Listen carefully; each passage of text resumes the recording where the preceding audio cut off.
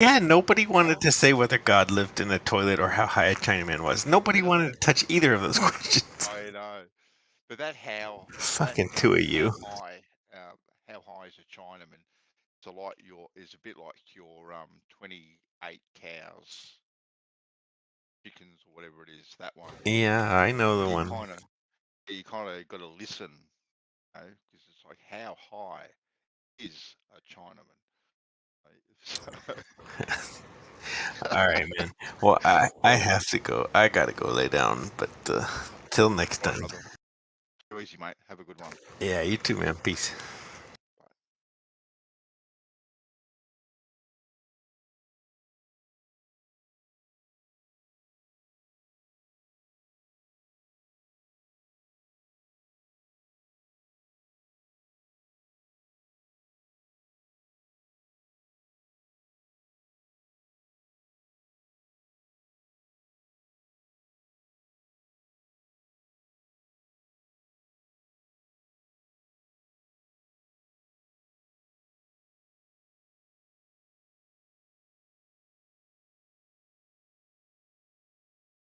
Hey, Dave. Hey, yeah. That was Watch it. That was fun. That was funny. Yeah, I hadn't seen that one. Yeah, it's funny as fuck. That really is. It's like that video we played by Bo Burnham the other night. Were you here when we were playing all those videos by Bo No. Burnham? No, I don't think I was. Actually. Oh, okay. Do you know who he is? Heard of the name? Yes, I have heard of the name. Yep.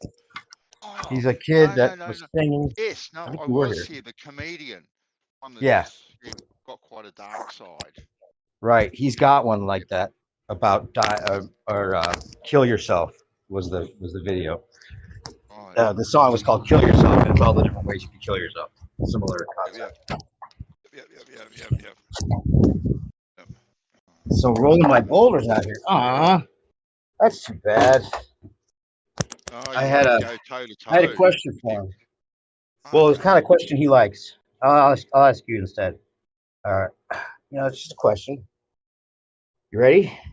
Yeah. Okay. What is 4 letters, sometimes 9, and never 5? It's 4 letters.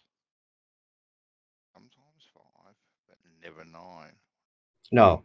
What is 4 letters, sometimes 9, and never 5? 5? And never 5. Yeah. Can you hear me? I have my headphones in. And never 5. 5. All right. Can you? Oh. Yeah, I can hear you now. Yep. Well, I have to drop and rejoin because I put my other headphones on. All right.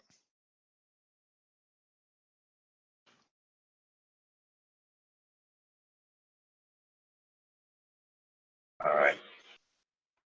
Cool. Sound okay? Oh, yeah, that's better. Yep. Jeremy's just in time for the question. If you know the answer, don't say it, Jeremy. Okay? Let Bandsaw try to figure this one out. Oh, my goodness gracious. It's not even a question. It's just a statement more than anything. That's a clue. Okay. There's 4 letters, sometimes 9, and never 5.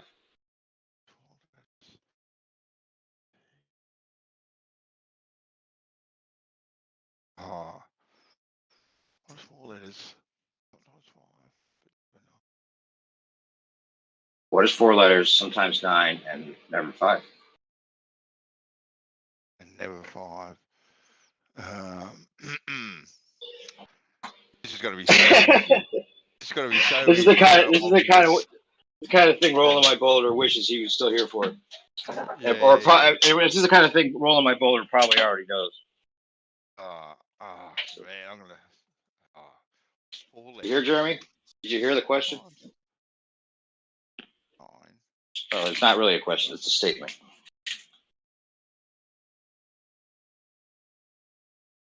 I'm going to say 5, but I know I'm wrong. Well, how could it be 5 if it's never 5? Yeah, wow, sometimes. Write it down, maybe. That helps. It helps if you write it down. 9. 9? Well, it's only sometimes 9, so you can give that answer sometimes, but not always.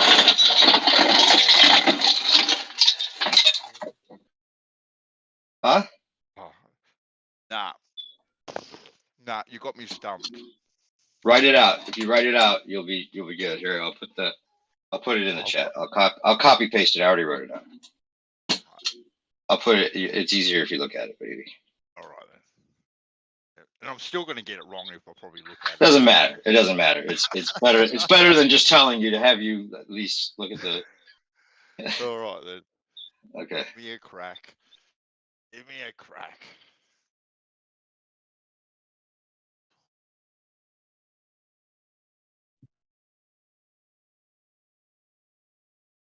Hope some punk ass.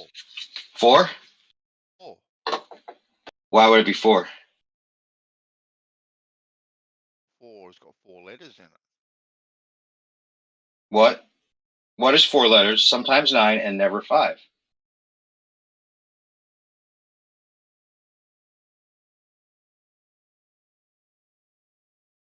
4. It's got 4 letters in it. No, it can't be 4 either because it's sometimes not. I got no idea. So you're doing my head in. It's too late here. I'll just look at it again and I'll reread it. I'll do the roll in my boulder technique of rereading it, right? And then you'll get it. Phone call. Yeah, I've got a phone call. I'll be back. Oh, okay. We'll let other people think about it. Jeremy, what's up? Giving me a silent treatment? Or are you trying to be quiet? You're just trying to be quiet. You're in bed still, probably.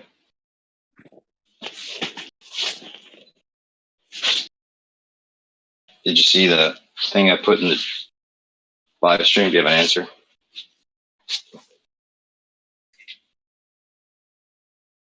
Your mic's open. You're not saying nothing.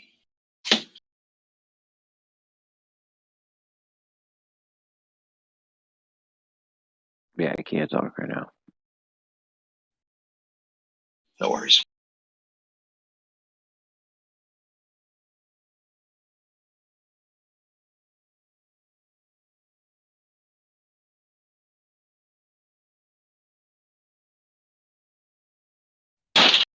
Just tell me yes or no. Did you look at the question I put in the thing for bands how to figure out? Or did you hear what I'm sure you heard me ask it already. This is going to be funny when he gets back. No need to.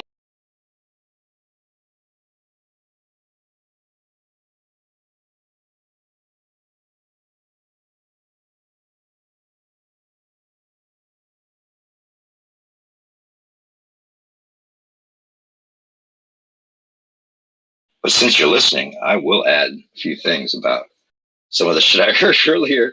Because I went back in the stream, there was nobody on here, so I went back and listened to a few parts. I recommend that for anyone that has any interest in funny things. Because you had some good one-liners there, bro. You did. I have to hand it to you. You said when Kosho's what was it? When Kosho's wife? When Kosho took the ring of Kosho took the ring of what do you call it? Monogamy. Right. Yeah, monogamy. Kosho took the ring of monogamy. She pledged to sell her pussy. Something like that. Celibacy and pussy. That's what the rhyme was. That was funny. Even though you didn't like it at the time. Also, great showdown with Witsit and you and the ballers that just running all over the place trying to cover up the idea that it's not fact, but it is fact. That more contradictions that humored me. Rumpus was hilarious. I'm literally started writing a musical starring Rumpus. I'm not kidding. I have the whole first act worked out already, and I wrote it out. What a crazy, funny character. Put it in some kind of stage act. I think he's authentically tormented to some degree. But I suspect he knows that we're actually not on a spinning ball. There's no way that you could spend all that energy and time and dodge questions that you know you can't answer for good reasons and still believe it completely. He's not 100%, if not at all. He's just their best man to come in and rumpus everything. And how the fuck do you name yourself Rumpus and then act like the definition of that name to a T? Like he redefined whatever Rumpus meant before Rumpus existed. It's going to cross over into other lexicons. It's not just going to be flat earth lingo. I think one day his picture will be in the dictionary next to the word Rumpus.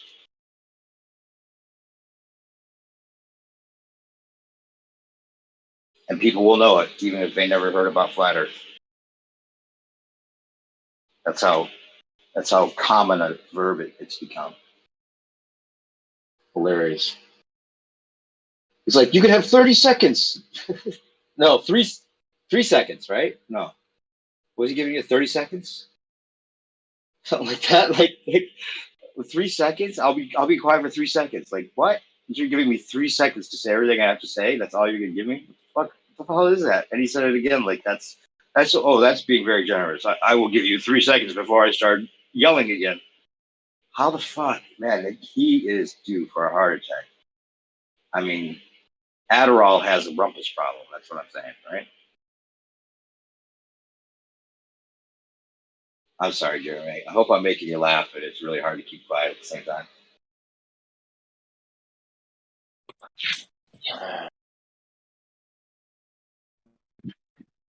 Yeah, they were all being spazzes last night. Him, Maruhif, like it was just so annoying when you can't finish a sentence or even like. It's terrible. It was one of the worst ever. Yeah, I can see if they can cut you off at the very end or something. Even that's obnoxious, but like, yeah, not even letting you like get to your point at all or something. Right, because your point kills the globe. That's the reason. They have to. Or it questions it. It questions it to the point where they are put on the spot too plainly, so they have to cut you off and yell at your ignorance or whatever they have to do. It's just so obvious, tactic by tactic.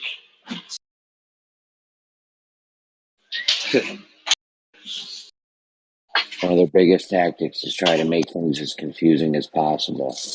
Yep. I don't know if you heard RC Meisty the other night. We were talking about Coriolis, and RC Meisty like changed the term and started using some nautical or aeronautical term or something. I'm like, dude, I'm 3 years deep into a Coriolis debate. I'm not about to start using a different term for Coriolis just because you want to use some kind of aeronautical term. Like, use the right terms that we use, or we're gonna have a problem. Like that, but they want that though. They want that confusion and that problem. Yep, exactly. Because that's how they get you. Everybody to be scrambling. Because later on, if they get understanding. Yeah, because later on, if they get messed up or I catch them out there, they can be like, "Oh, I thought you were talking about that." Like they use that confusion to their advantage at the end. Well, yeah, Rumpus used it earlier in like the same sentence. You should have heard. He'll contradict himself in the same exact sentence and then claim he didn't. You should have heard Rumpus one night. We were talking about the spherical excess measurement, and they also did vertical measurements too. I'm like, dude, forget the vertical measurements. I'm like, stop talking about that. We're going to get confused. I'm like, I just want to talk about the horizontal spherical excess measurements. He's like, they did them both. I'm like, okay, I know, but I don't want to talk about the other ones. I just want to talk about these. Otherwise, we're going to get confused. If we're talking about two things simultaneously and going back and forth with it, like. And then they can say, well, if it's too confusing for you, then I guess we'll have to just keep it to one. But that's what the point. It's tactic. They must have like role played with each other and they have a script to see who the best person was. Yeah, they have a script. Brandon had their script one night and he was reading it on a show. I don't know if you ever watched Brandon's or not. I did not a lot though. I was in other groups too much at the time when he was doing his thing, but we talked about this once before, and I meant to ask you at the time, what do you remember was on the list? Because I heard about the list, but I never heard like the specifics. Okay, I can't even remember. Just the normal shit you would suspect. Right. But totally like running down the line of things they might say, and then the response that might go with that. And then if you get into trouble, you have to revert to first A, B, C, or D. A being insult the person, however you can find, the most witty way possible, if not blatantly.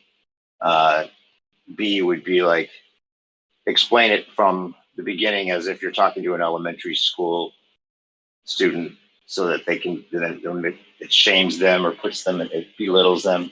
So belittle is B. C would be find a way of confusing it, like you just talked about, like rename some shit or or talk about another point that doesn't have anything to do with the one you were originally trying to get at. Let's get a D. We should just write up the plan like as we think that list might be, and just like have it like posted all the times for us to just like put a check next to when we get them using those tactics on us.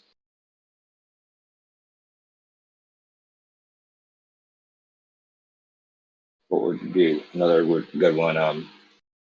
Changing the subject altogether, of course. Or pretending that the mic goes bad. You ever get that? Sometimes I think Zanuck does that on purpose. He'll like mute himself and then start the sentence that includes the part that is the information you need to hear, and then unmute himself in the middle of the sentence as if his mic was messed up, so that he could say the shit that didn't make any sense and hope you don't notice. You think they do that on purpose too? 100%. Yeah. 100%. And they would never admit they were doing it. I mean, yesterday with Witsit and I and Jeremy were talking to Ruhif, Kosho, and Chronic, and the only honest one of the three was Chronic, but he's so deep into the worldview that he doesn't understand the criticism. But like, so I heard it. Yeah. Yeah. And so, but it's like they're doing the thing that you're telling them they're doing in real time, and they're denying they're doing it as they're doing it. Right. It's so bizarre. In the same sentence. In the same sentence. You're like, all right, Yeah. so they updated Polaris, and so you just went along with it. Yeah, but that's because it got more accurate. Like, you can't possibly know that. Right. It's the same team mind frame that, like if they see it as the quarterback and you're on that team, and you're never going to question the quarterback, because otherwise the team breaks and there's some kind of, thing to deal with. So you have to follow what the quarterback says and not try to suggest things that, or even hear things that are going to make your team less likely of winning. That's the mentality. Yeah, you're right. It's literally siege mentality. But yeah. This is like, oh, you know what? You're right. You know, when you get these kind of like SJW types and they're talking about all of this nonsense around transgenderism and all this other kind of shit. You were more transhuman there than transgender for a second. You were roboted pretty bad. Oh, right, okay. But the point is that they act like you're the mainstream and that they are the dissidents. And it's like, bro, have you looked at the mainstream recently? We're the dissident. Like, they are acting as if they are in the castle that we're besieging. But it's actually it kind of is that role reversal in a way, because there's so many flat earthers, or in this arena, there's more flat earthers than there are of them, and our points are so much better. It does seem like they're the underdog. Yeah, maybe they are acting that way for good reason then. But it is weird that they're acting like the underdogs when they literally have the mainstream narrative on their side. Well, we're the flat Earth is the undefeated underdog. Yeah. I actually wrote a poem about the undefeated. I just happened to have last week wrote a poem Literally, I'll message it to you right now. The About goofiest, the undefeated Okay. underdog, flat Earth. It's all about flat Earth in a weird way, in a direct way, actually. yeah, They're one of the goofiest, all one of the one of the, goofiest. goo- one of the goofiest things. What's up? Oh, you're trying to go to what you were trying to say, not comment on mine. I'm sorry. Go ahead. Yeah, one of the goofiest things they do is they Bob Dole detailed it great last night. Like, say you say something in the Bible is true, and then I use the Bible to debunk what you said. That doesn't mean that I have to believe everything the Bible says. They act like if ever we ever cite something or use a definition or anything that we have to believe the whole thing.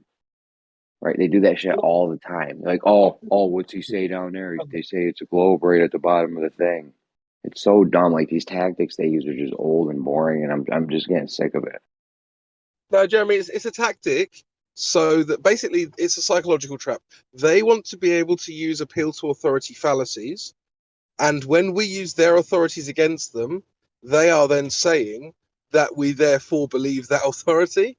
No, it's not how it works, but it's what they're trying to do in order to then be able to use appeal to authority fallacies. Huh.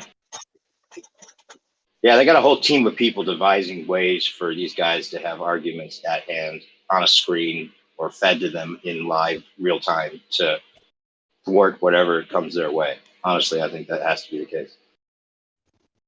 But their arguments are all shit. Like, if they were that's why they need a team of people to help them. If they had good arguments, they wouldn't need it. I think the team of people you're talking about is just like a hamster on a wheel in each of their heads, just like running. Just random buttons, like just like Lord Captain pecking at whatever it is that you can do to try to obfuscate. Yeah. I know if the arguments are all shit, Yep, it is. Yep, they're all Okay. shit. They are. Pretty If much, that's yeah. the What case- argument? Wait, hold on, wait. I want to hear one good argument. Just do one good argument for the ball right now. Just one. well, I was actually Prove going us wrong. somewhere, and you guys interrupted. Prove us But wrong. okay. You came in with the question, our arguments are all shit, as if you're going to give us the good one. Go ahead. Yeah, I was actually asking you a question. So which one goes first? The person who asked the correct question first, or the second person who asked them a question? Oh, well, I already I think answered I got it out before you were able to, so I win. No, Alright. you didn't. Well, you guys interrupted, and being the generous person that I am, I let you speak, even though I was kind of asking a question. Yeah, you did ask You a didn't question. want You to- asked, you didn't our want to arguments are all hear. shit, and I answered. I said, yes, they're all shit. What's No, your good one? that wasn't the question, because you didn't listen to the end. So you asked you See? answered the question You're that I proving our didn't point ask. already. You're totally Yes, you're our proving my point before that you even cannot try have to a make decent yours. conversation. So let me ask my question Come on, guys, again. let Crypto go ahead. If the- Let Crypto go ahead. He's speaking. Crypto, your mic's shit right now. We can hardly hear you. It's because Yeah, you're but- talking over him. Go Yeah, ahead, exactly. be quiet so we can hear him. Laurie, your question was, That's so better. our arguments are all shit? I said yes. That was what I said. both yeah, did. but that was the And beginning then I part said, of my okay, question. give us one good one. Hold We're on, just looking for hold one on, good one. hold We on, couldn't perspective. find one I good didn't one, and ask we my were- question yet, because that was the beginning part of my question. You guys interrupted. So either I'm gonna get Tactics my already. question out, or you lose this conversation. Which one is it? Triggered already. No, I see you are triggered. I'm just Okay, putting the pressure please. on you, and you cannot handle it. Okay. So here's the question that I'm asking. If the questions that we ask are shit, how come you guys lose all the time? Okay, that's just like a wrong thing to even like. Well, it's actually imagine anyone in factually this correct. arena So, even think. so can you answer? Am I Can you can answer that claim it. question? New Now perspective. you're proving our point even more because you're just claiming something that's untrue. Am I Well, gonna get it's actually true, and you're just making Am I up a gonna get case that one it's for it? not so. Name one Am I argument gonna- you ever am won I or gonna get saw. Crypto, go ahead. Go ahead, Please. Crypto. Crypto's, Am I you're in this muffled again. conversation? You're muffled Okay, again. You're like wait, Not down so the much. down the Shut hall. up, New Perspective. Crypto is trying to speak. You're Sorry? muffled, bro. It's really, you're like, it's like you put your microphone on your shirt. How about now? Yeah, it is quite muffled. That's better. I don't understand how it's better. I haven't done much. Okay, so first of all, you said you're talking about argument, then you're talking about questions, different things. So that's a non sequitur. Second of all, us losing all the time is just your subjective opinion. So that's got nothing to It's do with actually it. factually true. I would love to Again. hear about one argument you saw that the ballers won. Just name one argument Well, that you really thought the ballers won. Yeah, just one. I can Just go one, to one showdown. Yep, just sure. reference one. Sure. If we lose Sure. all the time, you should be Sure. able to come up with one right now. Sure. Which one? Yes. Yes. What is it? Which one? Name the. Name it. I see Which that you're versus who? triggered, so I'm just waiting you to shut up. That's Okay, what I'm I doing will, right now. I'm not triggered. Thank go you. ahead.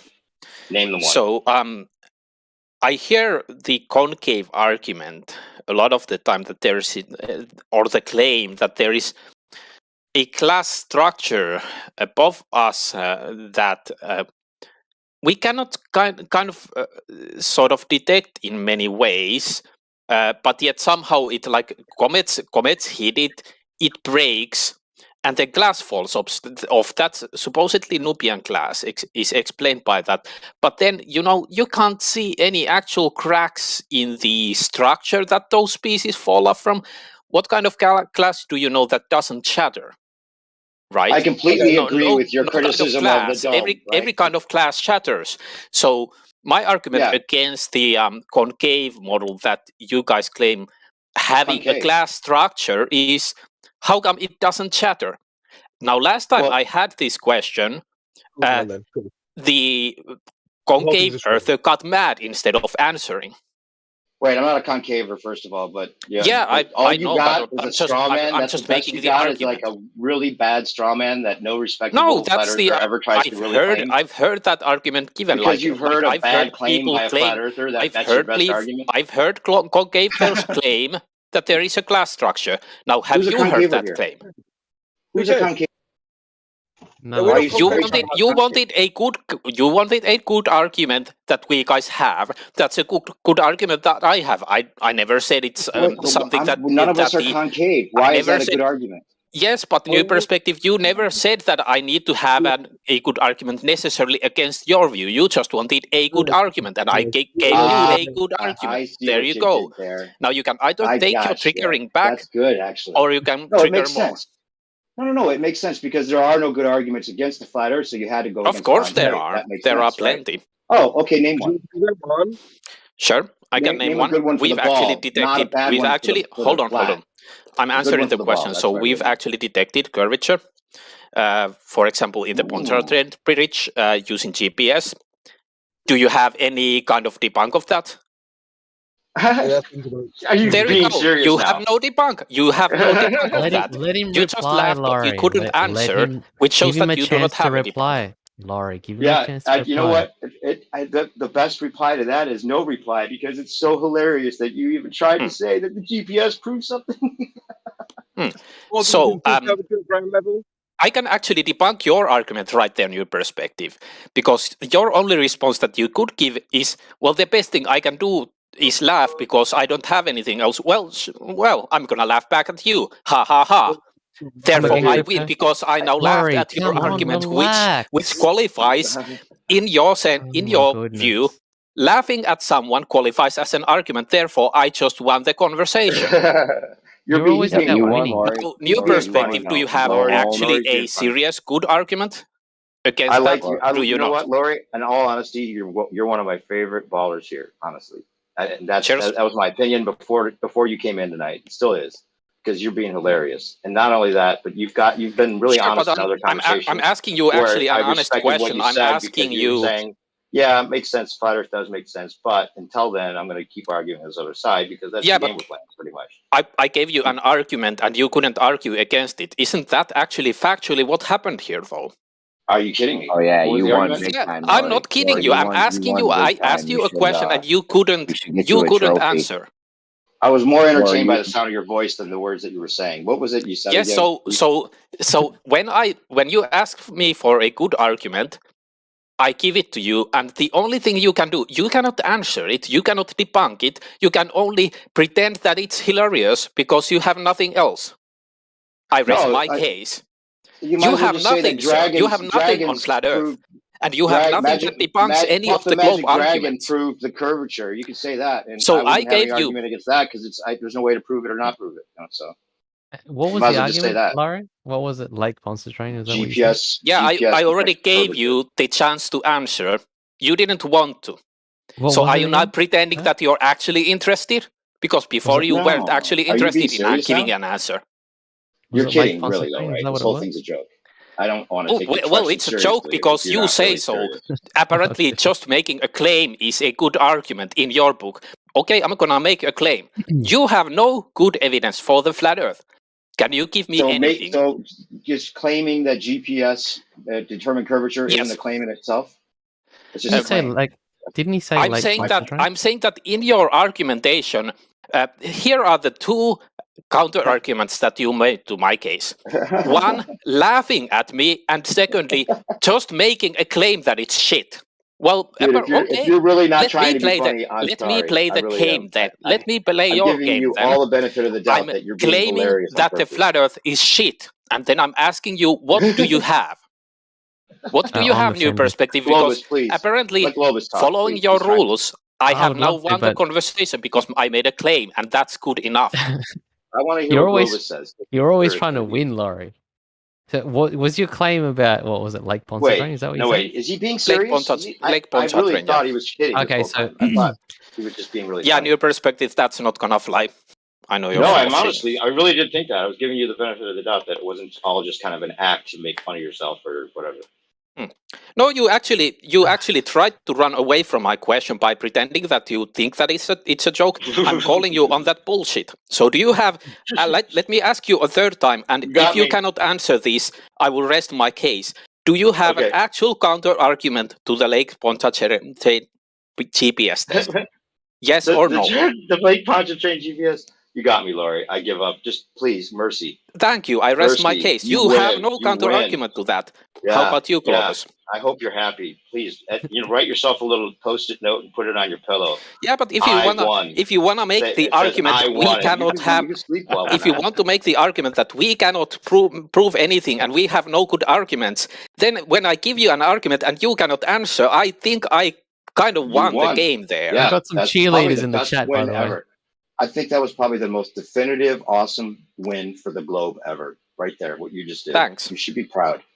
It's the best one I've ever seen. If you actually wanted to have a good conversation, you could try to answer the question being asked. For example, if I give you ask me a question, I answer it fairly and I give you what I think of as a good argument. But you do not have the decency to do the same. You just laugh. Because it's not because fair. you don't have anything and you're pathetic. No, it's not fair. You're not playing. You're not playing fair because you're. No, I was playing fair, but you then laughed over me, so I'm laughing over you.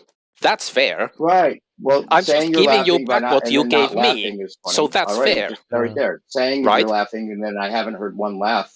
That's kind of funny in itself. Just stating that you laughed when we never heard one laugh. That right there. No, I said you laughed and I heard you laugh and you know that you laughed. So what's the problem I was laughing here? too hard to even hear your point. Yes, and I didn't say that so you're right now lying about what I said. I didn't say that I laughed. I said you laughed.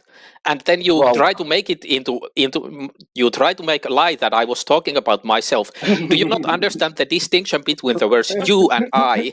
When I say you, I don't mean myself. I mean you. So apparently you're incapable of understanding the English language. I need to teach you how to first speak in English and understand English. I think I need English lessons. You're right. Yes, you do. Because apparently, for example, if I say, so you do not have any arguments for the flat Earth, right? You think that I'm talking about myself and I don't have any arguments for the flat Earth because you don't understand the distinction between the words you and I. Personal pronouns are seemingly foreign to you. You don't understand them. Is So this like a now warm-up we routine have so you don't sprain yourself? now we going have a throughout the glober day? who gave an argument for the globe, and we have a flat earther who didn't give an argument for the flat earth, didn't give a good argument against the globe argument, and laughed at the glober and then lied. So I all think those things are probably true in your mind. I'm sure yeah, they are. they are too. But Of course, because I thought I'm you on were the trying side to be of funny up truth. until now. I You're almost think you're being serious. You're on the other hand, you're on the side of the truther. You're supposedly a truther, but you're actually a liar instead, because the truther movement, being the flat earth hasn't been a real truther movement for like 5 years. It's a liar movement. Right. Well, yeah. Sometimes You it is. guys You're right. just make shit up. Sometimes people do. Yeah. it's Which fucked is up. why you On are so purpose. easy to expose. Yeah, I don't identify with the flat Earth psyop movement at all. You know that, right? Yeah. I don't use that as a way of identifying who I am at all. So what do you said identify as? I don't. That's the whole trick. So if you don't identify as identify. something, Okay. then you can just put yourself on a pedestal Fair for someone enough. to knock you down, right? Why would I do that? It's ridiculous. I think this is all a psyop, but it's based on an obvious truth, which is that we're stationary. That's all I can figure out. Stationary level plane. That's all makes sense to all of us, right? I think we agreed on this one time before. It's our base axiom, and we can agree on that. And that's all no. It's all I can ever trust that you know, and it's all that you could ever trust that I know for sure. So we have that in common, right? Not exactly, because I kind of saw through your base axiom game. Oh, okay. That's what I'd love to hear. Tell me how to debunk the base axioms, and we'll be on a track to get this thing out of our lives. Here's where I would go with it. With the base axiom, you're playing a game. And I actually saw through that. You're playing a game where you first say, hold on, I'm trying to explain. So if you want to hear the explanation and then you listen, I am going to or take you don't want to hear it and you get triggered. Even if you're not trying to be serious, so apparently you're getting triggered. I will try to. So here's a game that you're actually trying to play. You make the claim that the base axiom it looks flat, which fair enough it does, which is the part where I actually agree. There you go. But then later on, you make the jump from that to, because it looks flat, that's what it has to be. No, so I didn't you say that. play I never said that. dishonest game putting because words in my mouth. No. Putting words I've in my seen mouth you make isn't gonna help. I've seen But you go make ahead. that swap. I've seen you make that swap. No, I didn't make that. I never said it has to be flat. Why would you add that on as a way of arguing against what I just said? Because you added it. You added it yourself. In your mind, you hoped I added it, so it made it sound like I was making a claim. But the point from the very start was that I'm not making a claim or identifying with any of these things, and that we both have a base axiom we can agree on, and that's what we have in common. It had nothing to do with me saying that I'm saying it has to be flat and you're saying it has to be flat too, because we have the same base axiom. It wouldn't even make sense, because I know that's not what you think. The base axiom that I remember agreeing to, that the base axiom that I did agree to was, it looks flat. But from that, you change the base axiom from that to it has to be flat. It is flat. Are you going to restate the straw man as if I didn't just tell you the reason? We both know that's the game that you play. So either you accept that or you reject that. I have so now no our problem base with axiom either. is that I play games, but it's so up we to have you. Another base axiom in common, which is we know, both you and I know, that I play games. Is that what you're trying to say? Well, you're trying to claim if you want to accept that as a base axiom, that's fine. You guys got to go one at a time, or I don't know. You're giving me a fucking headache. It's way too early for this. Just go one at a time, and it'll be fine. I'm not saying you don't. I don't think he stopped talking since since he got in here. I'm just saying go one at a time, Lori. Sure. Well, I don't have much else to say, because what you just said was more funny stuff that I think you actually were trying to be serious with, which is, I don't know how you're keeping yourself I am being serious the impression of an actual argument. I am being serious. To beat the base axiom that we agreed on with the base axiom that both you and I know I'm playing a game, and I made a statement that wasn't even made. Somehow we're going to establish that I made a statement about it has to be flat, and that's your argument. Is that the best you can do? I never said that. No, you actually are. You just said it right there that you agree to the base axiom. So why are you asking questions about it then? Well, I was asking if you're trying to add on a base axiom that we didn't have, which was that we both know I play games, and that wasn't a base axiom. Yes, but it's not within one that, anyone else has either. Within that question, you said that you agree to the new base axiom. So how about maybe you try want to now add that I rephrase agreed? what you said? Now you want to add that I agreed to the new base axiom? You're just going to add it on like that's something we decided was okay? You're, by the way, being a bit dishonest here in your perspective, because I wasn't actually trying to make a base axiom about you lying. It's just, or I just made a statement that you added to your base axiom. I wasn't saying you have to. Fairness. I never said you have to agree, and I never said this is the new base axiom. So me trying to install that as a new base axiom and trying to add onto the base axiom, that's just some shit that you made up for yourself. So in all fairness, you're kind of attacking a straw man there. I never said any of that. I think you said all of what you said. No, by no means. That's not even the point. Because anymore. You wanted to go there and trigger about me trying to add to the base axiom. I agreed to it because I wanted to see you get triggered, because you wanted to trigger about me adding to the base axiom. I never added to the base axiom. I just made the claim that you are deliberately confusing what the base axiom is. I never said you have to agree, and I never said that that is the new base axiom that we now both have to stand on. So if you want to make a false argument that that's what I was doing, then go ahead. But we both know that it's a dishonest conversation from that on.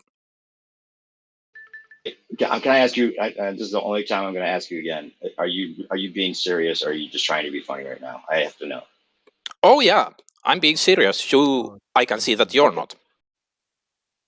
Okay, so this is a serious.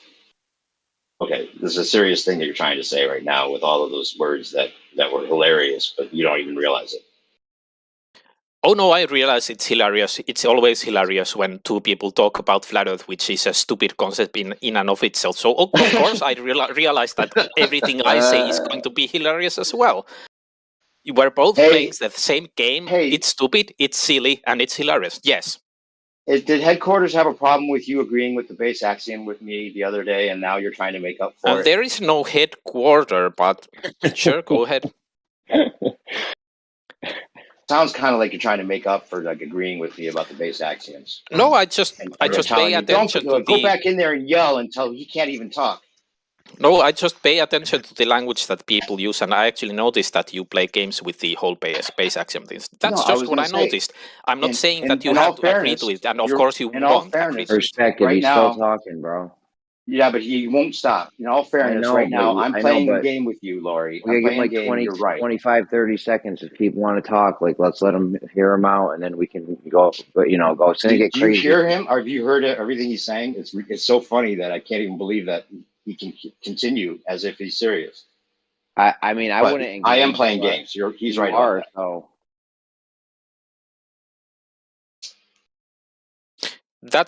That's why maybe.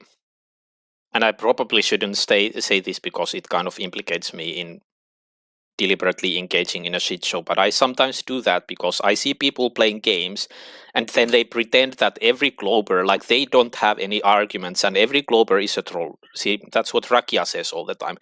But then flat earthers play games themselves and they admit that, yeah, I'm actually playing games with you and I'm toying with you. Well, yeah, that's the dishonesty of flat earth.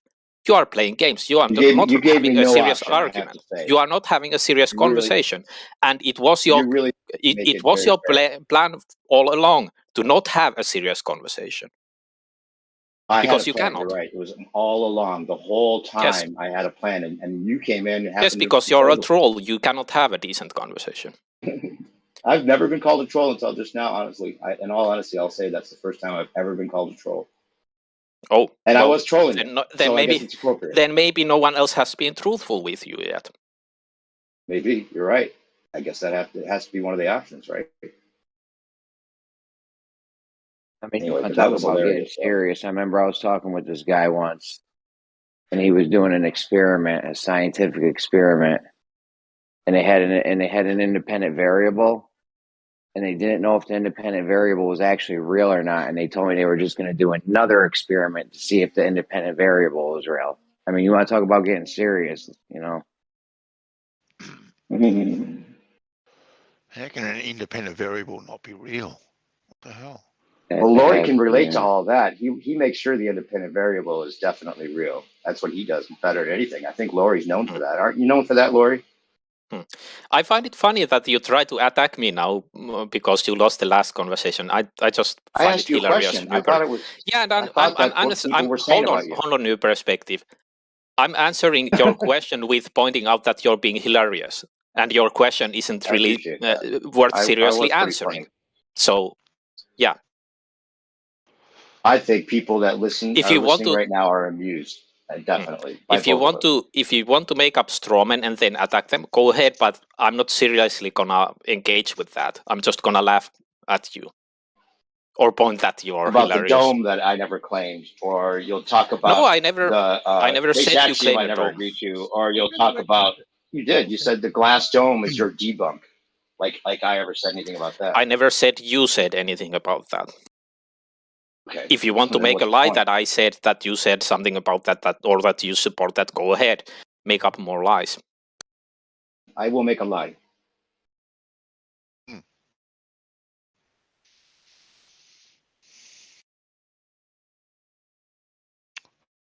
What was the answer, Dave?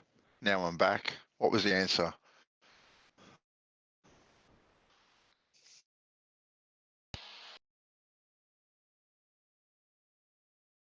Oh, what's going on, Don? What's going on, Bandsaw? What's going on? The riddle. What's the answer to the riddle, bro?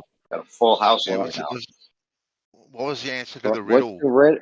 Oh, yeah. Tell me. You tell me. Read it. Just read it to me once, and you'll get it. Read it. I'll read it to you. Okay, fine.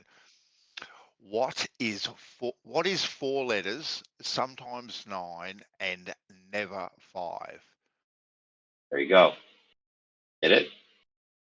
Does anyone else get it? Yeah, I think so.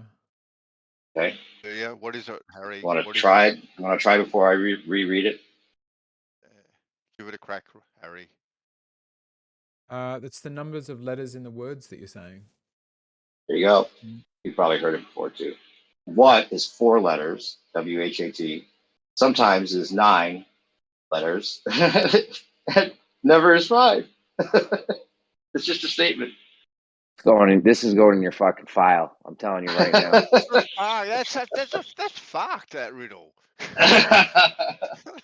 There's no answer to it other than okay, that's true. The answer is that's true. It's like how high is a Chinaman? That's pretty good. It's a funny one to think about someone racking their brain trying to come up with an answer to, you know. They're like, what could be this and that and that? No, there's no answer. Yeah, I come across loads of that stuff. Me and my girlfriend always love doing puzzly things. You heard the one about the guys that go to a hotel room and share the bill? Okay, 3 guys go to a hotel room. They're on a road trip and they're gonna share a room for the night, and they all pay $10 for this room, $30 for the room, right? So the bellhop takes them up the stairs or up the elevator, goes back, gets them in their room, and the one guy says, here I'm gonna here's what is it? No. Okay, so they all paid $30, and then so then he goes back downstairs, and the manager says, "Hey, oh shit, there's a discount for this room. I forgot to give these guys a discount, and it's only supposed to be 25 instead of 30." So he gives the bellhop $5, 5 ones, and I fucked it all up. I think. Let me rethink this real quick. How does it go? 25 is for the room. $5. Oh, so he realizes that on the elevator way up, he's just going to give them all $1 back, right? So that if it's $5 off for the room, or they all pay 10 to begin with. And so if they each get $1 back, they all pay 9, which is 27. And he keeps the $2 for himself, right? But 2 and 27 is only 29. Where'd the extra $1 go?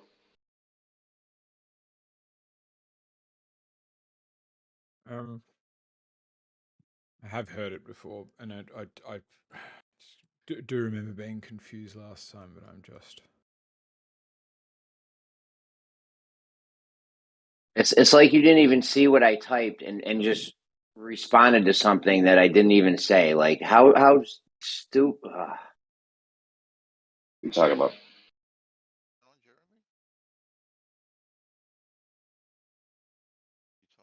Yeah, going up a 70-degree angle, driving up. Yeah, sure.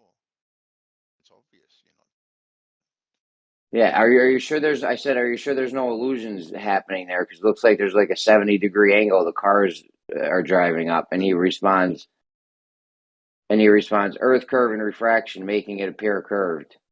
Like what? You didn't respond to anything I said. Like, dude, they're just fucking. You guys, we can't fall into this trap. They're just fucking with us. They're not. It's not even serious. Like it can't be serious. Never argue a photo. It's a losing battle. No, I'm the whole thing for even if it was a photo or not. Like this is the game. They be playing games. Like it's not serious for them.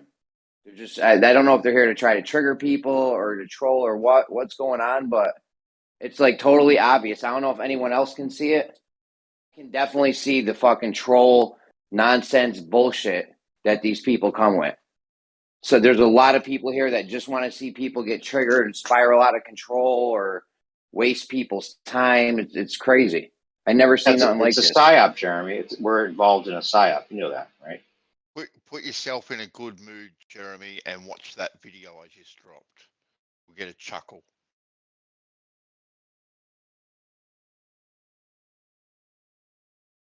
They have only losing arguments, so that obfuscation, don't let it drive you nuts, because that's all they can do. Exactly. I'm glad we finally agree, Laurie. Everyone watch that video I just dropped. It's an oldie, but it's a goodie.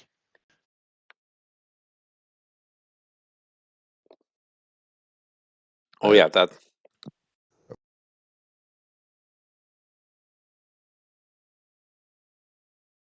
Yeah, it's a long one though. Everyone's trying to watch that right now. Oh, that's right. I was gonna put the "Kill Yourself" song in from the other night. It's similar.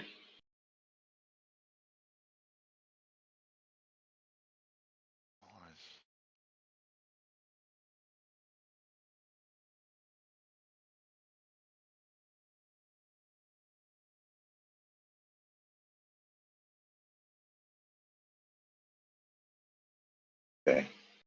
Laurie, you should listen to the song I just put in there. I think you'd like it. Not as funny as you are, but it's funny. And I'm not trying to tell you to kill yourself. Don't try to misinterpret that. It could have easily been interpreted that way. It kind of was, but I figured if I said it wasn't, then I'd get out of it. No, I'm just kidding. That was the joke, though. Originally, I was going to make a joke about not joking about that. There's actually more funny here. I tried to play it on YouTube. It actually doesn't allow me to. Well, it says that like gives a warning that there's suicide and stuff like that. So wow, that's what like I can push a button and make it go away. But there's also a mental health number at the bottom that I can call if I have actual issues. That makes sense. Yeah, they're gonna get so hypersensitive everywhere. Eventually, it's gonna be like that, where you have to like agree to sign your life away before you engage in anything that could maybe change your mind about something.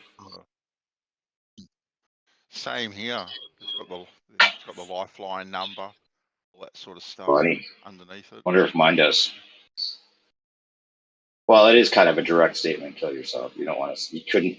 Obviously, he has to be covered too. Like he doesn't want to be held responsible for telling somebody to do that or feel like he's responsible. It's all about covering your arms. Of course, makes sense. Yeah. All right. Well, Burnham told me to put my head in an oven, and I did it, and now he killed me. Hypersensitivity to all that shit. Oh, that was funny. There was another line last night that was funny about about the gender thing of, Kosho actually had a good line about Jeremy have his X-Men. favorite X-Men was X-Men. the favorite Yeah, X-Men Caitlyn Jenner. was Caitlyn Jenner. Right. And then it was like a back and forth of, That's quite funny. Yeah, It is actually, right. but... and then Crit's like, and he's like, well, I don't see gender, and he's like, and Crit's like, wait a minute, you mean that you're not recognizing the gender? That is against the rules. You have to call the person they identify as. Against the TOSs. You lose no matter what. We need a safe place. We need a safe place. Right? You better recognize what they identify as, but you better not mistake it.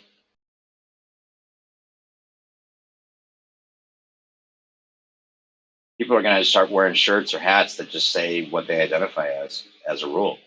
They're going to make us wear masks with our gender identity on them and shit. So no one's confused. I don't know about that. I mean, I think and I hope. I'm not being serious, obviously. Jack of this fairly. Oh. I don't think you've got a lot to worry about. What's that? It's over? The PSYOP's over? Are you serious?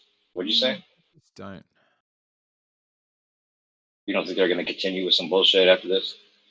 All over? I mean, like that we're working towards world government, yes, but that the feminists are going to win and suddenly everybody's going to have to use their pronoun. I'm sure a subset of people will, but just most people think it's just unnecessary and ridiculous.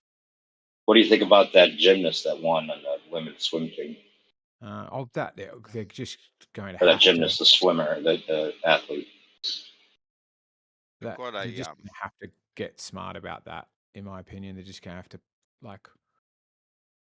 What do you think they should do? I mean, the whole argument from their side, in my opinion, is broken because... and I just don't understand why more people don't point this out, which is, on the one hand, you say women and men should get paid the same because there's no major differences between us. That's why we should get paid the same, because a man is worth the same as a woman. Okay, if they're exactly the same, how could you possibly say that this person's in the wrong gender?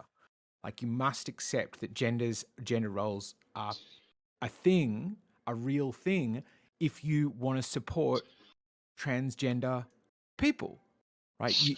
You've got to say, okay, somebody can have male genitalia but identifies female. You must have a concept of female that is like wears dresses and giggles too much and is afraid of conflict and, you know, totters and stuff. There's got that gender construct has to exist, right? What do you think about the idea that gender, that statement that women are just as good as men, or just have all the same abilities as men and all that is just a straw man that they've labeled onto the women to make their side seem like that, when that's never really what they were saying, and they were just kind of put into this position of working and doing all the housework at the same time, when it was really just a psyop on women to make them feel like they were getting their rights?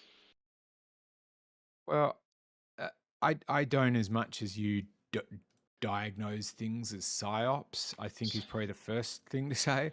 Like, for me, that it seems to work perfectly well to say people, how would I put it? This is just how people want society to advance. They have preferences for how they would like people to treat one another. So you think the trans agenda was like a group decision, or do you think there's a powerful group of men that are actually pushing that agenda? In part, a group decision. You think that the majority of people are like transgender supporting in general already? Like, that's just like the general populace wants that? It's not some group of men that are deciding that's the way society is going to start to become more opposite? The general populace, the one thing I know about is it has diverse views and tastes for things, right? Where some people think some stuff's okay and other people think it's not. I just don't know a very good way of determining which is which, right? So you really don't think there's a trans agenda whatsoever? It's just because that's what the people want to accept, that's being put in our faces. You really do What do you think mean? that? I mean, would you have said the same thing when we started talking about black lives? Look, So sending okay. black kids to school, do you think the same arguments could have been made, and would those arguments still be valid? I think that's non sequitur, but some of the Well, things that were point done is with this. black slaves becoming citizens was a trick because it was cheaper to hire them for a low wage than house them and feed them. Well, sure, yeah, but I mean, that's just, all that's saying is a voluntary market is more efficient. We regularly keep slaves and shit, but it is not an efficient way to extract labor from people. The True. efficient way to extract labor from people is have them feed and home themselves, which is much easier. Right. Oh Exactly. yeah, And if money you have users work the good ones slaves, you rather gotta than need have. to own them even when they're shit. Jeremy, go ahead. If you have slaves, you got to. Well, that's the trick they did, right? Because if Yep. you have slaves, you gotta House have them and feed them. guards. You gotta have guards and. Go Yep. ahead, perspective. Go ahead. No. I was agreeing with you. I was just saying, yep, you're right. I don't. Yeah, but in the middle of my shit though, bro, you gotta relax. Oh, I'm It sorry. makes it hard to I'm communicate. sorry. I'm too loud on this mic. I think that's what it was. I was kind of trying to be Yeah, silent. it just makes it hard when people are like talking through you and shit, and that, you know. My apologies. It is the point I just made, though, if you were listening. Yeah, it's when you got to have guards, you know, you got to have guards and you got to feed them and house them. It's better to have them, yeah, feed and house themselves. You pay them a little shit wage. You end up getting the money back anyways because you own all the houses and the supermarkets and stuff anyway. So all the money comes back to you anyways. It's not even like, you know, stacking chips up wild. They're getting all the money in the end no matter what.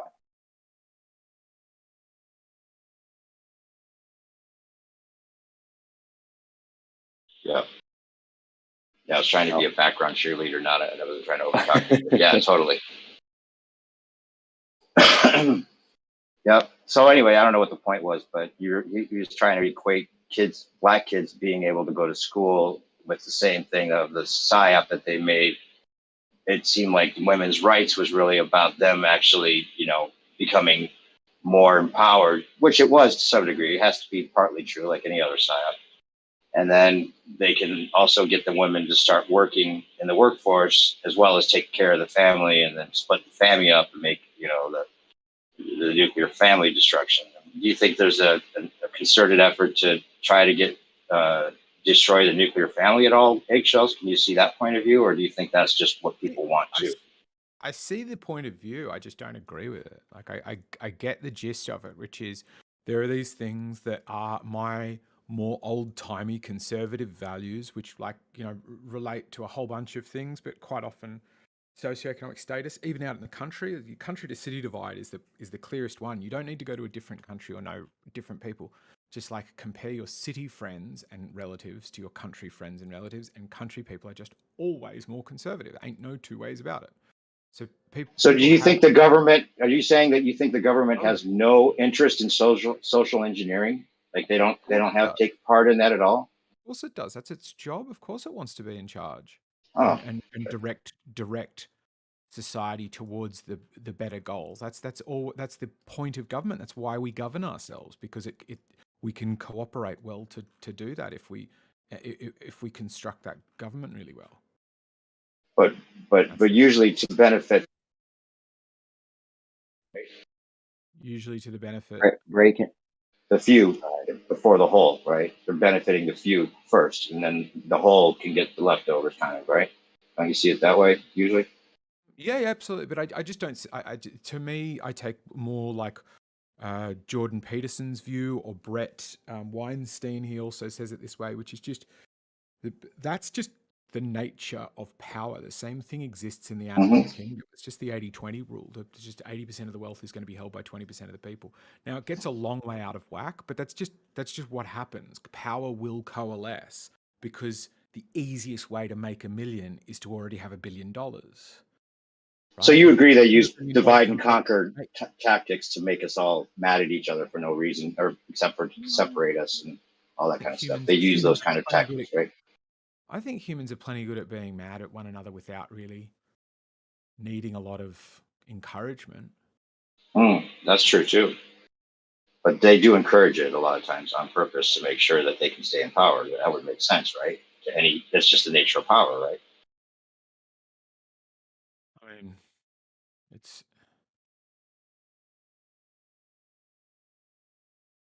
The problem is some people never. Oh, my bad. I just don't think that it's a sort of Jeremy, go ahead. Organized group of people who share the same agenda. The little bit I know of people anything like what you're talking about, they're usually actually quite selfless. They're usually quite keen to for other people to improve. That's in fact often one of the ways they get quite wealthy is by being a positive force in other people's lives. For instance, you're a massive employer, so there's hundreds of people who've worked. Wait. Jeremy's trying to get into something. Jeremy was trying to make a comment real quick before you go into a long thing about beneficial. No, go ahead. Illuminati. Go ahead. I wasn't even going to address you guys. I was going to go into something else. Go ahead. No. We can change topic. It's fine. I just don't. Yeah, I'm just making my point. I don't think there's much evidence. There's no the Illuminati's bullshit. They're all good people in government. They want the best for the whole. I think there's many people who are like corrupt in government, but I don't think that there are large groups of people who are like out to fuck over the ordinary man. I think they're in it for themselves. Sure. Oh, you need to wake up, Eggshells, fast. Just don't see evidence for it. Like, right, you don't want to see it, that's for sure. But go ahead, Jeremy. What were you going to say? See evidence of some bits of egregiousness, but most of the time, I just like, yeah, I can get why you did it though. Like you're just or short-sighted. Do you think we live in a democracy, Eggshells? Yeah. I think pretty. Really? Pretty yeah. Well, just think about how much effort the political parties put into getting us to vote for them. Obviously matters. Yeah. They spend an extraordinary amount of time on it. Whereas you can see in China, it doesn't fucking matter at all. So they do no campaigning. There's no like, guess what we did today? It's just like policies just roll out year on year and life changes. But they don't sort of give a fuck what you think which I think is pretty good actually, I guess. Interesting take. What do you think's going on with that bridge at Pontchartrain with those fucking 70, possibly 80-degree angles they're driving up? What do you think? You think there's any illusions going on there, or you think the cars are really driving up 80-degree incline? I think they built a roller coaster for cars, obviously. The roller coaster road? Yeah, it's probably what it is. Yeah. No illusions there at all.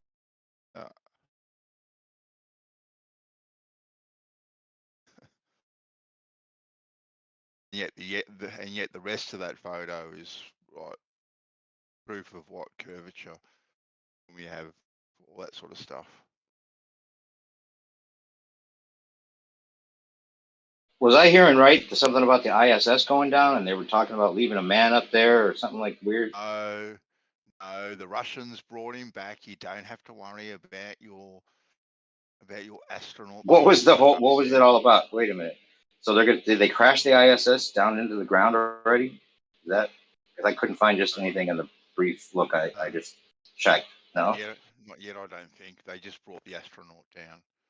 But they're planning on crashing it, right?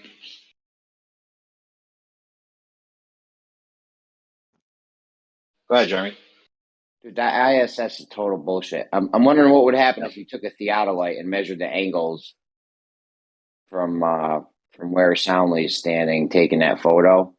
If you were to take a theodolite and measure the angles of that fucking 70-degree incline roller coaster road the cars are driving up, what kind of numbers you come up with? Right, and then compare that picture to the Lake Pontchartrain bird's eye view picture that shows that it's completely straight and level all the way across. How would a bird's eye view show it curving anyway? You can tell. He picked the weakest thing that got said and then addressed that. He's not going to address the thing I said. They can't. Sorry. How could a perfect bird's eye view of Pontchartrain Bridge from above show it curving if it's only curving on the axis that you can't see from right above it? Well, you should be able to see it. That was very well said. That was exactly what I was thinking. It is the worst way to tell if a pool cue's bent is to look at it straight. You look at it down. These people can't think. Oh, you're defending it. Is You're defending anyone that picture. gonna Are you kidding me? address- Just speak. Is I anyone don't gonna- even know the picture I'm talking about, but I mean, if it's from dead above, yeah, I'm with Dawn. Wouldn't you want a No, I'm good talking, angle? talking Wouldn't you about the want a curvy perfect one, the roller angle? coaster address picture. Jeremy's point? Is anyone going to address Jeremy's point? Exactly. No, of course not. I don't mind trying. I think it's not as steep as Jeremy thinks it looks, but that's because Soundly's picked a good angle to look down the length of it. So any quite steep things look more steep, which is how nature works when you look at it. Now I know Don's trying to be funny. I have no question. That's my serious answer. Steep So there's humps that. No, it's can not. look steeper. Wow. I don't So accept there's that you're serious. I'll put it in the chat right now, and you can be serious about your answer again. If you don't think while I'm you're ser- looking at it. I'm going to tell you in a minute that you're not serious. Okay, that's fine. I'm not really that serious right now, to be honest. See, at least you admit to it. I don't. I was serious. Yeah. Okay, great. So I win. If you're open to the feedback, I'm not sure if you are New Perspective, but the going "you're not really serious" thing is getting kind of old for me. Like, just sort of Okay. It's a weird way to just sort of. That was my goal, so I win again. Okay, I just thought I'd give you that feedback. It was Laurie's argument Okay. against I appreciate it. New Perspective. Hey, Sam, to be fair, very bizarre things, so you often do have to clarify if he's being serious. Is okay. New perspective. New perspective. Is Jeremy being serious when he asks why are those humps so steep? Is that serious? Well, okay, wait. Let's say I wasn't really serious, but I identify as serious. Does that count? Oh my god. You're just stuck in the groove. First of all, I know they're not. The humps aren't actually that steep. Obviously, you can't drive. You wouldn't drive up a road that like that. You wouldn't construct a road like that. You agree the steepness is just apparent? Yeah, I agree. There's an illusion happening in this picture. I'll give you that it's made the humps look steeper. If you want to call that an illusion, Definitely. So there's definitely illusions happening in this picture. You can call it an illusion if you want. I'm just going to call it the hump looks steeper. So something looks like what it isn't. What would you call that? Well, illusion is a bit of a weird word because it sort of means like we're looking at a fake image or something when you say illusion. No, it means you're seeing something that's not actually happening. So like all of reality, all the time. So now we're going to debate on what the word illusion. Well, that's my point. It's infinite regress into I can't trust it because I'm seeing it wrong. It's infinite regress.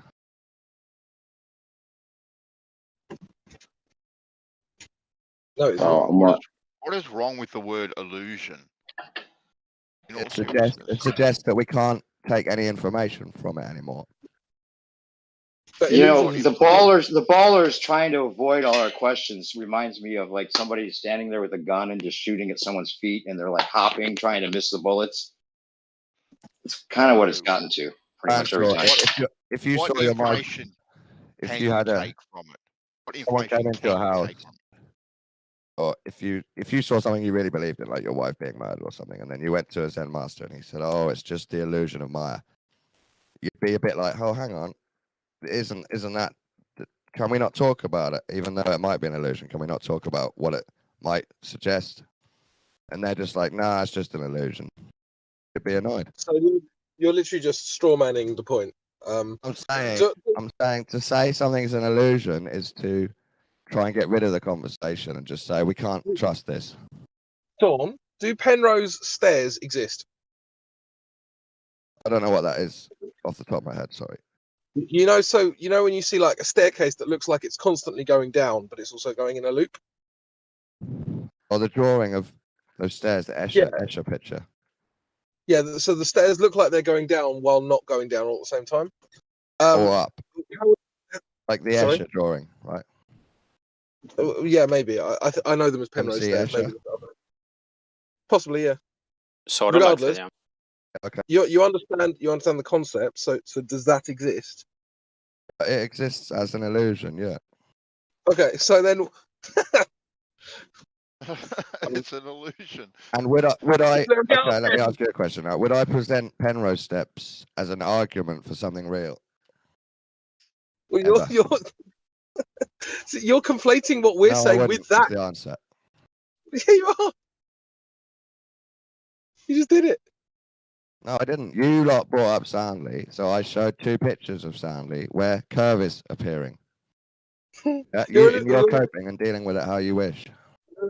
Your argument was that if you describe anything as an illusion, then you end up in an infinite regress. Yes. The problem is that you just described something as an illusion, so now you are in the infinite regress. And then I explained how I wouldn't use that as proof for something real because I know the infinite regress fallacy. So sorry, Crypto. Go, man. Go. No, you go. I was going to say, so the illusion part of the photo is the 70-degree hump in the middle of the bridge, but the actual curve is the real part of the photo that we have to take seriously, and that's not an illusion. Yes. If you want to look at it like that, that's exactly true. Yes. Yeah, right. Okay. Interesting way to. Thanks for summing it up, that out. I'm not going with the word illusion, but if you're not happy with the humps, I'm still saying, look, there's curve.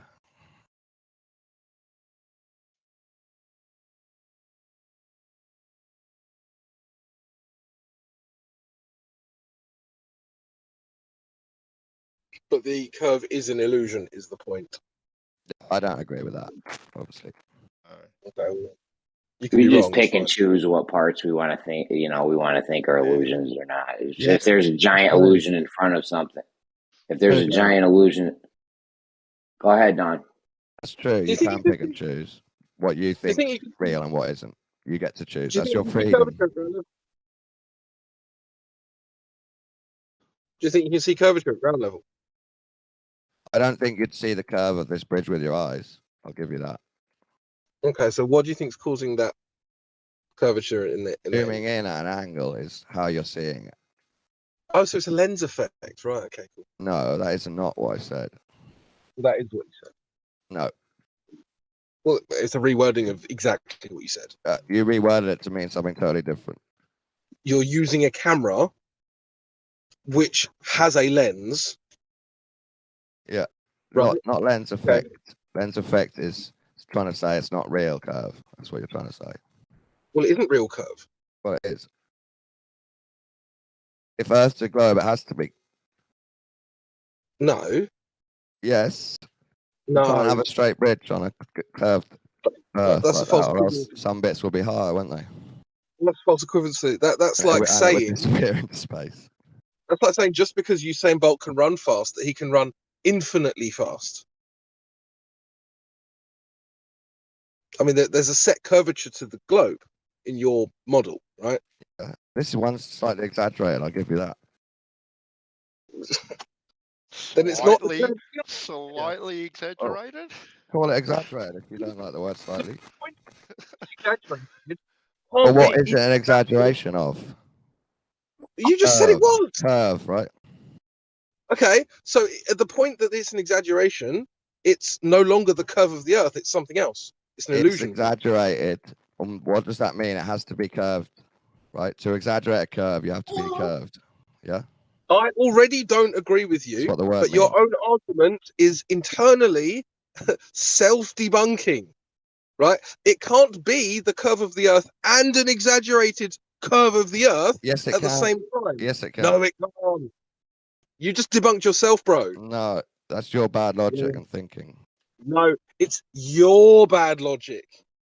If I've got a big willy and I exaggerate it with Photoshop, is it still a big willy? Is the willy the original size or the larger size? Both. It's big in both. Just bigger in the exaggeration. It's not both sizes at once. Yeah, because I can show you the non-Photoshop one, and it's still big. You wish. At least you get the logic now. No, he thinks you're retarded as well. To exaggerate bigness, it has to be big. That's the word exaggerate. That's what it means. Big isn't an exact measurement. You exaggerate the thing that's there because it's there. So are you saying that 7 is the same as 5 because 7 is just an exaggerated 5?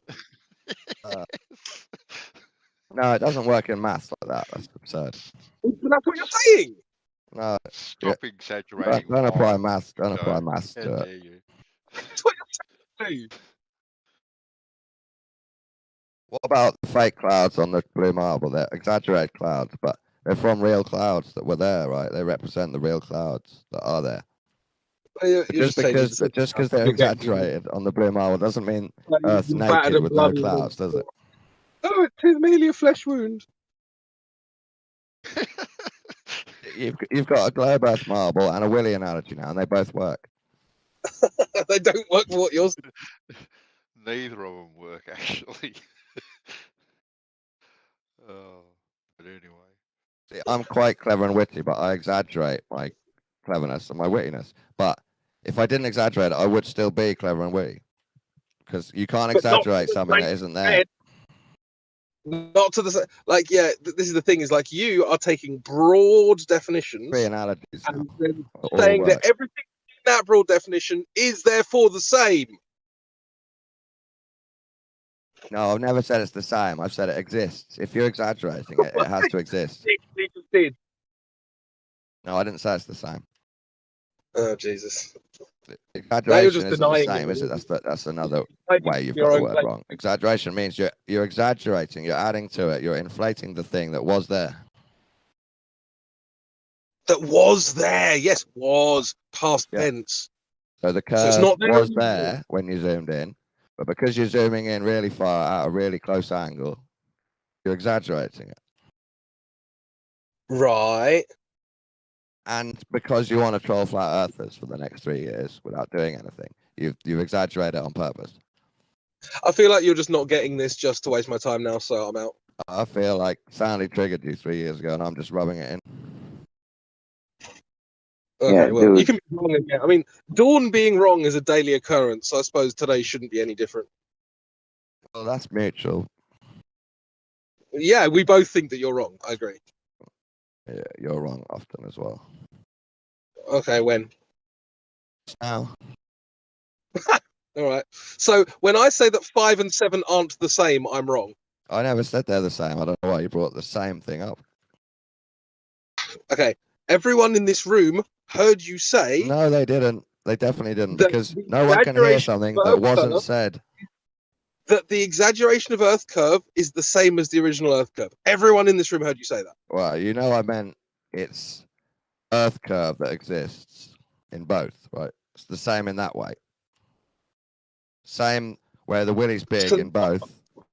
Same where clouds exist on both. So when I said earlier that you are taking broad categorizations and conflating everything within that categorization, I was correct, even though you denied it. At the end of the day, Stanley's shown the bridge curve. You've called it exaggerated, Yeah. which So you're wrong. means it has to have a curve in the first place. So Like, Dawn's wrong. unless Yeah, you go again. and look But up the which word means- and realize you're wrong and come back and say, sorry, it's not exaggerated because there was no curve. I already think there's no curve, but I So was it's not analyzing. exaggerated? So again, I was analyzing your logic. You were saying that that is the curve of the Earth. Yeah. You cannot see the curve of the Earth from the ground, even in your worldview. You can if you're looking down the length of a bridge with a zoom camera. Anyone else want to take this over? I'm actually just getting bored of this now. No, it's not going anywhere. Just chasing your tail. So Just quit. Victory quit if you like. if you want to claim No, victory. trolling. It's just boring. You're wasting my. Luckily, I'm driving somewhere, so it would have been dead time anyway. I'll But, claim victory, and then it's up to you what you do. No, I'm claiming victory. I'll rest my case that I've won. You're victory quitting. No, I'm claiming victory, and, Yeah. and once you've claimed victory, Victory at the you same don't- time as quitting. That's called victory quitting. once you've claimed victory, there's no, you don't want to rub it in. You don't You want already quitted to. before you claim victory, so that's a victory quit. See, they even troll you after the debate's over. Like, I've already destroyed him in the debate, and now he continues to want to troll me about the debate that just happened. This is attrition trolling. I know, I'm just 101. rubbing it in that you claimed victory and quit. Yeah, exactly. You're attrition trolling again. You can't leave I've it alone. decided to quit and claim victory as well. Okay. You have to feel like you won at some level because you were destroyed in the meta point. I get it. It's over now. Yeah, exactly. Please don't continue to troll me about it. You're good, man. It's a funny psychology you Globers have. You literally cannot concede anything. He's going to now. He's going to now. Wrong point all the time. You know, any point that like a neutral third party would agree with me, you're going to argue it regardless forever.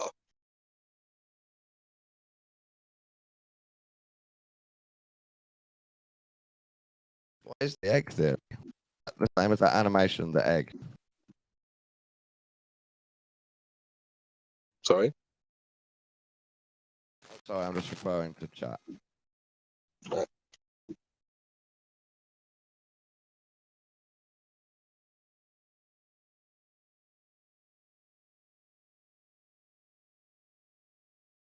Oh, by the way, for anyone who's wondering, the Dawn's fallacy was the continuum fallacy, just in case you want. For anyone wondering, Crypto's Can you just fallacy was the I'm correct fallacy.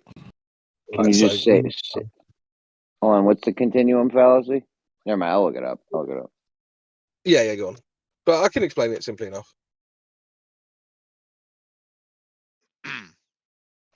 The I wish Earth was flat fallacy. That's what you did. Are you one of these people that always has to have the last say, Dawn? Always, regardless. I used to have an ex-girlfriend like that. No, not always. had to have the last If I have the energy and someone else keeps trying, I'll obviously add to it.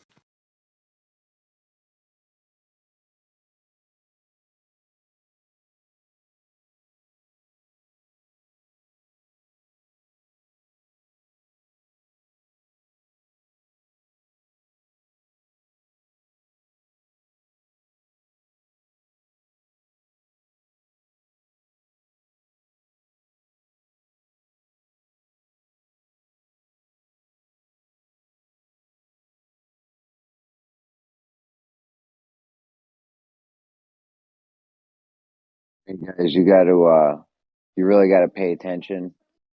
Some of the tactics some of these people use are, you know, they're not blatantly obvious. You got to like really pay attention to see what's going on and tell like who's like an actual Glober and who's just here to try to troll and trigger people. So be wary. I'll give away one of my tactics, Jeremy. My main tactic is to be honest. Is to be honest and debunk flat earthers when they say silly things. That's my main tactic. Yeah. So Have you noticed just there, Jeremy, pay attention.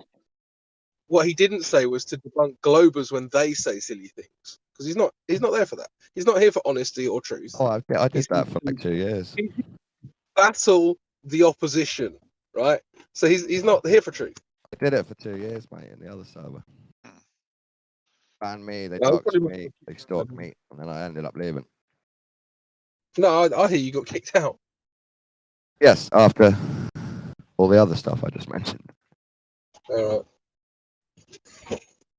That egg theory is fucking crazy. I've actually had ideas that might be how it worked before I even heard of that. I just saw that last night, but I've had an idea that could be possible, a possible way of how it works. I'm going to watch it. Did you know that some Globers are into a theory called the egg? They watch an animated video and it sort of tells them how God is in every one of us and he keeps rebirthing. I don't know if this is the same thing. Yeah, it's something like that. It's like we're all our own person, but we're part of a greater conscious, and we keep reliving every life, like every human that's ever lived. We just keep doing that, and it's supposed to like yeah. You know, we're like an egg, and eventually, once you live every life and grow and learn, then you can hatch from the egg. So, like, I'm you saying silly globe stuff, and you're me saying silly flower stuff. Yeah, like eventually, I'm gonna come back, and be reincarnated as you. I can't fucking wait. you had little memories, you could like fuck with it and change who each person is as you get reborn.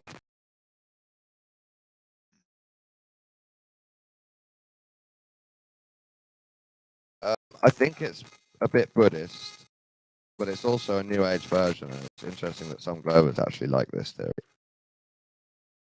Jeremy, it could be said that when you come back, it will be like a new dawn. Hopefully, we can only Yeah. hope.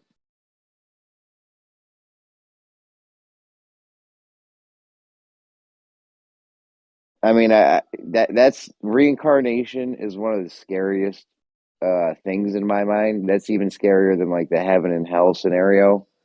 Because at least with that, you got a chance I can live my life good and be a good person, and I'll go to heaven. Or if you die and it's nothing, like the atheists believe or whatever, then whatever, it's nothing. But the reincarnation thing is one of the scariest scenarios I can possibly think of. With traditional reincarnation, you'd be able to get out of it to get to the heaven by realizing its physical world is an illusion. Which is weird you're talking about illusions. Once you admit it's all bullshit, and it's just a physical manifestation, then you eventually don't reincarnate and you float away as part of God. That's what I'm saying, man. If I was like Elon Musk and Jeff Bezos and all these rich motherfuckers, I would make the world such a good place just on the off chance, even if for my own greedy reasons and purposes, on the slight off chance that reincarnation is a real thing. Like, make the world a better place. That way, if you are reincarnated, you're gonna walk into some dope shit and not be in Ethiopia with flies stuck to your face with a bloated belly and skinny arms. Yeah, man. Like, it I just agree seems that's obvious thing to do. Imagine if you're reborn into like fly or something, or a spider. Or stop all the slaves in the sweatshops and the people in the blood diamond mines and all that. Like, you can do so much good to make sure that if you did come back, you didn't come back in some fucked up scenario. Yeah, you can increase the odds of having a good one next time.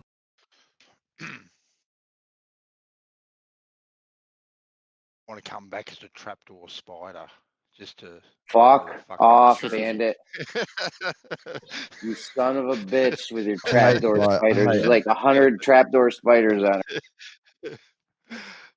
A spider last night, a big one, like 2 inches wide, ran under my sofa when I was sitting in the night because I was up late, about 11, and I got up, moved my sofa, I couldn't find it, and I saw it run in the corner, and I still can't find it. Now I'm hoovering. I had to go to sleep when it was still live. The amount of spiders you did for the math for that means every step every human took, you'd be stepping on a spider. Unbelievable. It's out of control, wouldn't it? You had like 300 spiders per square meter or something, bro. You'd be walking through spiders every step. It got you pulling your whole house apart looking for wheels. I'm not going to be defeated. I'm not going to be.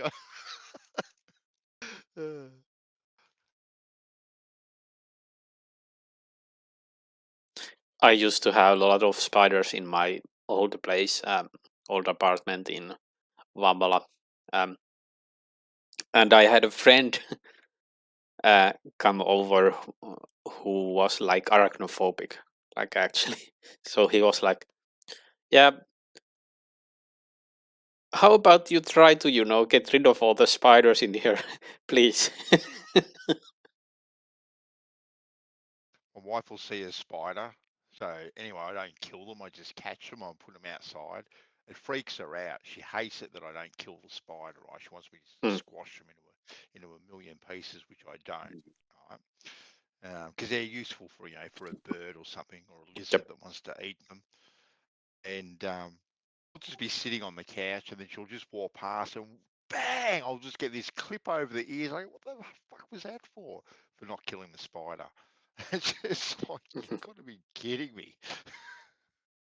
My friend used to live near the lake, and his whole house would just be these huge spiders. I'm like, dude, how do you live like this? He'd be like, watch, and he'd pick one off the wall or something. and just feed it to his fish. He got a giant fish tank. Yeah. I couldn't live like that. I'd be fucking killing spiders nonstop. Front and center. Right. You'll see a spider, and if I'm not around, right, get the fly spray. She'll turn that thing white. There'll be a volcano of fly spray foam on the floor, right? And she'll just leave it there. Just leave it there, the poor thing, right? Until I get back or come inside or whatever. And then she demands that I sweep it up and get rid of it. So she won't touch it. But yeah, it'll be 3 feet high of fly spray foam just to make sure.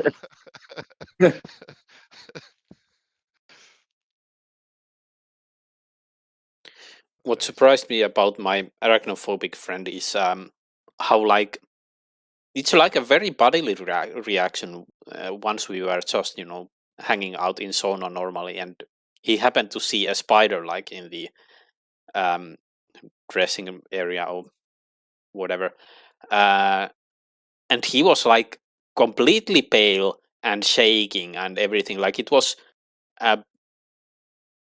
so obvious that it's not just mental, or well, in some ways yes it is mental, but at the same time there's a very, very strong bodily reaction with a real arachnophobic person.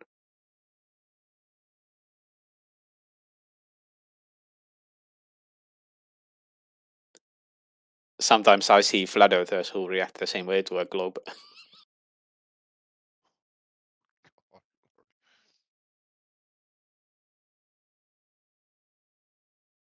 You still go over to Arwen's Lorry and Trolley's channel?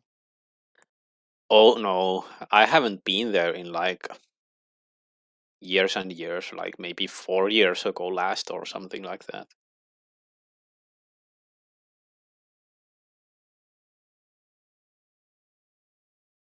Same for Nathan Oakley.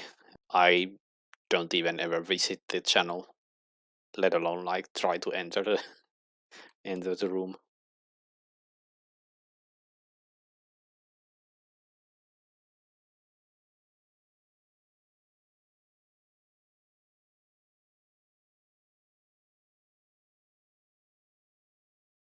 Yo, so I just watched this video about the oceans not mixing, and they tried to say it was due to Coriolis, and it's the funniest shit in the world.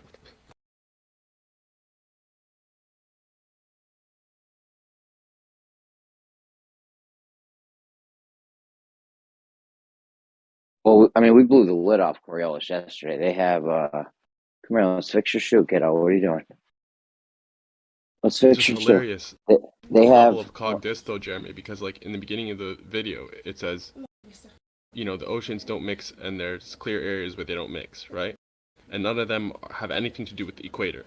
And then 2 minutes later they're saying, oh, it's because of Coriolis, in the southern hemisphere will make things move counterclockwise, and northern hemisphere will make things move clockwise. So you would think that the oceans wouldn't mix at the equator, right? But that's not the case whatsoever. It's absolute bonkers. the problem with Coriolis that they think is not a problem is that you got deviation going in 2 different directions, right? The Coriolis effect is hurricanes, and the Coriolis effect is Foucault pendulums. So in one instance, you got hurricanes going counterclockwise in the northern hemisphere, and you've got Foucault pendulum going clockwise in the northern hemisphere. So same hemisphere, 2 opposing directions, same effect. Like their shit don't add up. They can make all the excuses they want. I know my uncle was the biggest scam artist in the city. He always had an excuse. Very hard to catch him out there in one of his scams or whatever he did, because he always had an excuse. He's Slytherin. So I mean, they really can't talk their way out of this one though, because you've got 2. It's supposed to make things go in a direction in the hemisphere that it's in, and it's going in opposite directions. You can't claim the same effect with 2 opposing spin directions. This doesn't even.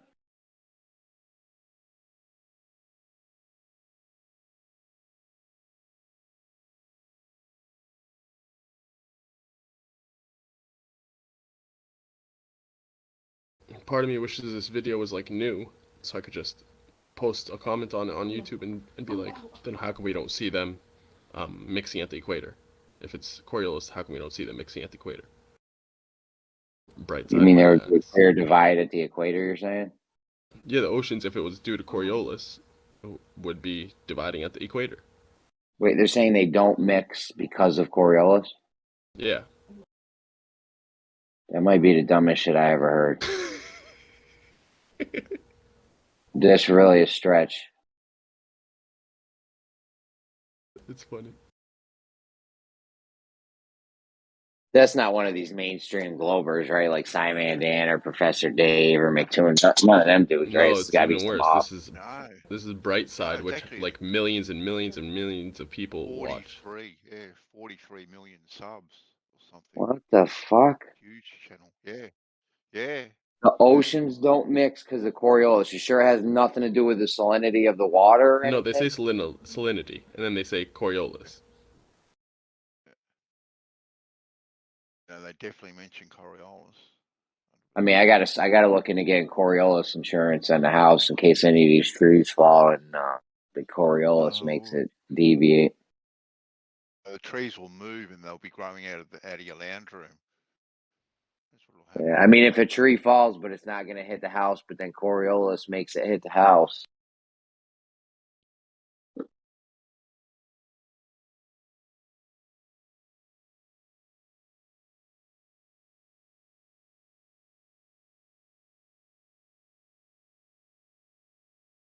I guess to me it'd be a stranger claim to say Coriolis doesn't have an effect on oceans.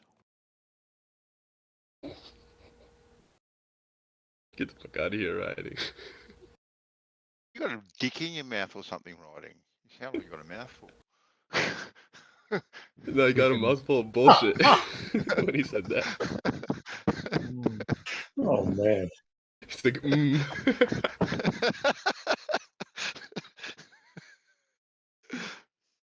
It is 2022, so you get a pass. That was an April Fool's joke.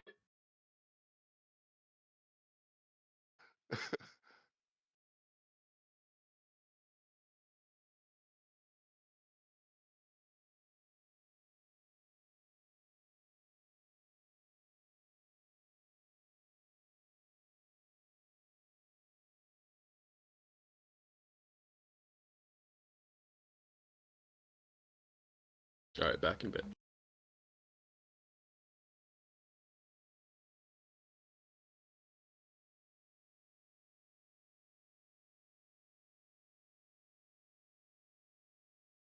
Anyway, I stand by my mouth full.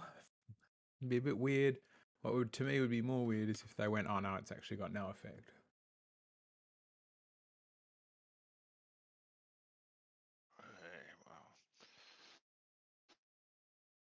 Definitely weird.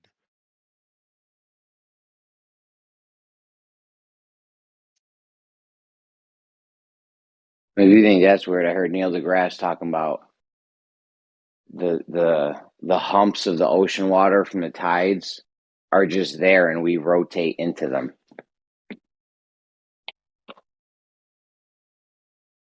Now, that's something. I mean, wouldn't that happen all the time, and not just when it's high tide?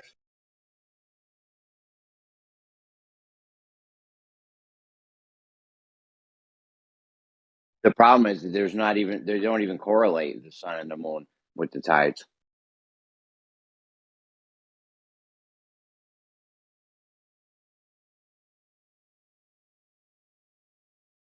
Also, it also doesn't make sense that the tides aren't. Dude, if that shit's pulling the water like that, you would have weight changes. You could just set something on a scale and just watch it change over time. Yeah, I've been saying that for a while. Like if it's high tide, and the moon could pull all these trillions of gallons of water, why can't I jump 50 feet high? It sounds stupid, but I mean, you'd be able to jump higher. Yeah, everything would change. You'd be able to jump higher. Things would weigh. Like if you were in the shadow of a solar eclipse, I forget what they call it. whatever, right underneath the solar eclipse, you would definitely see some weight changes. All kinds of shit would be weird. They'd be the highest tide ever would be at that point.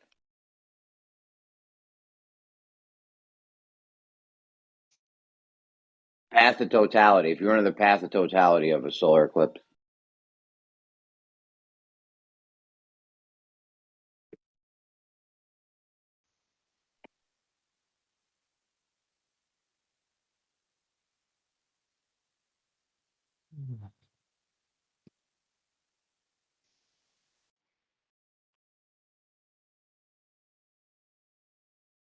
So how about that Coriolis?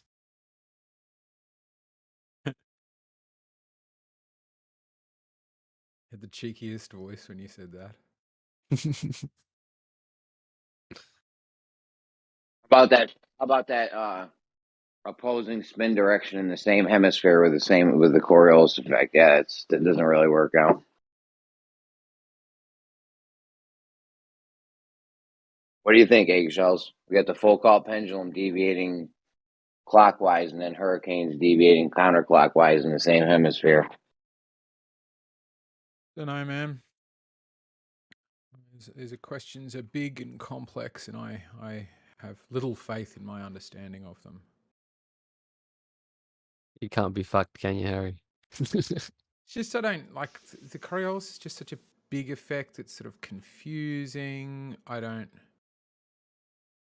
like. I would the only if there was somebody who was like, I'm an expert on Coriolis, I would listen to them, right? If they were like, well, Coriolis intersects with my job because I do X, then I'd be like, okay, this is. But yeah, eggshells. I'm an beyond expert. my ability to muse at with any kind of like I can't shoot that far. I don't go that fast. It doesn't really intersect with my life much. I don't. Eggshells. I'm an expert. Eggshells. I'm an expert on the Coriolis effect. You're gonna take my. He's selling you. He's trying to sell you insurance. It's a trap. I'm telling you, the shit doesn't work because in the northern hemisphere you have opposing directionality, spin directions. I mean, that does sound like a contradiction, but I've you know. Yeah. Well, I mean, you can. There's going to be an excuse, of course. Like I just said, you can always make up an excuse for anything and get away with anything. I knew the biggest scam artist in the city, and he got away with tons of shit because he always had an excuse. Right. If you think your wife's cheating on you, and she comes back and goes, "No, well, I lost my phone, or my phone was on silent," or so it has some kind of excuse, you can never catch them out there. You know what I find odd though, Jeremy, about you with the Coriolis effect, is that you seem to detail it correctly at times, but then you fall into the globe Earth trap of detailing it incorrectly and talking about actual drift. That's one thing I don't get, like how you can define it correctly and then you argue with them and you use the term Coriolis as an actual deflection. It's beyond me why you do that. Well, the path it traces out on the ground. Okay, if you're on the non-inertial frame, the path that the ball, like say you should throw a ball off a merry-go-round. Yeah. Yes, the ball goes straight and it appears to curve and only appears to curve. But the path that would trace out on the merry-go-round, on the spinning thing, is an actual curved line. But that's not part of the effect. You should stop at the first sentence, not at the path. It doesn't matter what path you may think it traces on the merry-go-round. That's not part of the effect. The effect stops at it's just that visual, that illusion as observed from the non-inertial frame. That's all it is. Whether or not it traces a path here or on Jupiter, on who cares? That's where you fall into the trap of, okay, there's an actual deviation on a particular frame of reference, which is that's maybe it's just me always trying to be semantic and have the correct terms. Maybe that's just me, but I mean, everything I say about it is correct. Like it's not wrong. It does trace a curved path on the spin on the roundabout, you know. So, but that's not the effect. yeah, that's part of the effect when you apparently see it curve because you're rotating underneath it. Hold on. The kid's bus is here. Hold on. Yeah, no worries.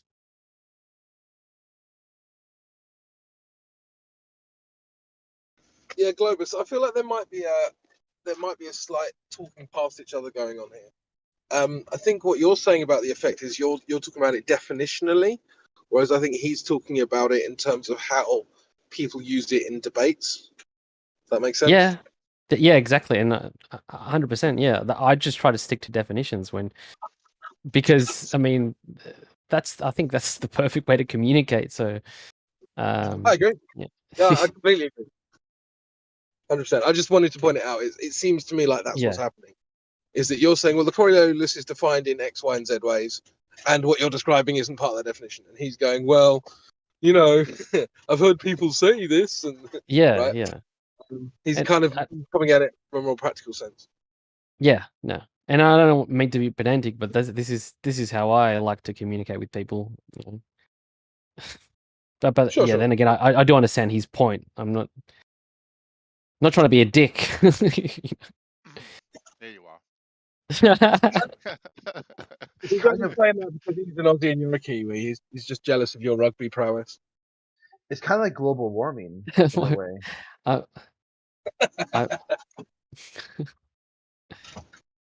Did you just say I'm a Kiwi? Did I hear that correctly? You sound like a Kiwi. It's the bloody private school coming out of it. Here we go. I knew you were going to say that. Are you an Aussie? Yeah, dude. No, you've got Kiwi accent. I do? Oh, wow. Okay. Well, a little bit. Look, Crypto, he does have a fetish for backing sheep up the cliffs.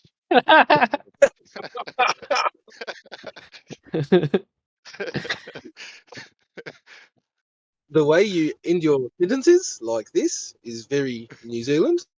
Really? I do? Really? You do? I don't believe so. Whereas Aussies tend to speak a bit more like this, you know. They end their sentences down, whereas New Zealanders end their sentences up like this. Yeah, but the I's and the E's are very distinct. For example, you know, I wouldn't say this if I was a Kiwi. I'd say thus. Yeah, true. Yeah. That's a telltale sign of a Kiwi. Dick. But the way you said telltale is how Kiwis say telltale. Oh, dear. Got him. Have you spent some time in New Zealand? No, not at all. I've never been. I've only, stopped over at the airport in Auckland. So me as a bloody pom have spent more time in New Zealand than you? Yep. Oh. I've spent more time abroad, and I've been to more places abroad than I have in my own country. Like I've actually never been to Melbourne. It's a shithole anyway. Yeah, you're not wrong. Aye. Couldn't agree with you more. Aye. I've got to agree.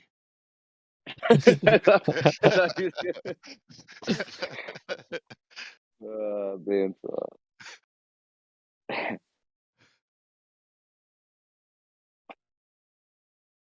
Anyway, sorry, I completely derailed your conversation. Please carry on.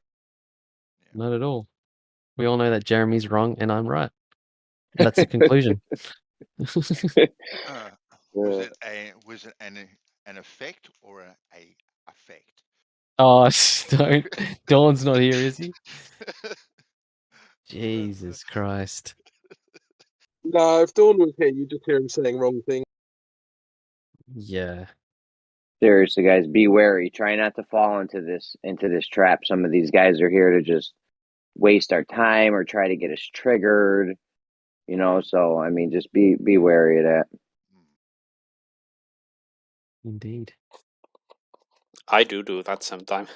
I know, we know. You were the person I was talking about. No, I'm just kidding. You were definitely one of the people I was talking about. That's right.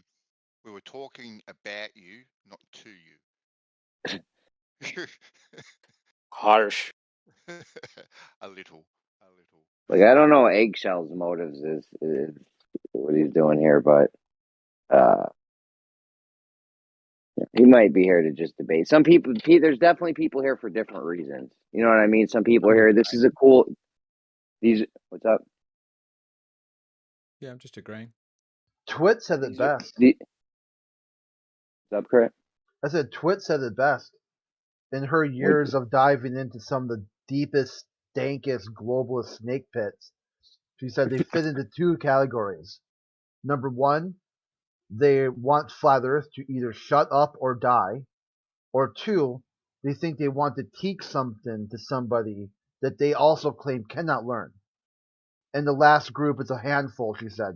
She could count on one hand are people who are actually interested in good faith conversation and debate. Yeah, I mean, some of these topics are fucking awesome. Yeah, if I wasn't cool. That's true. If I wasn't interested in flat Earth or globe Earth, these topics are dope. They're just dope. Like, I would love to be, be listening or be involved in some of these conversations. We talk about light speed and just weird, crazy shit about reality. That's, that's just neat stuff. Yep. I don't think or there's maybe something that I would like to add. I think each of us, like, we have different motivations. So it's not only that the motivations for people vary from person to person, but they also vary from moment to moment. Like obviously it does happen that someone says something that irritates me and I get triggered, and then my motivation is to trigger them. But it also happens that sometimes it's a good conversation and my motivation is completely different, and I think that happens a lot. Yeah, it's weird. It's hard I to can be see that. even conscious of it when you're engaging in it, and then later you're like, fuck, I did it again. That's at least for me.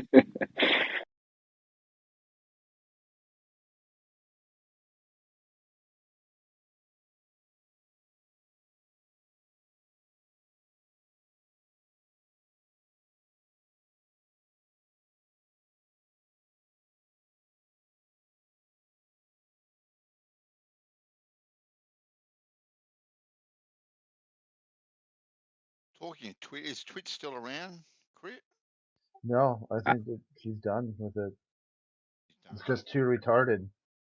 Had a gutful. It's like being, it's like she wants to talk about topics with flat earthers, like government conspiracy and other things, but it's just constantly getting power drive by triggered globalists. I mean, I don't know. I sent her some servers that just talk about other topics for the most part. Yep. So I don't know what happened after that. I guess Jeremy would know, right? Is she still around on Gamma Panda? Oh, bro, I haven't. I go in there very rarely. Like, I popped into Gems last night. They're talking about clones off the hook. I'm like, yo, I can't even. Really? He's still on that, yeah, bro. He's been talking about clones for 2 months straight. Trudeau and everyone else. The hell? Yeah, I saw that movie, Invasion of the Body Snatchers. The ending was okay. Like, I don't know why these guys even keep engaging them on it. It's like, yo, really, like, you're the phrase is called, but you're I don't know. You're enabler. They're enablers.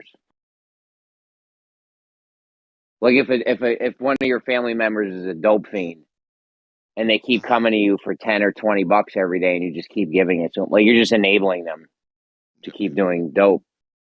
I noticed Merle left our server, Jeremy. Running Bro, he came in and spazzed out the other night on us. I don't know. I guess that didn't turn out good. It's nothing new. He He'll was be like, back. yeah, using some kind of weird accent, and then I don't know. I was just like, I can't tell what's going on right now, so I'm not going to say anything. Like, He came in and it was acting like he was the OG and the founder of Flat Earth, and we're not respecting him and shit. And we're part of a psyop, apparently. All of us. And it's all a psyop. I tried to I calmed him down though. You see, I got him to calm down pretty quick, but I guess I don't know. Even Geo told him to fuck off. I wasn't expecting that. He's like the really? calmest dude ever. Yeah, yeah. Yeah, He's like, Merle "Fuck came in off." real hot and crazy. Yeah, I think he just unleashes and unloads on people when he has a bad day. He's done it so many times at Gems, like I mean, countless times. Sorry, who are you Yeah, talking yeah, about? he's gone off on me before on Well, Witsit. I've seen him. Who are we talking about? Sorry. Merlin, Beauregard. Really? Yeah, I always he'll think be of him as a back. bit. Yeah, he'll Sorry. be back. I was thinking of him as a bit of a hippie. I imagine he's got kind of like dreadlocks, and he's got like a surfboard, and he sleeps on the beach. You know. I thought the same, Crypto. I thought the same before I actually saw his picture. Nothing like that. Right.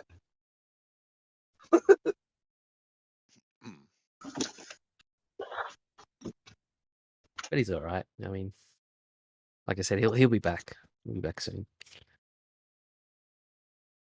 He even got peeved with me one time there, Mel.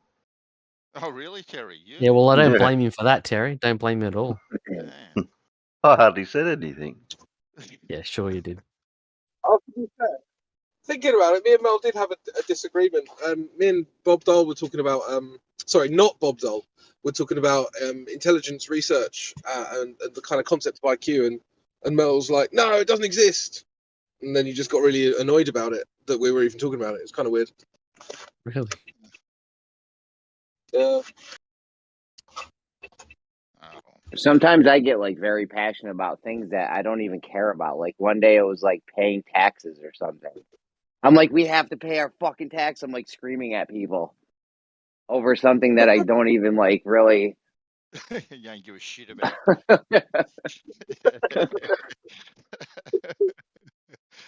What, pay taxes? I don't pay taxes. We have to pay our He's trying to taxes. trigger you. No, I don't have to. Not individual people, but like as a whole, like we got to pay taxes because it funds police, fire departments, roads. Like if we don't have none of that stuff, we're fucked. No, if we don't pay that, they'll just borrow the money to pay for it anyway. So you're going to pay for it one way or That's another. true. They did just give out $3 trillion in America. I was asking Druss yesterday, but he didn't know. Were they just, you know how much money your country just gave out over there? Oh, in England, yeah, we increased our national debt by 50% in 2 years. Percent? That's it? What do you mean that's it? More than what the America did. Without the space program? You did that without the space. Well, yeah, because we were pretending that there was a fake virus going around. So yeah, we borrowed something like 700 billion in 2 years. Don't you just print more money? No, but that's what that is. They don't print it Take it anymore. easy. You don't have to actually physically print it anymore. Yeah, they still use. They They just still create use numbers. that. Yeah, they hit a button on a computer and boom, That's you it. got They create 700 billion. I think in America only like 3%. They say 3 to 7% of the money is actually physical at this point.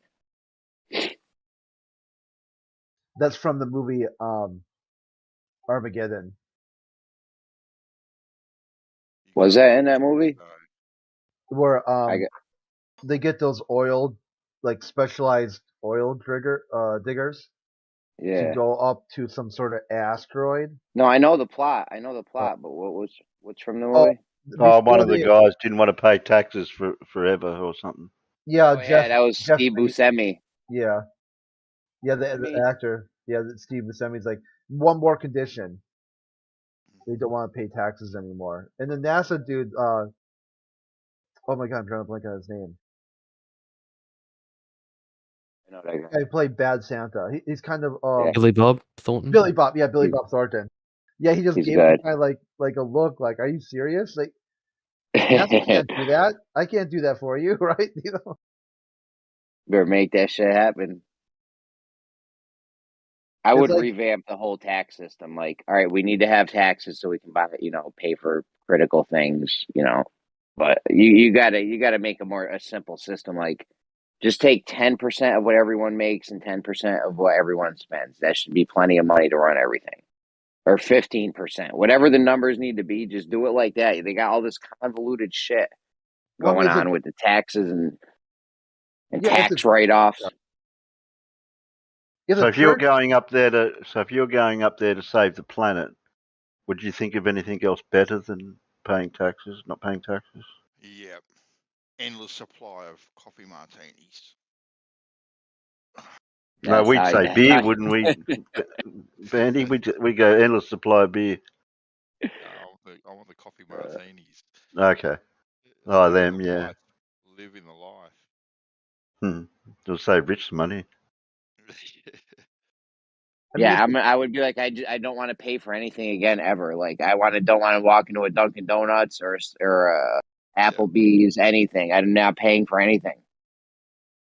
You guys are like, it's because of me. You guys even have this shit now, so I don't know how you would work that out. But like, give me like American Express. I'd want free transportation forever. Plane, train, Yeah, you'd have automobile, to just give me everything. like a black card, the American Express black card, and you pay the bill.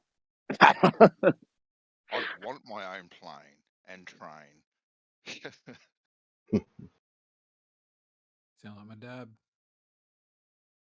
I know if the church can function off 10%, but the federal government needs like 80%. Dude, the church is filthy. I have more beef with the church, Catholic Church specifically, any other group on earth, just because of the deviousness that it is. Like, they got 60 billion it's not cash, but it's 60 billion in assets, and investment funds and shit like that. $60 million isn't even counting the land they have. That alone is probably worth way more.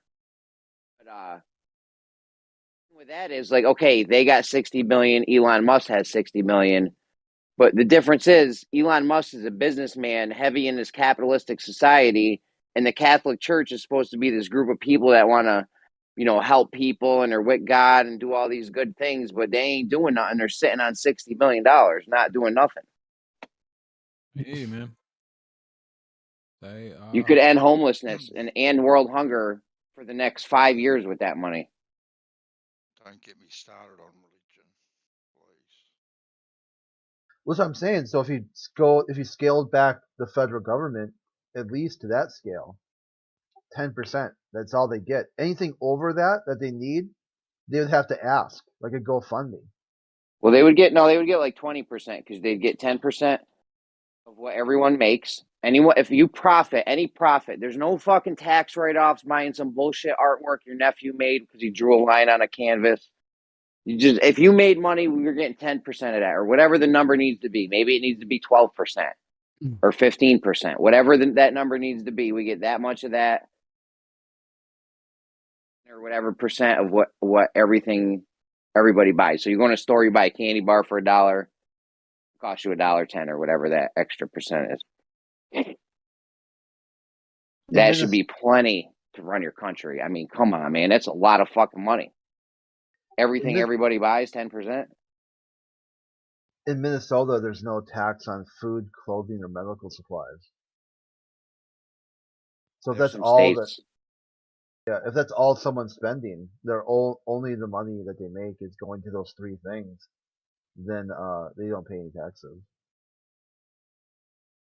This is dumb. They need to just have this flat out tax on everyone, pays the same tax. You know what I'm saying? Like, it just.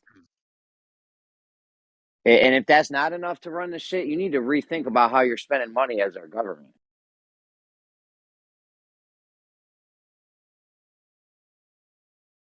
Dude, they got us so much in debt. I don't know how we're not. They can't keep this going. Not even possible. The amount of debt. I heard England one time. Queen of England one time got these or the King of England or somebody got a whole bunch of diamonds to put in the crown, and then they were paying so much money interest they had to borrow. Thing that they weren't making, the country wasn't making enough money to even pay for the diamonds. Yeah, but bro, I mean, the thing is that this is all relative anyway. You're saying, oh, we're in debt. Well, that's kind of, sure, yeah, that's kind of true. But would it be too much debt if the debt was halved tomorrow? It's only too much debt when you can't even afford to pay the interest on the debt. You know what I mean? So like, No, but if can you it answer my question? point relative, because if you cut it in half, I don't know. It's all based on if you can pay the interest or not. Yeah, but okay, so fine. Would it be too much? Because you made this claim. There's too much debt, right? Would it be too much debt if it was 10% of what it currently? Well, no, I said I wasn't sure if there was too much debt. I said we can't keep it up because I don't know what the point at we're at until you can't pay for when we can't pay the interest. Yeah. So, but this is this is the function of inflation, right? So inflation is meant to be at least adjusting for the money supply in order to then, and what inflation does is it increases the amount of money that's being circulated, and by extension reduces your debt relative to that inflation. All right. So if your inflation is 6%, say, then your national debt just got 6% lower. That's how that works. Yeah, I wasn't really thinking of it in terms like that. I was just thinking of it like as far as like, paying it back, which is, it's going to get to a point where you'll never be able to pay it back because your country doesn't make enough money to even pay the interest on it. You know what I'm saying? Well, no, because then there'll be inflationary pressure to upwards, which would then lower the debt relative, and then it'll be payable. I mean, you're saying if they just print the money, we're borrowing it from the people that print it though. No, well, that is the parlor trick, isn't it? But the inflation itself is a mechanism which is meant to relieve unpayable debts. Well, it does many things, but that's one of the things it does. Yeah, the inflation is not a good thing for sure. They're making us. Well, I mean, it depends. Like, if you have savings, yeah, inflation is bad. If you have debt, inflation is good, right? True. Yeah, if I'm in $30,000 debt right now, all of a sudden in 5 years,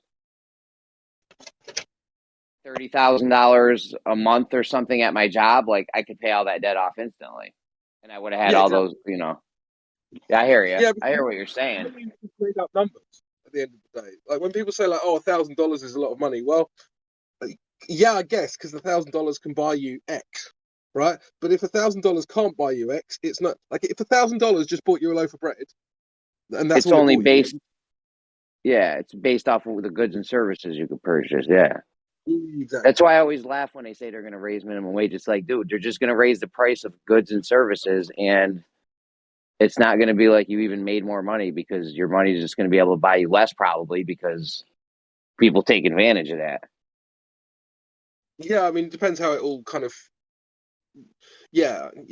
Well, these corporations here aren't going to make less money, right? So they're like, oh, if minimum wage goes up, we're going to, like, say Dunkin' Donuts does it, and minimum wage goes up, and now they got to pay their workers an extra $2 an hour. They're like, all right, we're just going to raise the price of every coffee 10 cents or 20 cents or whatever. They do it every year. And then what's going to happen is that every single chain is going to do that, meaning that all of the chains that those workers went to get their coffee is going to charge them more, which means the guy that puts your roof on, the guy that installs your floor, the guy that plows your drive, all those guys stop at Dunkin' Donuts. They're like, shit, my coffee costs more. I got to charge more money for my services now or whatever. Yeah, it's a chain reaction. So, suddenly roofers make $300 a day instead of $270 a day or whatever they make. Well, the issue too is that there is a social safety net. So there's somebody who works some low-paying minimal job, but they're also getting government money, subsidized rent, public health care, food stamps. So they're getting a minimum wage already. It just depends on who it's coming from. It's actually easier in America. It is easier in America to stay underneath the middle class line than it is to go into the middle class. Because if you are getting those benefits that you just said, Crit, those are fucking huge. Yeah, Like so if you cross, there's this line that you cross with how much money you make, and crossing that line, like you better be ready to cross that line because everything changes. this is why bankruptcy is such a huge thing in America, because people, like, just through the course of their life, cross that middle class threshold, and boom, they go bankrupt.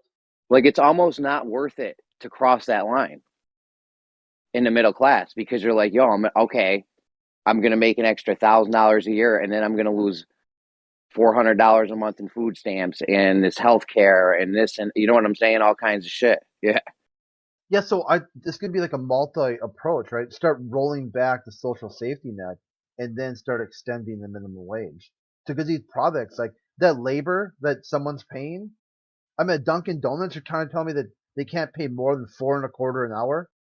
You got the Dunkin' Donuts guy flying around in a public jet talking about, like, he doesn't even know what a donut is. Oh, the guy in my area owns like 6 or 7 Dunkin' Donuts. Yeah, he rolls up in his Porsche and shit.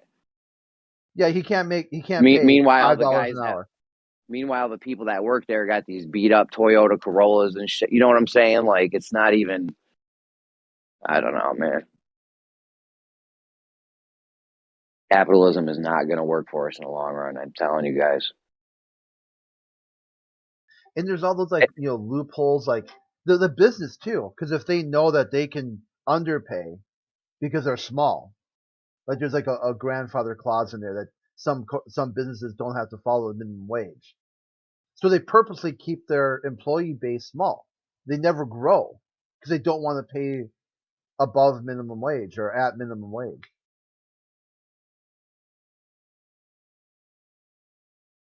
Yeah, I mean, I don't know what the answer is. It just seems like each time you add government to the solution, it just gets worse. No, they can't run anything right. This article to Science Today: NASA's Artemis is flying back to the moon without astronauts.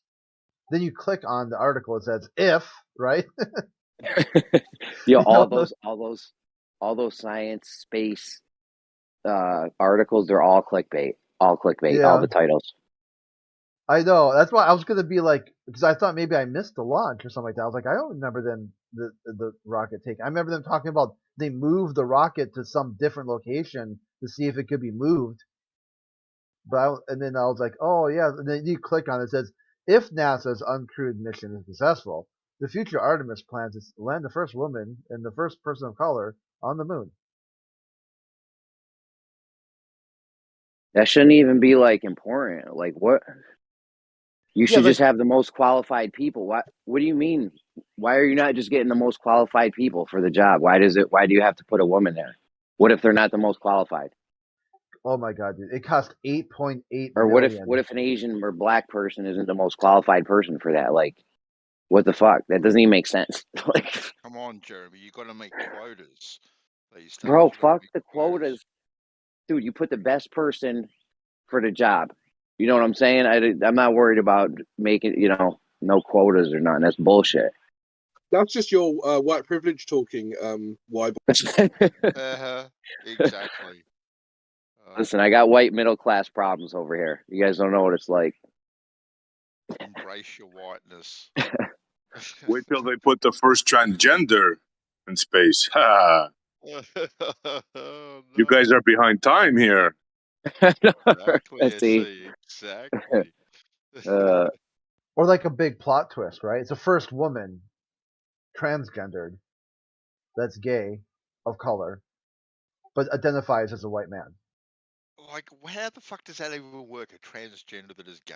Like, what the fuck? Just have to think it and say it, and it is so. Stop it. Stop it. It's hurting my head.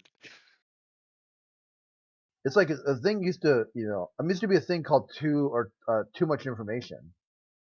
Yeah. It's like, no, I don't care what you stick your thing in what. Oh, God. You don't have to tell me that. Life used to be That's so easy. Used to be so easy. It used to be you do you, but now it's not. Now you don't even know who you is, Jerry. Apparently, you got to work out who you are. All right. You could be me or you, That's right. and who you identify as. I identify as Bandsaw Bandit from now on. Oh my God, I feel sorry for you, Jerry. Now I'm living the life, man. Coffee martinis, running water, Oh yeah, exactly right. beach. How many more presidents promising to go back to the moon you think it'll take for these guys not to believe that they're ever going to go to the moon? That's what I mean. If you're not suspicious after 50 years, like how I ask them that frequently too, Essie. Like, how many years? What if we went 100? Would you then be suspicious? You know, like, You know, they put it off till 2025, right? Another put off. No way. Yeah, Yep. it got kicked again, even further. Like last time I read, like no date. They kicked it 2025 as sort of like no sooner than. Not the even problem a plan. is, if you're gonna fake it good, you're gonna need a lot of fucking people to do that. Like last time they faked it, it looked like a group of like 5 dudes and crafts faked the fucking moon landing. You know what I'm saying? Like they didn't need a huge production for it. I don't think. I don't know. They don't need to fake it. Everyone believes it anyway. Yeah. That's the key right there, right? There are people Yeah, who you gobble it up. just keep talking about it, keep it in people's heads. And that's all you need to do. This is why atheism needs to get repaired quick. You know, because there needs to be a anti-government or pro-government or accountability movement. Because right now, I mean, atheists haven't been the same since they got circumvented in early 2000s. They're trying. I mean, You really got a vendetta with these atheists, don't you? The third wave. I mean, first wave. I quote second and first and second wave atheists all the time. You know, George Carlin, Voltaire, Friedman. I mean, these were very powerful individuals, but at some point they all just disappeared, and you got Dawkins, Krauss, you know, people like that. Like those used to be the people that atheists made fun of, and now they're running. They're running the ship, and they ran it to ground. And you know, thank God for the Me Too movement.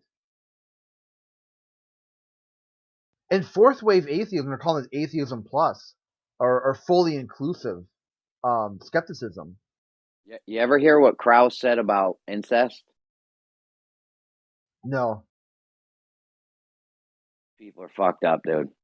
Well, I'll have to look that up. I know what Dawkins said about pedophilia. That's like, I think after that, he's been afraid to leave England because might get arrested.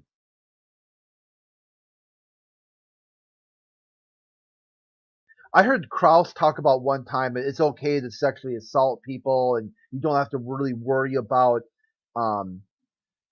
if you can get away with it. Like it, you know, because he says the whole world's just full of people to use for your pleasure. Whatever you can get out of life, get it. Get while the getting's good. Because once you're gone, his logic is that's it. There's no more getting.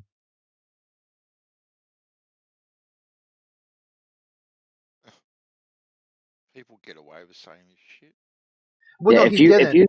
die and you think it's nothing afterwards, then yeah, fucking go nuts. Do whatever you want. It's a playground. Holy crap, he actually did defend incest. This is crazy. This is what I'm talking about. This is the type of atheist. It's not. He defended it. He said there's nothing wrong with it. He didn't think there was anything wrong with it. Yeah, he said it's a shame and societal hysteria that people talk about this.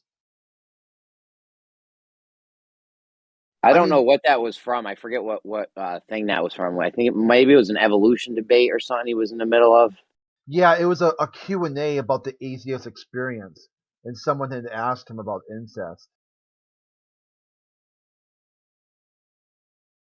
I mean, would you want, if you like, say this guy he didn't really get away with it because the Me Too movement picked him up and took care of him, but he got away with it because there was really no accountability. There was, I mean, he's still saying the same stuff.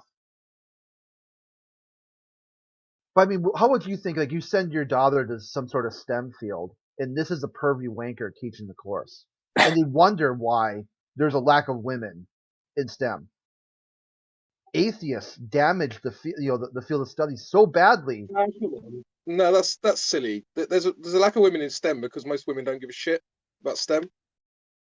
Yeah. It's got nothing to do with Lawrence Krauss. If I put on Robot Wars, blokes will watch it.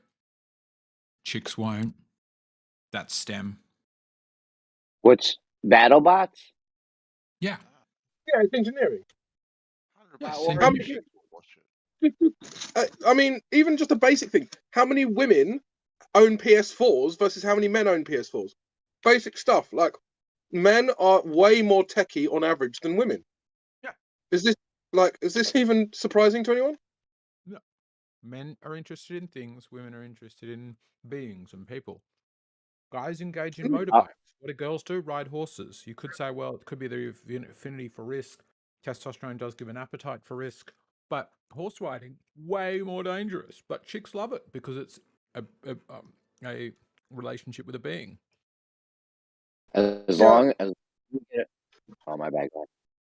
No, go on. Yeah, here's Lawrence As long Krauss as we- information with a being. Oh, shit, I just lost it. Well, basically, he got what he said. It's hypothetical. What is wrong with incest? He said nothing. Well, that's because it's true. You do realize that the problem with incest isn't the incest itself; it's what comes with it. So there's definitely a problem. The gummy bear method just escalated. That gummy, please. Can you repeat that?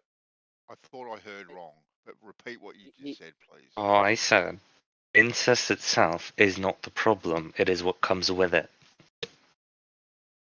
So there's inherent For example- problems with it. So there's inherent problems with incest. So, You're saying? for example, is there a problem with two adult males who are brothers being sexual with each other?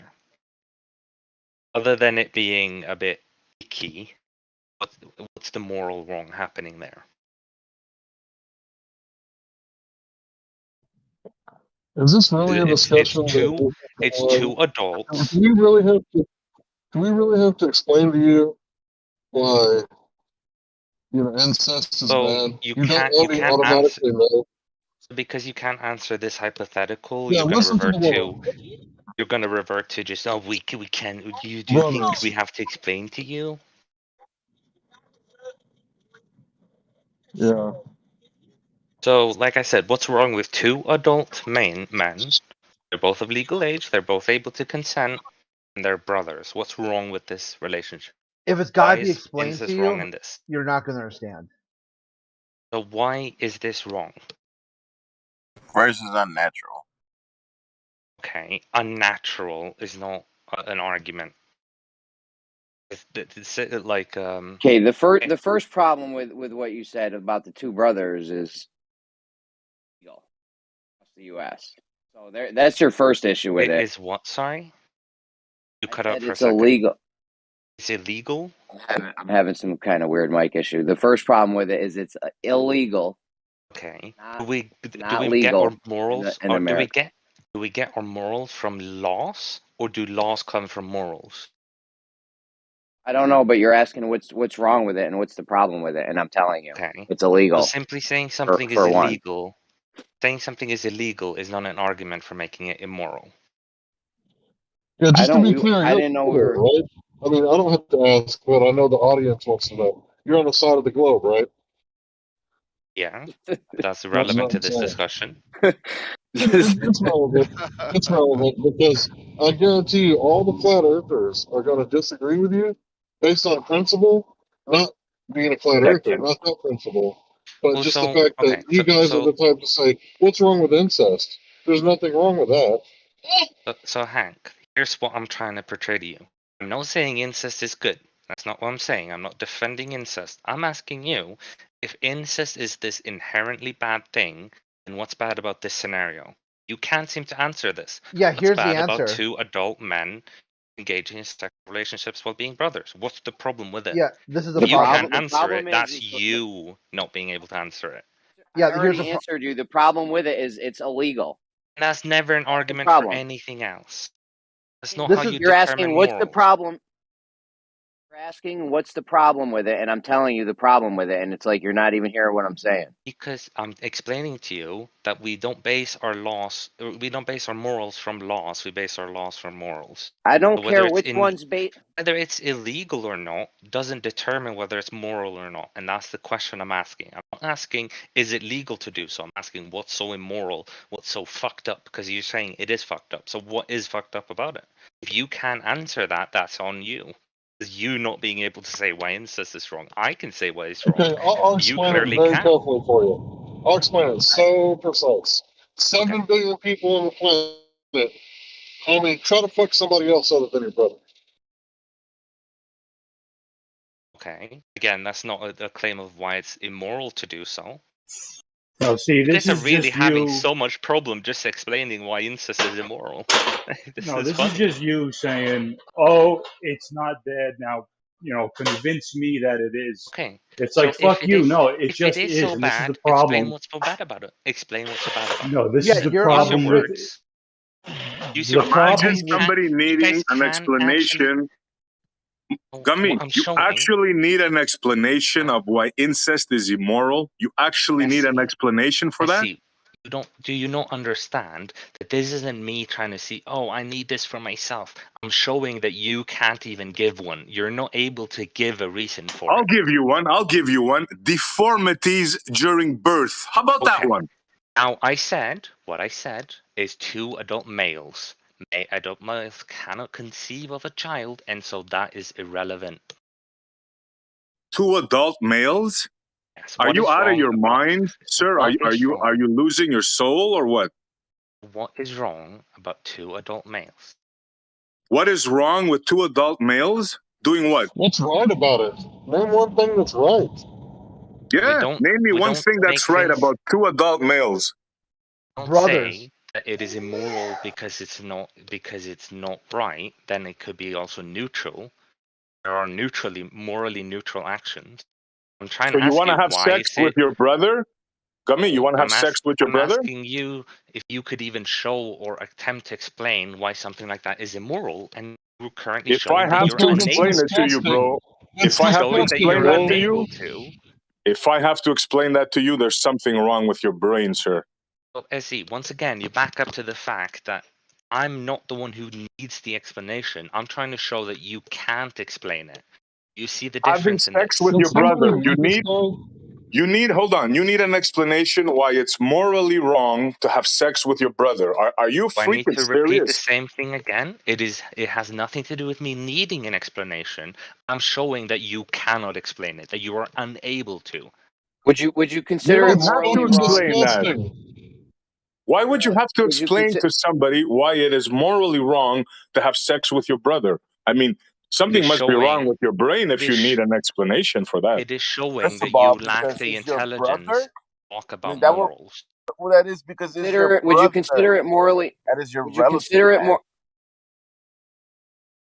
Would you consider it morally wrong to harm family relationships? Something that could cause harm to family relationships. Would that be morally wrong? You cut out a bit, but if it I said, causes would it be family more? harm, My bad. I'll repeat it. Would it be morally wrong? Something that can cause harm to family relationships. that could be a good reason. Morally wrong, yeah. Would it be morally wrong that they may need a proctologist afterwards? That's Fucking one of them. disgusting, bro. That's one of the reasons right there. So I don't want to. Here we go. Yeah, Jeremy, you've done 100% more than anyone else in this conversation. So good job. I agree with you. Dude, there's something seriously wrong with your brain. The way in which you think, there is seriously something wrong with your brain. Good job. I know So Jeremy's the only and one you're a who's Christian. honest And you're a enough. Christian, so Yeah, So Jeremy's like the you- only one who's honest enough to actually give a valid reason. Anyone else in here seems to not be honest enough to actually give a valid reason. Only No, Jeremy just the is. thought of that, Can you Gummy, guys just the hear me? thought of that is Yeah, ridiculous. Just for you it asking that really is. question is just morally default, morally So unacceptable. what's morally wrong about asking a question, Essie? Could you please explain the logic behind that one? No, that silly question that you asked. Okay. That's What a is morally morally wrong about defunct asking a question. question, Essie? Explain this. It Keep just making these shows where, statements. yeah, Keep it making shows these where. statements, but you're not backing up anything. You said Okay, it is. Can you guys stop hear me? talking and let me talk. Yeah, you ready? Okay, go ahead. The mere fact that somebody could entertain such a question and ask it in public shows where their brain is at. You, sir, are not a well person. So because I've asked the question, you're implying that I'm not a well person and therefore Yes. it's immoral? Yeah, you're morally defunct. Make morals? Yes, you're morally Is that what defunct morals are? individual. Is that really Yes. what morals are, SC? Yeah, this Yes, is why morality, morals, acceptable behavior. Having sex with your brother should not even be entertained in your brain. In a healthy person's brain, they should never even entertain that thought. Well, Essie, you do get that there's a difference between saying, should I go fuck my brother? And asking the question, why is it wrong to do so?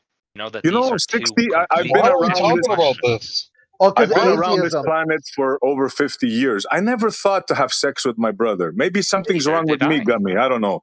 Hey, Neither this did is why I. we're And talking yet I about it. am able to explain why it's a wrong thing to do. You're not. You're simply unable to explain it. This is why we're Like talking I about said, it. if you need an explanation for that, you have to look in the mirror. You have no morals. You're morally defunct. Do you understand that? A normal person would not even entertain, ever even thought of that. I've been on this planet over 50 years. I never thought of that question. Ever. And that shows that you take your morals from somewhere else. You don't do anything other than just, oh look, someone says this is good, so I'm gonna do that. Are you don't do defending any kind of incest right logic. now? Is Yes. that what I'm hearing? That's what he's Yeah. doing exactly. Yeah. So Oh my since you goodness. haven't, you haven't been in the whole conversation, so let me sum it up for you. I am Incest. not That was the defending. sum. It had to do with Let me Lawrence summarize Krauss. it. Are you gonna let me summarize my own position, or are you gonna Yeah, talk sure. over Go me? ahead. Defend incest. Go ahead. Okay. My statement is not that incest is good. I am not making a statement that incest is good. Okay, just to clarify. What I am asking is, are you able to justify why it's bad? That's all I'm asking. Yeah, because the child if you comes out ask with my physical opinion, deformities. So if you ask my opinion, I will tell you it is bad. I can tell you many reasons why it is bad. I can list them. But what this conversation has been is me asking, are you able to?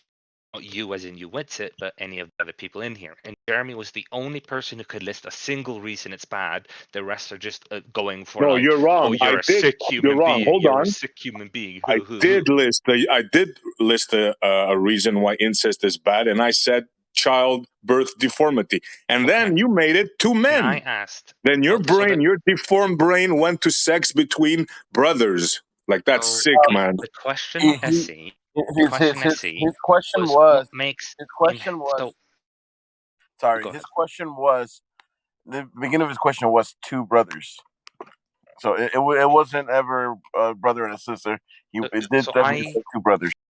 I completely agree. Yeah, of course if it's it is a bad. male and a woman incest, and one of the reasons, there are many, but one of the reasons is because the babies can be deformed.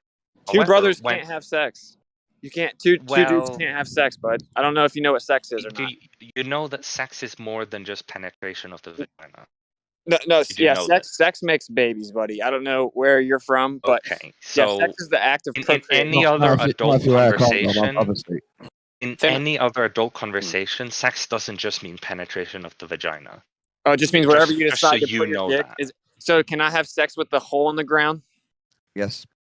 So you guys are actual psychopaths. That's psycho. Hold on. Finally understood it. Yes, At exactly. least we're not Christians. Morally We don't defunct understand individuals. So I can just go have sex with a car.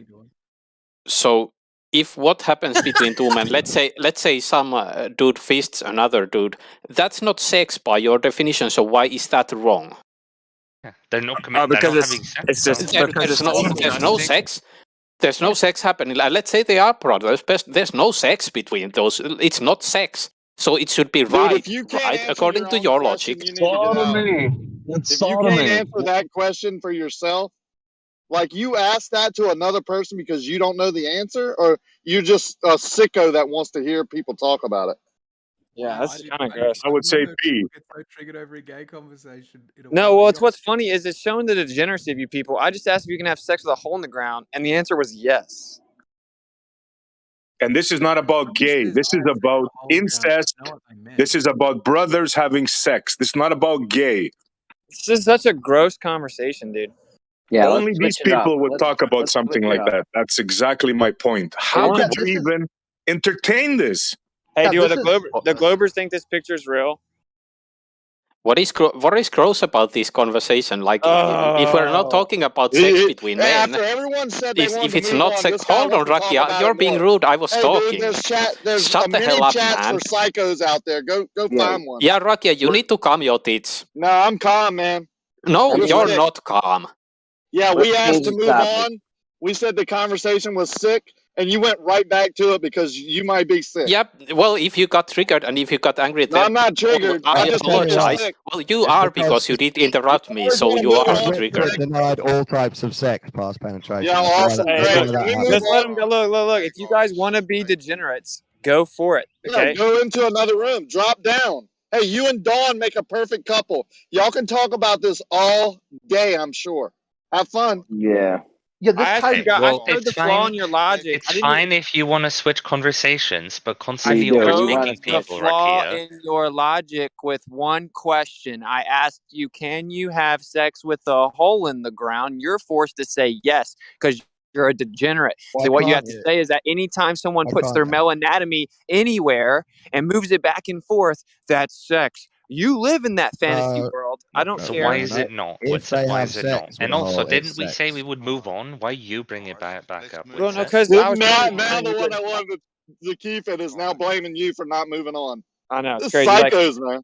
Hey dude, anyway, I just think it's guys, kind of gross. move on. Yeah, here, Yeah. look, Talk about a resetting. photo, talk about something else. Okay, resetting it. This had to do with Jeremy asking me what my hang up with atheism is. I was like, Yeah, you got third a wave. serious vendetta against atheists. Yeah, it's about third wave atheists. This is the type of logic that they just shit their brains out and they start saying these really cringe things. Like after Jeremy mentioned this one thing about Krauss, I had looked up and there's some crazier stuff too. I mean, here's Dawkins had defended cannibalism. He said a banana is 50% human DNA. What's the difference between eating a banana and a person? Oh God. We're dealing with degenerate people. You have to understand that. Yeah, here's a quote from Dawkins. Once you get past the yuck reaction, eating a human is no morally different than eating a banana. Imagine that. Imagine that. And this is my problem with this is third wave atheism. Second, first, and fourth wave atheism understand a person is not a banana. The third wave atheist is that crazy that you have to explain to them that bananas and people are two very different things. One has a yuck I'm gonna need factor. a Actually, a citation. banana has a yuck factor to me. So Citation for Yeah, that, human would be way more nutritious. Hey, when he says bananas have 50% DNA of humans, does he know that the actual original banana doesn't even exist in the United States anymore and bananas actually have seeds? I guess he's not that smart. Oh yeah, the original bananas look crazy. Yeah, I guess he's not actually smart because the banana's not real. It's not even real. It's literally something humans made up. So It still has DNA though, doesn't it?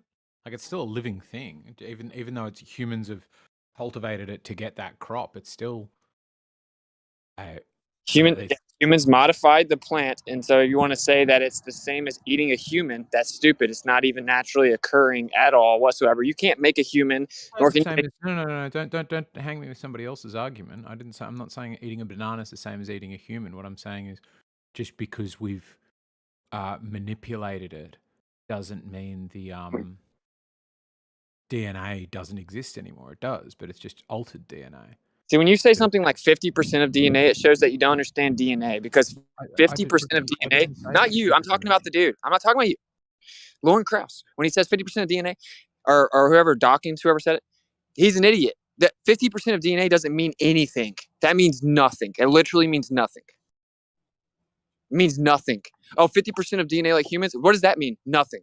That means that it doesn't have the DNA of humans and not even close to it. Can I explain? Can I explain why? Yes.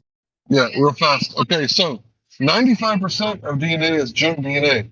So when they say that 50% of DNA, they're talking about the DNA that we can actually decipher, right? What goes to where, what causes what. The rest of it is called junk DNA because we're not smart enough to understand what it is first. So when they say Yeah, that we're can you 50%, believe that, Hank? yeah, when we're Can you 50% believe like that? banana, no, I'm not saying I believe it. That's just what the narrative is. The mainstream Yeah, narrative. yeah. That's what it is. I'm not Good saying point. whether I believe it or not. Right. Yeah, So no, what I'm I'm with you, saying Hank. is, I'm with what you. I'm saying is, if you had like, let's say, a sub-Saharan African, right, and you put them next to Northern European, right, like a Scandinavian or a Dutch person or something, right? Now we can say that they're more than 50% alike, right? They're almost identical, except for a little bit of differences here and there, right? But a banana and a sub-Saharan African have absolutely nothing fucking in common. They're not Yeah, even 50% close to one another because I don't yeah, think about eating sub-Saharan Africans or Dutch people, but I do yeah. think about eating bananas. And what you said, Hank, is 100% true. They relegated a certain part to DNA that they don't understand into junk DNA. It's incredible. Just incredible. We don't know what it is. Oh, then it's junk. Yeah, sure.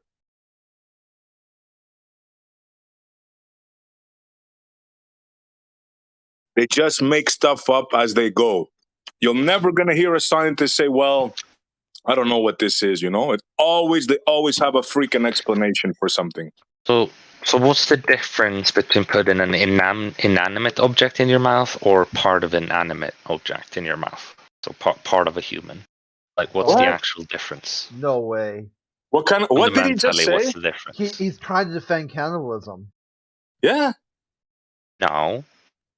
Gummy, are you That's not what serious, I'm bro? Do you have a problem today? You didn't have breakfast or something? Did I say? Sagan. Correct. Did I come in here and say, "Hey guys, let's do some cannibalism because it's such a good thing"? Whoa! No, I did not. I ask you, what's the difference between putting an inanimate object into your mouth versus a part coming from an animate object? I'm not saying a human necessarily, for example. But Yeah, you're in referring context, to it. yeah, in context, the whole conversation was about third wave atheism defending cannibalism because of bananas. Yeah, we're talking about cannibalism specifically. And if you don't immediately know why cannibalism is wrong, then, that's all that needs to be said. We don't need to hear your philosophical justification. Why is it wrong? Yeah, So why just is like it wrong? incest. Yeah. Why is it wrong? Again, if you don't comprehend why it's wrong, that's not something that I can give you.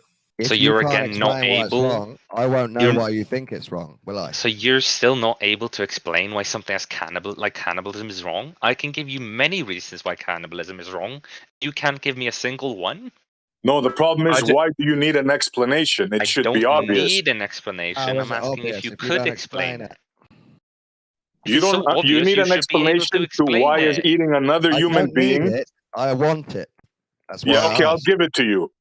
If you kill another human being to eat them, it is wrong. What if you eat Because them you're without taking a killing life. them? How about What that? if you eat, How what if you about eat that? their We thigh start without there. killing them? Is that good? What if you eat them without killing them? Eat them without killing them? Yeah. How would you go about that? By cutting a bit off, keeping them alive, and then eating it. What? Like Hannibal That's Lecter. even worse. Why does the Steve have speak So situation? it's nothing to do with killing them. It's nothing to do with killing them, is it? So No, Why You does the guys Steve are have losing speak it, man. situation? Day after day, you hold guys on. are getting worse and worse. You know that, right? Yeah, I'm getting in the So- shower. This is so- a ridiculous conversation. Dude, this is the mass Instead of this what is the Don mass asked. formation Use a lot of psychosis I've soap, been bro. warning A people. lot of soap. These people are walking around with psychosis. They have no idea how fucked up they are and how much they've lost touch with reality. That they're Yeah, actually bro. contemplating eating people and homosexual incest. I Yeah, don't for understand real, these Hank. people. You can't explain why it's bad yet.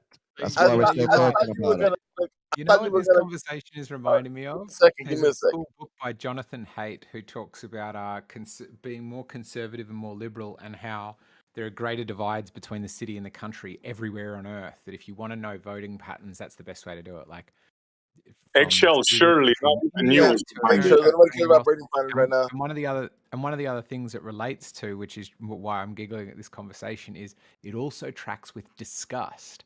People, in proportion to how conservative they are, will experience disgust at certain notions at a far earlier point than most liberals.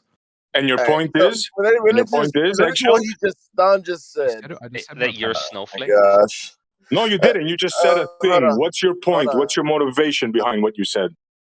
It seems like it's playing out in the room right now, where there's liberal people. So you're giggling at our disgust of eating human beings and having sex with somebody else's brother. You're giggling at that. I mean, I am laughing a bit at another your way inability with to describe what's wrong with something like that. It is a bit I- funny. You're a sick I man, thought he was bro. gonna go Seriously, another. you I are thought a he was sick gonna man. go- All I of thought he you. was gonna go. I thought he was gonna go another way with it. Say somebody that's already dead, but he said having somebody that's still alive and what I eating thought him. as well. Keeping them alive, yeah. It's Yeah. like the zombie movie there. Because there's a Where they particular have them scenario. hanged up and they have they're keeping There's- them alive and they eat them and barbecue them right away. There's a Like, particular sick- scenario that I sick want to. people. Yeah, It's a Goldblum, particular we might scenario. be talking if about you, the same kind of scenario. yeah. So, has anyone seen the movie Alive? Has anybody seen that movie Alive '95? It's based on a South American rugby team that crashed in the Andes. No, Yes, but I just yes, heard yes. the story about that in So, a podcast. Yeah, I know the story. I haven't seen the movie. Yeah. So in that scenario, essentially, what happened was, obviously, a lot of the passengers died on impact. This was a Christian rugby team with all the morals and all the dogma that you guys speak of. Cannibalism is wrong. Blah blah blah. So they tried eating everything they could. They even tried eating the leather from the seats. Before, eventually one of them decided that they should, it was a joke at first. They said, "Oh, perhaps we should eat one of the pilots since they got us in this mess." And then, people started to think, "Oh, perhaps it's not something we should be joking about. Maybe that's something we should actually do." So they did, and furthermore, they had an avalanche that occurred. I think a week later, and more people died. So they ate those dead friends. In that scenario, what do you guys think? Are they in the wrong? You can't go by that scenario because it's an extreme case, and the human mind goes crazy under stress You like mean that. you can't go by We're that talking scenario? about- yeah, you're right in there, brother. You almost let me through. I have one more point, but it's okay. I'll make You it usually anyway. don't let other people finish. Yeah. Now we're going to Be talk quiet, about me. Gunmeat, please. Yeah. So in extreme cases, you can't. We're talking about the normal everyday person, right? The sicko that would do that or would think it's okay to do that. That's what we're talking about. Not about the Would extreme be case okay where the to do mind so is in a altered. survival scenario, yes. This is a very good point he brought up. Yeah, so, Now, like Rakia and- said, it's not an everyday scenario, right? Now, of course, the human being's will to survive is very strong. Now, in this scenario, right, maybe we can make an exception, a moral, acceptable exception. But this is not an everyday thing, right? I agree. We have That's to understand this. I completely agree, and I understand that. I'm just I was just trying to clarify because people were sort of painting it all with the same broad brush and saying that it's wrong, or and I think certain scenarios and circumstances hadn't been considered, where this could be actually where morals would That's why I think you can label it as a moral argument because it depends on the situation. I mean, agree, obviously, 100%. Yeah. I agree with you guys saying that if you are to actually murder someone and kill them and eat them, then that's wrong, But in certain circumstances, I think it's completely acceptable that in order for you to survive, you can and you should eat what's available to you. Yeah, but keep in mind, they didn't murder the people. The people were already dead. I know, and like I said, I agree with you that that's wrong to murder and eat.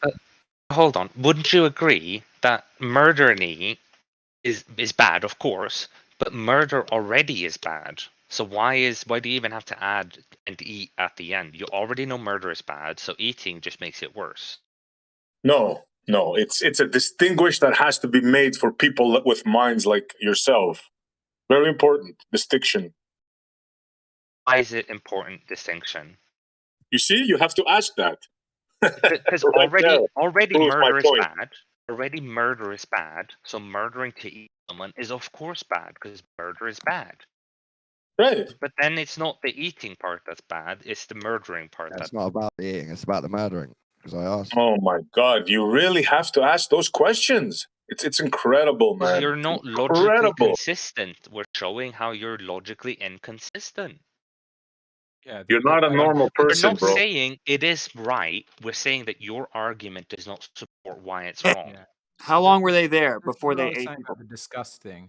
There's also these other questions which I've run them before people in this room as well, and then you get the same results where Jonathan Haidt asked people about, like, just to summarize, like a sex act with a chicken that you're going to eat yourself, and is that wrong? And he asked people this in the city, in the country, and their disgust impulse was tracked perfectly with conservatism. But what you're demonstrating now is the same thing that happens where it's definitely wrong, but justification isn't able to be, or for whatever reason isn't given. Hey, how long were they there before they ate the humans? Several I weeks. want to say, Yeah, I was going to say Okay, they because were lost. you can fast for like 40 days easy. So for me, I still wouldn't eat the humans. I mean, whatever. So you die. It does depend on the I would have environment. though. immediately left. Didn't, They I just think. sat there and died. waited for weeks before they finally decided to eat the humans. Yeah, I would have left. I would have tried to I'm get on an back. abandoned island. I would leave. Hey, buddy, that's how they That's got a back, good right? argument. Are you saying They're stuck in the Andes? Died in the snow. They were in the Andes Mountains and they left. They walked Right. back. Right, So but my the point it is, has to do with or something. It wasn't. yeah, like they could have walked back the big first day, old right? Yeah, it has to do with sound mind and morals. It doesn't have to do with like the extreme cases where someone goes crazy and is not thinking clearly. Like Exactly. you can lose your My mind. answer is still yes, it's immoral. You guys are Yeah, giving into it. I I agree. understand his argument. I understand it's immoral though, because if you're moral, you're like, okay, well, I don't have any food, so I do know that it's going to turn into me having to do something crazy. We should leave. And there's no argument against it because that's ended up what they did. They ate the people, got some energy, and then left. Maybe as soon as they wrecked, when they had their energy, they should have left with their snacks right then, and they would have been fine. But instead, they sat there, got all scared, right? And then they ate humans. I would never eat humans. I would die first. I know that you would eat the human, but I wouldn't. I think it's morally wrong. I would walk away and try to make it. You can fast for 40 days easy. Yeah. So no, eating humans are never right. I wouldn't eat the human. Where you got the morals from? What's up? Here's the Why thing. is it morally I wrong? wouldn't Why eat is the it morally human. But I wouldn't be not eating the human because it's immoral to do so. I do it for other reasons. Well, I know you guys won't agree with my answer, and that's why I haven't said it, okay? But the reason that I think it's morally wrong is because humans have spirits. So, yeah, when they die, maybe they don't, but they did, right? Humans, living men and women, are a special part of creation. They're objectively different than all the other things that are here. You can say they're not, but you just sound stupid and psychopathic. They are. They have a spirit. They have a soul. I'm not eating animals a don't. human being. No, animals don't have the same type of soul and spirit that humans have. That's right. And if you think you're an animal, that explains your degeneracy.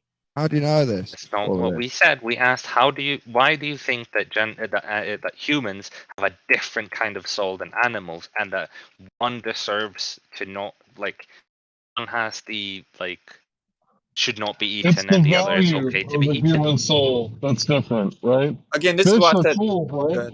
I wouldn't abuse a fish or any other type of animal, right? They're cool, but they don't have the same kind of value as a human being does. And that's what's wrong with you people. You guys don't understand, hold on. You guys don't understand the meaning and value of human life. That's your How do problem. you quantify value? Well, not the same way that degenerates do. And so this is why I said I didn't answer the question. Saying how you don't do it is Dude, not buddy, how you interrupt how a you lot, do it. dude. Everyone that You didn't talks, ask you my interrupt. Really question. bad at Everyone answering that talks, you questions. interrupt. Really You bad. didn't answer my question. I was I talking. asked, I'm how talking. do you quantify? Dude, do you not see how immature you are? How do you quantify He value? doesn't. And then you Dummy, said, you no, keep the way doing that, you do man. it. Let other people talk, bro. Yeah, you have no self-awareness, man. So I prefaced for people like you, I said the reason I didn't answer my question is because you're going to disagree and freak out and act like I'm trying to debate you about it, and I'm not. Okay? But the answer for me is that humans are special. I'm not going to eat them. They have a spirit. It's like, would you eat a fetus? If a baby died and was stillborn, would you think it's morally acceptable to eat it? See, we just It has disagree nothing to do. fundamentally. So it's not immoral or moral. It is just there's a lot of other reasons why you wouldn't. But it's not immoral. Okay, well, see, that's what I'm saying. You just aren't there, right? Because you probably haven't even acknowledged that you have a spirit that's special. You probably aren't even aware of your own spirit. So that's You why I can't said this even is not a debate quantify conversation. special. This is a metaphysical understanding subject. That's why there's no reason to try to debate someone with some rigid intellectual parameters of I can get you, because you have to acknowledge a metaphysical importance of the spirit. So what if I told you that eating a baby might increase your own spirit, and that's why some people do it? Well, it doesn't actually increase your spirit. It gives you powers. It does. There's life force in the blood. But like, so what if I ate a baby and I could fly like Superman? I still wouldn't eat the baby. That makes it even more immoral. Some people If your motivation for eating the baby is some selfish, like self gain, then that's even more immoral. Why is it immoral? Because whenever you're willing to do something like that for selfish motivation, that's the epitome of evil. It's just like, oh well, you said no, but I want it. You said no, but I want it. Because that's selfish. You buying an RV, that's immoral because it's selfish, right? How is it selfish? Because you did it for yourself. Yeah, but I didn't hurt someone else to do it, man. You're not this degenerate is comparing buying shelter as eating a baby. What a fucking degenerate! No, just the actual fundamental part of it is wrong. I'm saying if you are going to hurt someone else, right? If hurting someone else is morally acceptable to you, as long as you get some type of gain out of it, that's the epitome of evil. But Witsit, this baby in question was dead, so you're not hurting it. It's already dead. Okay, well, what about its mom? Okay, let's say that you are its mom. You're sharing it with your decide mom. what to do with What it. about the creator? What about hurting the creator? The creator is the mom and dad. They created this baby. No, the creator made the mom and dad.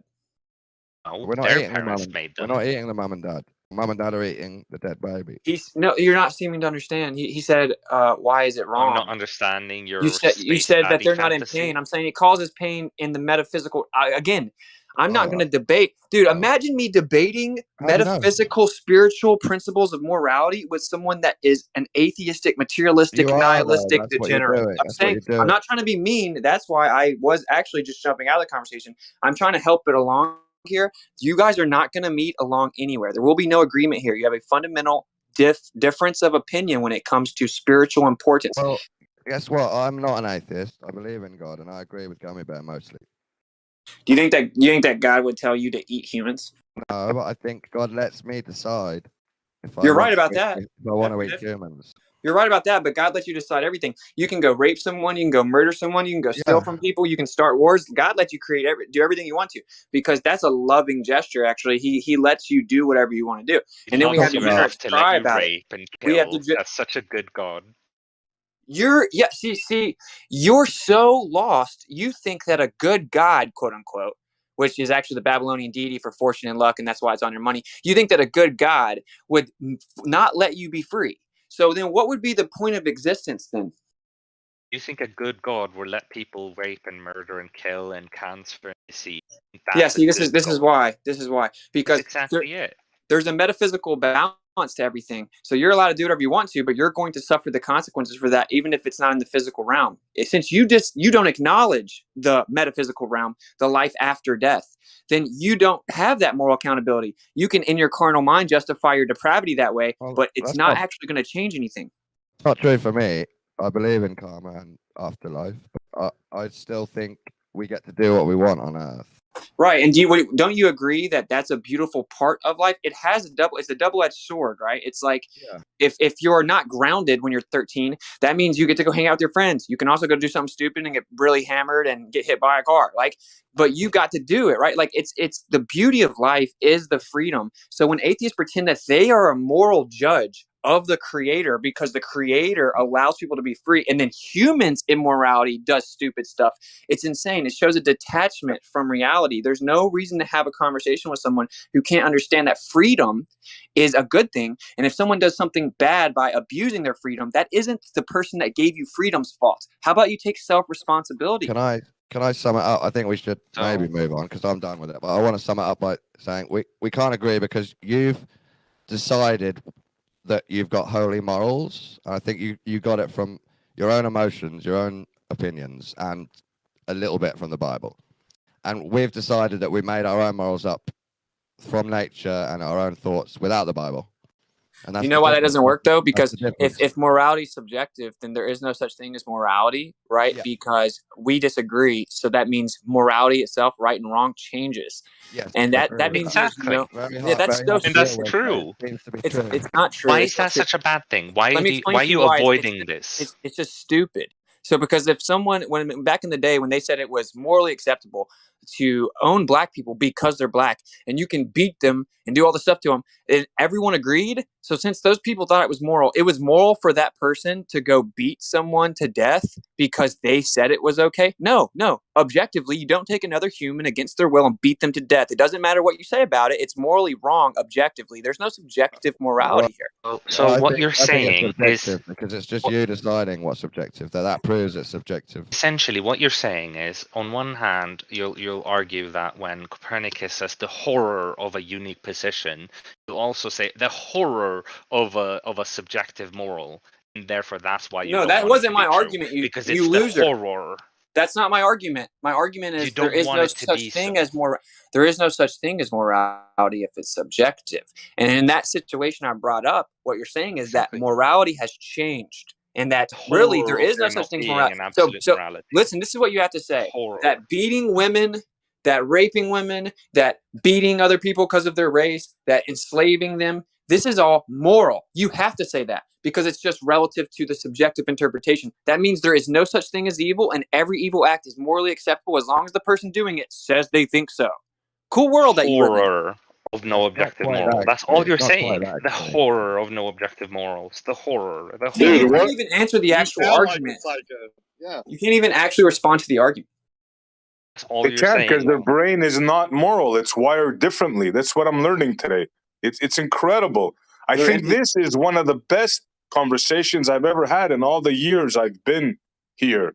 It shows what kind of caliber of people we're dealing with. Yeah, that's why they can justify. That's why they can justify calling the human fetus cell, so you can destroy that cell because it's not human. But then they introduce the fact that they're doing that because it would be immoral to kill a human. They don't believe in that. Like they even contradict themselves in their own morality. Yep, unbelievable. We are dealing with, I don't know what to say, but your minds are not right. It's very simple. Your minds are not right. I don't want to talk down to them, right? Because this is the truth. If you're talking down to them, it's going to be interpreted like you have appointed yourself a moral superiority, and there's never going to be a connection. No, that's how it sounds. I know that's how it sounds. I do have a moral superiority. Yes. Listen, bro. Yeah, but there's bro, can I explain myself? He agrees. Can I explain myself? Okay. So I'm trying to say you should want them to gain this awareness, right? If you think that this is what's morally important and that morals are important, you should want them to get to that understanding, right? That will never be achieved by just coming off as if you have a moral superiority. Right. I don't even disagree that if you decide not to murder babies, you actually are more moral than people that think it's cool to murder babies. But you're never going to reach them that way. That's all I'm saying. That's why I'm trying to explain this conversation has to be said a certain way or it will literally be completely futile. Like that. You understand human nature is like, are you saying you're better than me? Screw you. Right. So it's like I actually care about people. Like I want these people to realize that morals are important and that they have a spirit and that it's important and that they're powerful and that helping others is important. And that should be everyone's motivation, right? So it's like kind of try to walk the line, right? Like let the words speak for themselves. Yeah, but you said it yourself. They're not going to see it because of how they already think. We're not here to change them. We're just here to show other people our point of view and let them decide. I agree with that. I'm not talking down on anybody. I didn't mention anybody's name. I'm talking about you're never going to change someone who doesn't want to change. You can only point out as this guy Immoral. interrupts again. You just can't help yourself, huh? You call us three or four names. I agree with you, Rakia. Like, I agree with you that you're not going to change these people typically, certainly not in this environment. If we made a good point and they're like, oh, wow, that does make, they're not going to say it on here. So I agree with you to an extent. I'm just saying, like, I was getting caught up in it saying you're a psychopath and stuff. So I took a break from the conversation because I can tell that that's not going to be particularly fruitful, right? Because then it just increases the intensity of the conversation and then everyone's interrupting everyone. And it's like, dude, it's very simple stuff, right? You can't, if there's no morality, then that means that whatever you decide is okay. And that means we can't protect defenseless people. We can't protect babies. We can't protect women because I have no moral obligation to do so. I actually have no right to protect a woman from being raped because that's me assuming that my moral superiority overtakes that person's moral subjectivity where rape is okay. So it's a crazy world that we would live in if we adopted these people's worldviews. And that's the point they need to understand. They're philosophical. Yeah, but you're running too fast here, bro. You're equating two things here. The way you're talking is talking to normal people. These are not normal people. We're not trying to change these people. We're trying to expose these people, and the ones that are listening might have a chance to understand what kind of degenerates they're dealing with. Understand what we're doing here. Sure, but I'm saying just try to rock it with as much elegance as possible. That's all I'm saying. Yeah, it's kind of hard to do, but yeah. So I agree it's not easy to do. People are talking about killing babies and raping women. I agree it's not easy to do. But, yeah. Earlier, when I asked why is this thing wrong, I asked multiple different things. Why is this thing wrong? The answers I go, it just is. Why don't you believe me? It just is. You don't have to ask that. By you asking that, Gummy. You forcibly take away someone You're else's. clearly making up a story. Let me finish my statement. No one That's said not that. you, And Rakia. we've You complain about explained people why it's interrupting wrong. you, and now you're interrupting Yeah, me. but you're Come on, lying.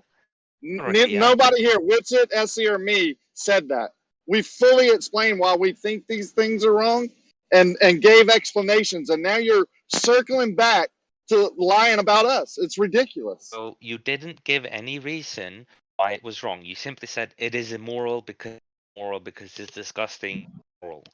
Now, when you say that you want to get us to agree with you, maybe saying it just is because it is isn't a good argument. Well, let me tell you what I said. I want you to agree with me. Sid said that. I'm not talking about you, Rakia. So did you guys hear me when I said that, well, one thing that's wrong with it is because it's disgusting and you're going to need a proctologist after you do something like that with your brother. So I don't know. Is that not a reason? Do you know what a proctologist is? He even listed it as a reason. He said it was disgusting. What's the proctologist? It's a butt doctor. Oh, I guarantee you know, Dawn. So hang on, wait. Your argument is you might have to visit a butt doctor, so that means it's disgusting. Yeah, there's rips and tears. I don't think it's natural. There might be rips and tears. There's rips and tears because a vagina is built different. Hold on, bro. Listen to what I'm saying. A vagina is built different. They're incredibly durable and elastic, and they lube themselves up. And that's not what a man's isn't made for crawling through bushes. Why are you talking through him, Don? Why are you talking through him? Hold on, hey, Don, we'll give you a crawling through bushes. Did that guy just say your butthole's made for crawling through bushes? Oh, sorry. I got ahead of myself. I'm saying our body isn't designed for everything, but we still do stuff with it, right? That it's not designed for.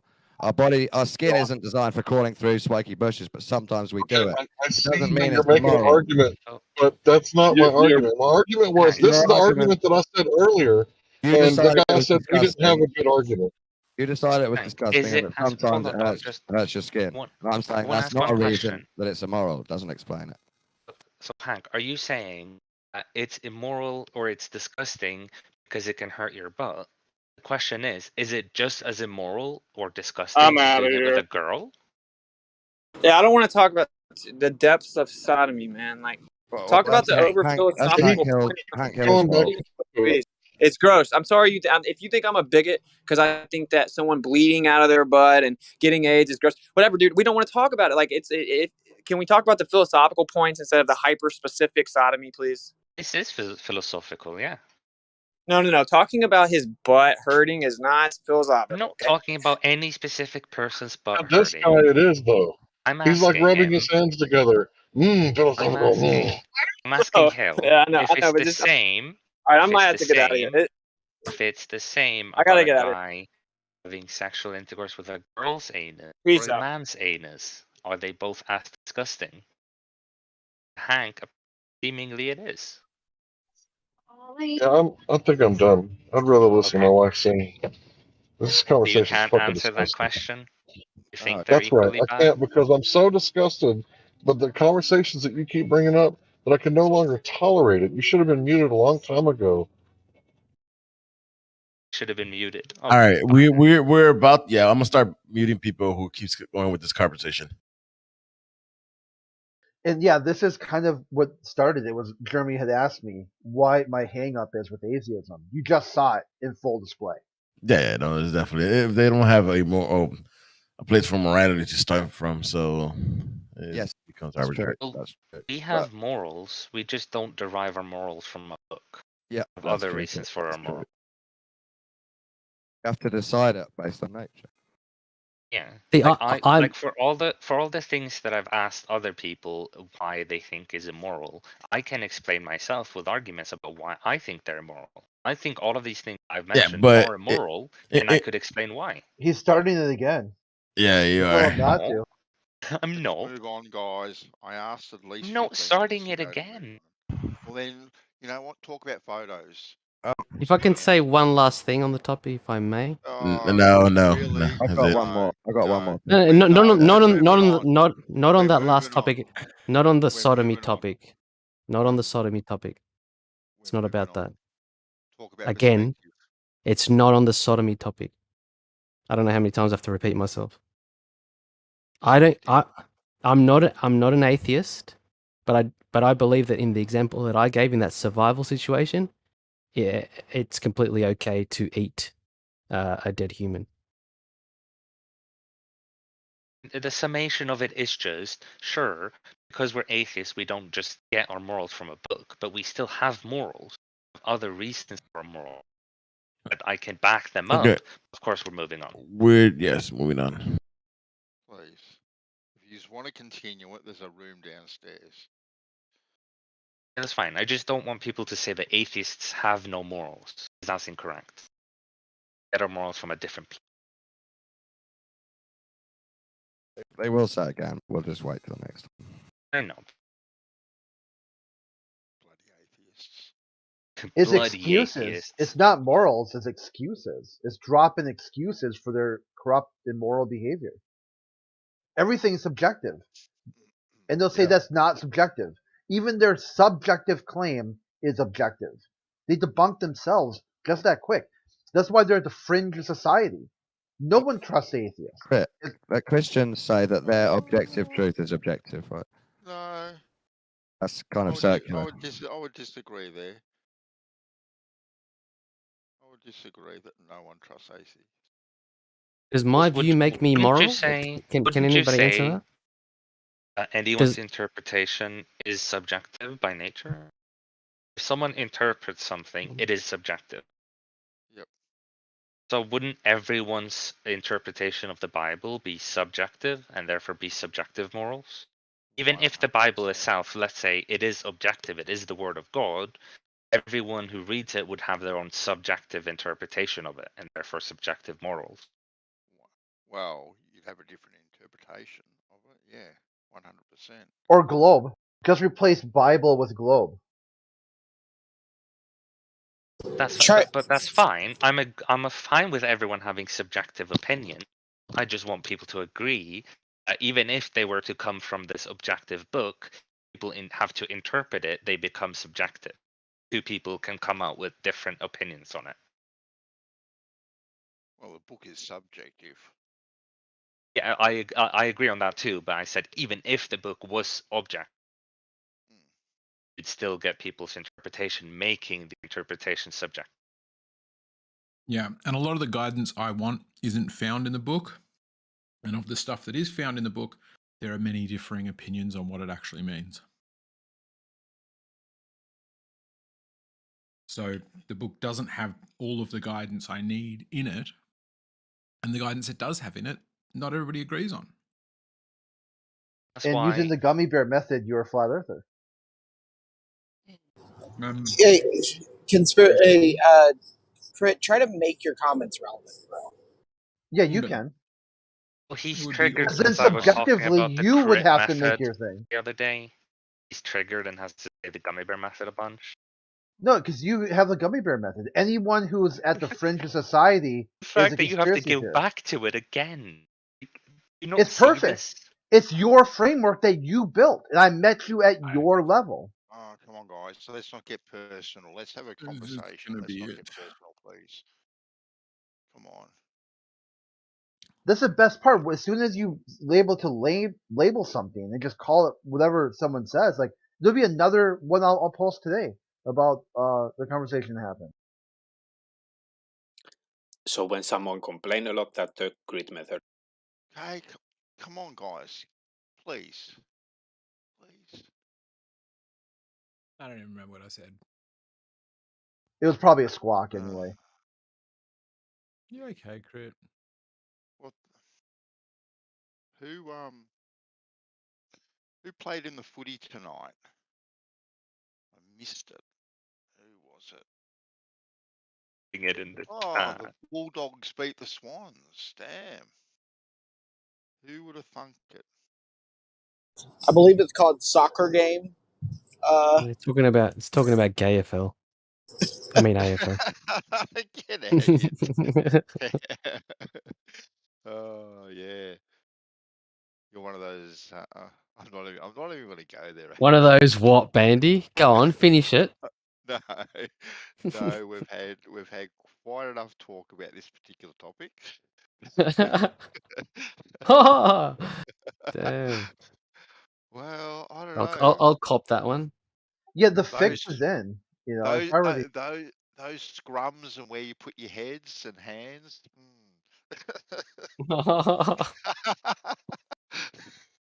Oh jeez. I thought we were moving on, you know. Yeah, as per... exactly. Yeah.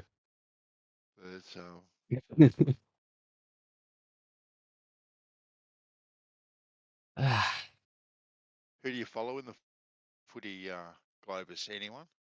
Sharkies. Finally, Aussies and Americans have got something in common. They both talk about a game called football that doesn't involve a foot. What? What? It actually does involve a foot, however, it may not be as It's like 80% carrying the ball. Yeah, but it involves foot. Yeah. You said it doesn't. All right, I'll give you that it involves more foot than American football does. I was gonna say we're at about 5 to 7% involving a foot in the American version. And tie it back in with Coriolis, that Tyson said the field goal, foot kick, proves that the Earth is rotating. I watched a It game sure of does. Gridiron. I watched a game of Gridiron once, and it was by far the most boring game I've ever watched. Oh my god, isn't it? Oh, the amount of timeouts that they have, and it's like pulling teeth. It really is. It is painful. Absolutely painful. It's a lot of fun if you have like friends you like being around, having conversation. You know, it's kind of like cricket in the sense that, you know, yeah, there are like very fun moments in it, but, you know, there are spaces between it where it's just kind of like, yeah, let's talk a little bit. Let's, you know, get a drink, all that kind of thing. You can't compare cricket to Gridiron. They're not even in the same ballpark as far as entertainment value is concerned. No pun intended.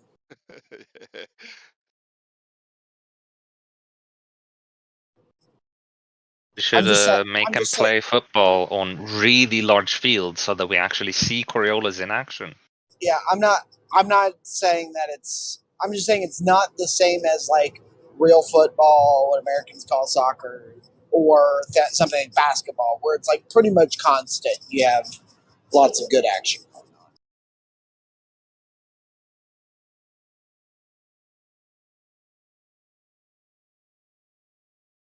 Actually, the best thing about the Gridiron have got to be the cheerleaders. Yeah, I'd have to agree with that. Yeah, especially in the college football. Oh my goodness gracious, what those cheerleaders can do. Oof.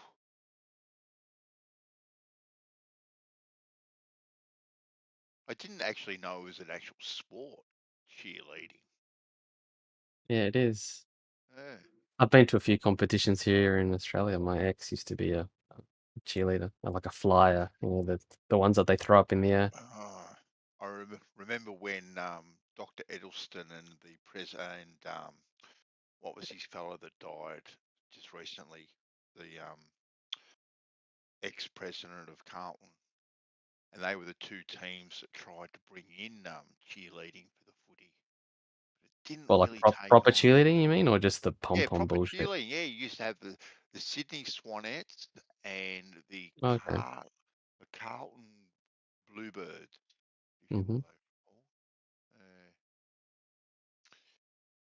Yes.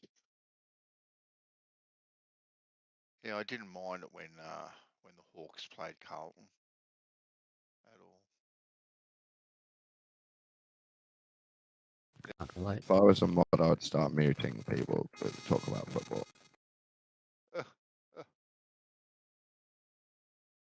I was hoping Marquia was still here so I could ask him if he got invited to do all the catering and music for at this University of Tennessee a bit. Are you just trying to stir shit, aren't you? Asking Yeah, Master. Yeah. Shit fight, like you'll get. Yeah, don't be causing shit fights, Feisty. Oh, it's not a shit fight. It's mostly just kind of like the match, watch it burn type of thing. No, well, it is causing a shit fight, so it's not a Well, very good quality. Actually, well, I didn't say I was going to, or I didn't do it. Number one, and number two, it's not a fight if I'm not fighting him about it. If I just like the match and watch it burn, it's not really a fight now, is it? It's poor form. And that is poor. Yes, I will agree with you that it's poor form.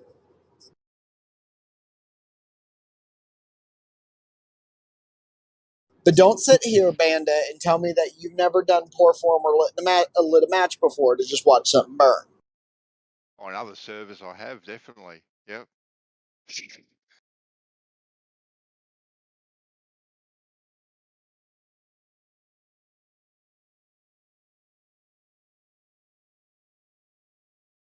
And don't tell me it can't be entertaining sometimes.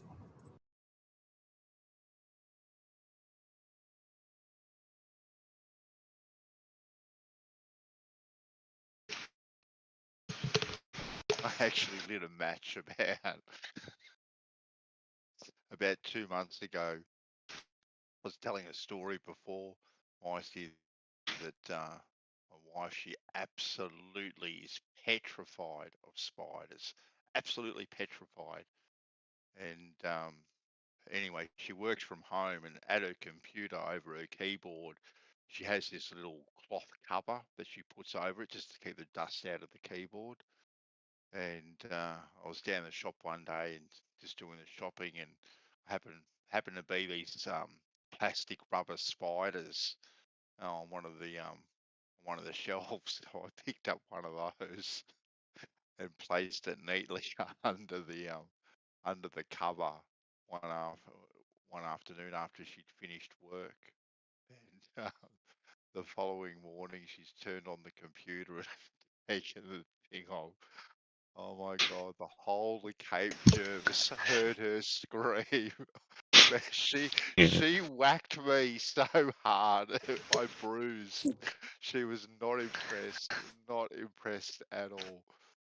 Oh my God, that was I mean, cruel. earlier It was actually cruel. Sorry, Gummy. earlier I was actually only trying to light a match, but it spread so fast that I was caught in it.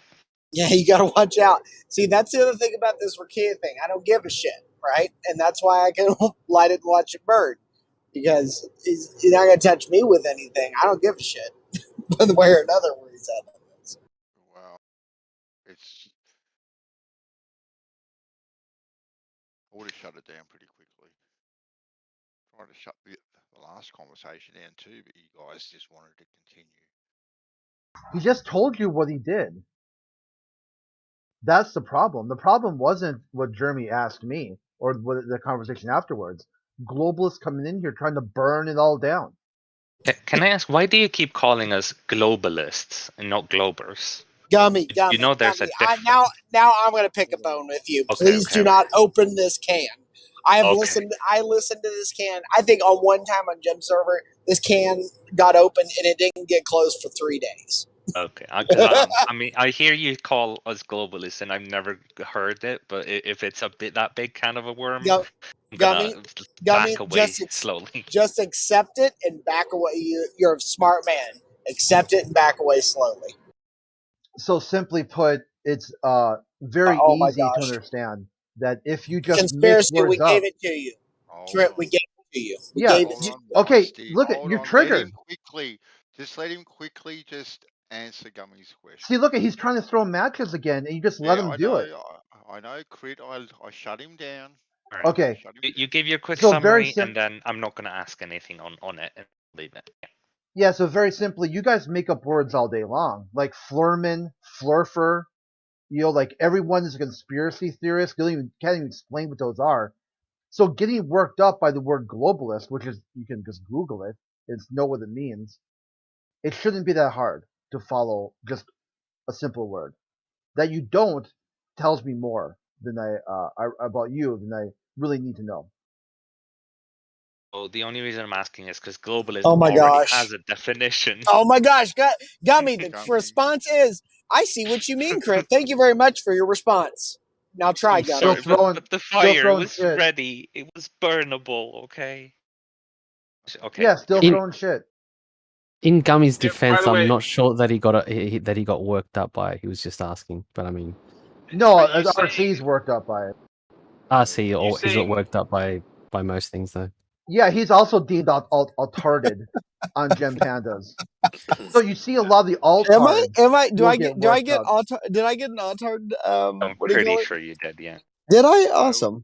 Well, the thing is, I'm gonna anyone go who check. asks questions to Flat Earthers becomes an Artard, and I have asked questions, but I didn't know that I had the altard. Let me go check. So RC, do you have any? Was he gone? He's just gone to Gems. he went to just check in Jumps if he has the Artard role or not. You just have to leave the server to do that. That's what's even dumb.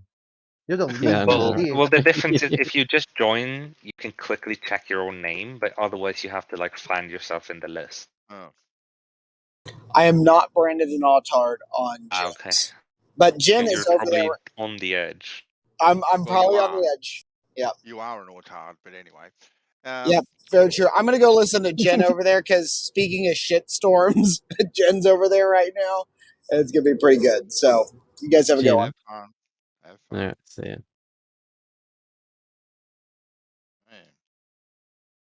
He's spoiling for a fight. I've given Yeah. up on talking to Jen at this point.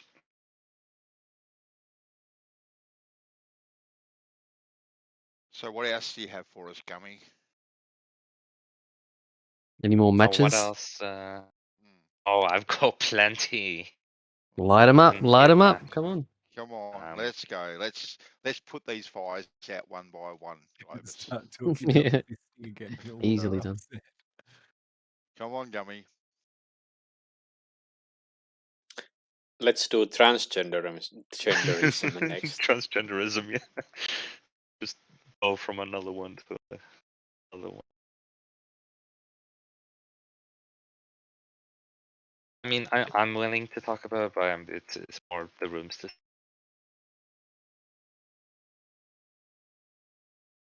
The thing is, the more like I guess extreme you would call it, or like what's the word for when a topic is controversial? I guess is the word. The more controversial topics are usually the most fun to talk about, in my opinion. Everyone agrees, but yeah. Fine. Pick one. Let's see how it goes. Well, I mean, Laurie brought up transgenderism. Well, I don't really know what else to talk about. It's pretty straightforward. Well, it's not really what you know about. It's more, do we agree on it? which I probably believe we don't. And do I agree on it? We For agree me, on it, no, yeah. I don't agree with it for me, but that's for me. Well, when you say you don't agree with it, do you think it's not a thing? Or like... Oh, it's definitely a thing. 100% it's a thing. Okay, well, It's happening when I all the say time. it's a thing, do you think it's a thing in the sense that it's an actual physiological brain thing, or it's just a societal, some people make up like imaginary thing, right? Like, you know what I mean? I think it's a choice, Gummy. Okay. Like being gay. I think it's a choice. I don't think you are born gay. I don't think you are born transgender. I But think it even is if you're a born, choice. even if you're not born something, you can still grow into something without it being a choice. You know what I mean? Well, no, if you grow into it, it's still a choice. You don't just grow into it. All right. No, I'm pretty sure. It's not like a pair of shoes. You don't grow into you grow into a pair of shoes that are too big for you. Okay, so right? for example, one thing, when I was born, I had no attraction to females whatsoever. It wasn't until I got to puberty that I started feeling attraction to females. Uh-huh. So it's not like I was born with an attraction; it developed over time. Isn't that Vansor. possible for other kinds as well? It's a natural thing. It's what males and females were designed to do. When you say natural, what do you mean by that? Who, me or Gummy? Yeah. Well, you probably. Well, just that. Like that's how we procreate, isn't it? Well, So then, it is a natural. if we bring up, it is a It's a how we natural thing. It's how we Right. procreate. Yeah, I get that. Isn't it? Okay, so is sex? Hold on, is sex natural? only? Is sex only about procreation, though? Because I Well, would say for no. humans, A majority of for sex is not about procreation. For humans, no, it's not just about procreation. It is also too about enjoyment. There is both there. Well, Vansor, even for I've got a animals, you know question. that dolphins. Hopefully, there's both. Can I ask a question, Vansor? You know that some animals do the same just for pleasure. Don't Maybe some they animals do. will? I don't know. Yeah. Well, they do. It's been observed. Both the fact that you can observe homosexuality in nature, as well as self-pleasuring or like sex for without the purpose of procreation. You see both in nature on animals. Vansor, can I ask a question? Go for it. Do you believe that we have to choose to not be gay, or is that natural and it's just the choice to be gay? I think it's a choice to be gay. But you're not choosing to be straight. You're just naturally straight, and you haven't chosen to go against it. Is that right? You're breaking up, but I think I got it. No, I am just what I naturally am. Okay. Yeah. I am naturally heterosexual. So it's naturally everyone's naturally straight, and all gay people have chosen to go against that. Yep, 100%. Okay, that's kind of weird. I don't think it is you are born gay, right? Because I have gay friends, right? I have gay friends, right? I have lesbian friends, right? And these people, I've had this discussion with them, and they say they were born this way, to quote Gaga, right? They were born that way, right? Yet these same people, right, want to have children. My argument is, if you are born gay, then naturally, right, you can't procreate. So naturally, you can't have that desire to have children because you can't have them because you are born gay. Because you can't do it if you're having sex with the same sex. It can't naturally happen.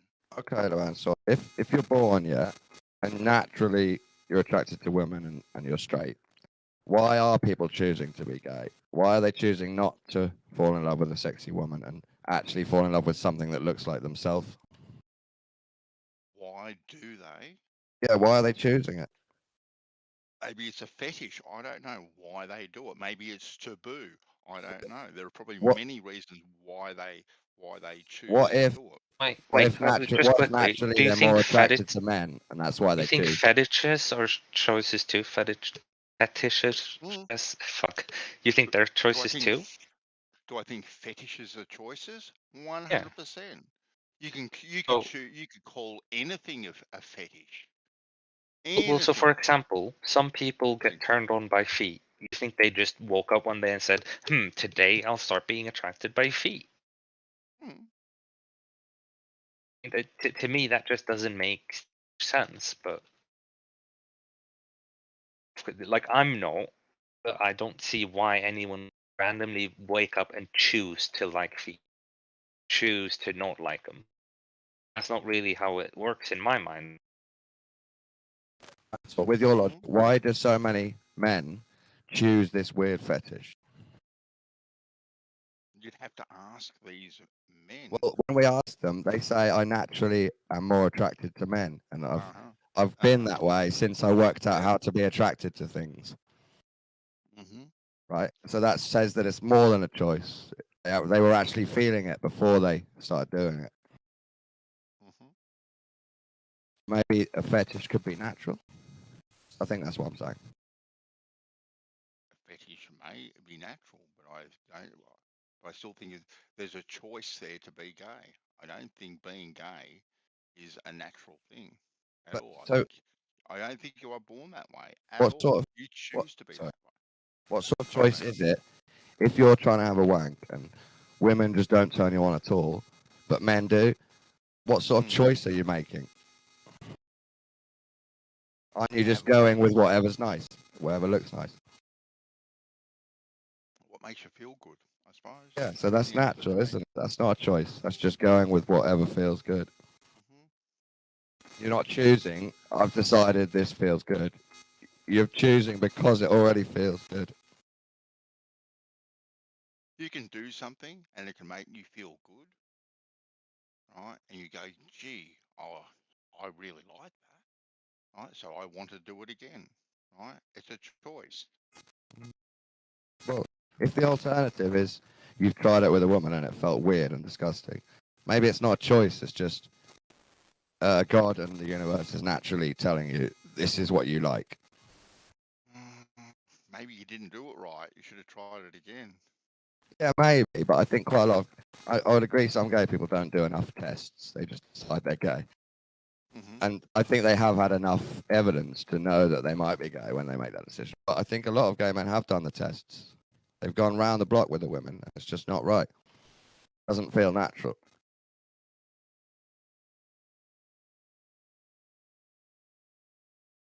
So just like a pig could be born with 3 eyes, some humans could be born fancying themselves in other beings.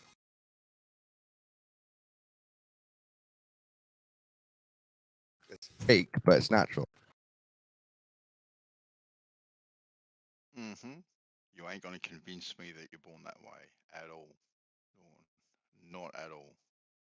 Let's say. But I'm fine. I am absolutely fine with people, right, taking that choice. Well, how would you convince me that you were born straight? You didn't just choose. It's natural. Because it's natural. Is it natural because most people are born straight? No, it's natural because that's how Just because it happens sometimes. That's why we have different genders to procreate. How do you know it's natural to be straight? What if most people are unnatural? It is natural to be straight because that's why there are genders, right? Is that the only reason why there's duality of the sexes and genders? Just to procreate? Or is it to bounce off each other and have unity between opposites? We have genders, right, to procreate, right? That's Not just because that is foremost the only reason, right? To no procreate. way. No way. Right? Yep. Right. Now the enjoyment part of it is secondary. That's secondary. Men are better at fighting. Women are better at raising babies. So that's another reason. Past procreating. Well, there's probably exceptions to those rules too. Yeah, that's exception. See? But on the whole, right, I would agree with you. Right?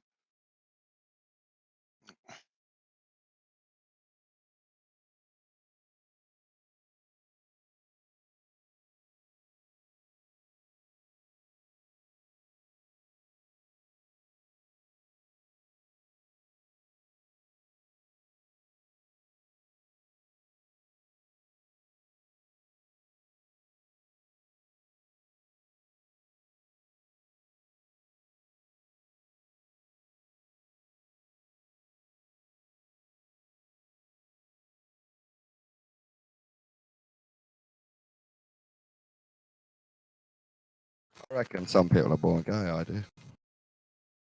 Fair enough. So by the time they get to 11, and their body starts to be attracted to stuff, it's already men. Look, I've got no problems with your beliefs whatsoever.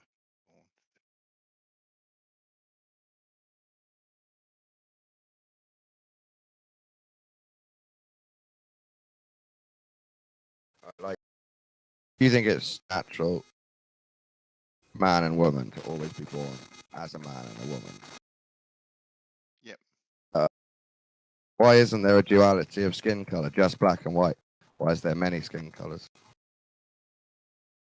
Why only duality of sex, not skin color?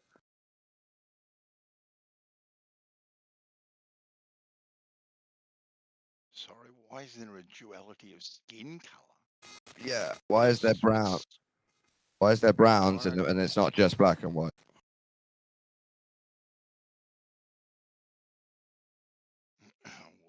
Well, there are some pretty dark people. Yeah. We have a duality of color. We have dark people and light people, but then there's loads of people in the middle. Mm-hmm. So maybe that's the same with sex, right? Or gender. Yeah, I don't think it's kind of even close, but myself. Well, they're both attributes of humans, right? So it's close in that way. In different regions and different environments.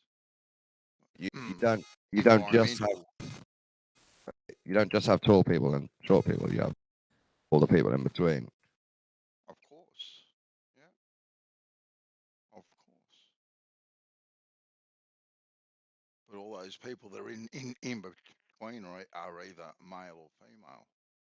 Too. You don't have in-betweeners. That's what I'm questioning. Like, If we find that there's loads of in-betweeners on other things, why not with sex? I just don't see it myself. I think it is a choice, and that's cool. Like we're all individuals. We are all given free will to do with what we want. And Let's say you're 12 and you've just worked out you fancy men, and women make you feel icky. Is that you choosing? Well, I don't think any 12-year-old really wakes up. No, but say he He notices that man looks cool. I'd like to be his friend. He notices, oh, that girl makes me feel funny because her hair's too long or something. Well, I think as male or female, you look at other male or females, right? Yeah, I'm talking about being attracted to them. Yeah, no, but I think you view someone, right, and you'll think they're cool, that you want to be like them. If you were more attracted to men and less attracted to women, is that a choice? It is a choice. Definitely. What are you choosing? Are you choosing to be attracted to the man, or are you choosing to go ahead with actions?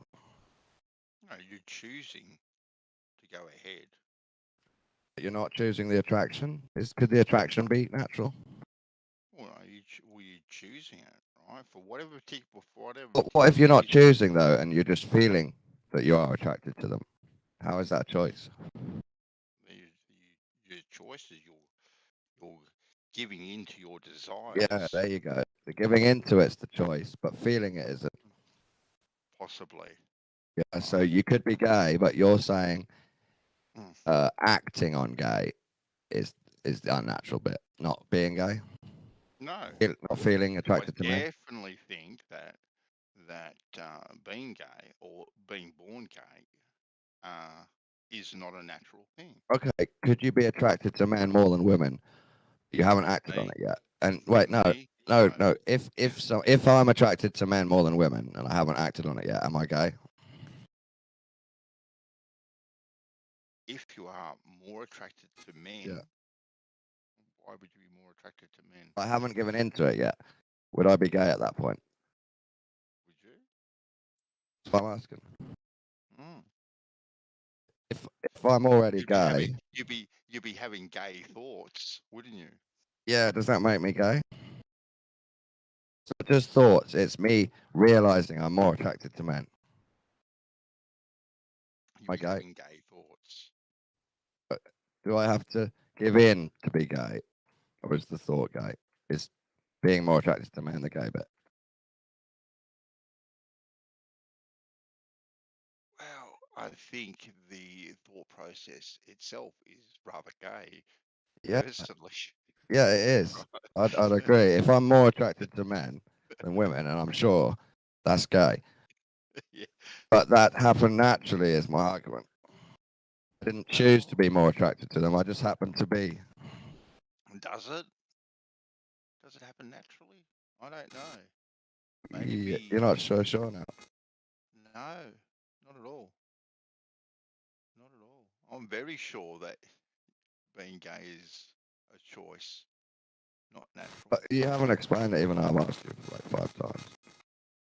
Probably not. I've told you why. If you're naturally It's born attracted to down. men, It's born down. It comes down to right.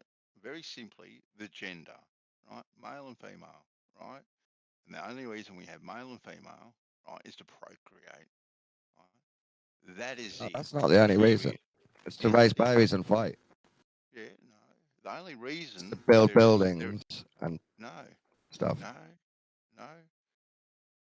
not at all. The only reason is to procreate. Imagine if men found a way to procreate by themselves and they had to raise the babies while fighting in the war and building buildings. Imagine what that would be like. Probably a lot of women would like that, give them some more time to crochet or knit or do whatever they want to do. It wouldn't work because we wouldn't have enough time. We wouldn't be good at both things.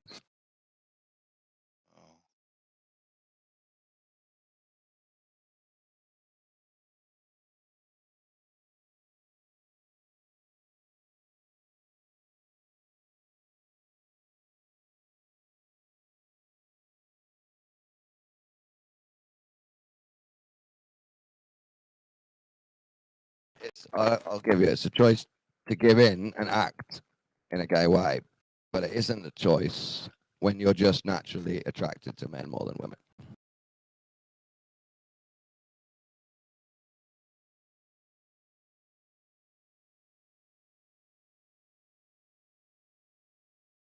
It's a choice to try not to be as attracted to men more than women. You're not choosing the attraction, that just happens naturally. You can have that view. That's fine.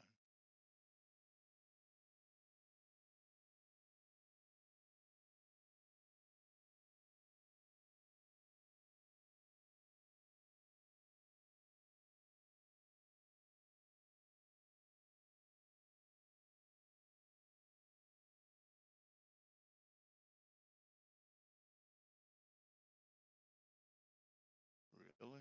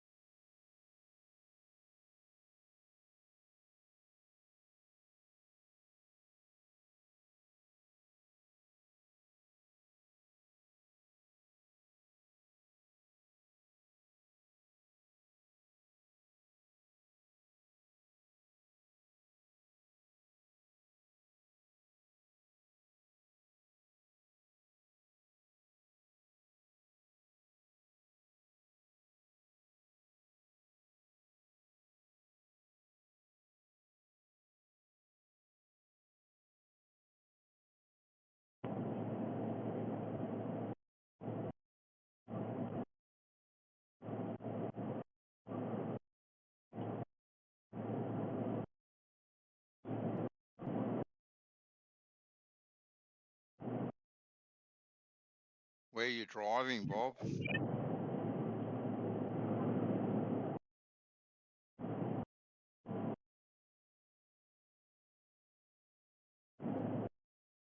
Yes, in fact, I am.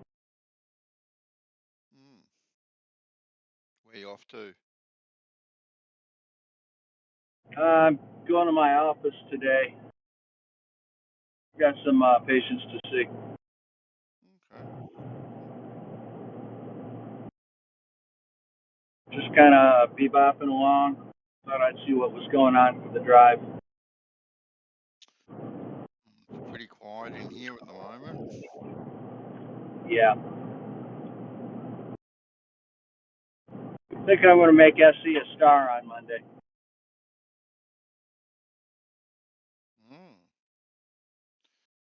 You having a chat with him, are you? I already did. Okay. I already did. I'm not really interested in debunking their crap. I'm just kind of looking at the way they approach it now. That's kind of what I do. So we'll just show the typical response. Oh, it is an interesting pastime you have, I must say. Yes, it is. I enjoy it. Looks like the weather's going to be better tonight. I may be able to get the telescope out. We shall see. It's kind of shitty right now. It's sleeting, but it's supposed to be nice later on today. So who do you think it really benefits, Bob, you doing these videos? Who do you think it actually benefits? Well, I think a lot of people enjoy looking at the psychological aspect of science denial. You think so? Oh yeah, yeah, I do. Okay, you don't think you're just catering for for your audience? You think you're doing it for the greater good, do you? Well, science and understanding is always the greater good. Wouldn't you agree? Depends how you go about it. Well, you know, the only people that don't like finding out the truth about things are people that are in conspiracies and science denial and such. They like to have their little narrative. Oh, I don't necessarily agree with some of your tactics, but that's just me.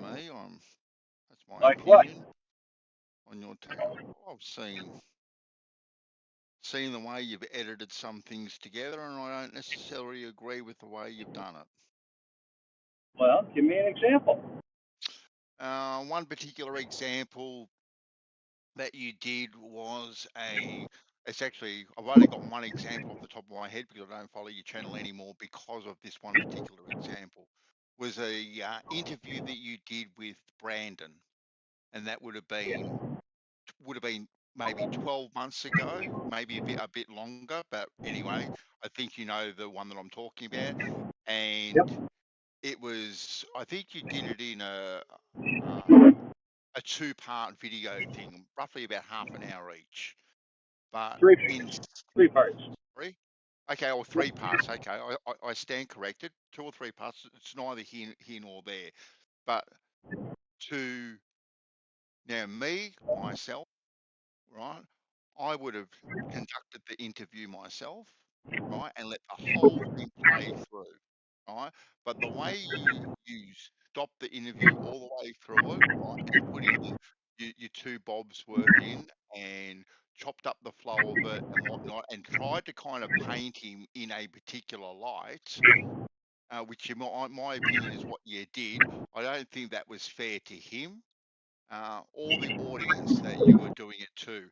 It was just trying to make someone look like a fool because you thought they were a fool, right, and paint them in a particular light instead of just playing the whole thing through from woe to go. Well, actually, that's not what I did at all. I had a very pleasant conversation with Brandon, And we went through the evidence of the black swan, and I said, okay, well, let's look at this. What do you think of this?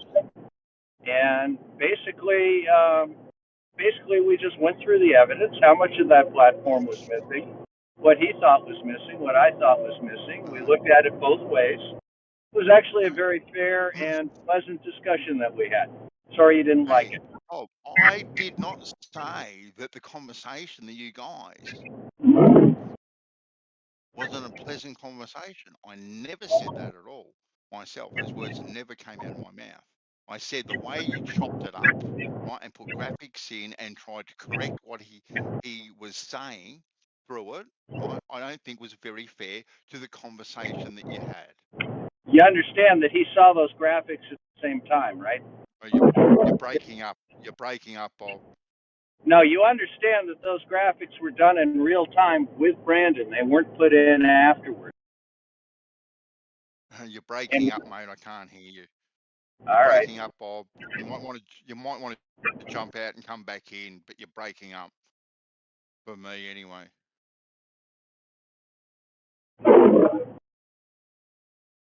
I'll just wait until I'm a little past this area. Let me know when you can hear me again. No, he is still robotic, mate. Still robotic. All right, give it a minute.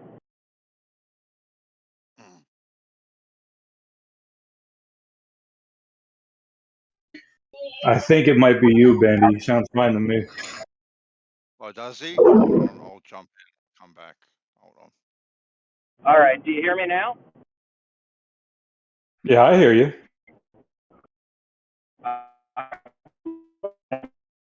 Oh, now you're roboting.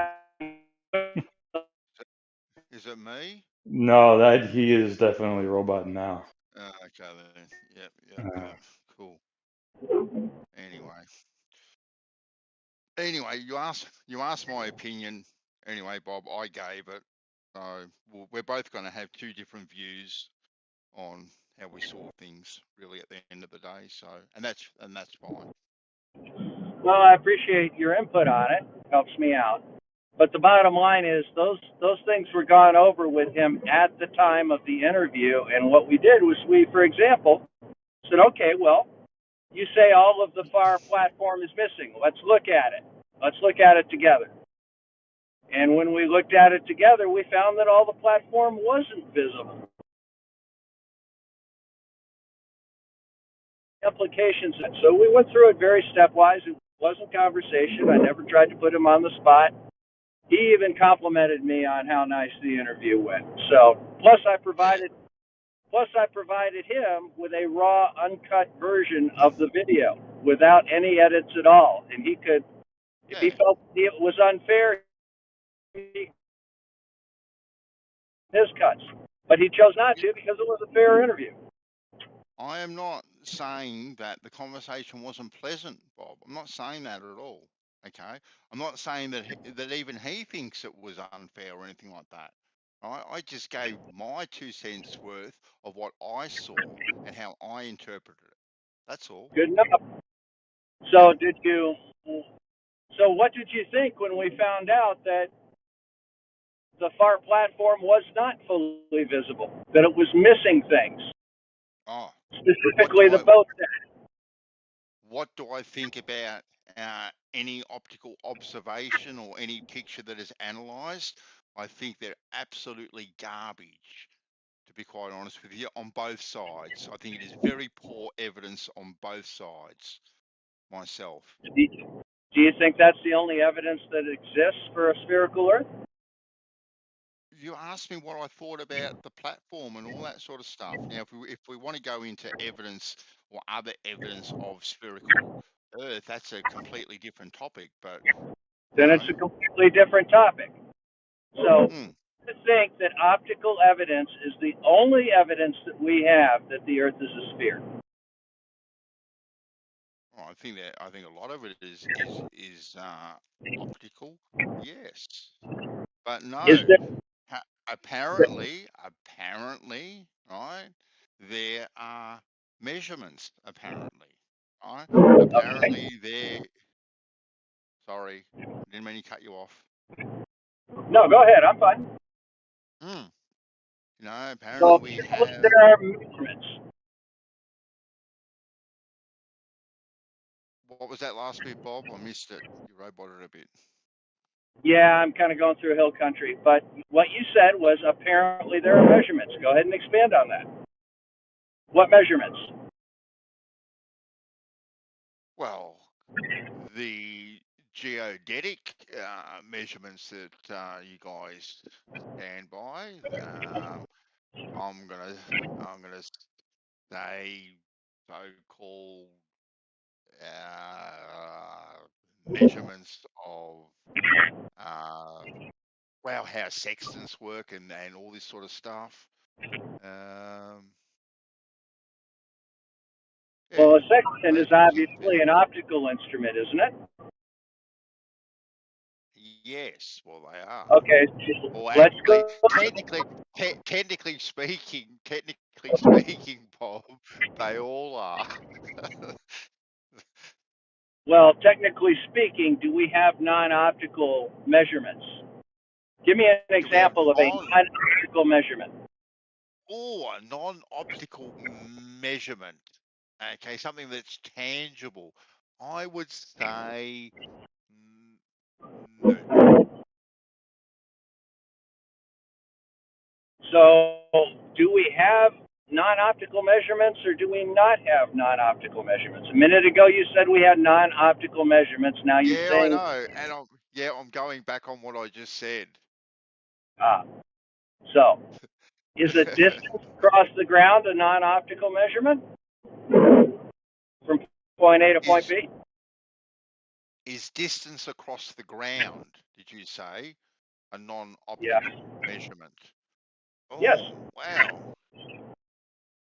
A distance across the ground. Well, we can measure these things, but these things will have a degree of tolerance in them, for sure. I agree. Yeah. So, what's another non-optical measurement that we have that demonstrates the sphere? Oh, non-optical. Oh, damn! You've got me stumped there. I'm gonna say none.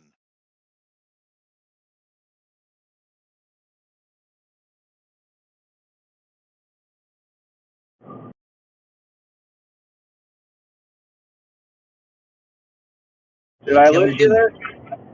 No, I said none. Okay. So, you're saying that Earth scientists have no way of physically measuring the Earth without using optical means. That's what your claim is. Oh no, that's what my answer is. Now you may be able to enlighten me on something else, and I'm gonna put it out there that you're gonna talk about maybe sonar waves or radio waves or something along these lines. Nope, not at all. Okay then. Well then, enlighten me. Is there a non-optical way that we have measured it? So, you obviously are not an Earth scientist, correct? You've never studied Earth science, you don't have a degree in it, you've never done research in it or anything like that, right? Oh, me? Am I a scientist? No, I'm not a Okay, scientist. so, all right, so you're not a scientist, yet you want to overturn all of science. Okay, that's a noble cause. However, if you're going to do I however, don't if want you're to going to do that, overturn all of science. Don't well, tell me I science want to says the Earth overturn is a all of sphere. science. All right. All of science says the Earth is a sphere. Do you have a problem with that? Don't be telling me I want to overturn all of science, because that is All an right. incorrect statement. Well, then let me rephrase it for you to make it fair. All of science says the Earth is a sphere. Are you trying to tell them they are wrong? I am saying that I disagree with them. Yes. So they're wrong. Okay, great. Well, I disagree with them. Yes. All right. So, even though you have no training in this, you disagree with the people that do have training in it. Now, when asked a very basic question, like what is the evidence that they put out? What is the non-optical measurements that Earth science has that says something about the shape of the Earth? You can't name a single one of them. So why So should I? Why should we believe you? I wanna Why should respond. you give any attention? Yeah, well, I want to respond to you. Why should I, myself, disregard my training, my teachers, my peers? Why should I disregard them? You've already indicated you don't have training in this, but you disagree with I'm not a those. scientist. I'm not a Correct. scientist. No, but Fine. my teachers and my peers, right, have different opinions in some of the things that you want to put out there that you say are fact. So Yet my you cannot experience, name. my experience, my Yet you profession, can't my name any of the peers, and evidence my we have. teachers. Sorry. Yet you can't name any of the evidence that we have. So how do you come to that Why would I conclusion? disregard? Why would I disregard my evidence that I Because have, you don't know. that my teachers and my peers have taught me and drummed into me over the years? Why should I disregard that, Bob? I don't think that you've done that. I don't think that you have done any study on the actual shape of the Earth because you don't know any of the evidence that we have that talks about the shape of the Earth. That's actually a sorry, research layman. That's actually appeal to authority. That's not really whether it's your friend because you're appealing to the people that's taught you, or the people that it's appeal to authority. Well, that's what he's trying to do. Yes. Yeah, exactly. I am citing actual researchers in the field, people that do this for a living. That's not an appeal to authority. An appeal to authority means they're a PhD, so therefore they're right. That's not what I'm saying. No, that's what he's saying. I know. That is an appeal to authority on his part, yes. No, you appeal to authority first, Bob, by saying that I deny all these scientists, right? I rebutted that by saying to you, well, why should I disregard my teachers and my peers and my fellow workmates? Why should I disregard any of the things that I've been taught?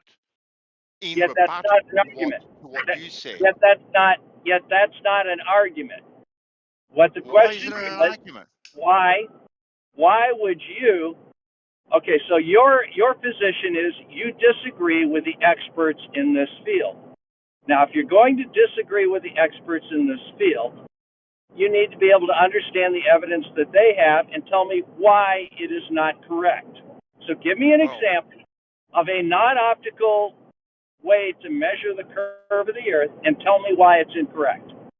The experts in my field, Bob. I don't care about your field. I'm caring about the field that is the current consensus of opinion. You say they are wrong. Give me an example where they are wrong on a non-optical measurement. Tell me what the measurement is and why it's wrong. I'm not appealing to any measurement, right? But okay. my field of expertise, right? My field of what my teachers were, my field of what my peers were, every single one of them will say that water is level and flat at rest at equilibrium. Every single one of them. And that there is no curvature in water whatsoever when at rest. See, now that's you've been shown curvature. Every single one of them will say that. Not one will deviate from that answer at all. All right, so making that case, now you're not appealing to authority. Now you're actually appealing to the evidence. Yep. So. Okay, so basically what you're saying is that you know more about this based on your personal experience than people that actually work with it. Okay, I got you. Because your opinion... I think I know a hell of a lot more about water than what you do, Bob. And so, how it behaves. So you are a self-described expert on this that says the actual experts are wrong. Okay, because your opinion is more has more value than their measurements. I got you. Well, I made a pretty damn good living over with it for 35 years, Bob. Living with what? That I made a your living. idea that the earth is flat? I made a living out of what water does and how it behaves. You made a living on the flat earth? I made a living of how water behaves, Bob. Really? So Yes. give me an example of how water behaves. Does the surface of water, hang on a second. Does the surface of water respond to the forces acting on it? Does the surface of water? Of course. Respond to the forces acting on it. Oh, of course it will. So if I blow wind across the surface of a lake, it would make sense that one side of the lake was a little higher than the other side of the lake because there is wind forcing water towards the downwind side of the lake. Would you agree with that? You don't have. I've already said that forces will change the properties of the surface of water when they're applied. So can you agree and with that me? pressure that is applied to the surface of the water will change its characteristics.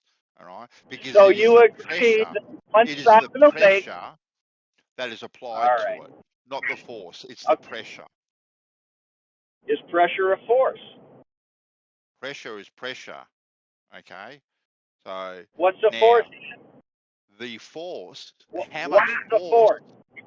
How much force that you put into that pressure will determine how much something moves. Okay, what's the difference between pressure and a force? Well, pressure is force over area. I know that. So what's the difference between pressure and a force? I said that there was a force acting on the surface of the water. You tell me I'm wrong. You say it's a pressure, not a force. What's the difference? The force is the energy. All right. What's the energy from? What's the energy from? Well, a lot of different things. Can be heat, can be mechanical, can be many, many different things. All right. Now, Bandy, let's not play games here, okay? I gave you a very specific example. Wind blowing across a lake. You have already agreed with me that one side of the lake will be higher than the other side of the lake due to the fact there is a force acting on that water. Where is the force coming from? No, I have agreed that there will be waves on the surface of that water. I haven't agreed that one side of that lake will actually be higher than the other side of the lake. I haven't agreed with that at all. But the properties of the surface of the water will definitely change. There'll be waves moving across it. But that water will always try to seek its equilibrium, right? That's what water does. It won't hold its shape whatsoever. It'll always try to return. You got a terrible line, Bob. Sorry, you got a terrible line.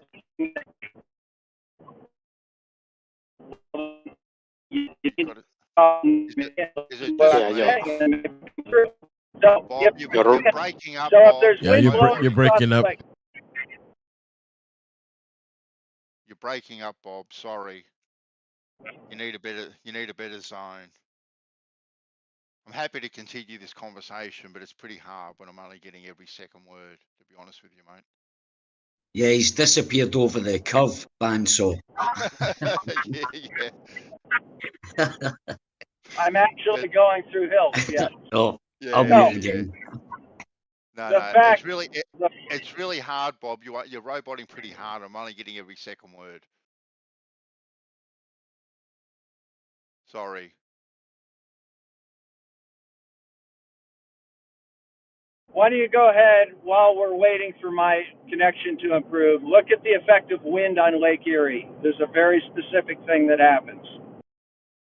E-R-I-E, Lake Erie. Wind. Look it up.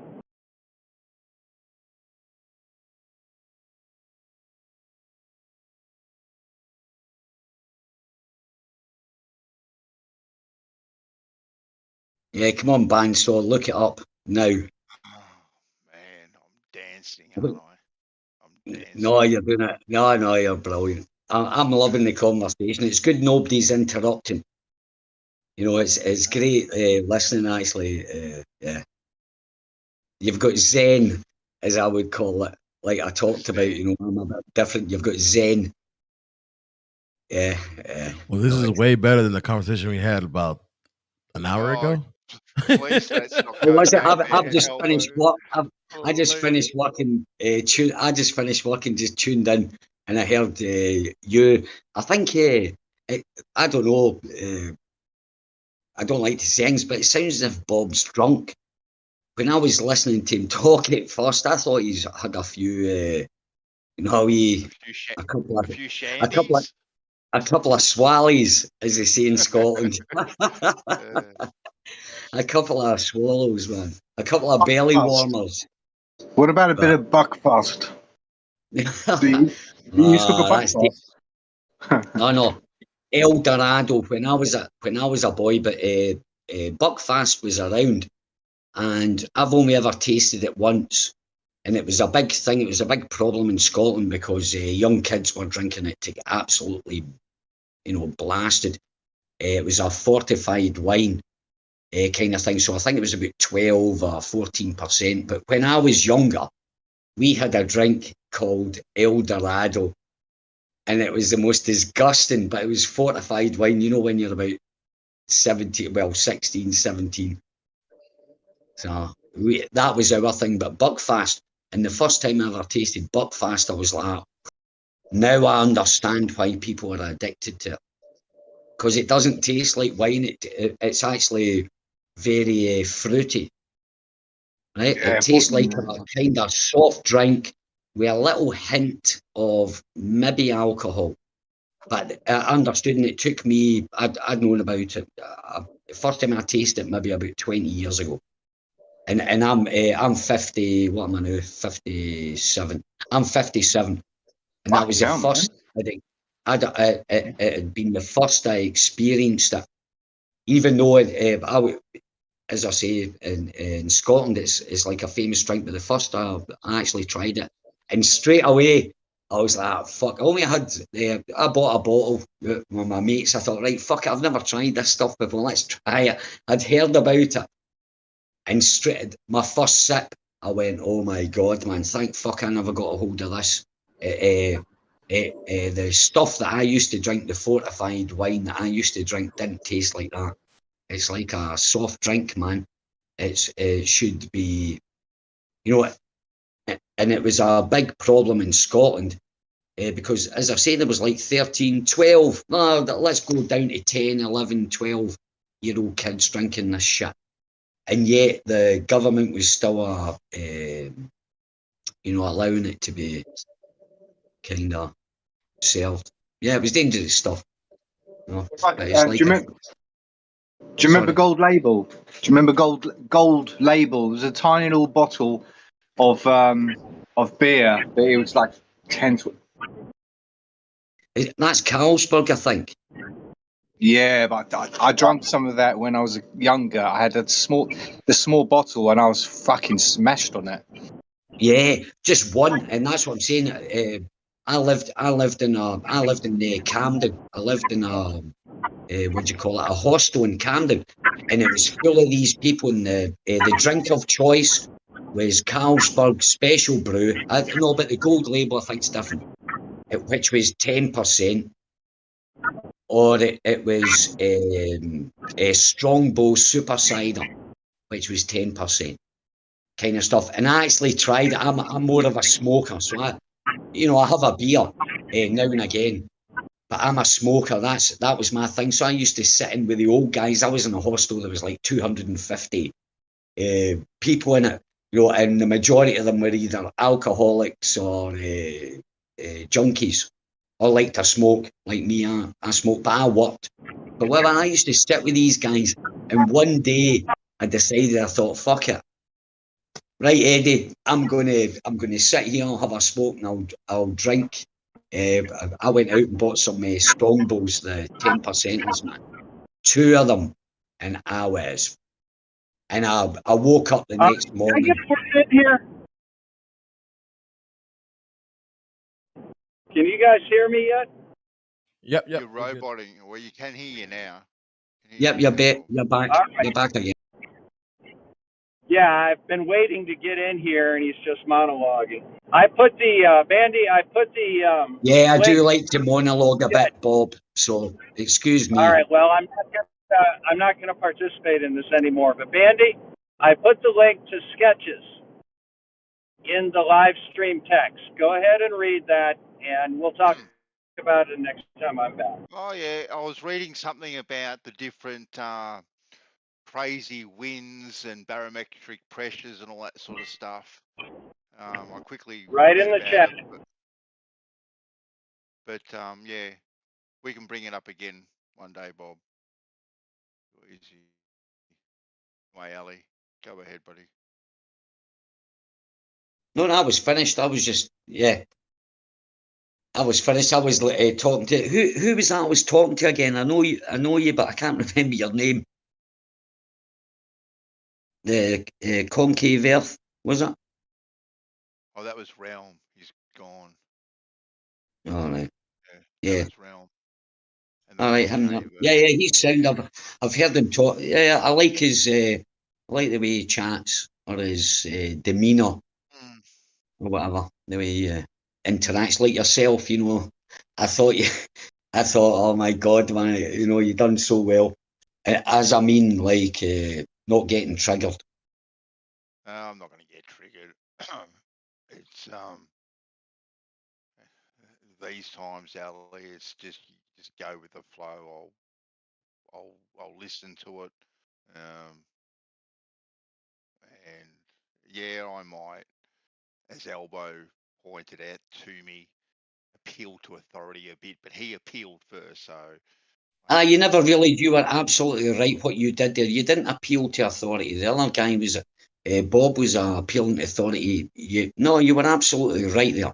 That wasn't you. Weren't appealing to any authority. You were just stating a fact that hey, should I fling away? You weren't appealing. Yeah, exactly. That's what I'm saying. So it wasn't an appeal to authority at all whatsoever. And I was sitting and listening to that. Sorry. Well, he kind of put it to me that I'm going to deny every single scientist and all that sort of stuff. It's just like, well, what do I have to deny? All my teachers, all my peers, all my work colleagues? Do I have to deny all them? Like, who am I going to believe at the end of the day? People that I haven't met, or people that I've been taught from or worked very closely with and respect? You know, the choice is pretty easy, really, if you think about it. Right. That's that. Because you just saying that reminded me of something. Because he was talking about scientists and science and that. Right. Well, do you know? Go and look at the absolute definition. There's no that's actually one of the words that they haven't changed or whoever decided what words mean or whatever or whatever thing.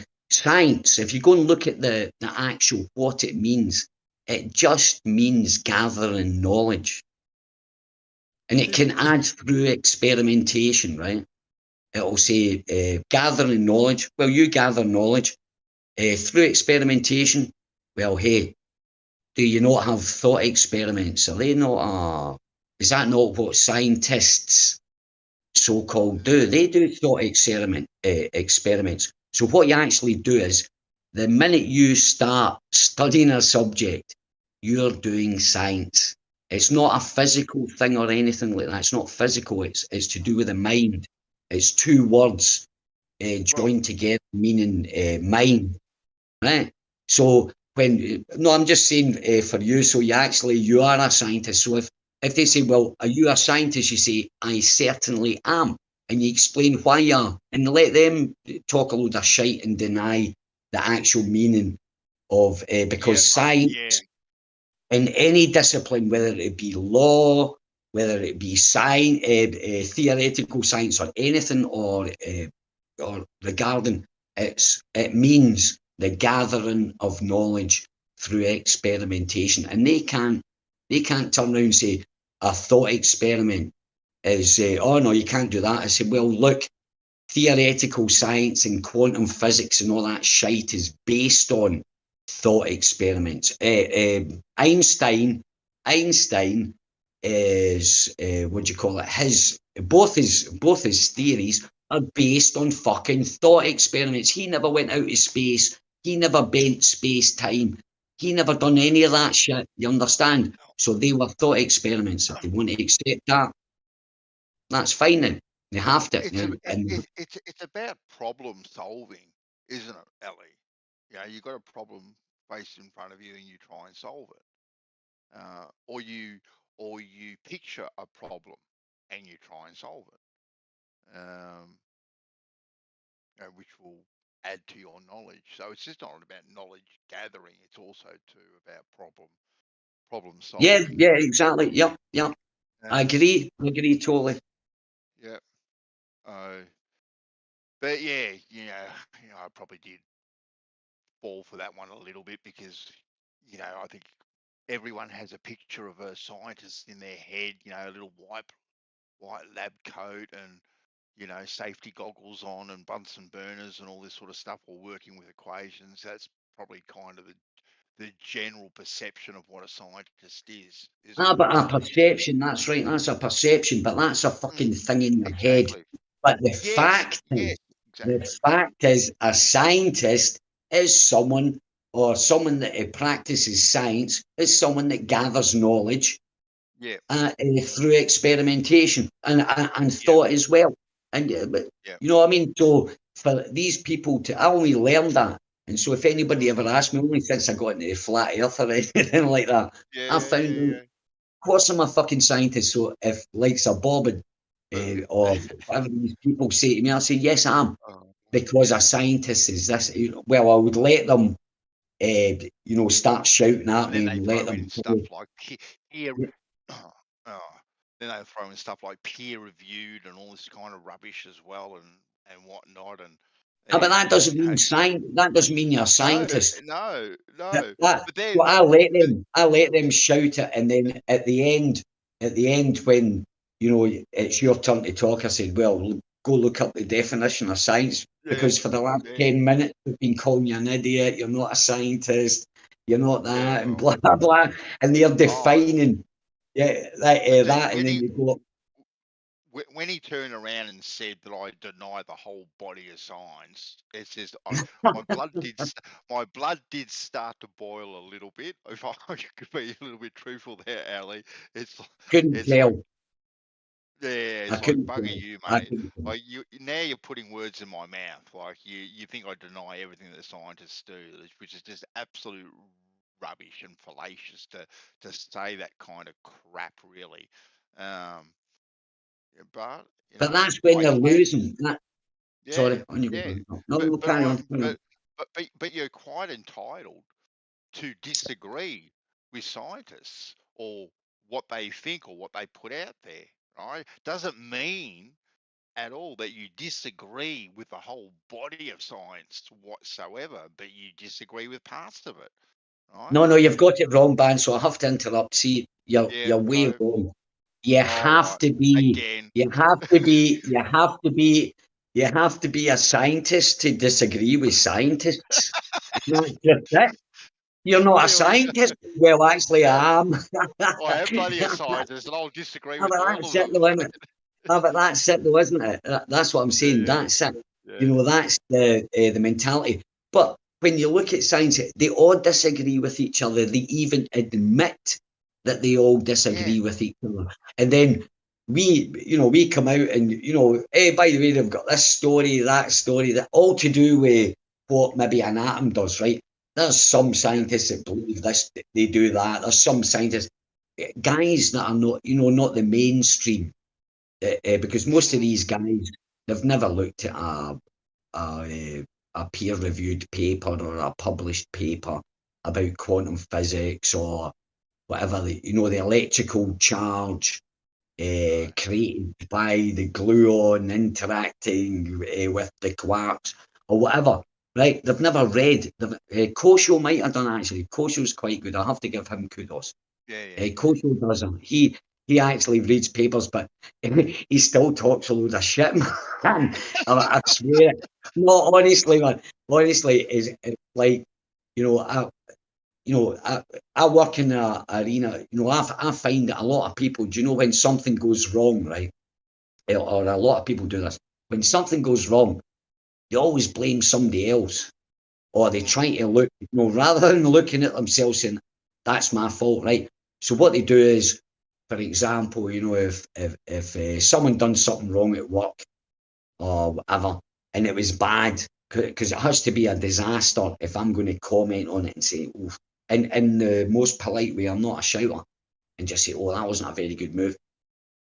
And then they'll turn it round, well, it was because of this, that, and that.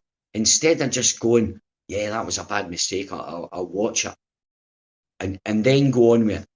It's like, that's what scientists do. They bring up loads of excuses.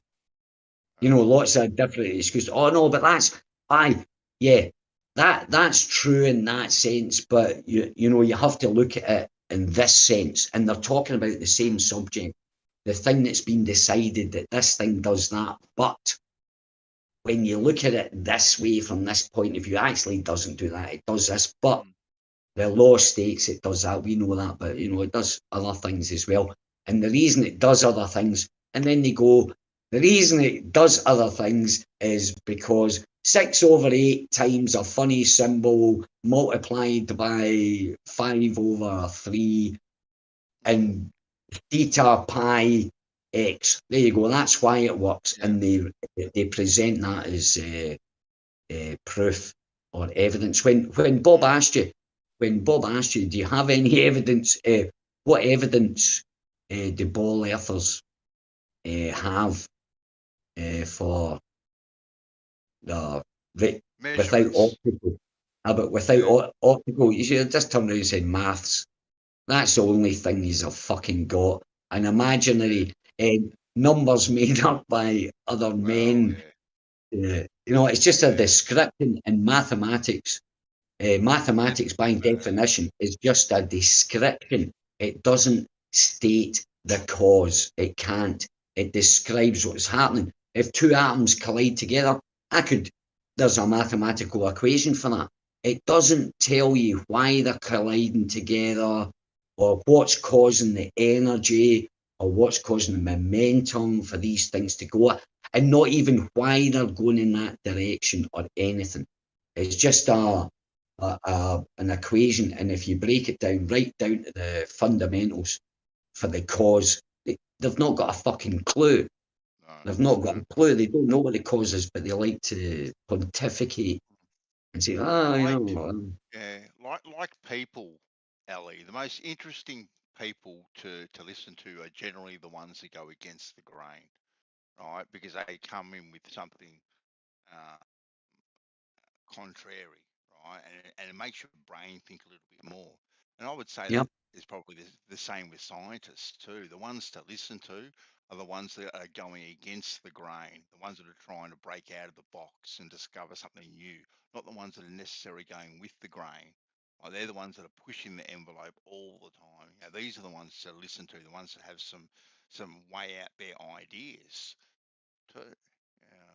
Would generally be the ones to you know, take note of, listen to. Now they may be pretty wacky and all that, just to get another side. Just to get the other side. If you don't agree with it, that's fine, but at least listen. And you know, it'll either support yours, support what you believe, or it might make you think different. It doesn't matter, but these people don't do it. Yeah, like superfluids were brought up a couple of weeks oh, ago. that was a great talk. That was a great. I was in on that. Yeah, I think Oh, Rakia, brought it up. Rakia, yeah. Brought it up and whatnot, and it's been spoken about a few times, and it was kind of poo-pooed by a few of the usual suspects because it hasn't been adopted by mainstream science. Well, hello, just because it hasn't been adopted by mainstream science doesn't make their theory or their idea any less valid because it hasn't been adopted. And then silly arguments like, well, now all of space is a superfluid, so now flat earthers are gonna accept that there is space because it's superfluid. It's just like the lengths that they take things sometimes to reinforce what they think, instead of just going with the flow, going with the conversation, instead of being so steadfast in, oh my god, Yeah, this is but going to break Bansko, the paradigm. I've got to say, flat earthers, not me included, because I never ever thought that space was fake. But there was so many videos in the beginning. Space is fake. Space is fake. It's not. It doesn't exist. And I was honestly, I got what do you call it? I got kicked off off of flat Earth channels. I got what do you call it? Suspected of being an agent because, and it's crazy, right? And this is what got me. I'm more open-minded than the majority of people. The majority of people that even, well, certainly the ball earthers, right? I'm way more open-minded than them, but I'm way more open-minded than the majority of flat earthers. I'm a flat earther, right? That group that or whatever. I've been whatever, because I took in the moon landings. I've satisfied my head. Yup, it was possible for them to get there or whatever, right? But also about space, as well. I'll always fucking believe in space. I never seen any problem with it. And then the superfluid talk started. You know, the amount of, it's so funny, man. It's so funny. It's like, you know, I've been doing this for 7 years, and for about fucking like 5 years of it, 5 years of that, of what do you call it? Not had the chance of a decent conversation with a flat earther, because I can't talk to ball earthers, right? About could there be a possibility about superfluids, man? I had that in my head. If people looked at the freezing temperature of all gases, think of gases that are that the Earth, as they say, scientifically proven, emits as it produces. It emits at the same, possibly the same rate. Well, that's another conversation. But the fact that they do that now, when these gases go into this, out of this atmosphere that we've got, it hits a certain temperature. And then if you look at, right, what temperature do gases not freeze, but say liquefy, go liquid, because not all gases freeze. And have a look at that temperature, and it's so close to the that temperature that they tell us it's out there. I'm thinking, you know, there's superfluid or whatever, or gases are forming this what do you call it? This cloud like fog sitting on a river over the flat plane, and then we bring in the magnetic field, some kind of spinning or some kind of a way of you know, this thing moving, maybe, you know, positively charged electrons or whatever. There has to be for that to happen, but you know, I've never really thought about it. But this thing, it's like a cloud. It's like a cloud that floats across the earth, and it spins in a certain direction. What do you call it? Spins in a certain direction, controlled by a magnetic field. You know how they say, see how I think, right? They say, oh, well, how could there be a magnetic field on say, for example, a flat plane? Well, imagine the source of that magnetic field was lower down, and that dome that it creates, because it creates a big donut apparently, right? It creates this kind of roundish, half spherical kind of thing with a vortex in the middle, according to them, right? What happens, right, if the source of that, because there has to be a source that emits the positive, negative, or whatever, right? Right? So you sink that down. So there's this protective electromagnetic field sitting like half a dome on top of this.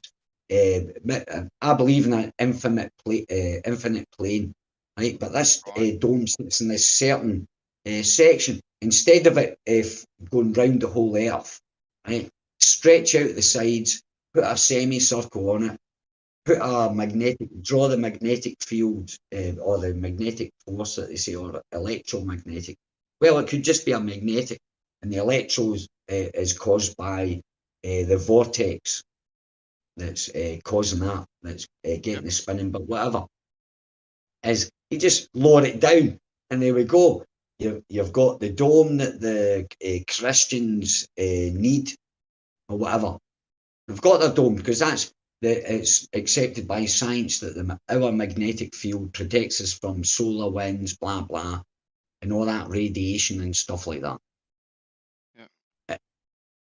I'm like you a bit, Ellie, when it comes to space. Like I'm a you know, I believe in space as far as like we look over our head and there's a sky up there. I haven't been convinced that there is a dome, because I asked flat No, me earthers, neither. right? Because I asked them, like, when you're talking about a dome, right, now we have this very distinct barrier, right? This very distinct barrier. Well, I want to see evidence of this barrier, right? I want to see physical evidence of this barrier. You know, don't just throw at me Operation Paperclip or that dog cam or whatever. To me, that's not physical evidence of it. No, but the magnetic field, which is not physical, can create the barrier. I'm not saying it's there. I'm just saying, but it's not a physical thing, because you know, if you want to accept the magnetic field around the Earth, you could sit that quite nicely, like a snow globe kind of thing. But it's not physical. It's electromagnetic, so it's like a magnetic shield kind of thing. It doesn't have to be physical, bandsaw. You know, so that you can't really. I kind of get that. Yeah, I kind of Yeah, get that. but But you I can't like the prove them. idea. Yeah, no. Yeah. But I actually like the idea that I'm toying with of the superfluid, right? And this is the barrier. Like there's a physical barrier here, of some sort that is somewhat permeable, but moves at the same time like a balloon over the earth. It's like there's a living kind of breathing thing. You know, depending on how much gas is there, it can expand, can contract, like just slightly. But this superfluid, which can naturally hold itself up, all right. That also too, could be the dome-like effect.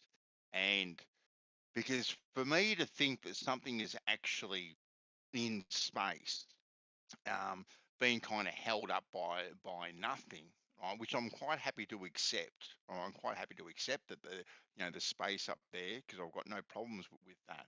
But the fact that there might be a superfluid, and now these stars are actually in this superfluid, some sort of sonar luminaries, so to speak, are in there, and their movement, their very distinct movement, you know, like clockwork, is governed and controlled by a magnetic field. That's kind of where I am now, really. Yeah, I'm kind of on that as well about that. There's some kind of, well, there has to be for my beliefs to hold true. It has to be up there that's spinning.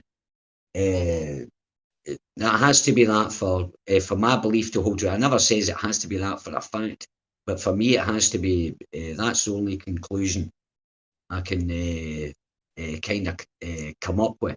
But yeah, we're kind of on the same page, definitely on the same page with that. Anyway, but I accept, as I say, and this is what I was talking about earlier on. These guys, how what we were talking about earlier on, how you said, you know, you can always, you like the scientist that says it different, because the fact is, you can go and listen to that guy and, you know, compare it to what you've been told, and it might, you know, make you think, oh well, wait a minute there, that's a fucking good point, and then go like that, and then that's what it was like. That's what happened to me. So, oh, that's a good point. And then I went back to the to watch lectures of the scientists, and it just fucking it literally the whole body of science got that so-called virus that's going about and fucking died, man. In my eyes, I thought, you motherfuckers have just been making shit up. And they always say, assume that you're at the centre of spinning disc, or assume that such and such is real. Well, for example, the very, very beginning, where the Big Bang was supposed to happen, the first assumption, even before, assume that the universe was a bubbling, boiling mass of particles, but it's still nothing. And if you can't get that concept in your head, you don't understand science. And that was the first presumption, right? The second presumption, because remember, Einstein wrote his theory before inflation. So he actually predicted a homogeneous universe. Right? So it was like everything was stationary. There was no expanding. There was no fucking galaxies zooming off at 5 million squillion miles. There was none of that shit. It was stationary. So when it happened, which was because what happened, the gravity was always an attractive force, right? So as it exploded, it had to slow down because of the matter, the mass of matter that preceded it. So we get slower and slower, and it would take a certain time. And at this moment, it's in equilibrium. So, you know, the stars, the planets are going round and round, but there's no more expansion. There's no more universe. There's nothing beyond what we can see. As that was his theory. You know what I mean? So it's like, and then you get told, but that proves the thing. It's not gravity, it's speed and fucking Newton and all that kind of crap. But the point was that he predicted that even after the what do you call it? That Jesuit priest fucking NLP'd him into thinking it was, you know, this Big Bang theory, right? But even that was before the expansion, you remember. The Big Bang was fine, right? But gravity pulled it back, right? So all the matter was in equilibrium, you know, let's go back to the Hermetic sciences kind of thing. This was going in perfect. It was clockwork. It wasn't expanding and galaxies weren't spinning faster over in that fucking area of the universe and all that shit. Right? It wasn't that. So when now they've come in, Hubble came out and said the redshift about, you know, when it that redshift, I still haven't, even when I look at it, if you look at the actual graph or the observations that he made through his what do you call it, when he wrote his paper about explaining that, you know, there's some galaxies that are flying away from us kind of thing. You go and have a look at this thing. It's all over the place, man. And remember, you know, because they say it is mechanical, so you would have a linear direction. If the graph that he did, right, you'd have a linear direction. There's from one corner up to it, and that's how it should be for us to be here. And he had, it was all over the place, man. And then what they did is they squeezed it in so it was maybe, you know, a little bit above the prediction line. This line that went straight through the XY, you know, the XY, the graph thing went straight through like 45 fucking degrees, right up to the corner, and there was dots splashed all over this. The original. Go and have a look at that, right? And he said that proved that the galaxies were moving away and stuff. But if you have a look at the one that they show you now, they're all nicely, tightly packed right next to the this line, the prediction line that that Hubble made. Man, it's a load of bollocks. It's a load of bollocks, and they bought into it, right? They bought into it because it sort of changed the standard model. They bought into it, and then I can guarantee you, they found out it's fucking totally wrong. And that is one of the most fundamental discoveries they've said, that these, now they would have to turn around and say, hey, by the way, guys, we were wrong. The galaxies behind, I mean, but they'd have to admit the whole fucking lot. Now imagine you've studied, you left school, you studied for 7 years extra, to get your degree in theoretical physics, your degree in theoretical physics, get your PhD, and you've invested all that time, all that money. You owe money, or your fucking parents are paid for you or whatever, but you owe a shitload of money or whatever. And you go through that, right? And then you come into your laboratory, you get your first funding, or you know, your sponsorship by some mad company that's asking you, you know, you join this group, and you suddenly find out that everything you is wrong, man. And right, so now you're faced with this big fucking question: what am I going to do? And the thing is, right, not only do you know you're wrong, these guys that you're working with that have been doing it for 20 years know that they're wrong as well. But they're still doing it, and they're still taking money.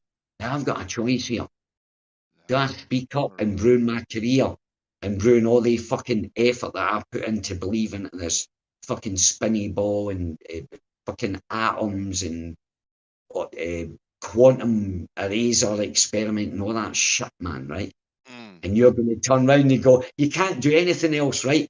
You can't go and say, hey, I'll cut your grass or whatever, because you don't know how to use a fucking lawnmower. You don't know how to use a lawnmower because you spent all the time at school getting taught about fucking fancy pantsy stuff. So that's what I'm saying. So for me, Banso, it's not without my realms of logic. Surely there's going to be people there that's going to take the bad decision and go, fuck it, I'm taking the money. This is shit. Look at these idiots anyway. They're fucking idiots. What would they know? I'm not doing any harm. They don't think they're doing any harm because they don't realise that it's the fucking public that's keen on their fucking money. They think they're getting sponsored off some corporation, but they're cheating. They're taking money off the public. It's the public's money they're using to find out this thing that they seem to want to find out. And I don't think it's fuck all to do with atoms and stuff like that. I think they're harvesting data for some other reason. The scientists think they're doing it for this reason, right? But I think there's maybe a higher up that's looking at, they've still got all the data, but they're looking for specific data about a specific thing and got fuck all to do with our reality as we know it.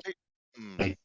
They're looking. For me, Ali, something you said before. You're a believer of the infinite plane, okay, and which also kind of is like the infinite universe. Like, the universe is always expanding into nothing. Like, I can't get my head around that whatsoever. To me, it doesn't seem logical. To me, there is always a start to something and there is always a finish to something. Right? There has to be. There's got to be a start and there's got to be a finish. It just can't, to me, right, my mind, my thought process cannot grasp something going on forever. now. Yeah, but I don't grasp that, Bandsaw. That's what I'm saying. When I say that, right, I can't imagine that in my head, right?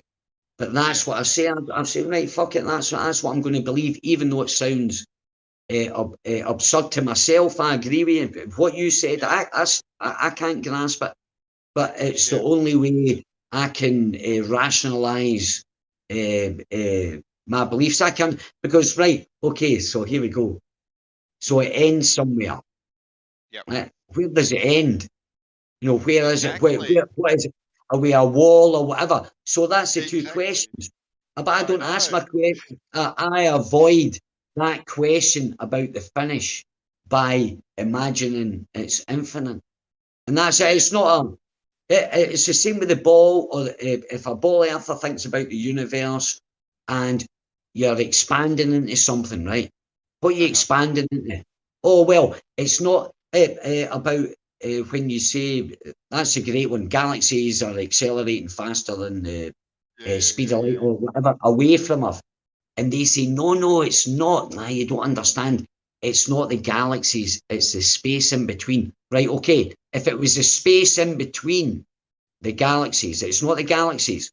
So you're taking the reading from a physical object, the galaxy, and you're telling me, so it doesn't matter. That's what you're not looking at the space expanding because you can't see it, right? So, and they're saying, well, no, it's not the space, it's expanding or going away or zooming off. The galaxies, it's the space in between. Right, okay. So that's space in between. But so if you looked at a galaxy, it wouldn't be moving then, right? Unless there's a lag. Unless there's a lag. Maybe space is expanding whatever faster than the speed of light, and the galaxies are maybe expanding at 500 miles an hour. Go accelerating away from us at 500 miles an hour. Still doesn't explain shit, man. How can you do that? And they use a loaf of bread. They use the raisins. This is what these theoretical physicists say. Right. Imagine you've got a loaf of bread with raisins in it.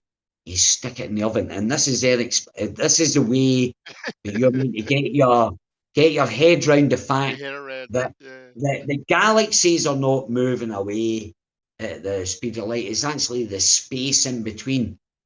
But they're looking at the galaxies, so how? And they're not moving. They can't because they're not moving, right? According to them, they're not speeding away at the speed of light. What speed are they doing then? Because the redshift is not to do with the space expanding. It's to do with certain objects that so-called Hubble was looking at galaxies, far off galaxies. He was taking the colours off it, the spectrum off it, whatever, and realised, right, so how are they saying then? They're saying, no, it's not the galaxies, but you're like, well, wait a minute. Hubble took the measurements saying it was the galaxies were expanding. But their explanation is because some inquisitive moron like myself or whatever asked that question, and they sat down and said, "Oh, for fuck's sake, man, how are you going? Right, what are we going to do with this one?" And they give an excuse, and that's an excuse. I know you're mistaken, and if you don't understand the fact that even though the galaxies are reading that they are moving away faster than the speed of light, they're not actually moving. See the thing that you're not observing and you could never see. That's the thing that's accelerating away at the speed of light. You're like, oh, come on, man. It's a lot of double speak. Yeah, and I don't bother myself with the start or the finish. I've got no idea what the start or the finish is, Ali. I don't bother myself with, okay, Neither do I. is it a nice bluestone wall? You know, I don't bother myself with that whatsoever because I'm never going to know. You're never going to know. No one's ever going to actually know where the start or the finish is. But what's in between the start and the finish? Well, yeah, I'm definitely interested in that sort of thing. Yeah, that's happening. Yeah, definitely. Outer ponds, all that sort of stuff. I'm all over that sort of that sort of thing. And Well, that's an interesting map. You've seen that map in the. It was sort of it was some map with the outer ponds. You've got the thing there. And it's I think it was a Japanese. Was it a Japanese? I can't remember who actually draw it, but it's an old map. Yeah. Is that what you were talking about there? Well, not necessarily that No. map itself, but definitely But ponds. Yeah, I'm into all that. That's over. what I mean. I'm all over Yeah. more lands, all right. And Yes. you know, to me, you know, there's talk about UFOs and stuff like that, coming from far away galaxies and all that sort of stuff. And Well, don't tell me you're going to say they come from the other ponds. well, look, when you actually see things, That's what I think, Banso. I've yeah, been saying that. That was my yeah, conclusion where aliens yeah. come from. Oh, fuck it. I think I'm definitely think they come from other lands and other ponds that we don't have access to, right? And when you see clips like UFOs that apparently the Germans were working on.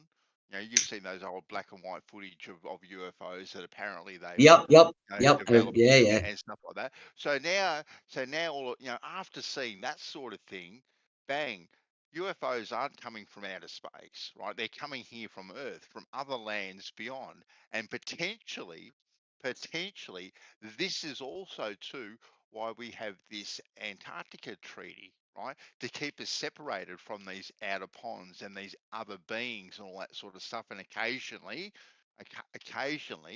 these paths cross. We go over there and they come over here, and occasionally some people do see them, but it is very occasionally. But yeah, I definitely think that is where Yeah, the I go with more land. Yep. UFOs and stuff are coming from. Definitely other land. And when you watch things, because people are always talking about um,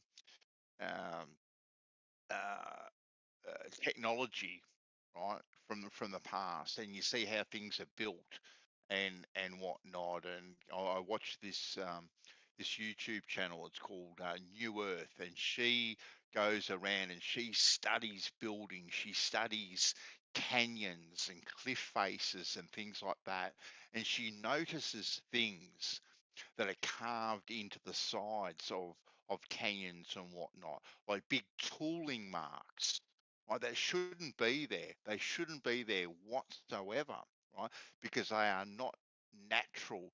They have a very geometric shape to them, a very geometric pattern to them that cannot be produced by Mother Nature whatsoever. They look definitely like tooling marks. Well, you think to yourself then, things go in cycles and all this sort of stuff. And maybe these people from these outer ponds that have this greater technology were once here, once upon a time. Okay, then, and now they've moved on to these other places for whatever reason. Did they mine things out? Did the place get beyond being livable for them, and they had to find other places to go, other places to migrate to? And over a period of time, the lands that we're on now, with the few people that were left behind, was able to revegetate itself, repopulate itself, and we are where we are now. That's kind of where I am with that sort of thing, Ellie. Yeah, that's kind of. Oh, yeah, man, it's like touching on loads of theories, and the beauty of it is, I know for a fact I ain't got a clue what reality is, but I have beliefs. I accept that what we're talking about or whatever I say is just a belief, and I ain't going to get emotional about it. You know what I mean? So I having a little bit of dig into the ballers mentality and some fly earthers as well, but. Yeah, that's interesting. I thought, right, because I've kind of been turned towards this. This is my kind of theory, and it fits in with the outer ponds, right?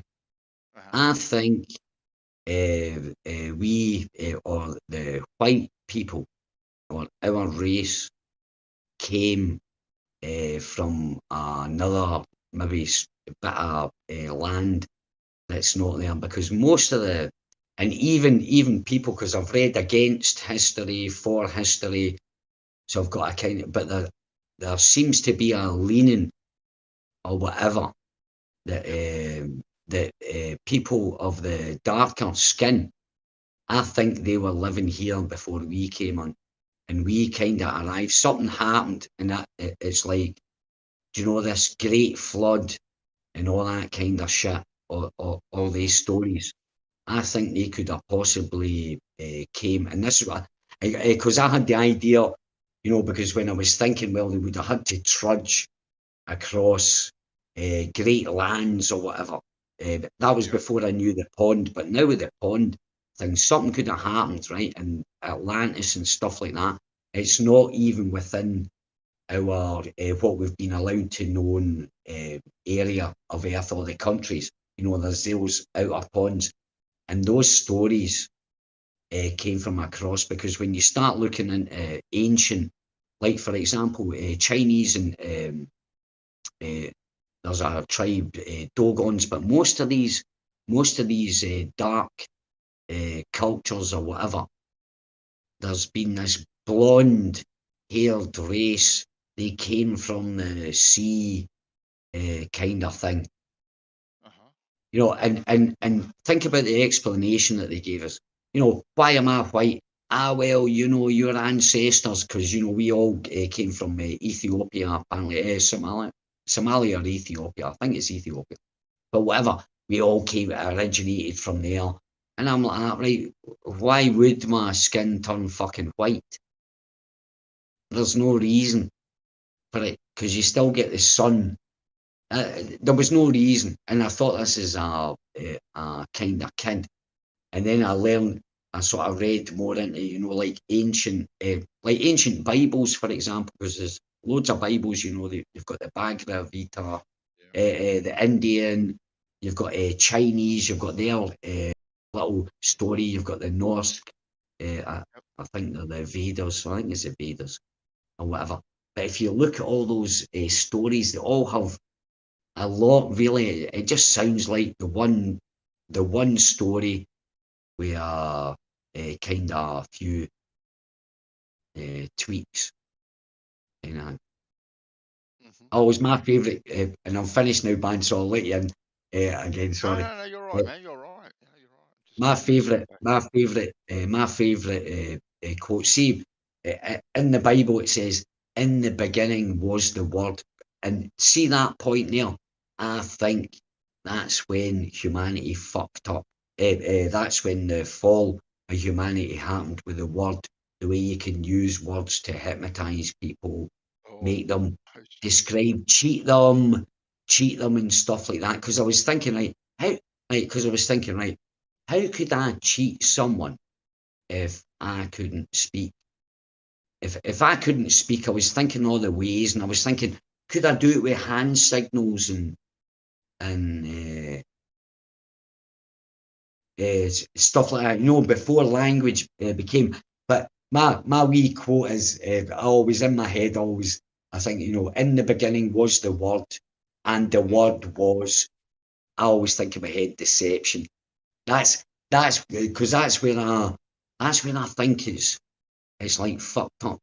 Because when you look into it, you know, why have we got all different languages or whatever? You should hear the explanation. Go and have a look at the explanation. It's the same as science. See, languages, where languages came from, phonetics, and all that. Honestly, when you look at that, you think, fuck, they're all the same, man. All these theoretical physicists, they're all spouting the same shit as these guys, scientists, geologists, historians. The whole, for every single one of them begins with assuming. They have absolutely no fucking evidence. For anything, man. So honestly, it was like I just laugh, you know. And I'm not bothered when I hear these people defend it. I'm like, you don't have a fucking clue, because I don't have. I've learned I don't have a clue, because the people that are spouting it, or these scientists, historians, all these people, They do not have a clue, man, and they really don't. That's no. I brought up a carving out of marble, 4 or 5 weeks ago, must have been. And this carving is so intricate, Ali, like the detail in this carving of a woman and I think it's a little boy, and there is a net draped around them, right? And the detail in the carving itself, like the individual threads in the actual net itself, and the net isn't pressed hard up against them. It's actually, it comes out, so you can put your hand through this net and you can touch the leg or the arm or whatnot. Oh my goodness! Yeah, it's so intricate, it's not even funny, right? Now, when you look at something like that, right, and they turn around and say that this was carved whenever it was carved by hammer and chisel and some pumice stone, I look at it myself and I go, not a chance in hell was that carved by hand. Like there had to be some sort of technology involved. Whether that was, who knows what it was, ultrasonics, some sort of water jet technology, something had to have been involved other than hammer and chisel. Because if you used a hammer and chisel on this stuff, right, one slip would have destroyed the whole carving, would have destroyed it instantly. And there was not one mistake on it. And I remember Trust came in and he was fighting vehemently, saying that Josh is a historian, by the way. If you want to yeah, get yeah, a mainstream, but I'm saying, no, I wasn't having a go. I laughed when you said it. When the minute you mentioned it, I thought, well, that figures. But the point I was going to make, if you want to hear the mainstream story, is, I have to say, he's a font of knowledge about mainstream history and stuff like that. But sorry, most Bansor, definitely. carry on. No, Carry on. Druss is an encyclopedia when it comes to that, this sort Well, of wow, stuff. man. Like Yeah, what he that's knows all. it is impressive. Like, I do, you listen to what he says He's and still a he dick. knows. He's still a dick, though. Yeah, And at anybody can tell times. because he knows I think that of him. But anyway, he knows I say At it to his times. face now. Yeah. But But carry on. the whole Go on. narrative that this thing was carved by hand and all that sort of stuff, and how he was just going, yes, this is how it was done, and there's many kind of examples. And I said, well, show me one example today where something like that has been carved by hand, Russ. Like Can you post it's, that picture? Let me have a look at it. hold on, Because if you can, it doesn't matter. It doesn't matter. It's not to debunk you or anything. But I work with granite, right? And I got the guy that was teaching me. I mean, I got a crash course of granite, and I was on a job. I do landscaping, right? I've never worked with granite. I came to Denmark, never worked with granite before. Done slabs, the concrete slabs or concrete bricks, cement bricks and stuff like that. All that kind of stuff. And the first time I came to Denmark, I got introduced to this guy, and it was like my third job with the company. And I got taken away, and for 3 months, all we were doing was cutting granite with a hammer and chisel. Right now, I'm interested to see, because I could say, if it got to the point I could look at this big lump of granite. Now it's about 21 inches long. It's about 8 inches deep, and maybe 12, 14s, 18s, right? And I had to get it with a hammer and chisel. But the thing was, eventually, once I'd be, because I was 3 months every day for 8 hours a day, just working with this, cutting corn, cutting slices off it to make it fit. We were building a. Yeah, no, hold on. Yeah, I'm just booting up my laptop, so give me 2 secs and I will post it very, very shortly for you, Ali. But yeah, no worries. But I'm just saying, it got to the point though, bandsaw, I could look, because you had to pick, there were single stones, as I say, I could pick up a stone and know exactly if it was going to cut nice, because I had to cut 45, 75 degree angles through a solid piece of granite stone. It had to come off at the exact slice, just with a hammer and chisel. That's how you do it. And it's all about vibration, sending vibration. But the point was, it got to the point I could look at a bit of stone and knew exactly if this was going to be hard work. Because sometimes you could just hit it, you know, you do your line across it first of all, and then you set your chisel and you just go, you give it one good done, then next one good done, then you flip it on its side and you draw the whole line or the shape that you want, and then you give it all good dunce, and then you just smack it from the top, and it just splits at a perfect angle or whatever. Oh, look, Right? I've done similar things with like bluestone and whatnot. You know, with the hammer and chisel, you hit it in the right spot, and bang, you can you know it, but you learn to look at it and, oh, this is going to either split, or I'm going to have to battle this for ages, man. Spend about 5 minutes trying to get it to split. You know. Here we go. Let me just. I'm nearly there. Nearly there. I know what it is, man. So that was It's coming. Here we go. This one here. Open. Boom. Okay, it's loading up now. It'll be there any second. Is that in the live stream text? Yeah, text one. Yep, it's just loading. So there it is. There. All right, I'll have a wee look. That one there, my friend.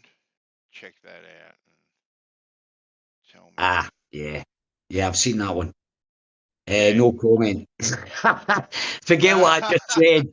Forget all that I just said there, mate. Like you see, like now. Oh, we looked at it for a second. I'd seen it before. I literally I looked at it for it. The minute I said forget it, I've come back to the live stream. I'm not looking at it anymore. Yeah, I couldn't really explain that then. Yeah, because of the net. And look, the net's the kind of, that's, you know, as I say, I've worked with stone or whatever, that that's kind of the actual figure itself. Without the net, I could go, yep, that was done by hand. But it was just the net. Yeah, the net that's over as well. It's like no way was that done by hand, and it was kind of suggested too that I was disrespecting the people that did it, and I'm not disrespecting the people that did it, because whoever did it, however they did it, it is absolutely a magnificent piece of art. But they had to say that. They had to say that, band. So you get that. If you'd said, they had to have, you were actually bigging up the people that did it, because you were saying that they must have had, you know, because that's hard to do, Nate. You know, as I say, I've worked with stone.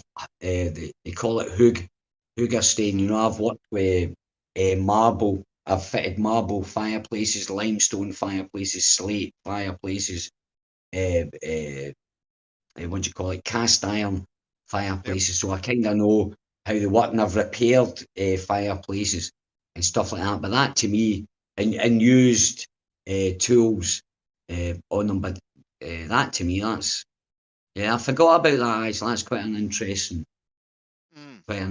thing. That's because that's fine. Those nets can, what, the max an inch wide. Yeah, and when you so zoom in, how could you get the whole?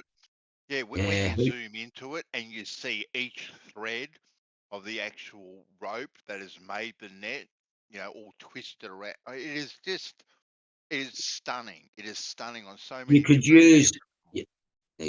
use like a friction kind of thing. Like, do you know what you know what a bandsaw is? Of course you do. But do you know one of the, I can't remember what you call them. You can, they're the most finest saws, like a tooth. Like a coping saw. A pad saw. No. It's like a hacksaw, right? But it's for woodworking. It's the same shape and it's the finest. It's called. Oh fuck! I used to work with this, but I'm going back 40 years, so it's not. Oh, what the fuck? It doesn't matter. It's that kind of shape, right? It's like, imagine a hacksaw, and then there's this fine blade. You do it for fine. If you're, for example, if I wanted to make like a tiny circle, I would drill a pilot hole in the bit of wood. You know, I'd have my circle drawn, drill a little pilot hole, and I'd be able to put the blade through it, attach it back through to it, yep, the and frame. then tighten it up on the thing, and then go and cut it A around, that coping kind of thing, saw. like a hack. Well, we call it a coping saw here. I know exactly. Coping saw, that's it. Yeah, that's it. Exactly. It's what called coping saw. Yeah, exactly. One of them, right? And you could perhaps use maybe a bit of hemp or a bit of rope, because they had hemp, they had cannabis in them days, so they had hemp. They knew what hemp was.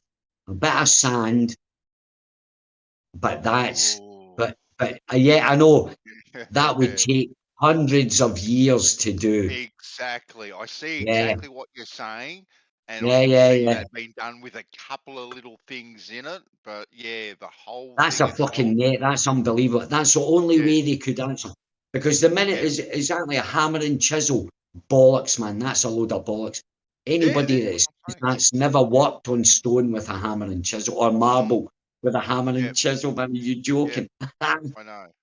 And I get the mainstream theory with it all, right? And once upon a time, I just accepted it. I didn't even look at it. If that makes sense, it's just, oh, okay, that's pretty cool. Damn, that would have taken a long time. But then all of a sudden, bang, you get into these realms, and then it just opens up your mind to, like, you know, so many different kind of avenues, I suppose, and you start thinking about things a bit more critically, and whatnot. And that's why, you know, this ancient technology, out of ponds, all that sort of stuff, bang, it's right there in that picture, right there, I reckon. See, the thing is, Ban, so let me tell you something about and you inspired my thought by saying that, or the conversation, right, is I used to worship, right? See, when I was a kid, right, I was that guy in the group. I was that guy in the group that just paid attention to science and used to tell my mates amazing facts about science. You know, right, I have to say, science and theoretical science and stuff like that. I was like literally worshipping that. When I think of from early, when I was a kid, man, I come from the countryside.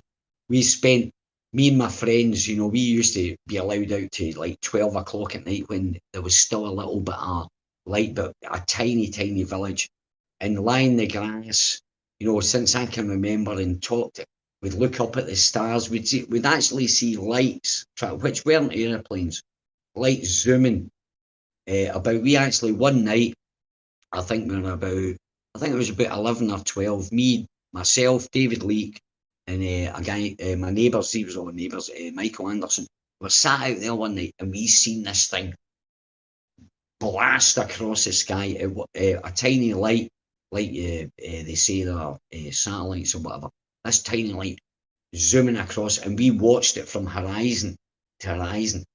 And he actually phoned up, we went back to his, let's phone up it was the National something Observatory, and we asked if there was any satellites or anything flying over. We gave her, you know, where we stayed, where we were, or whatever, and they said no. Look, I was a pure fucking science fanboy, but science on both sides. I'm still a techie. I'm still a science, as in experimental science, where they can go, hey, you know, my theory is this, look at this, and they build a machine and it fucking does what they say it does, right? And that's fine. I like that as well. It's the theoretical.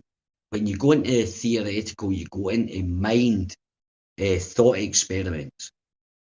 And that's what happens. And so that's why it just goes back to what I told you. If they ever ask you if you're a scientist, you say, fucking, yeah, of course I am. because I think about science. I think about experiments all the time. Oh, definitely, definitely. There you go. But I was a fanboy though, Bandsaw. So for me to totally flip, that's why I find it so easy to understand what break down quantum physics to what it actually is. It's just probability of something happening. Just a probability. It's not precise. You hear these guys use that word precise. Any of these people, even scientists and stuff like, if a scientist or a, what do you call it, quotation marks, a scientist says it's precise, like, you know, like Brian Cox and all these mainstream, they say it's precise, precise, precise. That is a fucking lie, right? But from the ball earther's point of view, it's a disillusionment, right? They don't actually know it's a fucking lie. That what they're saying it's precise. It's not precise. It's done on probabilities. Geodetic surveying, as you guys pointed out the other night, you were talking to someone that the other night. Said, but it's not precise or anything like that. You know, it's like there's an estimate. You know what I mean? It's like, well, you know, it's not exactly whatever that below and there's, you know what I mean? It's like, it's exactly the same as the science. And if it's not precise, Banjo. Yeah, well, if Yeah, it's go. not precise, it's not precise. I was actually reading about the geodetic survey of India, right? Oh, nice. And how they conducted that, and not only was it, you know, sponsored by the fucking royals and all that sort of stuff, but we'll put that to one side. Well, the East India Trading Company. Now, but when I was actually reading about the process of how they went about it, using chains and, you know, some theodolites and all that sort of stuff, right? I'm thinking, Telescopes, mate. These big fucking things. Yeah. Yeah, and then you know it took such a long time, and anyway apparently they went to a great deal of precision with their chains and all that sort of stuff, blah blah blah blah. But then they got to a point. They got to a point where they couldn't survey anything, right? But what they did, they guesstimated by putting in what they call the gridiron system. So they just made it up. They actually just made it up by using this gridiron system where they just pretended what it was and kind of put that in the map in their survey as well. So a lot of it hasn't even been measured. It was just a guesstimate. It's just like, am I reading this? Like, they didn't actually survey the whole of India or anything like this. They just guesstimated. Like, this is absolutely crazy. And the measurements that were from back then is still what they use today. It's crazy. Go and look at the survey. Two things, right? Because I actually looked deep into the East India, the East India Company, the survey, the Great India Survey, I think it was called. It was a guy Everest, if you know the name, right? And he actually started it, but he became ill or whatever. Another guy took it over, and they actually just exactly these guesstimates. But what they did was, is they measured that mountain and discovered it, and it got named after Everest. I think he done about, I don't know, about 3/5 of India survey. But the interesting thing is, you should go and look at how they done. You talking about guesstimates, you should go and look about how they did Britain, the UK, right? Which everything comes off of time, the tides, everything, right? It's kind of strange. But the interesting thing, here's another interesting fact, right? All the countries, well, the United States, they brought a court case, or they complained to the European Commission or something like that, about that India wouldn't give up their coordinate system, their coordinates, right? I was like, what do you mean they wouldn't give up the coordinates? So I looked into the reason why, and it's actually quite significant if you can, right? Whereas the coordinate system of like the UK, Britain, or whatever, right? And I have to stipulate the Indian coordinate system, how they have plotted themselves in relation to other countries, right? Is in a vault, and they won't give it over. And it's quite funny that Britain used to run it, and that's kind of the quandary, but in my head kind of thing. But I didn't. But look into that bit. But the bit that interested me was the fact that all their coordinate, their centre, or where they start their coordinate system, is actually about 1,000. I think it's about 1,000 miles or 1,300 miles from the centre of the alleged globe. That the WGS, it's assumed it's 7,000 or 6,000 or whatever it is. I don't give a fuck because it's a load of bollocks. So I choose not to retain stupid numbers in my fucking head or stupid information, so excuse me. But the point was, right, so, and the explanation, it wasn't a conspiracy thing, it was part of this, what do you call it, research I was doing about it, and I stumbled across this, and then it actually mentioned, if I don't, most of the people that's maybe here don't remember the India-Pakistan war, right? So what was happening there, right, is because, as I say, India, think about it, so now it's a smaller ball, so it's in a different location.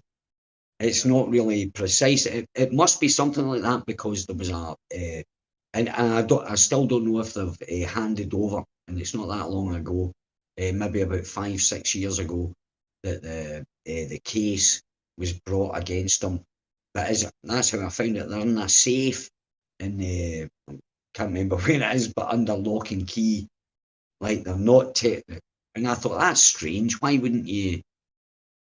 I thought that was the thing that piqued my interest. I thought, what the fuck? Why would you hold back the coordinates? And then I found out. And then it actually mentioned the India-Pakistan war, right? And what was happening there? It was like nobody was hitting their targets. They were aiming missiles. You know how, if, say for example, if you want to know the coordinates or something, you'll look at a map and you'll go, right, I'll point it that way. Right, now that map has been, well, it's certainly not the India map that the military was using. Right, that Pakistan, because they were missing their targets by like 100 miles because of that problem. Because right, that was part of the story. That was the complaint, and that was the example. Why that was an example given, explain, the difference. The one in the 1940s, is that the one you're talking about? Is in the 1940s? No, it wasn't. No, it was recently. I think it was the 70s. In my lifetime, I remember India and Pakistan bombing the shit out of each other. I'm 57, so I remember that. I knew there was a conflict just after the Second World War or something, or vaguely. No, it was after that. They were bombing intermittently. They were fucking bombing each other. It was almost like it wasn't World War III, but it was in the news that it was going on. It's got to be the 70s. It has to be the 70s. Yeah, Bansal, when what Ali's talking about, when you talk about nuclear threats around the world, Pakistan and India, they both say they are more than willing to nuke the other. They're the real worry when it comes to nukes and shit like that. Not Russia, like seriously, not Russia. Like they openly admit the hatred between each other, and they're more than willing to nuke each other. Hey, look, if you're going to have big toys to play with, you've got to be prepared to use them. And that's for sure. Well, that's if nukes are actually real, though. Well, it doesn't really make any difference if nukes are real or not. We do know, if nothing else, there are really, really, really big bombs. Yeah, but they're not as big as I mean, okay. Remember that one that exploded in Yemen about 2 years ago? What, the mother of all bombs or whatever it was called? No, that one was a cave in Pakistan. No, this is different. This was like some sort of nuke. It was like a mini nuke bomb, what they call nukes. It exploded like that, kind of like the explosion in Lebanon or wherever that was. Remember some storage of fertilizer exploded or something? Oh no, you're talking about the one on the docks. Is that the one you're Yeah, talking about? it was similar to that, but it was an actual bomb that they took credit for. We yeah. Look up that bomb that exploded in Yemen. Or was it yeah, it had to have been Yemen. Yeah. And yeah, so I mean it did look like how a nuke's supposed to look, right? But Yeah. uh, Look, yeah, Trader. Look, I don't care if nukes are real or not. The fact that they have really, really big bombs that can destroy vast areas is all that matters to me. Really. well, have you seen any bomb that has destroyed vast areas? Like Well, there is some pretty big bombs that go off. I know, but when was the last time they've ever used something like this? Like Well, you know, we've all seen pictures of what they call a nuclear bombs. Okay, then. They So use these them for to create tsunamis. They use them to create tsunamis and stuff like that. They use them all the time. But little ones, like what that guy, but what that guy's talking about. What that guy's in talking about, war, little like ones does. Yeah. like what they always threaten us about, like, oh, there's going to be a nuclear war, or they haven't used these bombs. They don't use them. When you see China, you don't see China testing these things. You don't see Russia testing these things. You don't see North Korea testing these things. And whenever they test them, they're testing them underground or whatever. Like we don't see evidence of these bombs. Well, All they have is yeah, we don't see evidence anymore, Trader. Like, you know, there's plenty of footage of what they look like, these big mushroom clouds and all that sort of stuff. Yeah, but we definitely don't see. Yeah, but I think the point was they're not going to use it. Why would you destroy? That's what I say. I'm not frightened of nuclear because I'm like, they're not going to fucking destroy because they can't live anywhere. Right? So they're not going to. There's never going to be a nuclear war to end the world or anything like that because these motherfuckers have still got to enjoy the fucking reality that they created. This great dream that they're almost within finger touch. They ain't going to blow the shit out of the place. They've got an idea. They've got their paradise in their heads. They're driving people or whatever. They're doing their shit. They ain't going to blow up and make it unlivable. I think the bigger threat is either chemical warfare or bio warfare. I think that's the bigger threat to us. Oh, they did it. They did it the last 2 years. That was, and it's very interesting. There was there's a treaty about bioethics, right? I think it was, I can't remember. It wasn't Nuremberg. It was some place anyway. But it didn't matter, right? If you have a look at the people that signed it, then you will understand the countries that were trying to force people to take it and never be prosecuted, man, because they didn't sign it. It was so funny when I read it, when I seen that, I was like, oh fuck, that's why the restrictions are there. That's why that's why force whatever enforced is there. It was all the countries that never signed the agreement, and it's so funny. The UK never signed the agreement, and they were trying to force people. So, it fucking goes deep. It's like a spider's web of fucking deception, whether it be from whatever, science or whatever. You know, it's like, but it's great times, man. It's great times. I'm so glad. As I always tell my friend, I don't get depressed, man, or anything like that. Just imagine, because I meet a lot of people that have been not that I traumatized them, they found it out themselves, or what people I talk to. You know, they've got the pessimistic attitude. I'm like, fuck, man, this is amazing. You know, like technology, I'm a techie. I'm like, it's amazing that they can fucking spy on other doing that. I don't like it. But I got brought up in Binatone, these stupid things you had to plug into television, and you got this little line going up and down, and the ball bouncing. That was my fucking tech then. It was like all these old games that you know, people, it's now a trend, and now I'm looking at this, I'm interacting this, and I can go on Call of Duty, and the fucking graphics, it's like, what the fuck? It's like a great world, but some of the shit, you know, I'm just enjoying it while I can, because or whatever. You got to enjoy it, Ellie. That is for sure. You definitely got to enjoy your time here.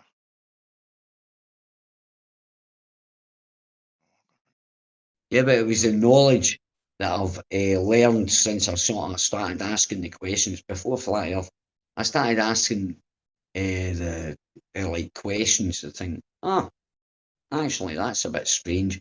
That's a bit strange, and it just got stranger and stranger and stranger until all my beliefs up until now. It's only like, you know, when I was younger, yeah, politicians are dickheads, are corrupt, but I didn't realise to the depth it was until maybe about 10, 12 years ago, when I started looking at the financial systems, blah, blah, having a look at connections between, you know, my prime minister and a certain company, you know, sort of say Tony Blair or Margaret Thatcher, Goldman Sachs.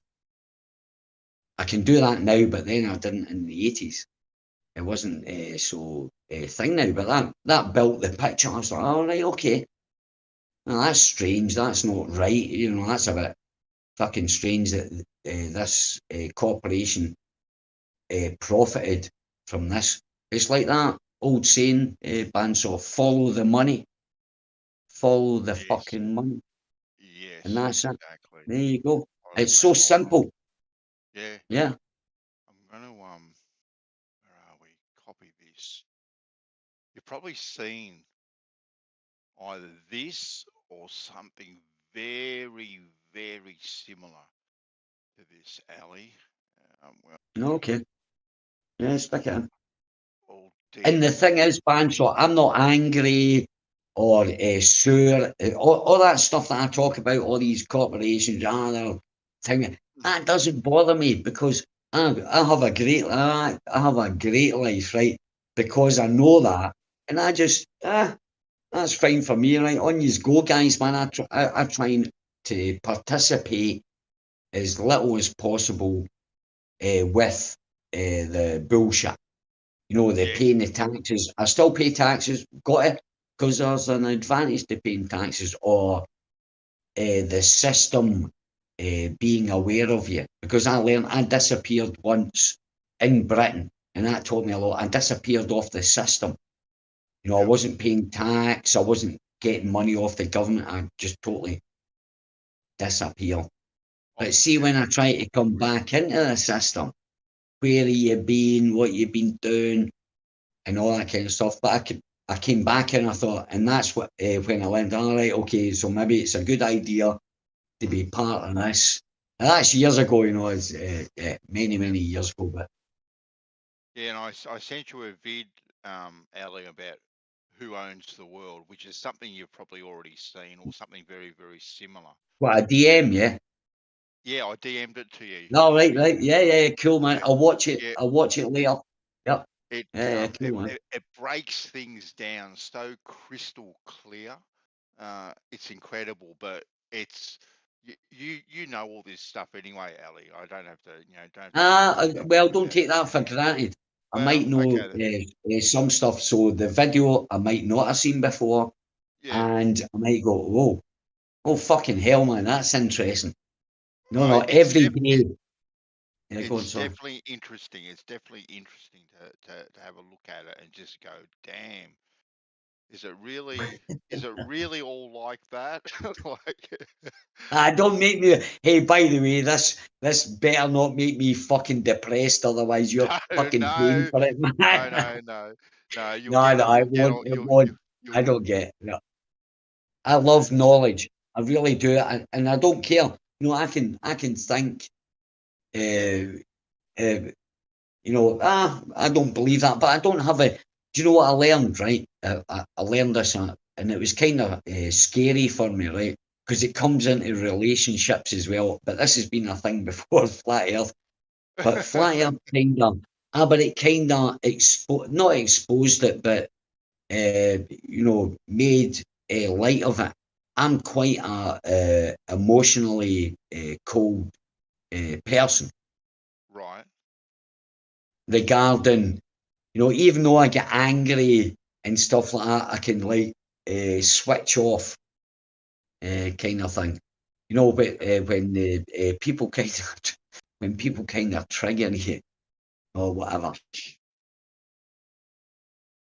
But I've never put it into practice online so much, if you know what I mean.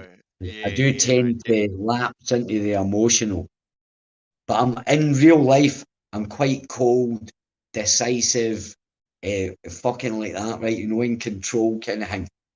Yep. But maybe that's me. I just like letting loose. You've got to have a couple of tinnies and let loose now and again, right? Well, it does give you kind of a safety net to let loose somewhat, doesn't it? Because the repercussions really, somewhat is just like, well, you turn it off, bang, and it's forgotten about it. It's sometimes a bit of a like a pressure relief valve, just to get something out of your system at times, or even even it's a bit of like the Dutch courage too. Generally when the most arguments are kind of had between people when they get a couple under their belt, a few quiet ales, and then people can get quite boisterous, and gives you a false sense of security. And I think too, somewhat the internet is kind of like that. It gives you a false sense of security because there's a lack of repercussions in real life for your behaviour, because you're so far removed from it. Yeah, I think a lot of and I get that. It's about what you're saying. Maybe some people have interacted with or whatever, have insulted us or whatever. But if you were next to them in real life, they perhaps wouldn't be like that. And I would, yeah. But I have to agree. But I think after years of doing that, because these, most of the people we interact with, right, they're kind of smart. They are kind of smart and knowledgeable. It's just they can't break it. It's like that's their truth, and they haven't accepted. Hey, I don't know what reality is. Like a lot of people have realised because they've looked into this. I'm like, well, he doesn't know this theoretical science that nobody's ever heard of, not Brian Cox or whatever, or every paper that I read. It's like, I know that guy doesn't know. Stabs in the dark. Then you look at Feynman, and you look at all these all these scientists. What do you call it? Hubble, who wasn't even I don't think he was even a fucking scientist. I think he was a lawyer. I think, to be quite honest. But all these people are like, for some reason, they are obsessed with either trying to find out where we came from, which to me sounds like a fucking religious zealot, but I can't say that because people that are religious and believe in God know where they come from, kind of shit. But these guys that either want to prove the people that believe in God, or there's, they've got an obsession because they're driven. They've got something lacking in their character that they seem to need, have the need. They have the need to look back and say, yes, this is where it started, and this is the explanation. This is the meaning of life, or this is the meaning. I don't give two flying fucks about the meaning. Like most people don't. They want to work. Things like that. It doesn't matter to them. The Christians, Muslims, they've got it sussed. They know the meaning of life, where they came from, and all that. But there's a specific group of people that are obsessed, man, to finding out where it all began. Think about this, right? Say you go out in the street, especially during a recession. It wouldn't matter anyway, a recession or whatever, and you go and take 50 people at random and ask them, do you care about the meaning of life? And most of them they might say, what do you mean by the meaning of life? Do you mean, like, I've got to work and stuff like that? And they'll describe all that. They won't just turn around and say, oh, it's a specific thing. They wouldn't have thought of that, and because they don't fucking care. They're too busy trying to survive in this fucking shithole that a group of people have created for us. It's crazy, even with all their theories about where we are, what we're in, and all this sort of stuff. They're still no closer to the answer of where we've come from, who we are, and where we're going. Still no closer than the very first original thought of who are we, and where are we going. I agree with that. Everybody, it's hard to know the truth about really anything, but of just what you're experiencing, man. It seems to be that's it, is your experience. But then you got people. You guys believe in God? Yeah, I believe in a creator, definitely. Yeah. See, that's so strange. I do too, and I don't know why, because I didn't see him create it, but what I see around me, this experience, we obviously have to say, okay, well, something created it.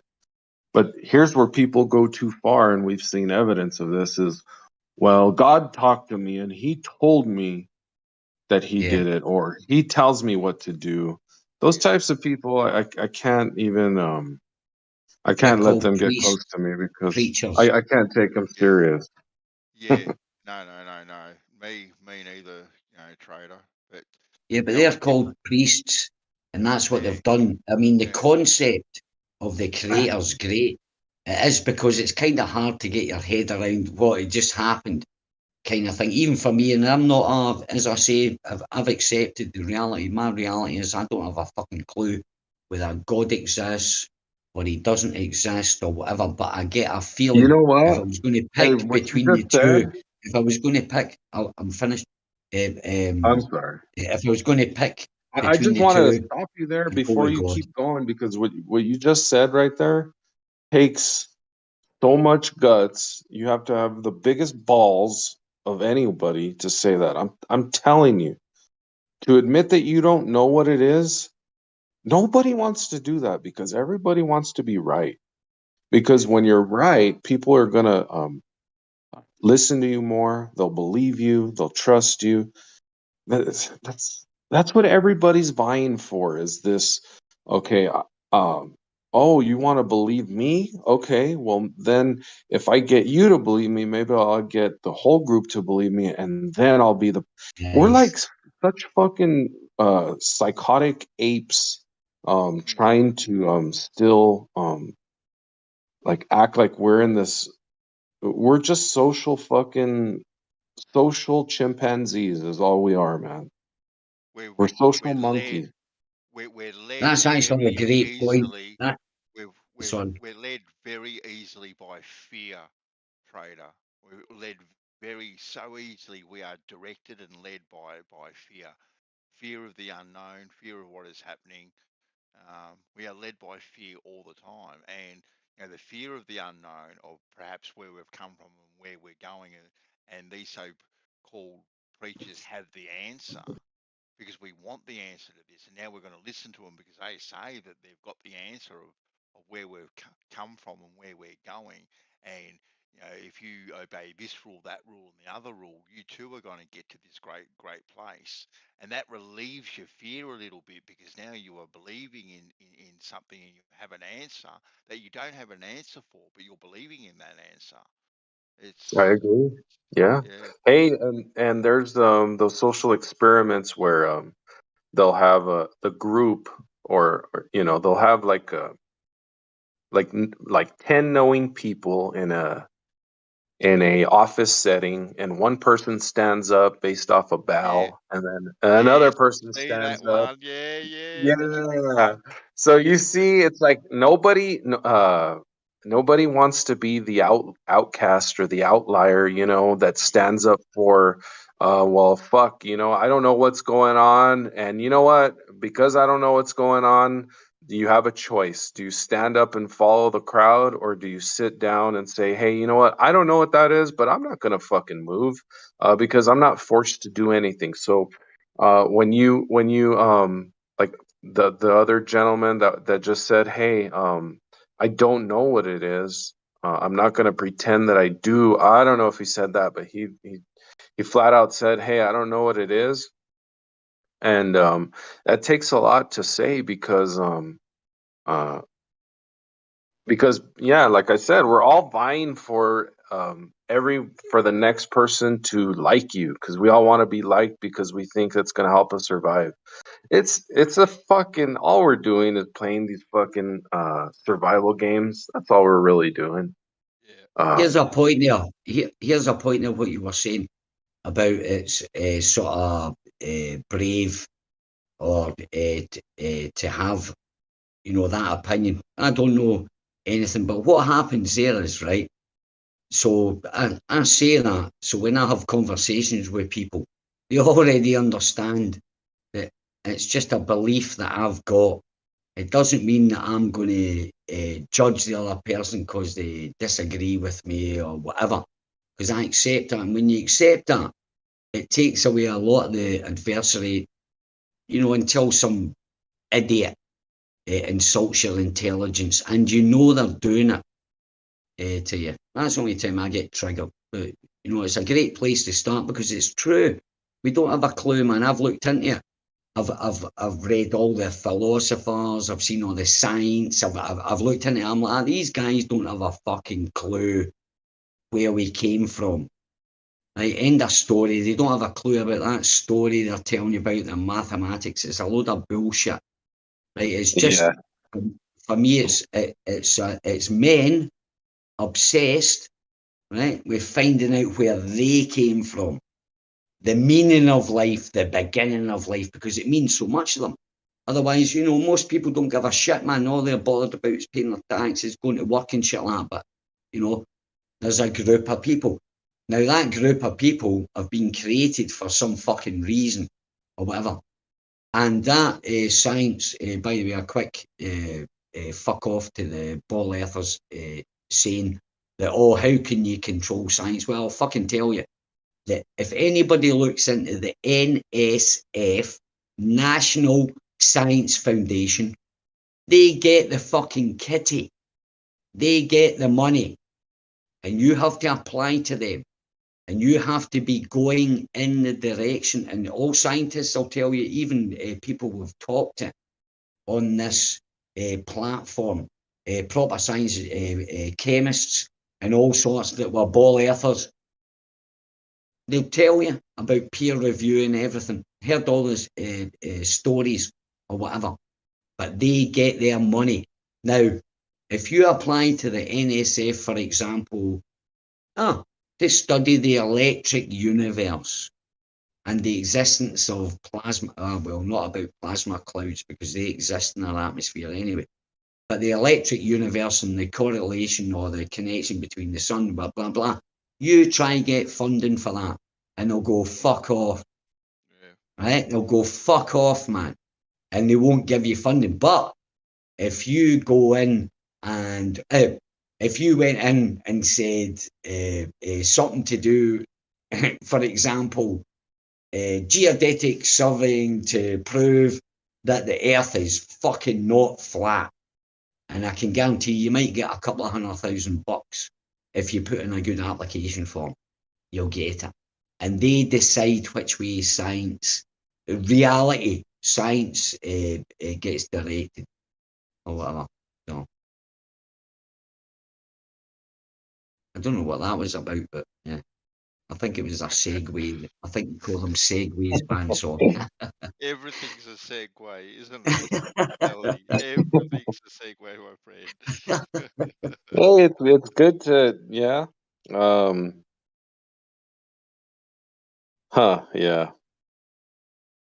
I don't know how to Get it follow off that your up, but chest. hey, all I'll just say is it's good talking with you, like-minded people, and hey, it's really only what you can verify for yourself at the end of the day, right?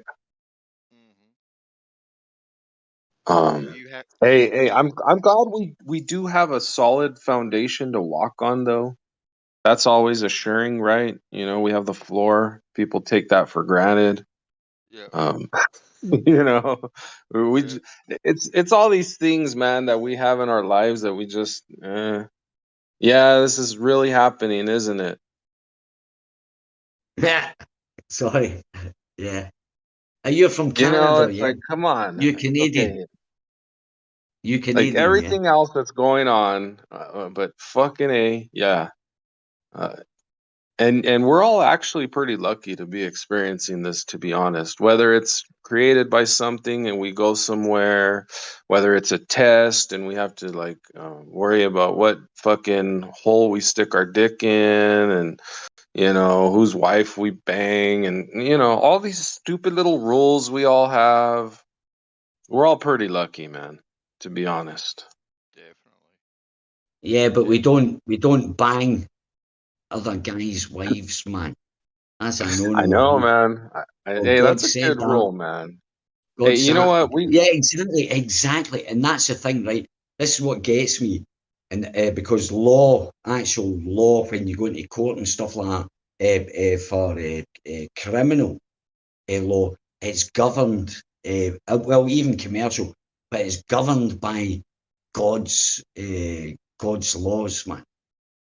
That's where it stands under. That's where you stand when you enter in there. That's fucking, and you can quote his fucking laws, and you'll walk free. You just have to understand it. And that's what makes me so. That's what makes me laugh about atheists, right? They go into these places. They don't believe in God, and I always said to them, I said, "Fuck's sake, man!" I said, "You're giving away your best defender ever, man. Is when you fucking deny God going into court, man. If you don't Hey, that's understand true. that God That's is with true, you, man. man." Yeah, I know it is. That wasn't being arrogant. That was just I got taught that. I got a epiphany by a guy called. He just explained something, and it was nothing to do with what I just said there. He explained something who I was in the eyes of. Well, you could say God, but I was looking into law. So I was looking and I found out who I actually was in the eyes of law, but actually under God. I'm number one after God, man. Anything under me is fucking. Well, you better have good fucking proofs. You can tell me what to Hey, fucking do because I'm yeah. employing you, man. God has There's given me the countries that knowledge. that don't even observe God, or you let people have, you know, these rights, God-given rights, what you're talking about, right? So, you know, Yeah. the UK, United States, they're the lucky ones. Some of Europe, but like South American forget that. countries, good luck. Africa, Yeah, good luck. exactly. I would China. never.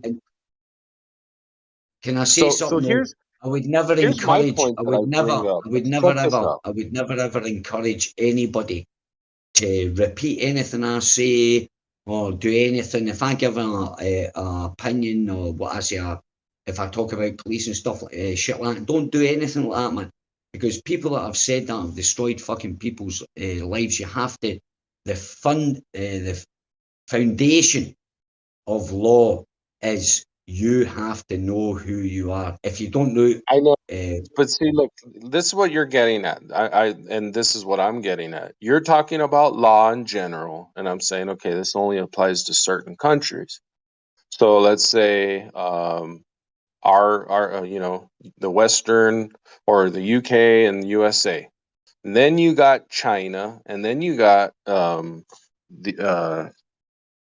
so you look at, okay, let's see how these two countries progress, UK and the USA, using God's laws. And then you look at China and you see how far they progressed without God. And then you look at the people that built the pyramids. And Russia. Did they have, oh yeah, Russia too? Yeah. Yeah, Well, man.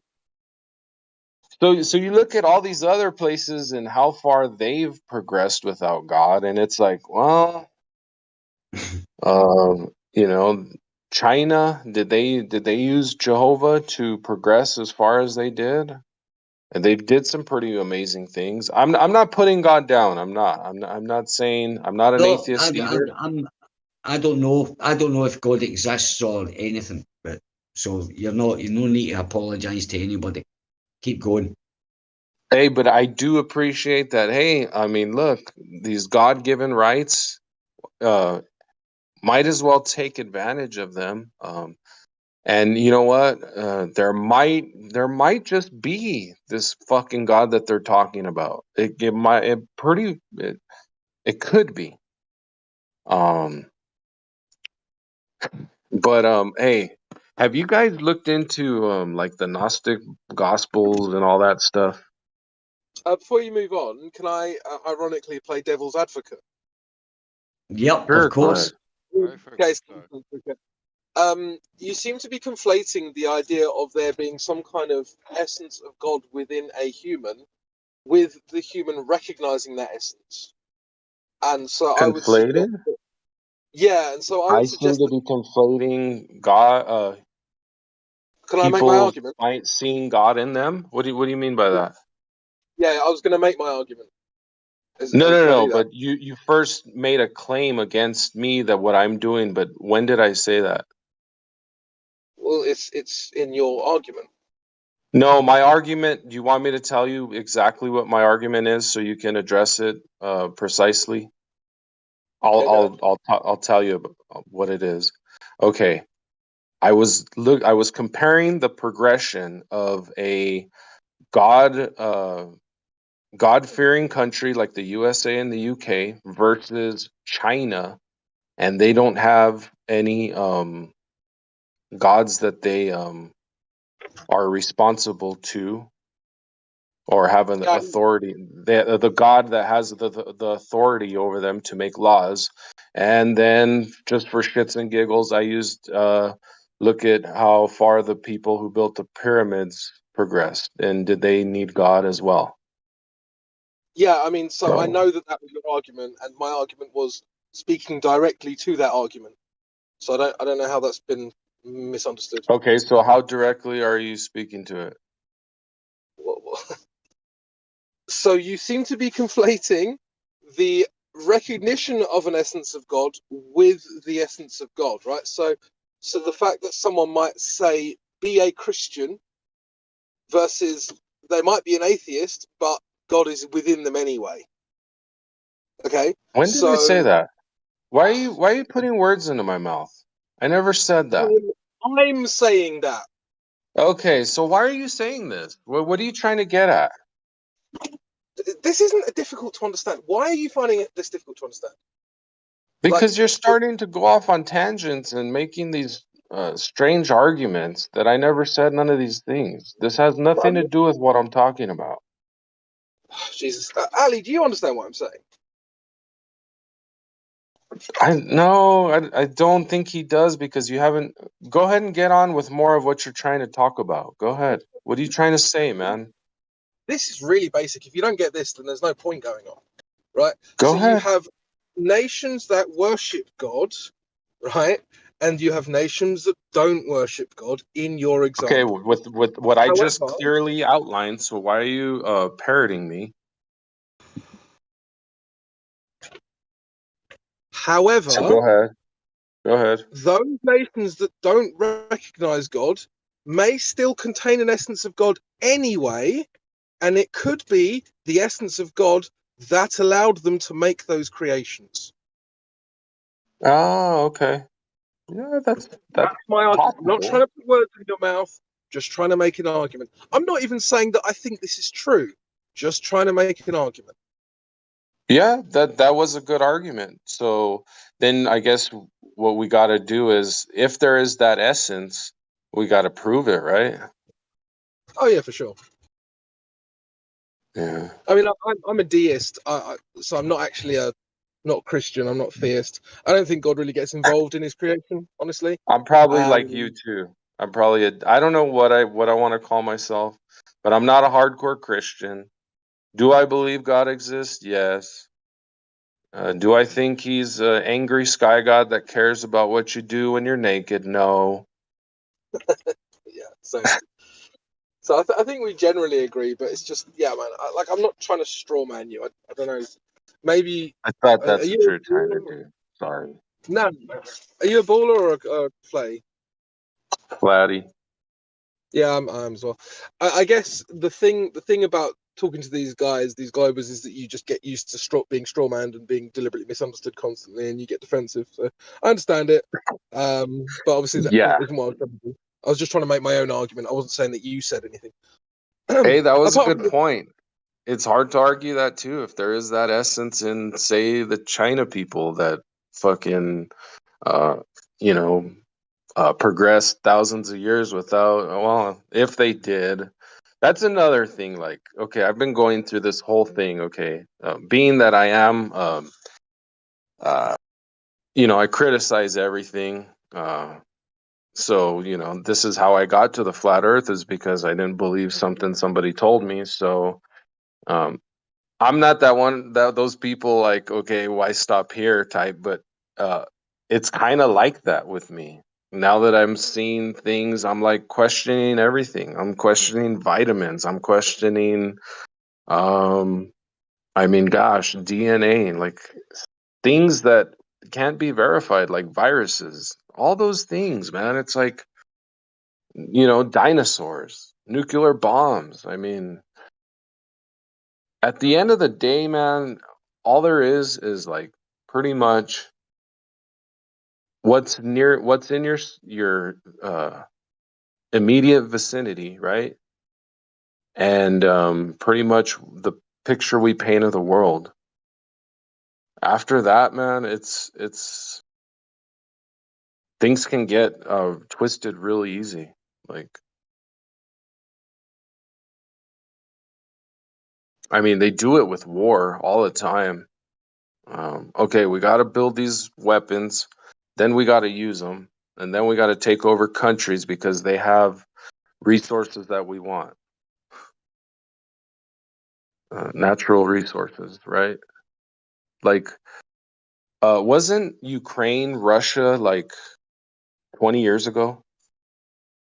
So what the fuck? Why are we trying to like keep Russia out of the place that they've like pretty much owned like 25 years ago? That's where Chernobyl was, right? 50 miles north of Kiev. I don't think Ukraine was ever Russia. I think it was one of the Soviet Socialist Republics, as they called it. But it's Pretty Taiwan. close. Okay. Yeah, but like England's next to France, but England isn't France, right? I think these things really. One second. These things matter to the people there, right? So and by definition, therefore, they matter because there's like there's no other interpretation for things mattering unless people think they matter. So, a good example of this is like Taiwan. Like the Taiwanese people mainly think that they're not part of China, whereas the Chinese people think that Taiwan is Chinese Taipei and a part of China, right? So, who's right? Well, I don't know. Hey man, it can get all complicated very fast, you know. But damn, yeah, I mean, like, how does our bodies keep working autonomously? That's pretty amazing in itself. We didn't have to push a button or do anything. They just and they operate in a, you know, magic. It's like it's magic. This whole life, this experience, our bodies, all magic. Yeah, I mean, it depends how you define magic, I guess, but sure. It's yeah, it's magical. It's amazing. It's we're yeah, we're special, obviously. Yeah, I mean, even just the idea of sleep is just weird, isn't it? It's like your body knows that it needs to shut itself off for 8 hours every day, but then also it wakes itself up on its own. Like no one has to push a button or come and wake you up, or like the body is self-righting certainly in the sleep cycle, and in many ways it's self-righting. But that itself is very interesting. You've got a conscious physical entity that will keep itself regular in virtually every way that it needs to for years. Right? That is strange. Hey, so look, yeah, say you've worked a hard day, whatever type of labor you did, right? And your body's like, okay, you sleep your normal 8 hours, but your body's like wanting more. So it's your body saying, hey, look, you need more sleep. But like, you can even be so fanatical, like a God fanatic, being like, God wants me to wake at this specific time, and God rose me up, and he lifts me up every day. Like though I mean, you can get that crazy with God, and but it's actually your body's designed this way. And if God did it, cool, but it's not like God's literally there holding puppet strings, lifting everybody up every day. That's not what's going on. Now they do claim that there is the spirit inside of people. That's another thing I have problems with, is the spirit thing. Do you believe in a spirit? I actually don't know. I've gone back and Man, forth. another guy with gigantic balls here claiming he doesn't know, throwing himself out and literal. Man, there's you can't say enough about a person that's willing to just say I don't know. Yeah, well, it'd be nice. I mean, it takes fucking a person with humongous balls to say that. I just want to give you kudos, man. Thanks. Bravo. Yeah, I weighed them yesterday. They were like 5 kilos each. I know. I'm sure they are, man. Okay, go ahead. So if you don't know, I don't know either. Yeah, I think it's likely. I would say I think it's likely, but I would never make like a definite claim to say yes, there is a spirit. I think at that point it's just like, well, like how are you going to prove that? And it's like, well, there'll be arguments either side, and neither of them will convince me, and I'll just be back at square one. So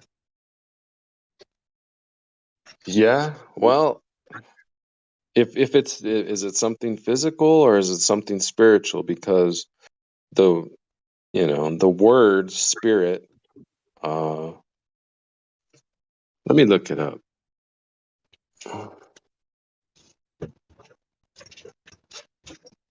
So I looked into spirit and I came back with vodka. So Latin, spire, breathe. Oh yeah, that's right. It has something to do with breath. Was it Blue So Label?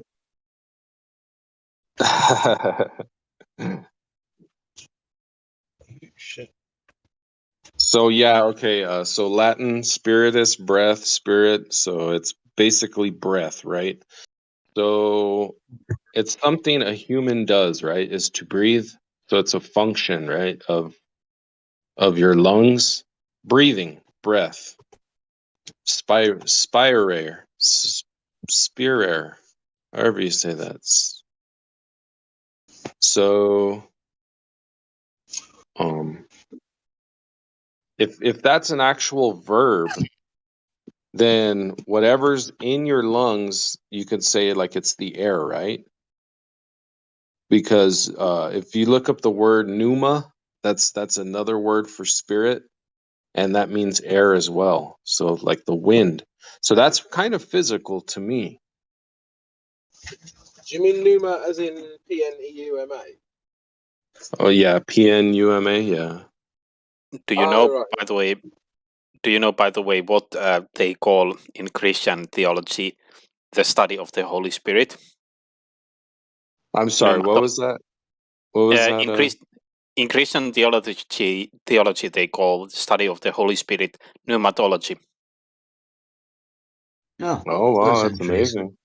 Yeah, So it yeah. seems Nice like the one. Christians came up with this word, breath. Oh, so pneuma is actually wind. So look, PNEIN. I don't know how to pronounce that, but that's breath in Greek. And pneuma is wind, and then hold on, pneumatikos is, I guess, like, yeah, wind as well. So like pneumatic, like in America they call it pneumatic tools. So it's just air tools, air, wind, all this stuff. I suppose there's a But certain irony to it being a pneumatic drill because it makes holes, so it's like holy. yeah, okay, I get you there. But what it's saying is air. It's just air, but that's a physical thing. Air, wind. It's all around us. We need it to breathe. I get it. It goes in our lungs. Hey, but look at the animals. They don't breathe air. But remember, we breathe atmosphere, not wind. Well, that's what they say. But that's what science says, right? We breathe atmosphere because atmosphere's made up of oxygen, a very little amount of oxygen, and it's like 70% nitrogen. I was like, yeah. But it is a physical thing though, and spirit is supposed to be spiritual. There's that word again, spirit. Do you know how? Here's what the way I look at it. Right, I try to put myself in the place of these people then when they were apparently 10,000 years ago, and think about I sort of forget that I know what the theory of relativity and I know all the explanations of phenomena.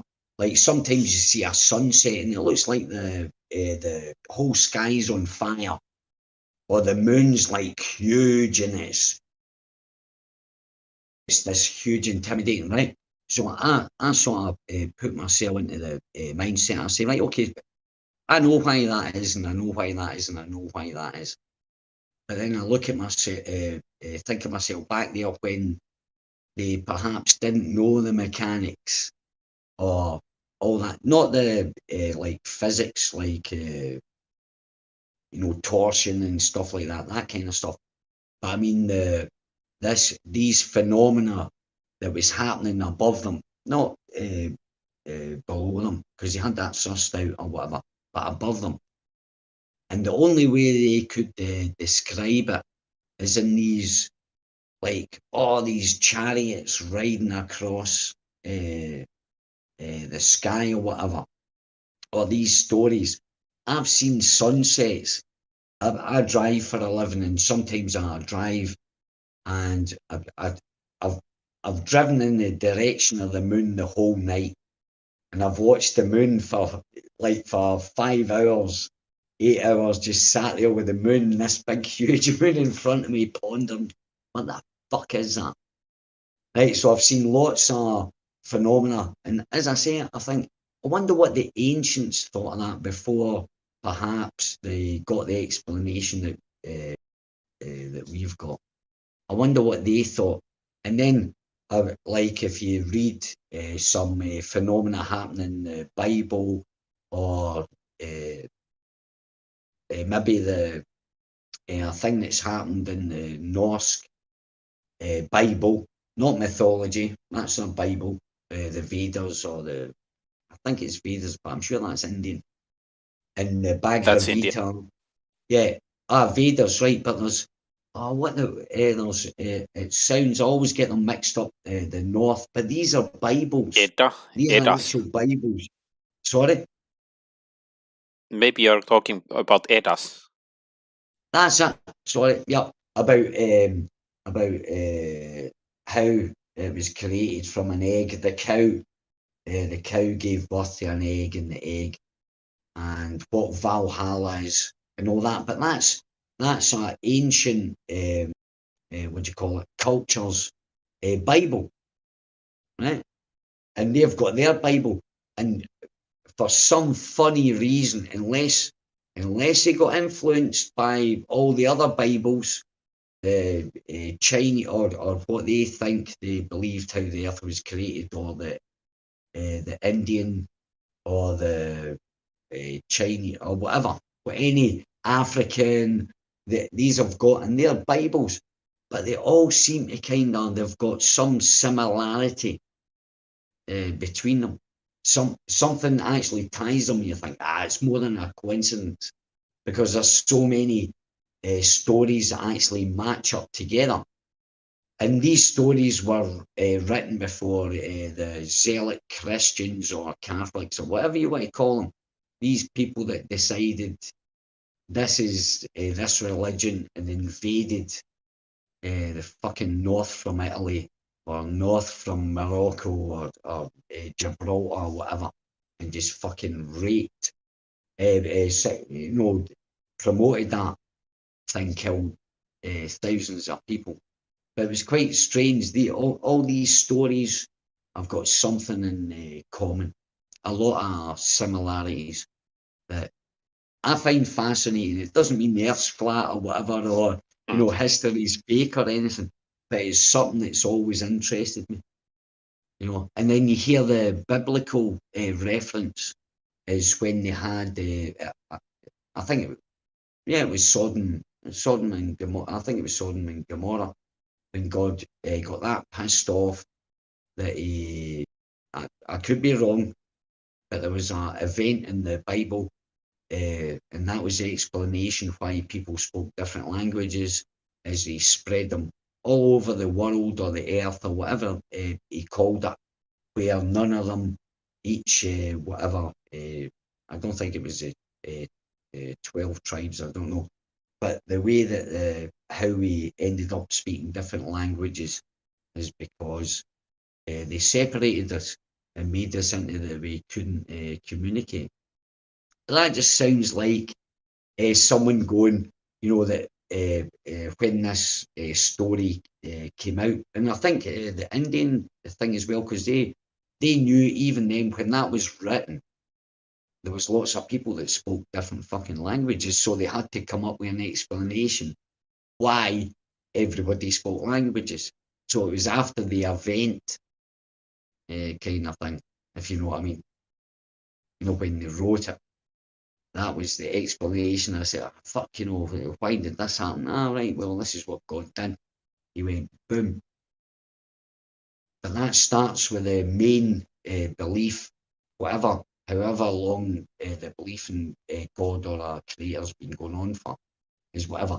That must have been the conclusion. And at the time that was written, at the time that those words were written, they were obviously aware that people spoke different languages, not just one or two different languages.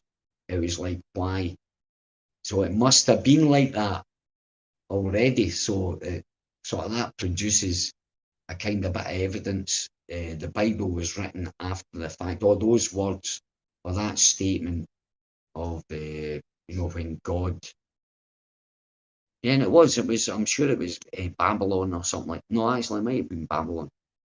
It could be something like that. And that's always interesting, and it's not that I'm against God or whatever. It's just these are subjects I'm interested in. Sorry for taking over again. I also find the that stuff interesting. I actually in the fall I was in a very short course or lecture series about Norse mythology. I didn't basically know anything much about it, like watching Marvel movies, but it was really interesting. One of the things that stuck with me was for some reason 9 was an important number for the Norse. So they would, for example, they would have this sacrificing ritual called the blood, which was sort of, well, I'm not actually sure exactly what the importance behind of it was, but they would do the blood for 9 days, and they would sacrifice 9 different types of animals and or beings, and one of those was humans. So they would have like dogs and cows and then humans and then 9 different species and one each for 9 days. That's fascinating, by the way. Yeah, it is. That number 9, I'm already trying to think.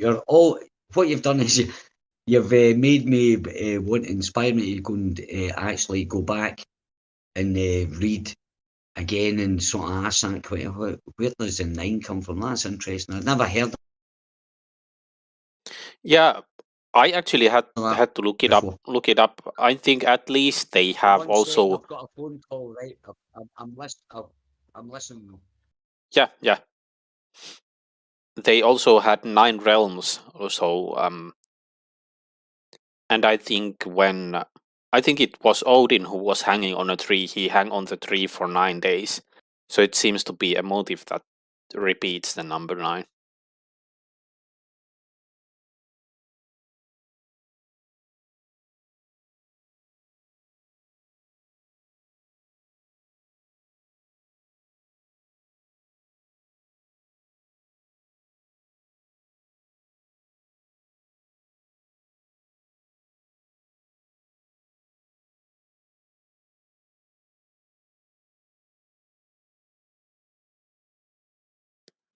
Yeah, but that's one of the we were having controversial topics earlier today.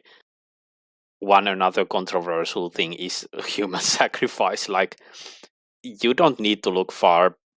Like almost in any culture, you will find human sacrifices.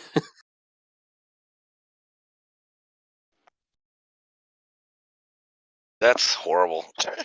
I watch this show called Vikings, and every once in a while they have a human sacrifice scene, and I just got to skip past it. I'm like, this is just sick. Yeah. So, Laurie, if we flat earthers sacrificed all of the Globers, would that be okay? Well, perhaps you might want to save one so you can mock him and like have him as a fun pet. Like Zach. Who should we save then, Laurie? Who should we save? That's a good question.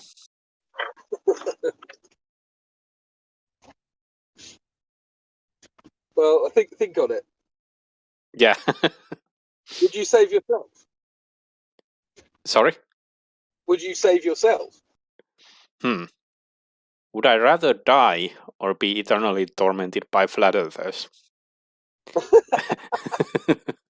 That is actually a genuinely interesting dilemma. Oh yeah. We'll give you some time to think about it. Imagine being somehow stuck on a Discord room with like the most horrible piece of shit globers or flat earthers, whichever side you're on. You pick the opposite side, and then you're like, it's like a personal hell. You cannot leave. You're stuck to stay in that conversation, like constantly being. So it's like Hotel Globifornia. Yeah. I'm just trying to think who my top 10 like awful Globers would be to be stuck in a room with. Fight the Tight Shirt would definitely be there. I think I'd have to throw Rumpus in. Don't forget Brenda. My God. Oh yeah, Brenda goes in there. To be honest, like I know a lot of it. Like the debates do get very passionate, and obviously we vehemently disagree on stuff. But I don't actually dislike most Globers. I think that you're wrong, and you know that's fine. Like you think I'm wrong, whatever. But I don't actually dislike most of you. But one or two, maybe three. Because to be honest, I think that if I didn't disagree with most of you guys, I could probably sit down and have a beer with you in the pub somewhere. Yeah, or absolutely. It'd be cool. It'd be fun. But I feel like if I worked with Rumpus, I would end up just slapping him.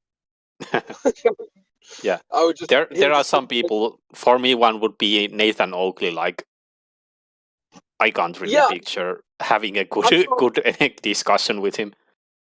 I can't listen to his show, even though I'm a flat earther. Like, I can't listen to his show. For me, he's way too aggressive. You know. So.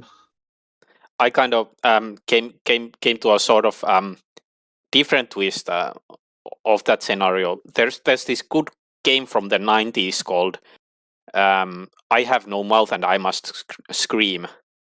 And it's basically a post-apocalyptic world where the AI has taken over and won, and then the AI kept 5 people as pets from humanity that the AI then tortures in the most horrible ways, and like studies their psychology and exploits every single weakness that they have. Oh Jesus! Yeah, no, not. I'd definitely rather be dead. Yeah. That would make a hell of a sci-fi movie. Yeah, it would. I personally don't think that AI is ever going to be that advanced to the point where it can actually become sentient. Certainly not in its current, like the way it's currently done is basically like an intelligent loop of what it's already been fed, which isn't sentience really. It's like, yeah, people do make arguments that, oh, you're not sentient because you're just a difference engine. Cool. I don't agree with that really. That argument doesn't really satisfy me, because humans don't really make choices. Okay, so how do I put it this way? So, has anyone here ever read the old Peter Jackson books? Sorry? Has anyone here ever read the old Peter Jackson books? I don't think I have. So you pick up one of these books, and I remember this is before video games were really a thing. So there'd be like a storyline, and you'd be a wizard or a warrior or whatever, and you'd go to chapter, I don't know, you'd go to like one page, and then it would give you a little spiel about you have entered a cave, and there's an orc in front of you. You know, what do you do? And then it'd give you like 3 options. I don't think humans think in such rigid, linear ways. Certainly not when you consider all of humanity. Yeah, I think I agree with that. I think the modern AIs are a bit more, for example, the AlphaGo AI that they developed. That sort of had actual genuine creativity. So it was not just basing on what it learned from human players, but it was actually like creative moves that surprised everyone. But at the same time, I don't think it's like even close to a general AI that can like a human being can do more than just play Go.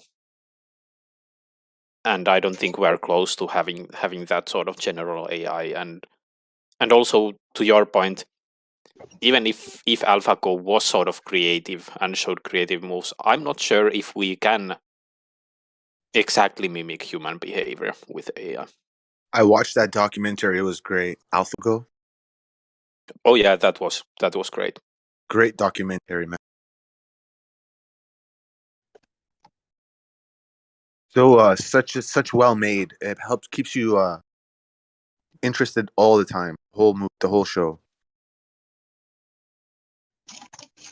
What was it called again? Doesn't it base it off of presence or like an idea of, oh, the best is yet to come, kind of like the moon fucking missions, Artemis 2024. The best now. is yet to come. Always Yeah. getting us looking forward to like something. They do this with everything. They do this with stock. They do this with like just how we base our whole fucking like life on is like hopes and promises, right? The stock market. It's all hopes and promises. Again, bro. It's 2025 at the earliest now. Oh, they pushed it back again. Yep. Hey, remember when Elon Musk was on Joe Rogan? And he's like, oh yeah, for sure we're gonna be on the moon in 4 years. This is the first time he was on. But when was that? And that was like, so that was supposed to be like 2022. So then obviously everybody's gonna say, well, hold on, it's COVID's fault. Yeah, You know. there's always an excuse. Yeah. And we'll still be talking about it in 2035. Yeah, we're going in 2039. Yeah, of course. What was the name of that documentary someone was talking about? I think it's called just AlphaGo. So I didn't catch that one. AlphaGo.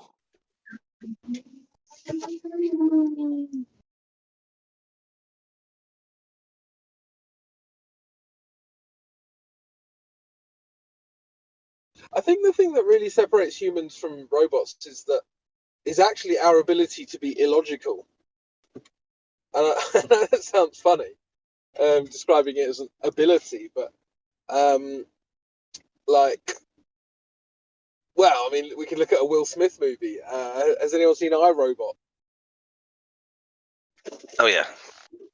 Yeah, so you know at the start of the is it the start of the film? I can't remember. Watched it ages ago. Anyway, in that film, there's like a child in the car, and then Will Smith's in the car, and the robot dives in and saves Will Smith's character because he's got a higher chance of survival, right? So it's that kind of cold logic that a robot does really well. Whereas the mother of a child would be saying, well, the child is more valuable because it's younger. But that's based on emotion, and there's no like purely logical way to present that argument, because I think he said 11% versus 45%, I think, were the percentages. So Will Smith's character was 4 times more likely to survive, whereas most humans would agree that saving a child is better than saving an adult. Right? But why would we agree to that? There's no logical basis. Yeah, but why wouldn't a computer be supplied with that rationality? I could give you an example. If I were in that exact same scenario, I would say I've lived enough. I want my child to live. Isn't that the whole purpose of having a child? So the child could have a future. I have lived a life, so save the child. Where in another car, you have some child, let's say my child, along with some random boomer. The boomer would be like, fuck him, save me. Right? He doesn't care about that kid. He doesn't even know the kid. Possibly, but I think in this I haven't seen it in a long time. I really hope I'm not misspeaking, but I'm pretty sure the child wasn't related to Will. I don't think it was Will Smith's child. I think it was like a child or him, and just like a random child. So I think most people, especially if it's their own child, they would rather their own child survives. Sure. But I think that in this scenario, it was random child, random man, and the AI chose the man because he had a better chance of survival, right? Which is a logical choice. Like, so you're going to go to the effort, you can only save one person, I'm going to make sure that it's the best chance. That is a logical choice, but it's a heartless choice to humans who consider babies more valuable to save than adults, right? You know what? True. That's And just there's one example, but I think that, you know what? Robots are going to be able to know all of the things, of all the information, and all the statistics.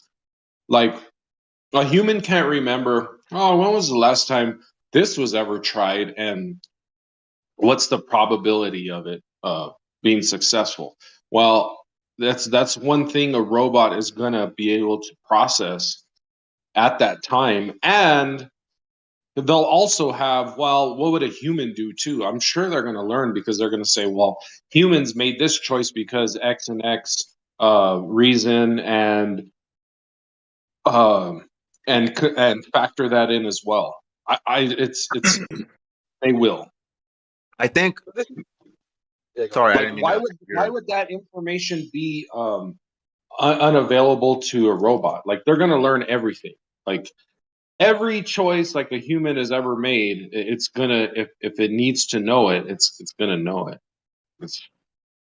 I think for humans, Yeah, but they cannot know why that choice was made. They'll I know think everything. I think for They humans, cannot know what why. They cannot know Yeah, they intentions. can. Yeah, they No, can. I'm sorry, but they can't. Why is it off limits? How will you teach a computer intention? Easy. Whatever that person was intending to do. Do you understand what intention Well, means? use an example. Use an example. What is anybody's intention? To make money? To There live? it is. It's To predicting the survive? future. What? There it is. No, That's you're why being you cannot too teach it. Get specific, That's why you get cannot. No, specific no, no. before That's you why you tell them. cannot teach a computer intention. What are you talking about? Never You mind, always teach a computer intention, dude. They intend to build something, right? That's intention.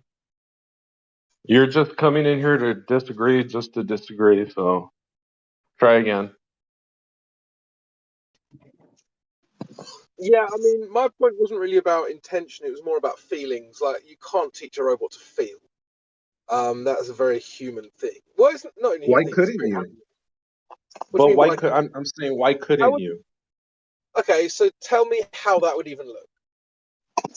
Well, a computer would analyze. Because there's analyze. Well, not even that. What if they built a place for human emotions, and then in a computer, and say, okay, well, this is what they used with these hormones, say serotonin, oxytocin, prolactin. This is what they used for all these hormones when they wanted to be happy, because they were rewarded with these chemicals when they did something good or whatever.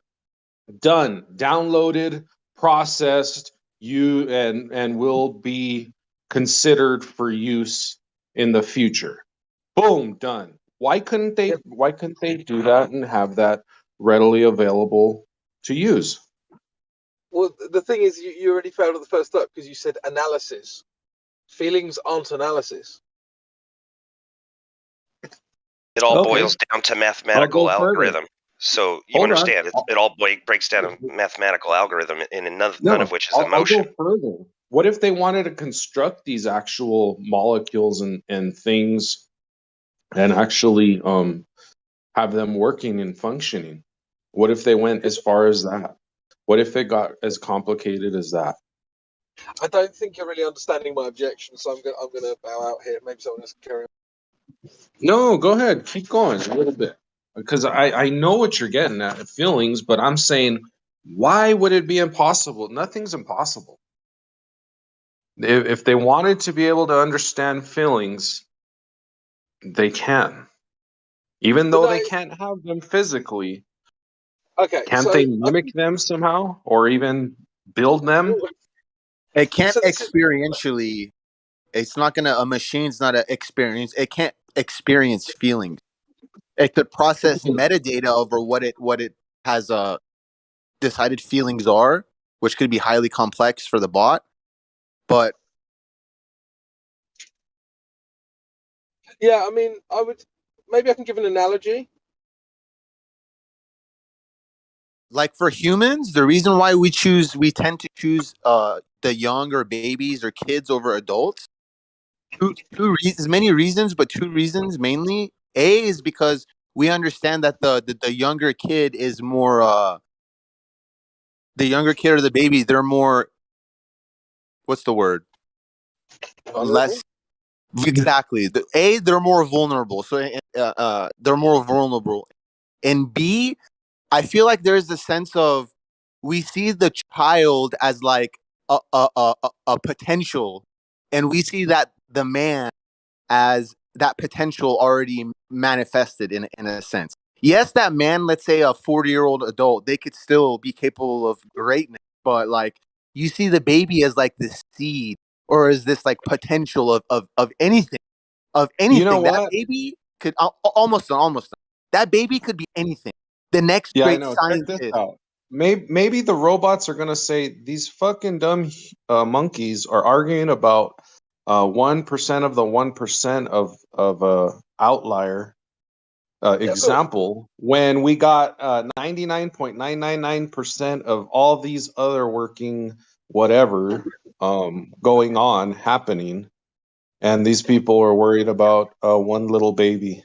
Yeah, perhaps logically, the computer may figure out some kind of reasoning why keeping the man may ultimately be better for some outcome, but the reason is again, it's we are beings, and we feel reality, and part of the way we choose to go about reality in our decision making is based on how we feel.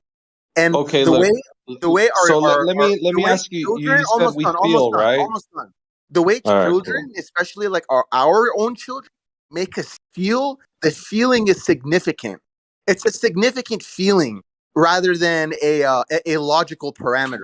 That's as far as the computer is gonna go. Go ahead, So Crypto. I Go wanted ahead, to Crypto. bring up. Hold on, man. I was gonna respond to him. Can I Crypto's been respond? trying. You ain't heard Crypto trying to get in for a minute now. No, I was trying to get in first, I think. Yeah, but you've been talking And since. Jeremy, you So. came in here way late, so go ahead and let me talk real quick. Oh, for fuck's sake, no. So. I just want to make my analogy and then I'll shut up. Yeah. Oh, So, okay. well, because I've been trying to talk. Say it, bro. Go ahead. Sorry, no, go ahead, bro. Okay, cool. Go ahead. So but it needs to be equitable, all right? So the analogy that I would use is that it's the difference between a bird flying naturally and me flying in an aeroplane. Technically, what we're doing is different. That's all I want to say.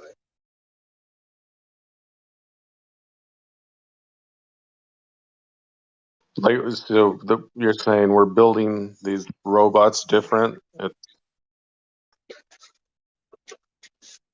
Like from a bird flying naturally to a robot being a robot. Okay, great. I He's want saying to address they're the both other dude. flying, but it's different because it is different. So Yeah, I it can't know. be the same. I wanted to address that dude. He said something about we feel. So basically, yeah, we are sensory creatures that have 5 senses. So that's basically how we feel things, right? More than 5, but yeah, keep going.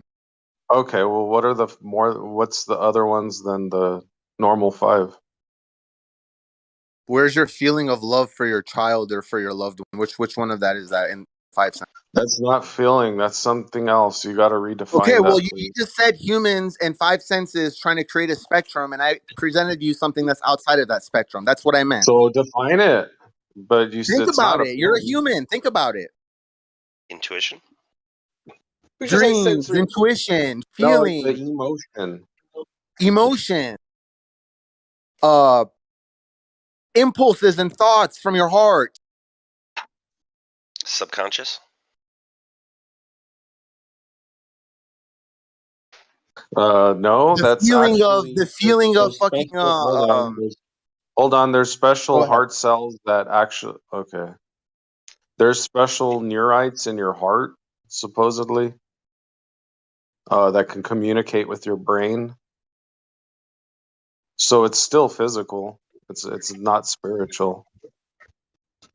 Well, whatever we say spirit is, like, because in Greek it's wind, so wind's physical too. So this invisible, like, wanting to do good force or emotion, whatever you're trying to get at, I don't know.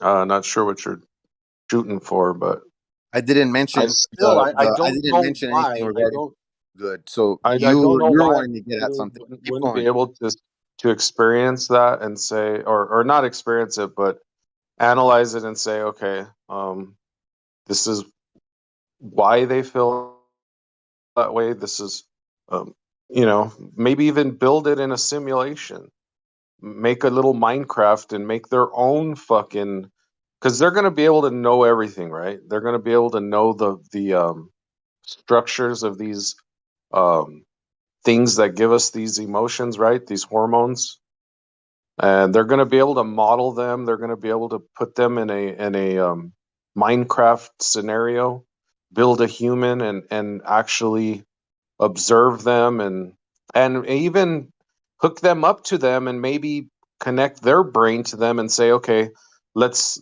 see what these humans feel. Why wouldn't they be able to do that?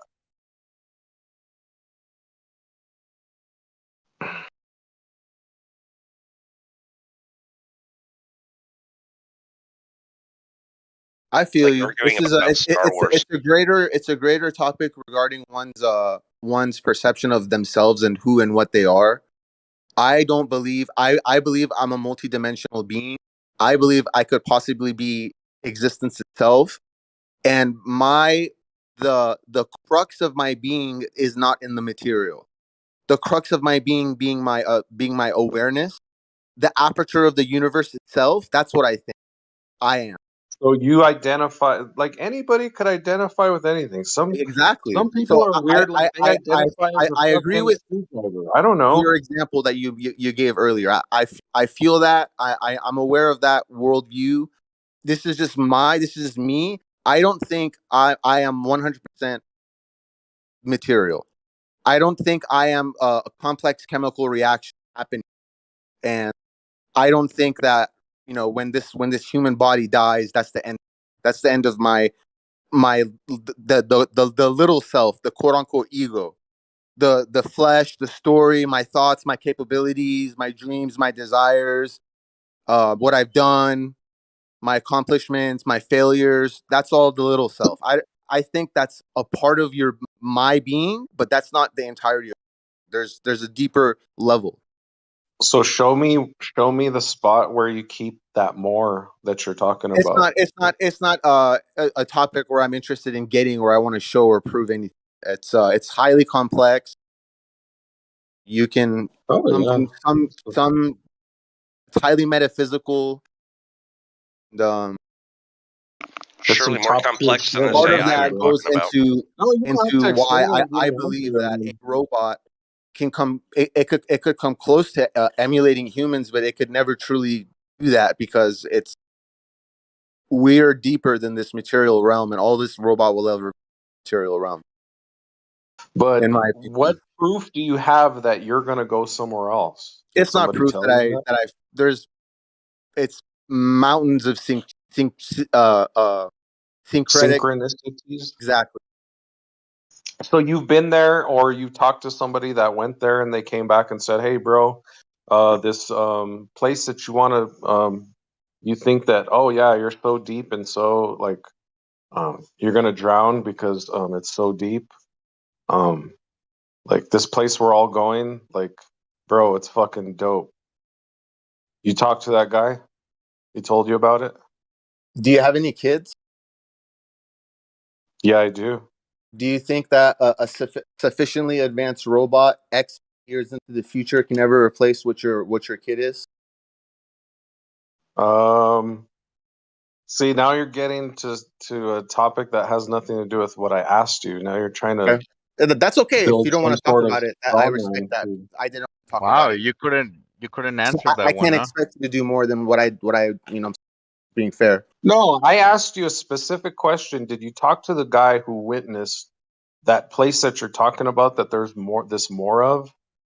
Like this place you're gonna go after you die? Because obviously you don't want to die, right? Because this place is so good that there has to be more, right? Like nobody wants like the What right you're to end. doing is you're projecting your beliefs in the form of a question. So I'm gonna allow you to project your beliefs and share your mindset, but I'm not gonna answer these questions because they're not really questions. Go No, ahead. well, you claim that you know of this place that there's more after we die. So I'm just asking, what's your proof of What's that happening place? within your being is you have your belief system that you have, whatever it be, and for some reason, you hearing my words that goes against your current worldview has riled you up Not really. internally, No, energetically, which not is really something that which is wild, but also one of those things a robot can never experience. The riled up you have within your being hey, is something relax, that a bro. I'm robot not cannot riled up, experience. So man. that's one thing.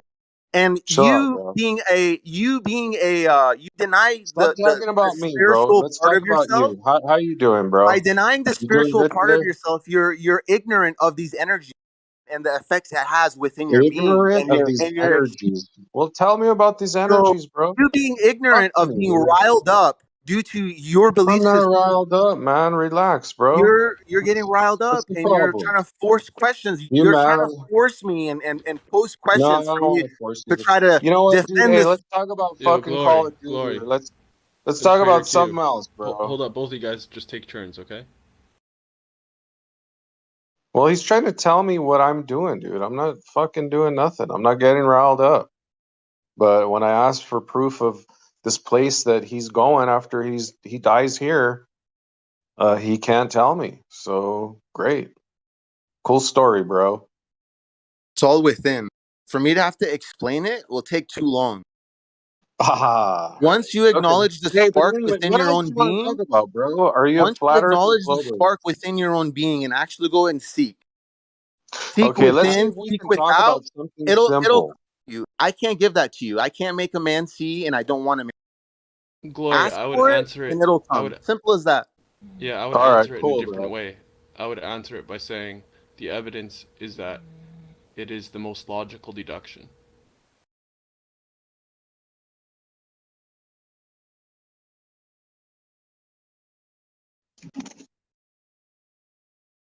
Well, that was fun. Yeah, right. Let's stay Well, flat. I jumped like a frog. I made a ribbit sound. Therefore, I'm a frog.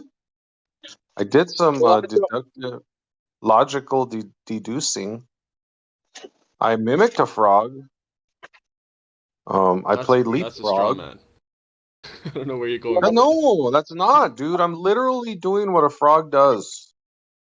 I don't know about you, man, but I jump like a frog and sting like a bee. Holy shit! You're a bumble frog. Yeah.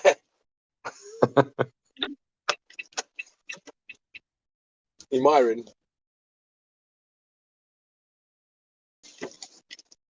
Well, I identify with a bald eagle that can fly and that's gonna go to heaven when I die. Do you have any hair? Prove me wrong. Do you have any hair? Hey, that'd be nice if I was. Yeah, I do, man. That'd be nice if I was literally bald. Yeah, you can't be a bald eagle, sorry.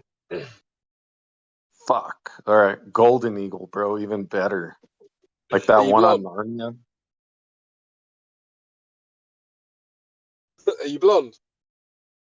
No, I have brown hair, dude. Black You hair. can't be a bald eagle either, sorry, man. Well, fuck, man. I guess I'm just a damn raven. I'll take it. At least they can still fly, right? Yeah, naturally. You don't have to mimic it.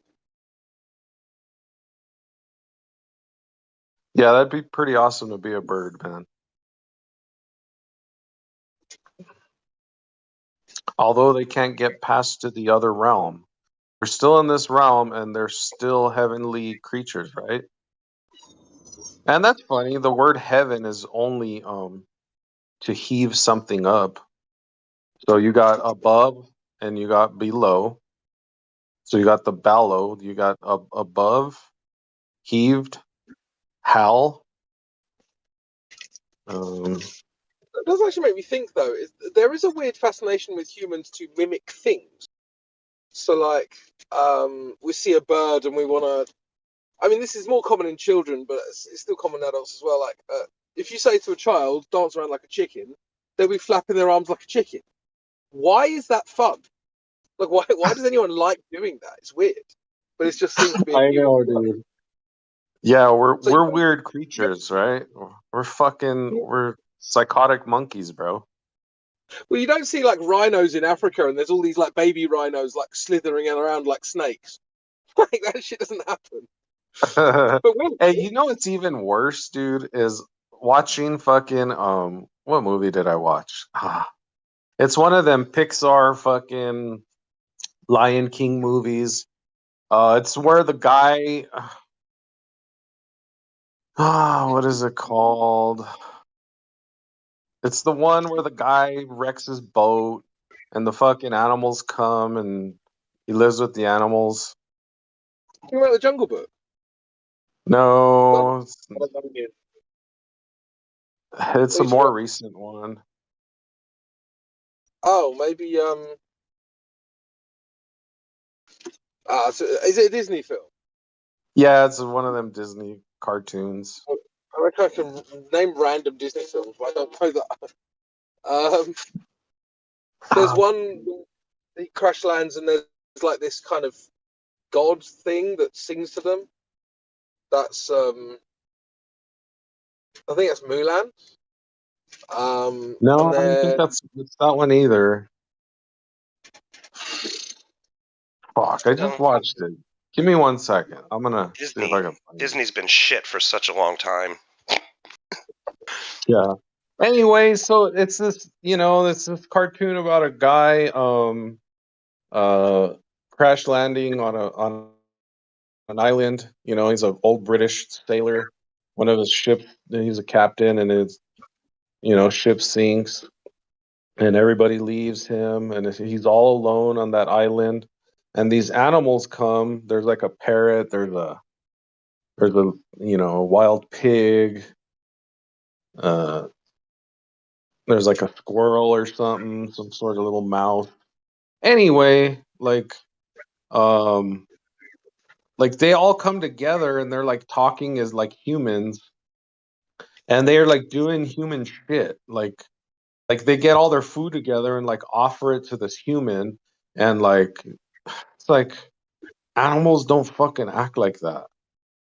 well, Like yeah, they're of course. humanizing these fucking animals in these movies. It's fucking ridiculous. Yeah, Like you're another right. thing that Like animals don't do that to other animals. Like an animal is not gonna teach their offspring to act like a fucking frog, right? Like or a horse if they're a fucking lion, because yeah, because they're not gonna utilize their what they were made with, like what they're given by God. yeah. So it's ridiculous. I don't know. Humans are just crazy. We're all fucking crazy. Yeah, to a certain extent, I agree. We do some really strange stuff, but it's interesting that as humans we can even recognize it as strange. Like that in itself is very meta. Yeah, that's yeah. But anyway, right, who have we got in here?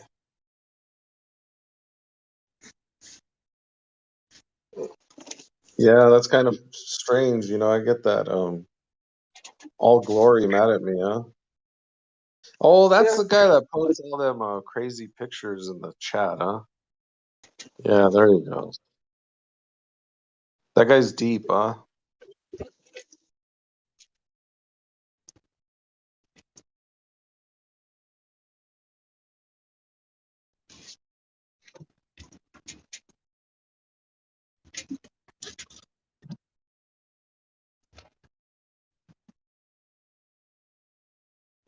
Oh, he's a concave earther. See that picture you posted at 10:55 a.m. When have you ever observed this outward view of the world you live on? This world that you claim that exists? You've never viewed it from that perspective, that your picture is perspecting?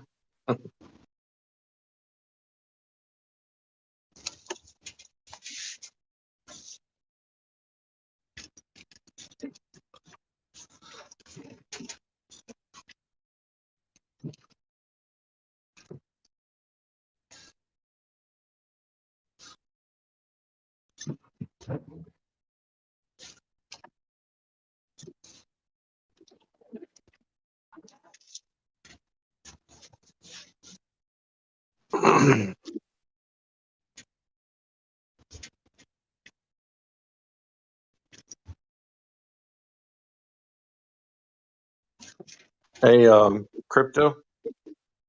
Yo, what's up? Hey, do you think? What do you think of crypto, man? To be honest, I haven't traded crypto for about a year now. I had the name from before, so I just kept it. People just know me as that. I'm looking to get into trading maybe some Rose coin, Oasis Network, but I don't have any at the moment. Do you mean in like a more general sense? Like, what do I think about it? Whether it's good or bad, or? Yeah, I was just wondering, like, fuck, when is it gonna actually be implemented? Since we obviously have the ability, like, literally right now, to say, okay, let's stop what we're doing, let's get rid of all this paper money, and let's just go digital. Yeah, I mean, I think what's happening at the moment is that there's kind of a gold rush in two separate directions. There's the people that want the crypto to be kind of decentralized, and therefore it's a good way of kind of laundering / hiding / not paying tax on money that's earned, which I think is a good thing because I don't really believe in forced tax donations, as I call them. But on the other hand, I think that inevitably what's going to happen is that the central banks and the governments are going to create their own digital currencies, which then have expiration dates kind of programmed in, and that'll just become normal. Like, for instance, they'll pay you, and also they'll be able to program in where you can spend the money and what on and all that kind of stuff. And I think that's going to really hurt people. Ultimately, it's going to. So, for instance, if you are poor and you receive benefits from the government, at the moment they just put £100 every week in your bank account or whatever. You know, I don't know what the number is. But what's going to happen in future? It's going to be like 100 Gov coin, right? And this Gov coin isn't going to be spendable on X, Y, and Z, and it'll expire within 6 months if you don't spend it. You know, so you can't just save it. All this kind of stuff. So I think inevitably it's going to lead to greater centralized control, which is a shame because that wasn't what was intended. That's what governments do. You see, currency could be anything. It could be literally anything: shells, unique stones, anything that, as a whole, we appeal to. You know, like and hold a value to and agree to. It can be done. Even a digital Bitcoin, it could be anything. But only when the public's acceptance of it becomes significant, then government wants to step in and control it and ruin it. Yeah, for sure. I think the one thing that I would say is that there's a funny word that only applies to currency, which is fungibility. if it's not fungible, then it won't make a good currency. So, for instance, this is why you can't trade teeth, because teeth aren't all exactly the same. Whereas, like a pound coin, it may be subtly different in slight ways, but it won't be. You know, like £1 coin might have like a little nick outside of it or whatever, but fundamentally a pound coin is a pound coin. And it was based on being a pound of silver back in the day, so it even had intrinsic value. Now it's made from cheaper metals, so there's no intrinsic value, and now it's not even, money isn't even attached to anything like a gold standard, so it doesn't even have any value at all. So, and we were talking about this earlier. Nowadays, money most of it isn't even physical in any way. So it's not even like it's made out of cheap metals. It's made out of no metals, and it's backed by nothing. So what's the difference, really?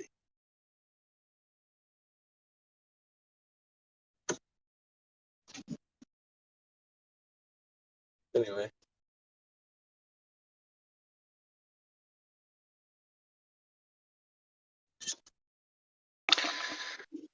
They're really just attacking it, I think. I mean, like, for instance, if we could go back in time and change a few things in the most recent future, I don't think anyone would be talking about Bitcoin the way they are now and digital currency.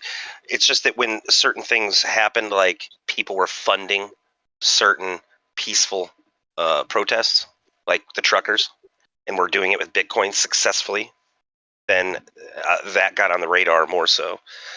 And you know what I mean, for a crackdown. Yeah, I'm not sure that the trucker protest was entirely organic myself, but you tend to find that the ones that are organic are the ones that the mainstream don't talk about, and a good example would be the I think they're called the yellow jacket, the gilets jaunes, whatever they are, protests in France. They were going on for months, and there was radio silence from the BBC, from CNN, from all of these big guys. But some truckers protest for a few days in Canada and everyone knows about it. It's a bit suspicious. Should be about everything. Yeah. Should be suspicious about it.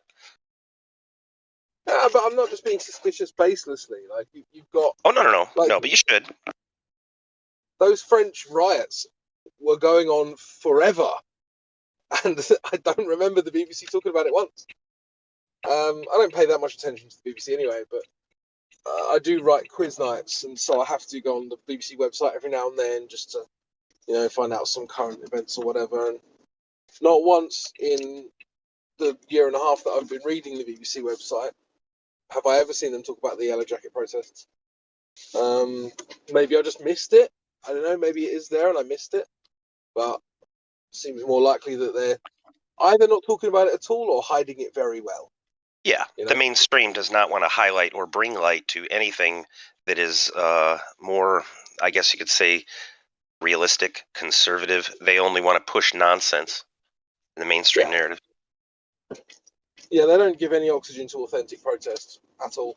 And to be honest, I've talked about this a lot in 24/7, so maybe I'll talk about it now. People don't realise that the progressive conservative is a false dichotomy, because just within the names themselves, I mean, progressive wants to move in a certain direction and conservative doesn't want to move anywhere.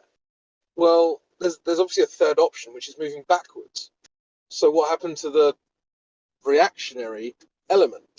Well, the people who are in power are a mixture of progressing and staying. Like, so they don't want you to know third option, ditching all of their quote unquote progress and going back to what was before. The thing is they've hijacked the word progressive, just like Antifa hijacked anti-fascist. Progressive is not progress. It isn't. It's a Marxist socialist agenda where Antifa is not anti-fascism. They literally are the fascists. See, it's a hijack. Yeah, but I would say that in a very kind of descriptive sense, progress just means moving from point X to point Y, right? So what they're doing is, I mean, the term progressive is doublespeak, because they're saying progress as in move from X to Y, because if you say to them, well, this isn't getting better, then they say, oh, well, it just means moving from X to Y. But they also mean getting better for what they consider better, right? So there is doublespeak just in the terminology itself.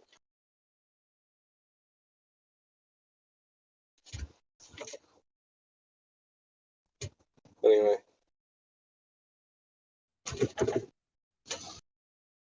And conservatives are by design going to do fuck all about it because they don't want to reverse anything. Like it's within the word. Oh, we're gonna let you advance your agenda for 8 years, and then we're just gonna stay there wherever you've advanced to, and we're gonna try and drag our heels while you're going in that direction. This doesn't solve anything. It's like conservatives of 30 years ago have the same agenda as conservatives now have the same agenda as progressives of 30 years ago.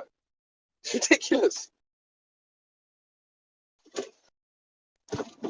Well, okay, you could say define conservative. What does conservative mean? Is to conserve our culture, our morality, our beliefs, right? So, but then you look up what is progressives. What do they stand for? Well, they literally believe a man can become a woman can become a man, children should change their sex on a whim, or I should say, take puberty blockers. You see, this is all the nonsense. It's complete and utter nonsense. So progressives stand there. They even say that they promote that women should be able to murder their babies even after they're born, literally, and that's called women's choice. Completely agree with you. But what I'm saying is this: 30 years ago, a conservative would have said no to gay marriage. A conservative would never have approved of transsexuals.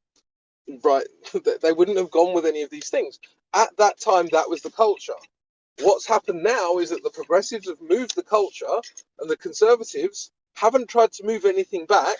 They've just gone, oh, well, the new culture is what I'll conserve, right? So now they're pro marriage, and now they're pro men can become women and all this other shit. And it's like, well, no, that's no. You're referring to what's called rhinos. They're fake. They're fake conservatives. They're not. They're not. They're fake. They're bought, paid for. But a lot of conservatives don't understand that their culture isn't this modern bullshit, and so they try and conserve. I don't know what they're even conserving by that point.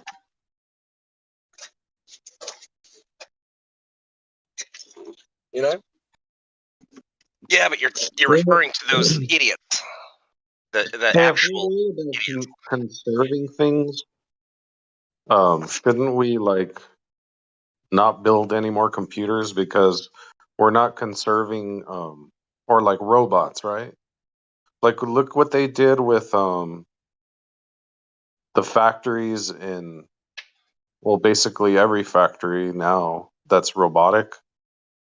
So you can't really conserve jobs.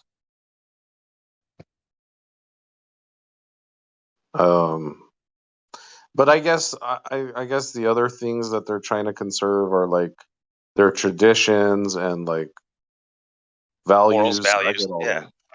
Morals, values, all that good stuff. Well, my biggest bugbear with conservatives is that they don't even want to conserve their own existence. Why is it hard? Yeah, I mean, if somebody wants to be a certain way, why are you gonna try and stop them?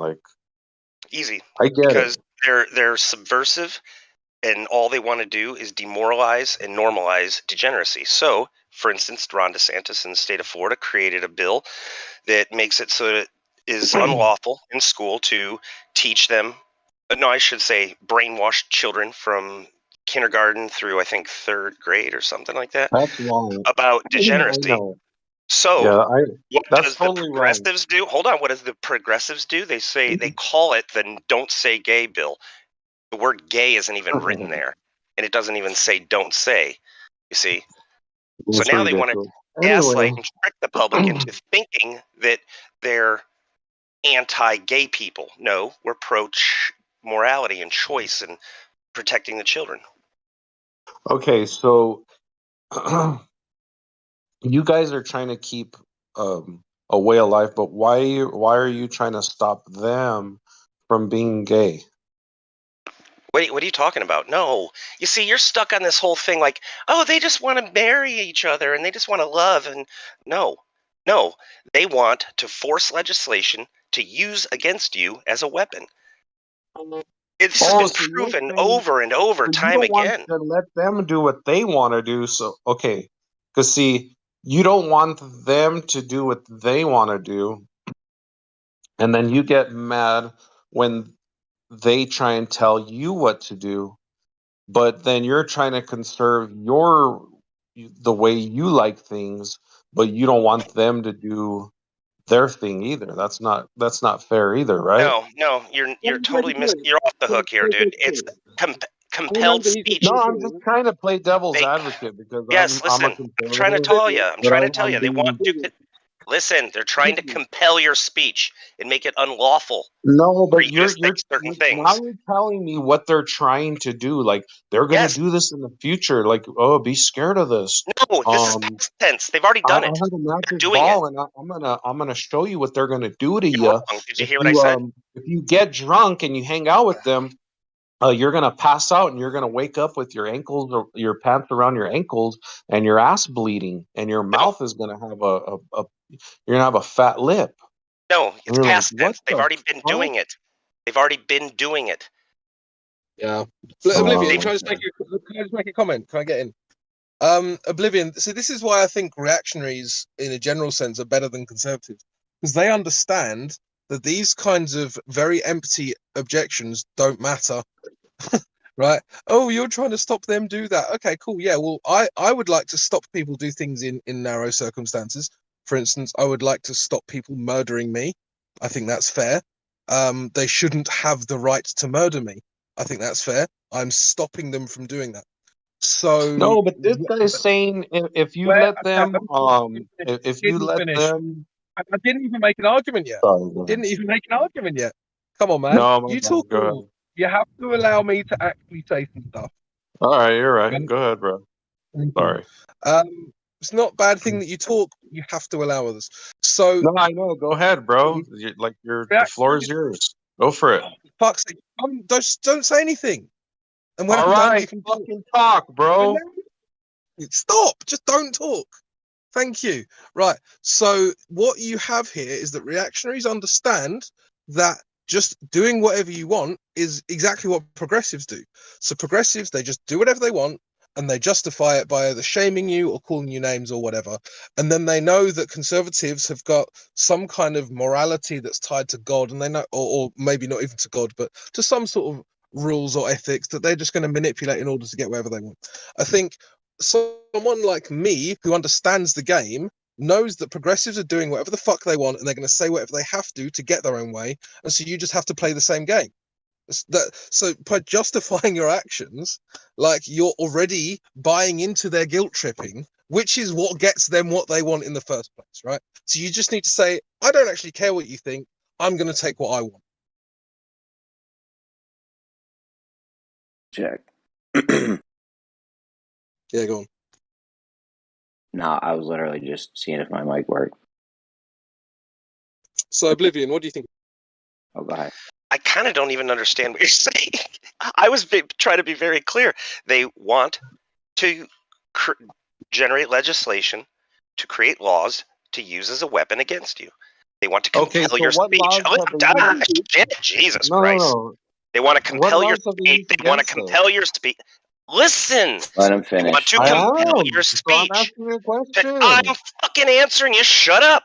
They want to compel your speech to tell you what you can and cannot say. They want to go into your business Show an example of that. and use the one example. up and dictate that you must do for them. Like, bake me a gay ass cake. I say no. Now then they'll sue you. These are activists. You don't get it. They'd go to churches and say, marry us. They say, no, we don't do that. Then they take away their tax-exempt status and shut the church down. They sue them.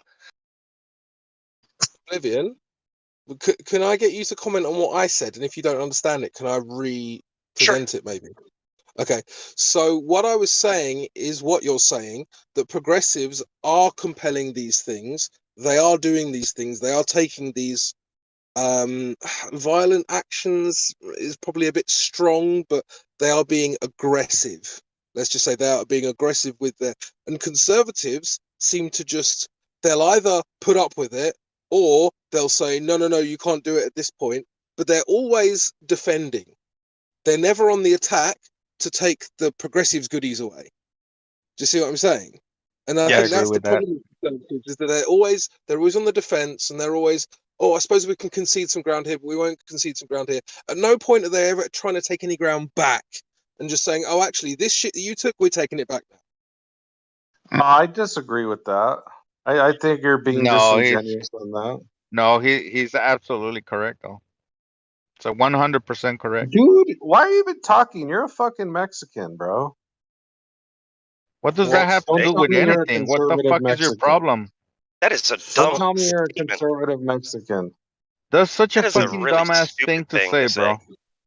That's Well, like you saying can't you're be a not female, so conservative you can't Mexican. have an That's opinion impossible. about this or that. What does me being a Mexican has to do with my opinion, though? What the fuck is wrong with you? Dude, it doesn't have anything to do with anything. The guy's just trolling. Just don't even give him attention. Like honestly, he hasn't contributed to this conversation. What a Dude, fucking yeah, idiot. let's I don't know Oblivion, do why you that want was to? relevant. It sounded borderline, but let's not do that, please. Yeah, I mean, so Yeah. So, I mean, I think Oblivion, you agree with me that, like, for instance, I don't hear conservatives really. I mean, I do hear some conservatives say, well, marriage is between a man and a woman, but I don't hear mainstream conservatives saying we're going to define it in this way and we're going to take back the progressive nonsense. Not in England, not in America. I don't hear it in Ireland, which is a very Catholic country. I don't hear it anywhere. Crypto. Okay? You know Like, where you can find a perfect example of that nowadays is the Mexico? Dave Rubin thing. The Dave Rubin. You know Dave Rubin? Yes. Yeah, I know him. You know he's adopting kids, right? And all the conservatives are like, "Oh, congratulations" and shit like that, right? Those are not real conservatives. Exactly. Precisely. Yeah, but And what is a real conservative? well, hold on. What you were describing, the scenario you were describing, that's because the left are activists. They're activists, and they operate by any means necessary. They, at the last minute in our last election, changed voting laws, which is completely unlawful. But they did it, and you go to fight it. So then the judge is a lefty judge in a lefty shithole state, and he throws the case out, refuses to hear any evidence. Now, how long does it take to fight that case? It takes a long time. But they infiltrated, subverted, and just did it by any means necessary. Now, us as conservatives, we follow the law, we submit documents and court records, and then, once again, like I said, I refuse to hear your case there. It takes a long time to fight something like that. Yeah, of course, and that's all deliberate, and so we need to stop. We need to stop basically playing a loser's game. It's like I don't know. We're a team of rugby players, and they're a team of footballers, and they want to play us at football every week. Well, of course we're going to lose. We need to start playing rugby every now and then. You know, let's play things by our standards. We need to hold to our strengths, and we need to take back some of the shit that they've stolen from us. Now Hey, imagine if Oblivion. yeah. Hey, Oblivion. Did you when the stimulus came out, did you take the stimulus money? I didn't want it. All I wanted was, because I was laid off by mandate, that they must Did you give collect me unemployment? reasonable. Yes, and Oh, okay. I would accept that because it was mandatory. The government made it absolute that I be unemployed, so therefore I require compensation. That's not Other true than that, because yes, I never it is stopped because they working. mandated it. Yes, they mandated it. I was perfectly happy and everything was fine until they closed down businesses. And if they close them down by mandatory, then I deserve compensation, reasonable compensation. I took all the stimulus and put it right into crypto. I put like $3,000, all of it right into crypto. It's free money. Boom, right in. Still holding all of it, dude. Still holding all of Yeah, that crypto's just constantly going up in value, right?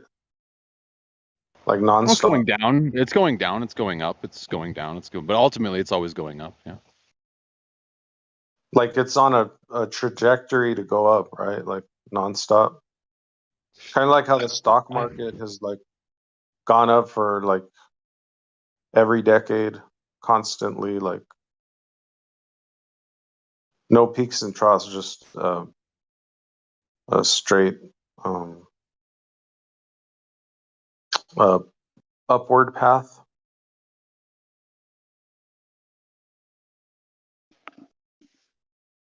Anyway, what I was asking Oblivion, did you ever get an Obama phone? Fuck no. Did you ever receive any welfare? Fuck no. Did you ever No. no, I work none of it? for a living. No, I work for a living. I don't deserve anything that I don't get by my own efforts.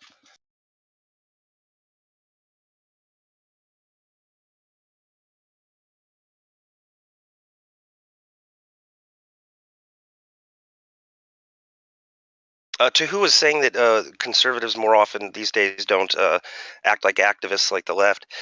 Because the reason is, if they did, they would shine the light on it and say, "Oh my God, look at that tyrant! Look at that tyrant! Oh, that's a Nazi right there." Where the left does it every day, and you could point it out all you want, and nobody gives a shit. And they do Was it. Trump a conservative? Was Trump a conservative? As opposed to Hillary Clinton no. or Joe Biden. I mean, yeah. Yeah, if you put that Yeah.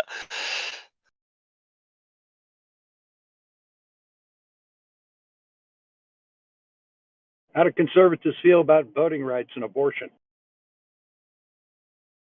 Voting rights. Oh, you mean that nonsense where they're trying to say, dude, in order to vote. How about gays? Can I answer? In order to vote, you should have a frickin' ID to vote, so that the nonsense that occurred this past election doesn't happen again. What nonsense? Oh, you're acting like you don't know about the fraud? What fraud? Unbelievable. Do you have a finding of fraud anywhere? Let's see. Oh my God. You haven't been following it at all, have you? Yeah, you remember? Like I said, they'll take it to court. And where did it happen? In a lefty shithole state. So they take it to court in that lefty shithole state. So it goes to a lefty shithole city, to a lefty shithole judge. And the judge says, "I refuse to hear your case." And on the off chance that you get a judge to say, "Okay, we're going to secure that voting machine. Do not touch it." What do? They fuck with it. They totally keep repeatedly entering, trying to log in, and it clears out the buffer memory in effect, delete the information that was in the buffer memory that they were subpoenaing. Right. Great. Who won the last election? Trump. This guy's retarded. Anyway. Okay, so why are you grilling everybody on these answers? Look, we have we already have like a database of like what works and what Joe, should hold work. on a second. I'm really sorry to interrupt you. I know this is the internet and shit is crazy on the internet, but we try to keep it like more like, no name calling, no like attacking people and shit. You're Please. right. I'm sorry, man. Hey, Oblivion, I'm sorry, dude. But Trump didn't win. It was Biden. Oh, of course he didn't. No, he didn't. All right, man. There were Sorry. so many ballots that people have actually went physically to the location of the residence, and there wasn't a residence. It's literally under a highway. There are places that don't even exist, like a house number, and then a between house number, and then two houses and a number in between that doesn't even exist. Countless instances. Check this out, man. I mean, we do a shitty job of accounting of like events that have transpired. So like all this fraud that he's claiming happened, how come there is no accounting of it or no like? I already told you. They take it to a lefty shithole state where shit happened. It goes to a judge. They say, "I refuse to hear the case." And like I said, in an event where they do subpoena the machine and say, "Do not touch the machine," they touch the machine anyway. They are activists behaving by or operating by any means necessary. Well, all the software on those hold up, all the software on those voting machines is all like private, like anyway, and like there's like No, it two isn't. companies.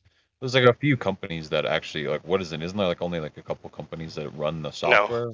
No. They even tried to subpoena the username and password to log in, and they said no, refused to give it to you. And they said, well, who has it? And they go, everybody on the board. So it's not secret. They all have it. They just don't want it given to the investigators. I've heard a big way they do voter fraud is through the mail-in votes. I've heard that's where a lot of the voter fraud gets done also. And they block up the windows so no one could see. And then we've got video of them counting the same ballots over and over and over.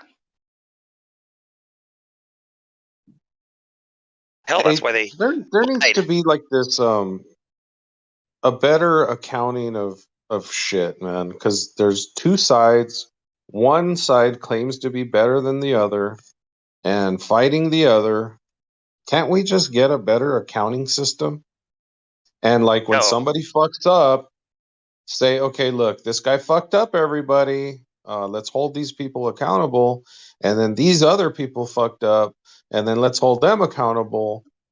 And then we can start making like a log of how many times they fucked up and say, okay, look, these people have fucked up twice as many as these people. So let's follow the other. How about Can't we this? do something like that? How about this? Let me say, how about this then, right? Imagine now you owned a company, right?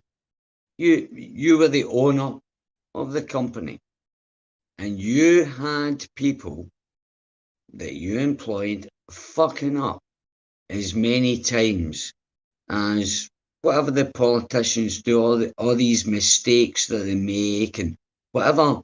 It doesn't matter what political party, doesn't matter. They make mistakes and blah blah. Well, yeah, That's those are the this people that question. only Would you listen still to me. fucking employ them? Would you employ them? No. Well, I'll fire them. yeah, I was agreeing with you. I was getting into the point you were making. That's what I'm saying. That's what I'm saying. You would employ them. So what the fuck? Use idiots that still vote or think that the Reds are better than the Blues or the Democrats are better than the Greens or whatever the fuck. Right? They never ever make a difference. Never ever make a difference. It's nothing ever changes. Like there's no like, okay, well these people did this and let's stop doing that and I agree, man. Let's change the way we do these things here. Let's implement a change. There's none of that happens, like ever. That's really a naive to think that way, because if you think about it, here's an example, just a simple example. We want to build a wall. We told the president to build a wall. Guess what? He got the money. He got the companies and the materials. They're piled up. Biden gets in, stolen election, and said, freeze, terminate assembling the wall there. Well, these contractors have a contract. No, listen though. We're paying millions of dollars a day as a penalty to not put the wall up that's paid for to be put up already. Yeah, that's Millions ridiculous. A day. Now, you say we need to make a change and be accountable. No, they're operating by any means necessary. For why they stopped this work to be done. Because they can. Because the wall had a function, right? To keep, because there is a border, right? And a border has to separate something. And what's one way to separate something is to have a wall there. So then they're already going to build the wall, but then somebody stopped it. Well, see, that right there, how come there is no accounting of that? How come because they can't. There's nothing being done about that? Good question. How long do you think it's going to take to fight it? Sorry, can I come in? How about this, right? Because I thought about this, about Trump actually getting, I predicted, I actually went on American web channels, web pages, and they said, Trump's your next president a year before he got elected, right? not being big-headed, but I guessed something. I had a theory. It proved to be right. Doesn't mean I'm right, but whatever, right? So anyway, let's go back before Trump was in. There was so much talk about taking guns off of people and fucking all this kind of shit, depriving people of their rights and stuff like that. And as we know, governments or the intelligence services, they look at, the people's reaction, how people react to it, because we decide actually. They know that, we don't know that, but they know that the people have the power, so they gauge the people's reaction. Now, there was so much talk in America anyway, as an outsider, so much talk by these governments, fucking let's take the guns are bad, and all this kind of shit. And then it came to a point, and it was, they knew they'd pushed it too far. And I think that Trump was brought in because the minute Trump came in, right, all the talk about taking guns off of people registering and all that kind of stuff, those laws were still in place, kind of thing. But the hysteria over taking guns off the American people, which I think is a very good thing. I'm all for guns. Think fuck yous lot have got fucking guns because no other European country or any other country, the population apart from Afghanistan, shit like that, have got fucking guns. And Hey, where do you live, dude? I'm in Denmark. Scotland? Huh? Denmark, he said. Denmark. Denmark. Wow, dude. And they allow guns there? Well, for hunting. But there's special laws and stuff like that. You're not allowed. If you're not a criminal, shall we say, you're not allowed automatic weapons. Well, that's reasonable, right? Because you wouldn't want a criminal to have, an assault rifle, right? So What's an assault rifle? Well, I heard automatic weapons, and then I hear assault rifle. I don't know what either are. Listen to what I said. Bro, Listen to what I said. I'm with you, bro. Listen to what I said. Listen to what I said. If you are not a criminal, automatic weapons, Yes. though. You mean a machine gun? So three things, right? Three things. Yeah, you're not allowed. Look, You're not let me give allowed you a breakdown. automatic weapons. Yeah, three You mean things. machine man. guns? Criminals Look. can have them. They can have any fucking weapon they want, but hey, I'm not allowed to have a fucking certain thing that I think I'm. Yeah, do you know 99% of the people that own guns don't go around fucking shooting other people. There's a fact. Yeah, 99% of people that own fucking guns and shit like that, they don't go up to somebody, how you doing, mate? Boom, and put a bullet in their head. Right. Hey, real quick. That says that 99% of the population of the world is well capable of understanding the machination or the mechanism of what a gun or the damage. They'll only use it to defend dude. themselves. Are you Scottish? Because you have a Scottish accent.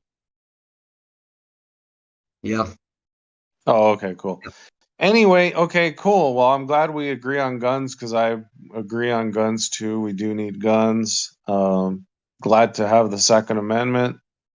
But three things: better accounting, right? I think this is all we need.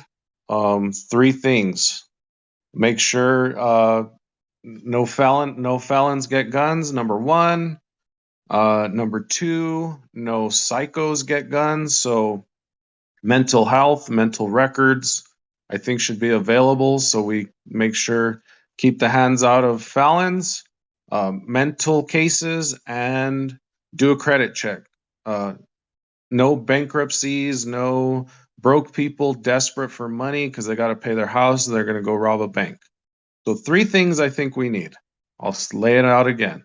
And it could be done as easy as, when a cop pulls you over and they run your license, right? Why can't we have the same thing, the way a cop will run your license through a database?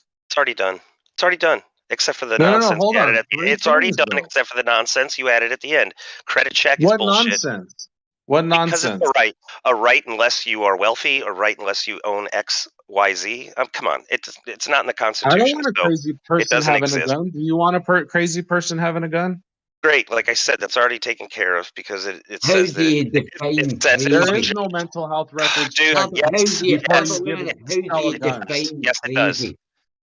Who There already, decides? No, there is Who no decides what check crazy done is? for mental Yeah, health. but who There is decides? no. it says that if as long as a judge has not adjudicated you to be a threat to yourself or others, it already exists.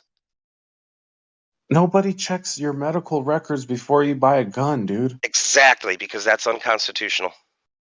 Well, they should do that because I don't want crazy people that take If I'm fucking crazy, psycho pills having a gun. Anybody should buy. Anybody should No, have dude, the think right. about it. Yeah. Dude, No, do no, you no. know? Hey, hold on, man. Hold on. Do you know how many people take prescription A drugs and how felon many wouldn't buy a people gun are not in out their a right gun minds? shop. A felon would not buy a gun out a gun shop because he would be subjected to background check. Well, that's good background then. check. Then So that's he'll not buy how it people on are the going to get fucking guns. Then street. they'll get them through a He'll different buy it way, on the but at street. You least they're don't. not getting them Wait a that minute. way. I can't believe, right? Do you know? I spent 3/4 of my life, I'm 50s, believing that I thought it was crazy. I was brought up to think it was crazy. I used to think Americans were crazy because some states it was you were obliged to have a gun or whatever. When coming from a UK perspective, right? I used to think people were. Listen, I used to have the total different opinion of what I've got now. I got until I understood actually, yeah, anybody should be able to own a gun, because the minute you put restrictions on one person owning a gun, you're restricting everybody. And the thing is no, because the not government can everybody. say, well, the government can say, but you're just like him. You're a part of that group because you like black coffee and that guy liked black coffee and he shot It all has these nothing. motherfuckers. No, it's So only that three means things, bro. It's only because you three like things, black coffee, dude. you're Come going to on. shoot every cunt. So Now you're therefore, just you shouldn't talking have a for no gun. reason. There's No, they three already have things, that. bro. They already have it, except for the They nonsense do you added not at the have a end. mental health check. Yes, they. Somebody that's taking Dude, fucking happy pills should not be having a gun. I'm this has sorry. been I don't tried. feel This is comfortable with that. yes, this has Dude, been they tried. check for that when you buy a firearm. Yes, they check Do to they see if you've been really? adjudicated by a judge Have you to ever be bought a a threat. firearm in America? No. I have. Sounds like this other guy has because he's telling you they do check for that. No, I've been to a gun show and they fucking sold me a gun without just barely checking my ID. No, they did a background check. You fill out a form. No, they they do a didn't. background check. No, Oh, they you're didn't check lying. You're shit. full of shit. Okay, maybe we were at gun shows. They That's a fucking gun looked at my show. ID and fucking Guys, sold me the gun, dude. he It was a said, private wait a minute, fucking. let me It was interrupt. a Was it a private private That was a sale? gun show. That There, was it was a a private gun sale. show. You Private bought sale. that There's off of. private sales that go on that have no Yes. fucking Yep, check yep, for yep, nothing. exactly. But apologize. that's not what we were talking about. We were talking about background checks. That was a gun show. That means fuck all. That's no, it not isn't. going to a shop. It's still a way to get a gun in. There's lots of private sales. Go ahead, Oblivion. Go ahead. Yeah, private sales are just Yeah, private it is, sales. but if you go to a Listen, fucking hold shop- on. Listen, a gun show is Missed just it, a bunch of booths with federally firearms licensed dealers, just like going to a gun store. That's it. Private sales can be anywhere and everywhere at any Is time. it? Is it? Yes. Yes. That Are should they, be are illegal. they government? Can you verify that There should every be single no dealer? trading guns. Like I that. can sell. I can sell my gun that's to wrong. you. I can sell to my neighbor, give it away, or barter it, How do trade you? it. What are you? Did you check his fucking credentials? Do I you don't know have to. fucking? I don't Huh? have to. It's called a private sale, dude. It's perfectly lawful for me to sell my gun privately to another individual. No, it privately. isn't. You're not doing the Yes, it is. mandatory checks to make There sure is that no he's not a mandatory check. criminal. You are not Did you make sure he's knowledgeable. not a felon? Of course you not. don't None give a of my fuck. You business. can't sell it. You It's can't none of sell my it. business. I just want to make a But that's sale. law. That's a fact, and you're American. I And don't you make sound mine. American, and you I don't don't know care who I sell at it to. all what Just he's let me talking sell about. my He can gun. sell it to That's anybody he likes. retarded, dude. You're ignorant. See, But so he here's the can. problem. Just You're not accounting for anything, dude. You're no, I not don't have to. taking It's called a account private and being sale. responsible who you're Awful. selling a fucking lethal firearm to, bro. Your Think about feelings it. matter Just not. Your think a feelings little matter bit. not. I know, dude, but you're not thinking of who you're selling your gun to. You should be more responsible than that, dude. You know what? You are either dumb or you're just trolling. I think you're just trolling. No, dude, think about it just I a was little just bit. going to say Real that. quick I was with me. just going to Just say that. please. Wait, I was just just going to say that. No, you. I think you are trolling actually, I'm not because you trolling, changed. dude. Your Think voice has about it. changed. Just real quick. Look, can I talk? You Can I picked reason up. with Well the guy? done, man. Oblivion. He's trolling. Oblivion. Can you walk with me a little bit here, dude? Your I know you argument want to died be there, able to mate. sell Who your are you? gun. But Who are you? let me What? talk, dude, please. Your Let me argument go. died just Wow, there. You dude. went totally flat. Who are you? Flat? What do you mean, like flat Earth? Here's the reason why it's legal. Because if it were unlawful, then that would require a federal registration of every and all firearms. And any firearm not within the registry would be illegal. This does not exist. Therefore, private sales exist. Also, on top of that, I can manufacture my own firearm. And No, but that's you have to not have on a a registry. federal license to manufacture guns. No, you're wrong. You don't know what you're talking about. I've Yeah, there's made a certain type of AR-15s. gun. There's a certain type of gun you can make, and a shit won't even have a serial number. They don't have to because it's just privately made. You make your own. Look up 80% lower receivers or 80% receivers. Yeah, Yeah, then we should have. okay. We should have. Everybody knows about the lower receiver, but your fucking lower receiver still has to have a fucking serial number on it No, it saying you doesn't. got it. No, you Yeah, don't it know what you're does. talking about. No, it's 80% because it is not 100%. 100% is manufactured by a manufacturer that's federally licensed. If they So why manufacture why can't you manufacture the whole gun that way? Why do you have to get a special receiver from somewhere because you else buy an 80% that's receiver, regulated it is by the AF by the ATF? yes, most people prefer to buy a serialized one because they don't have to finish the other 20%. They don't have the tools, the knowledge, the patience, or the skills. Yeah, this is the one where you actually No, got to why like don't you finish just drilling, build your own cutting a piece of the metal 100% out or gun? something. Yo, can you hear other people? One where you got to finish machining the metal, right? Yeah. Yeah, that. You drill some That's the holes one with no out. serial number. Yeah, well, none of them have their serial numbers, except if you buy it from a federally firearm licensed dealer. Now, I could But if take you an build aluminum your own block. receiver, that's not legal, dude. Yes, it Because is. you're I not could take, regulated yes, by the ATF. of course I'm not, because I don't have to be. I could take a block of aluminum, press go on a CNC machine, and manufacture it 100% myself. That's fine. I could make my own. Now, But I that notice I gun's didn't not say. legal. Of course it is. You don't know what you're talking about. Of Now, course he can. that Listen to doesn't him. mean that I can sell it like freely and manufacture them for sale and readily make them available. No, there's laws against that. You can make it, own it, operate it. There's even strict laws when it comes to carrying it around and taking it, places and stuff probably, but yeah. Yeah, out of state. There's reciprocity though between many, if not most states though.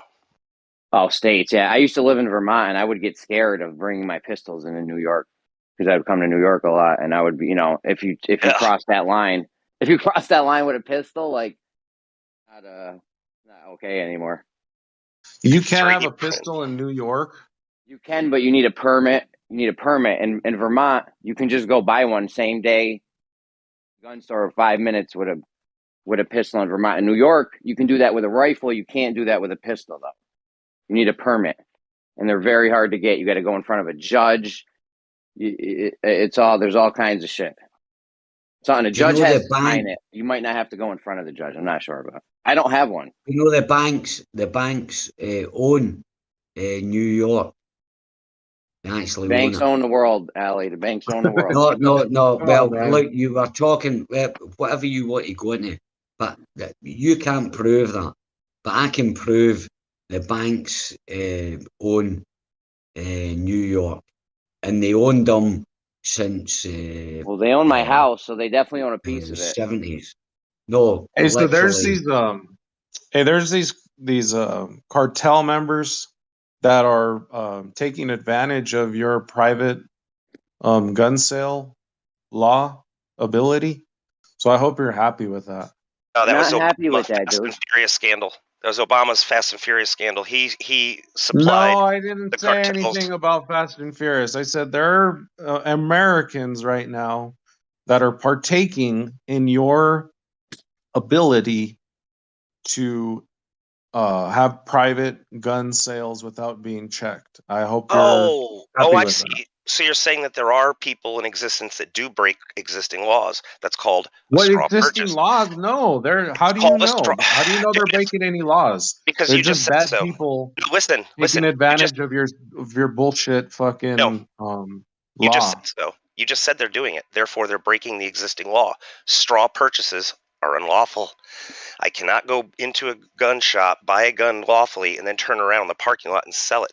That is unlawful.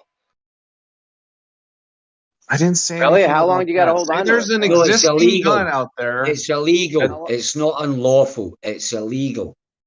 Big difference. Yeah, gun it for certainly before you is can sell. illegal. But it's illegal, meaning it's. Oh, let me finish. It's No, there is. illegal. What I'm Oh, the okay, point I'm fucking hell, trying to man. Oh, make. nice one, Jeremy. What a mod. Me. Go ahead, bro. What? I stopped and let you go. What do you want me to do, Allie? It's all yours, bud. Okay, so there are these people that are felons, right, in America, and they're able to buy and sell guns because of this private party ability, right? Right. Okay. Cool. Glad we're able to private party sell guns. It's pretty cool, I guess. So okay, Free so how guns long out do you? there. So how long do you got to hold Great, on man. to one for? Allie, you got to fight through it sometimes, man. You got to fight through it. So how long do you got to hold a gun before you can sell it? Why are you trying to must be grill like me on fucking questions I could readily look up, dude? I wasn't Why even are asking you you. I was asking me asking these him. dumb questions? I was asking the other guy, not you. He's the one who said you can't turn around and sell it in the parking lot. So I'm wondering how long do you have to hold it for before it is legal? What if I drive home and then sell it? What if I No, sell it what the if next there's day? just existing guns out there, right? Already there's there weren't purchased. They're just out there. And a felon has one. And a felon Criminals. decides, We have well, criminals. I want to take advantage of this private party sale, so I'm going to go sell it to another felon, and I'm not going to check that he is a felon. I'm not going to check that he has bankruptcies in his credit, and I'm not going to make sure that he's not a crazy person either. I'm just going to sell it to him. So I'm not going to do the three things that fucking should be accounted for. Like my whole point of today was we should do better accounting, right? Even he agrees that you got to do a good accounting, like in a business, say. Do So you he does doubt? believe Can in I say that? good Do you accounting. doubt? Do you Okay, you're doubt interrupting your me. ability? Do I'm you? literally talking, Because I got interrupted as well. making But my I'm just going to point, ask you a question. Do you and you're doubt interrupting me though. your May I finish? ability to judge a character? May I finish? Well, after you answer my question, do you judge? No, I want to finish your. first, please. I let you talk. Now I would No, you fucking never. appreciate the Okay. same Yeah, never courtesy, mind. please. Okay. Yep, I Just let apologize. Allie, let him finish. Let him finish. You're next, Allie. And I know Oblivion agrees that he would agree with me that good accounting is good for all things. It's good for businesses. It's good for everything. It's good for your life. Because without good accounting, we can't know where things are and make sure things are done right. Okay, anyway. So if there's no accounting done with these private party sales, then that means felons could get their hands on these guns. That means bankrupt people can get these guns, and crazy people can get these guns. That's not Bro, good criminals accounting. commit crimes, bro. Yes, there's no stopping that. I thought it was Yeah, me, a mate. private party sale is not doing Perhaps it a was good wrong. accounting Allie. of Go ahead, who Allie. they're My bad. I selling these forgot you were guns next. to. Allie was next. My bad. Go ahead, Allie. No, on you go. Continue. It's fine.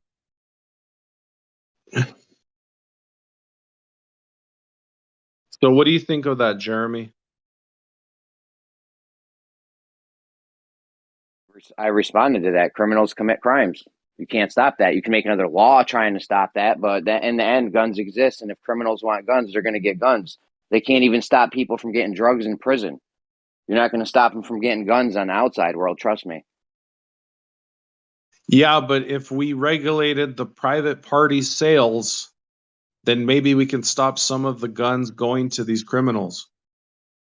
Yeah, you Right, could it's stop my some of turn them. to They'd figure out. interrupt. It's my turn now, right? Okay, how about this? So you have a gun, right? And you're going to sell it legitimately. You know the danger of it. Your kids probably know how to use it or whatever. So this dude, you advertise your gun for sale, and this dude comes up and says, I want to buy your gun. Because I would never sell a gun over the internet. That's why I like gun shops. Gun shops are great. Because see the guys that are standing behind the counter, they are professionals in guns. They're also professionals in having a look at some cunt that's coming in. Criminals don't go into gun shops or don't even, very, very few would go on to the internet, because of the fact is someone that's selling a gun, especially in America, most people are gun savvy. There's not too many fucking idiots that own a fucking gun. That own a gun legitimately, been through the checks. Their dad owned a gun, they've been hunting and shit like that. They know what a gun does, right?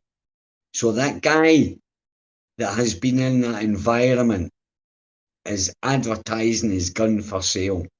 Now he's used to all these people that he's been, and this guy says, I want to buy this gun. That guy's going to judge him straight away, and he'll decide whether he's going to sell that guy that gun or not. So it doesn't matter if a fucking lunatic, a criminal, or whatever comes in to buy a gun.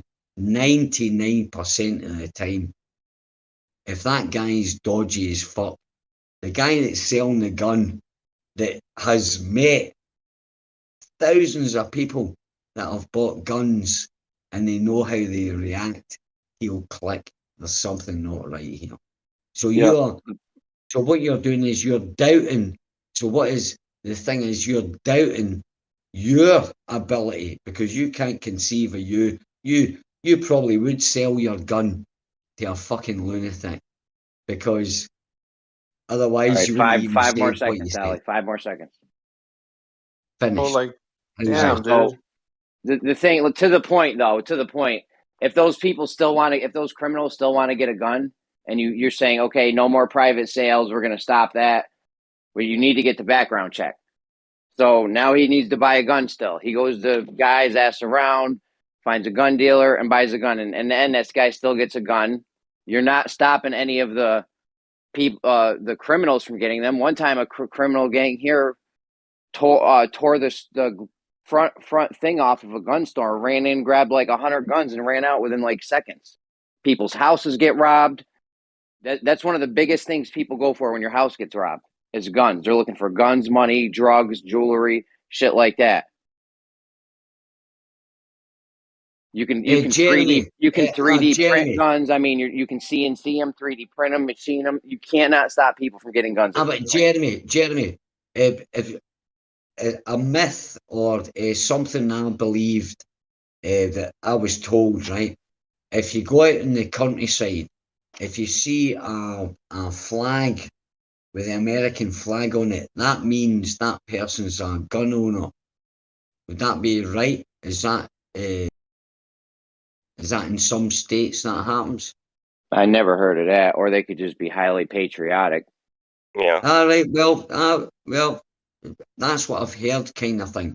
Now, I mean, chances are they probably have a gun, but imagine that everybody knew, right? Imagine this. Think of it. Think of put your mind into someone, a thief, a robber, a killer, or whatever, right?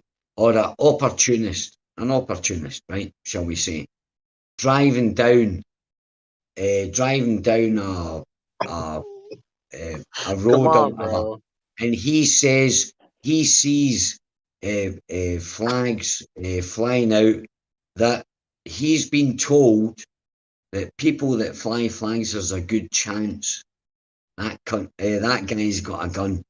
Now, is the thief or the robber, the rapist or whatever, going to even target a place where there's a possibility? It's not 100%. Well, that's why home invasions are lower in America than they are in other countries. As soon as Australia hey, where's your pants at?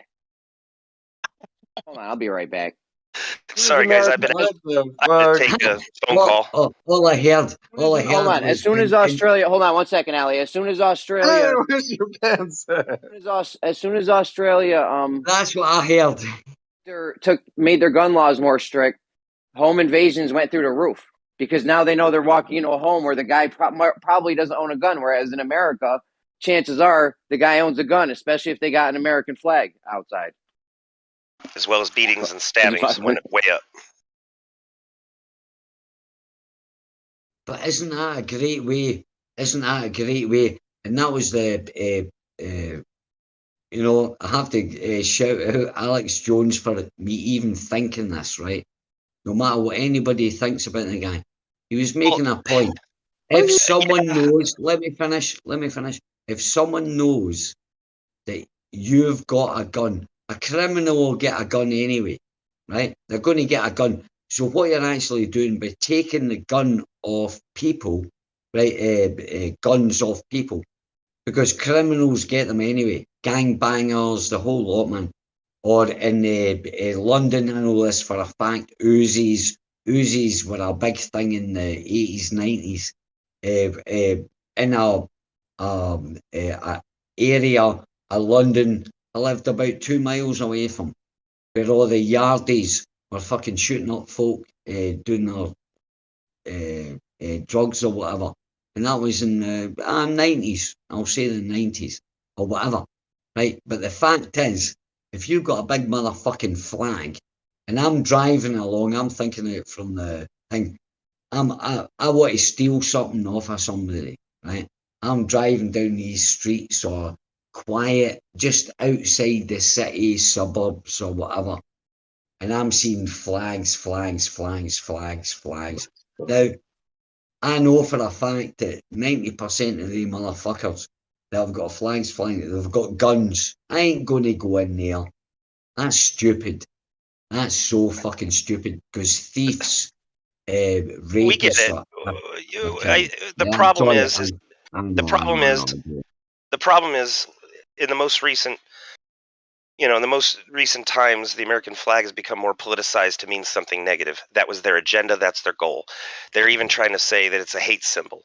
Okay, so now people think, oh, American flag, well, that means they're just some wacko gun-owning Hey, what about the rebel flag? Supremacist. Oh, it's yeah, all, I was going nobody to say cares. the rebel flag. The rebel flag is more hated no rebel flag, than the bro. American flag. No, it's not hated. It's just politicized to appear negative. It is not a negative thing. It's not a negative. I agree with you. I totally agree with you. But they've politicised that. The flag of Texas or the stars or whatever. The rebel flag. The what do you call it? Not the Confederates. We get it. Yes, the Confederate flag, dude. But the one that was that flag used there. The when they were politicised that. having You're a slaves. Nazi.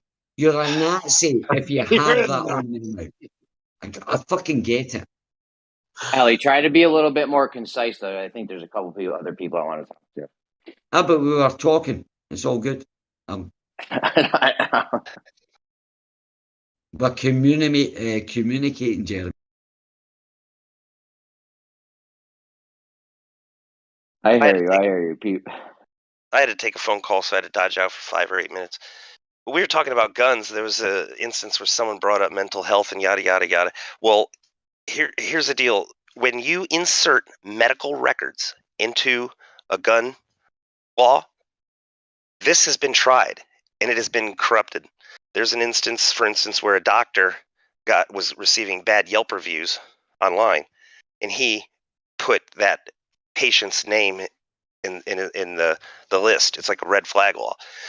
Police came, confiscated all his guns. He had to prove why he's guilty, or why he's not guilty, and why he should have his guns back.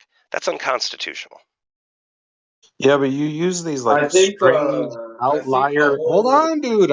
I'm They're not. fucking responding, bro. Come on. I was being fucking polite, and now I just appreciate the same thing. All right, get on me your You point. started Go at the for it. same time. It happens all the time. Go for it. No, Yep, come I on, was Jeremy. I started misunderstanding. first. On you go. On you go. Just go. This is your time to shine. Go. Dude, you're using just one crazy example, but that's not what happens, dude. For the most part, don't you agree that making sure crazy people don't get a gun is a good thing? Define crazy, and who defines them? And the problem is you can't never stop it. Is there if they're on Zoloft, or is it if they're on this or on that? Yeah. And here's the thing: if that is the case, then you will actually be stimulating more so-called crazy people to not go to the doctor for fear that they'll lose their gun rights because a doctor prescribed them with something. Yeah. Not only that, you can't stop the crazy people from getting guns because, like I said, if you want a gun, it's not.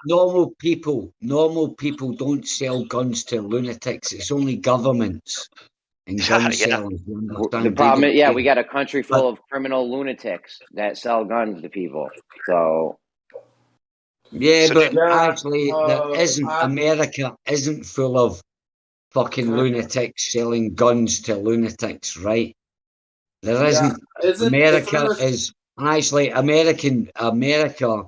Actually, the what would you call the essence of the most of the people that live in America or whatever that buy into the dream.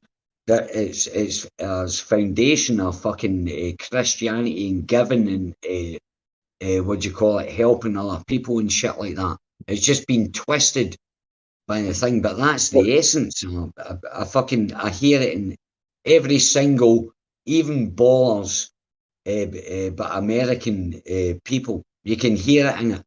That essence is there. It's just there's some that are fundamentalists. They vote, or it's the Democrats, Republicans, or whatever. But the essence is that they're good people. Everybody's a good person, and the majority of people even. Yeah, and that's what I'm saying. It's that's the foundation of America, and it is a great.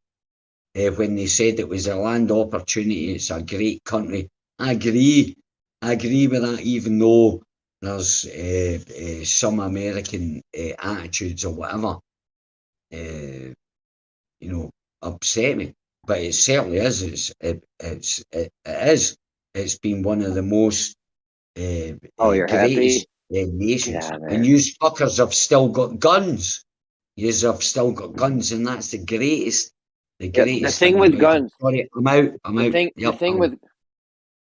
The thing with guns is, at this point in the game, the damage has already been done, and you can't uninvent a gun. They're so easy to get, to make, like it's not even funny. So you can make all the rules and laws you want and say you can only do this and can't do that, and if you're this or that, you can't get a gun, or you can. That's not. If you really want a gun, you can get a gun. Not hard. Nothing wrong. There's nothing wrong with it anyway. They're just trying to demonize it, and it's being politicized that guns are bad. And honestly, it's not mean to say that most people are ignorant regarding gun laws. They just are. don't know or understand. Well, I'd just like to say something real quick.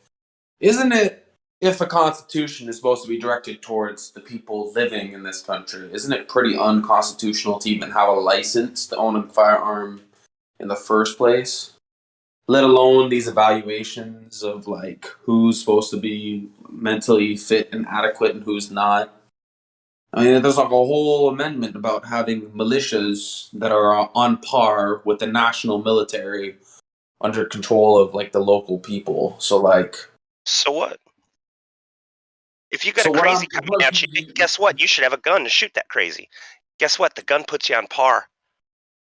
yeah, what do you mean? So what? So what? We don't have militias on par with the military, and we have to have licenses for guns. We don't live. We don't live. Yeah, where are in these accordance to the militias Constitution. hanging out at? We don't live in What the license? constitutional What fucking license? shit. What license are you talking about, man? You don't know what you're talking about. I don't have a license. What do you mean? Oh, well. There's no license. I don't know my state. You need a license. I mean, maybe it's different for yours. License for what? Yeah. There's Firearm States, I shooting mean, I live license, in- concealed carry license. You need a license to hold a fucking gun. I mean, this guy says he doesn't. That's good for you, bro. But like, I live in a varies fucking from You're state to state. Canadian, right, Like Noah? I said, Hey, varies from state to state. he's Canadian, bro. He doesn't count. Oh, Shut that the It fuck varies up! explains I am a it. fucking dual citizen. You dumb fuck. Well, that explains it. What kind of a dumb fucking No, dumbass seriously. fucking remark is that? right? You dumb cuck Easy, from the bottom. easy. This Calm guy shouldn't down, be able to guys. fucking speak at all, dude. That was But fucking calm down. retarded. That was an insult, actually. That He's was Canadian. fucking retarded. Dude. Oh, don't you But, know? yeah, but don't bite. Canadians are Don't fine. bite. Come on, guys. Don't Let's not. bite. Don't do that. What I meant Listen, I'm a was, dual citizen. I know. bro. I know what Guy's you just meant, fucking like a fucking cuck. no, I know dude. what you meant. That was a bad reaction. Come on, man. You know what he meant No. because you're Canadian. You're not talking about the gun laws in America. I No, that live was in an America insult. and I'm an JFK. American citizen. You see? That was You're an fucking insult. dumb. Hey, but he didn't have to call It me was a not dumb an fuck. Let him insult. know. Yes, He's it acting fucking like a was. It was a Canadian. preconception. No, it wasn't. No, it It was was not. not an insult. He's You talking. We're did. talking about the gun laws in You're America. Canadian. Yeah, he's saying I'm Canadian. I don't know Turning American into gun laws chaos. when I'm in No. fact Yeah, Hey, let's reel exactly. it back, Yeah, boys. I Come know. on, man. I'm with you. I'm You know with what they you. say That about was an assumptions? insult. You guys are making assumptions. What I was saying is, oh, that makes perfect sense. You know why? Because the vast majority of Canadians don't know their gun laws because they are so convoluted and Just retarded. get out. Dude, I live in America and I have an American citizenship. Why are Canadians are you fucking retarded. listening to this All right. fuck I said it. here? That's Are why they? I said it.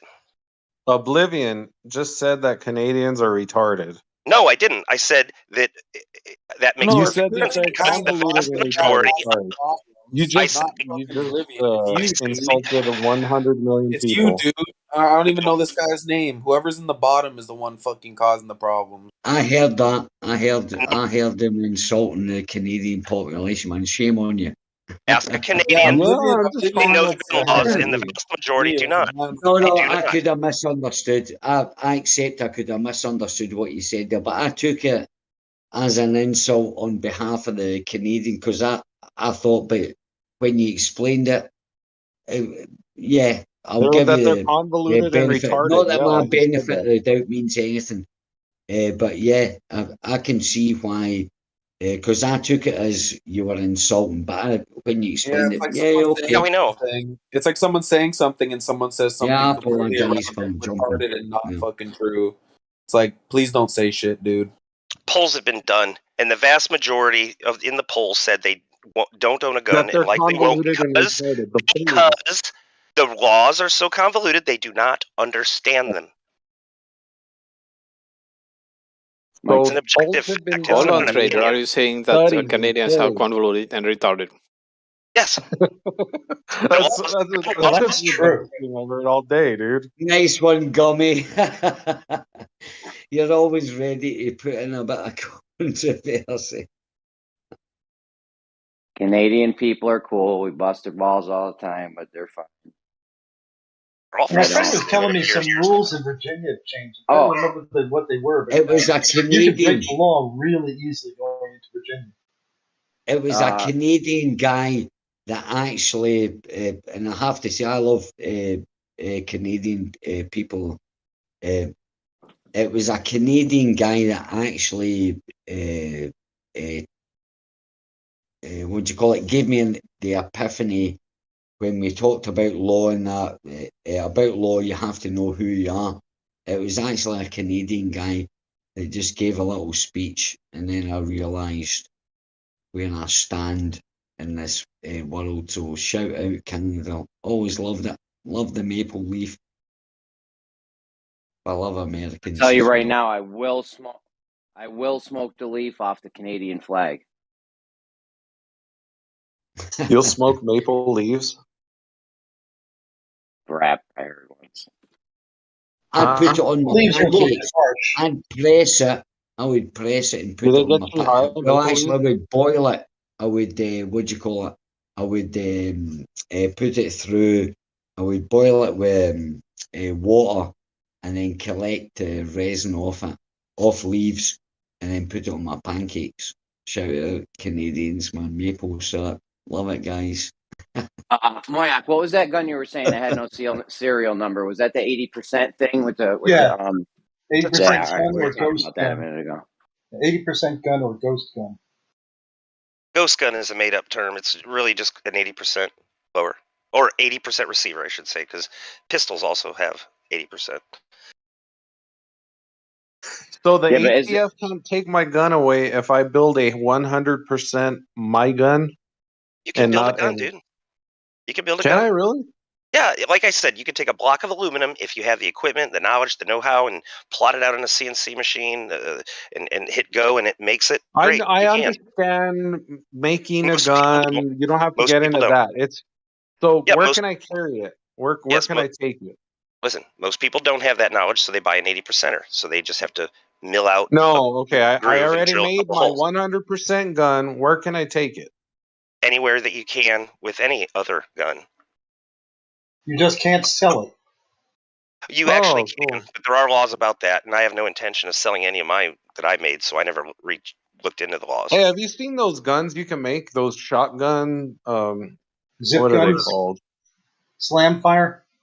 Slam fire. Yeah, slam fires. Yeah. Are you thinking about bump fire? No, No, slam not fire. You take bump. a pipe, two pipes, you It's an sleeve one actual over the just other. fucking just aluminum tubing, and you just I'd put. use steel. Well, yeah, steel. Oh, yeah. Fuck aluminum. Oh my gosh. Yeah, do not do not listen to me and make one out of aluminum, please. Those are called improvised weapons, not exactly what anyone really They're wants. not called improvised weapons. They're just bump fire weapon or slap fire weapon shotguns. They're in the category of improvised weapons because they're not. They're because. Who cares what they're called? It doesn't matter, bro. I'm just saying. Don't be offended That's that I a 100% made explained it. gun, and those are legal too, is what you're saying? A gun is a firearm. Is a firearm. You can make your own firearm, whether it be pins and needles and pipes and crap, 3D printed, Well, see, milled, drilled. That's casted, awesome, dude. That's really whittled important out because of wood. look at what we're talking about here. We're talking about you can have a gun, you can make a gun. That's awesome. I'm glad you told me that because I was under the assumption, probably from a Democrat, that I can't make a gun. That's So most that's certainly cool. a fact. And this is the only country that we can do that, right? Australia, nope. UK, nope. You can't carry a gun or make one. Europe, nope. Maybe There's some countries. people in Germany, maybe There's like this countries. guy said, Denmark. There's But for the countries that most Some allow it. part, countries in Europe. Some countries for the in most Europe. part, they don't allow it, Hunting right? only. Yep, you're right. This Yep. is pretty much the easiest place to have a gun. No, there's countries that are much easier where they don't even allow machine guns and silencers and even grenades. To just the general public. Countries. Which country, Some man? countries. Because I want to go there. They're freer than And America. not in bro. Europe. Not in Europe. Not in Europe. Where, dude? Probably Yeah, places in the Middle East and Africa. But wait a minute, that's not what we are. No, I You're don't not want to go there. talking No about. thanks. Hand grenades Yeah, aren't the that much places. fun. I don't want to have hand grenades where I I need don't hand think so. grenades. Hey, we I, can't have I, hand I grenades find here. it What are you talking strange. about? I'd actually find it strange for a country for it to be legal for having fucking silencers and machine guns, because we all know the government certainly does not want people armed up to the teeth, right? So Yeah, dude, that'd be I find scary, that right? hard. I would like You to get see, about yeah, of course, 50,000 of man. those motherfuckers. You wouldn't want to give your fucking enemy the gun, especially if you were Yeah, fucking dude, I screwing them agree. and they knew it. You know what I mean? So I don't Silencers think aren't all that great. I mean, they don't they are. quiet They're guns amazing. all that much, but they do make Yeah, it nice to shoot when you're at the shooting range. Yeah, they're not Ameri- gonna make it actually like invisible to know. Like you're gonna know where the bullet comes from, regardless silencer or not. Well, they have software now that I think it might be the Army or something. They use it so they can detect where a sniper bullet originated from, so they know where to go, and they're not just like running around guessing. Yeah, it's kind of the same way that I found out where Tunga's explosion was going to hit. Just take Well, the it's- timing I think what's from more 4 important is like a antennas, or 4 receivers. muzzle reducer or whatever, muzzle flash, to actually see where a bullet is coming from is like the smoke that it gives off. Like those types of detections is better to conceal than the sound, because First it's rule still of loud. sniping. Like you The still first, have to put the hearing first, protection on for a silencer. No, you the don't, first dude. You rule, guys are spouting rule of nonsense. sniping. The first rule of sniping is you fire one shot and get the fuck out of where you were. First Just rule call- of sniping. Just That's call it. subs- You just fire call one subs- shot and get the fuck. Yeah, Yeah. well, that's what you do. Just So call you don't subs- ever. have to do one shot, one kill.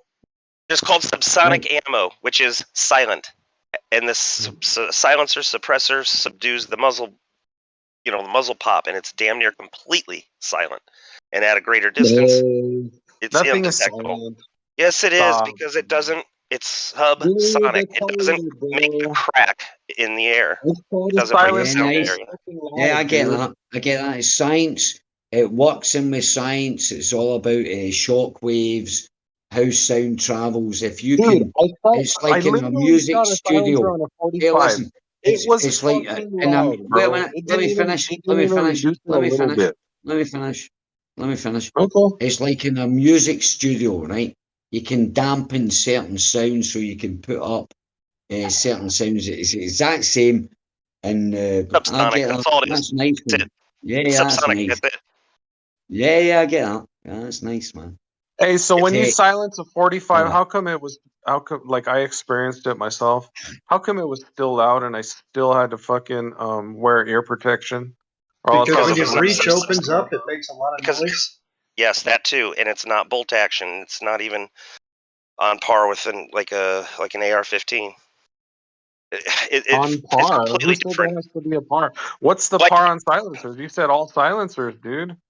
No, I said subsonic ammunition is slower than the speed of sound. Therefore, it doesn't crack through the air, breaking the sound barriers. It What travels. does that have to do with fucking silencer? You said silencer, dude. Yes, using a silencer, a suppressor. The suppressor kills the muzzle flash as well as a lot of the smoke. Not a all lot, of it. dude. You're lying, dude. 'Cause No, when it I has shot, to go I somewhere. It has literally to go shot somewhere. a fucking 45 with a silencer, and it was still just as loud as when you take it off. You guys And you had a use shitty silencer, and your breach opened too early. You can't tell me different. Was it subsonic ammo? Yes or no? No, it wasn't. Probably Actually, not because it 45s was are loud mostly as fuck. subsonic, aren't they? Exactly. But a silencer, look, a silencer and subsonic ammo, those are two different things. So ammo is Of one course thing. it is, because I said Silencer it. is number way. two because you said it. Yes, Oh, okay. I know.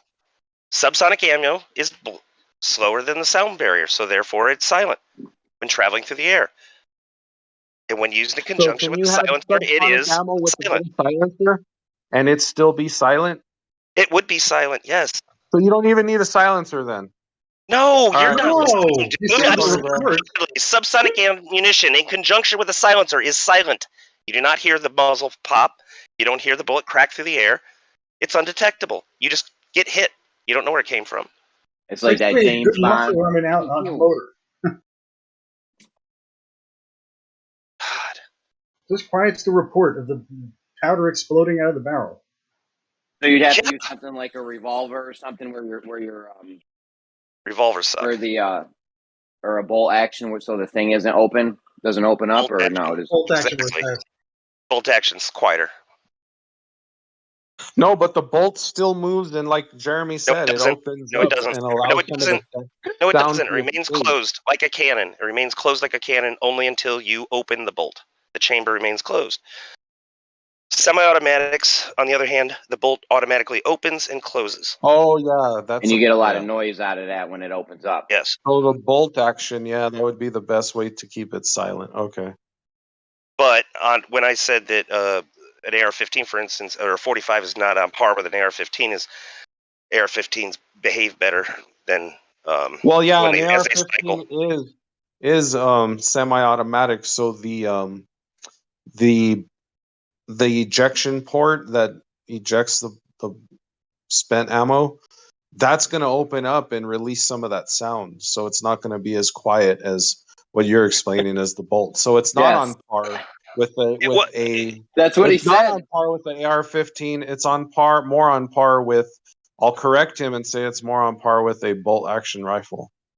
Only because it has a slightly delayed blowback, and I say slightly because it's only slight. Well, and also I would agree that because the ejection port doesn't open, it stays shut. It stays shut during the explosion, but then there's a slight delay before it opens. That's why I meant it's a slightly delayed a bolt blowback. stays shut, dude. A bolt action rifle always stays shut. Yes, they do. I was talking about an AR-15. You got to remember that there's a bolt on an AR-15 also. Yes, but it's semi-automatic. It's reciprocal, right. Automatically. Some of them have locking lugs. Some of them are inertial. Well, they have locking lugs. It's just that they have a slightly delayed blowback because the gas of the but there has to be that gas release, dude. So it's gonna open, like Jeremy was saying, and you're gonna hear that. Like it's not gonna be silent. The only true silent ones are the bolt action rifles. It's not that loud. Yeah, you're gonna hear a click click. And you're going to give when away you rack it by hand. Gas discharge, so it's not going to be undetectable either that way. Well, it depends. The undetectable weapon, like you're saying, is that bolt action. Or my M1 carbine, it actually slaps a piston, and the piston comes back. So your gas, if you silence that, the cycle would be over before it opened up the breach. Yeah, there you go. Slightly delayed blowback, yeah. Yeah, I think it's got locking lugs. I'm not positive, and then it has a little piston that comes back and slaps the carrier group. Hey, this guy knows what he's talking about. He just said carrier group. Actually, I could be using it wrong. I'm not Superman with guns. It's a bolt carrier group. Okay.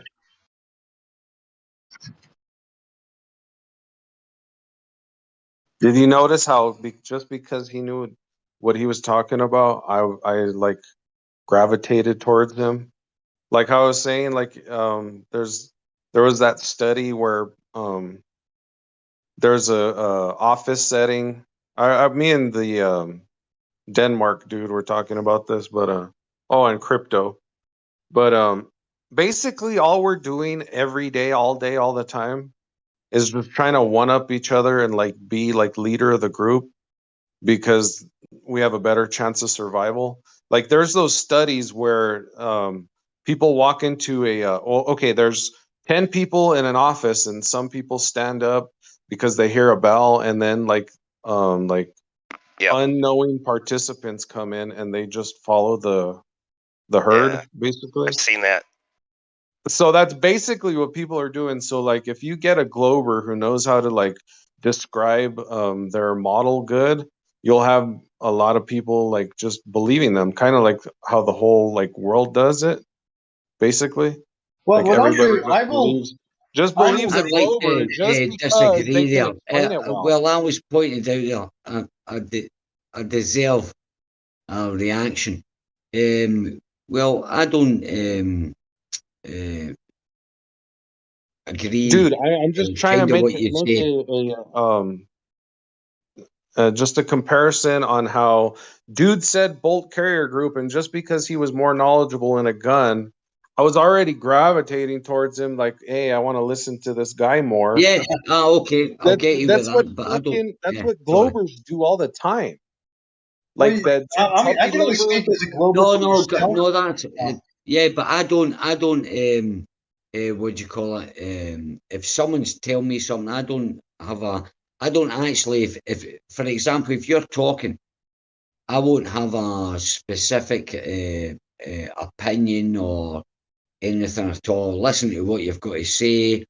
If it fits with me, it doesn't matter whether you believe in gun laws, whatever.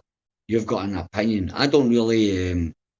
I don't form opinions or people or react to the way, unless when I'm having a conversation with them, then they fucking say, you're wrong.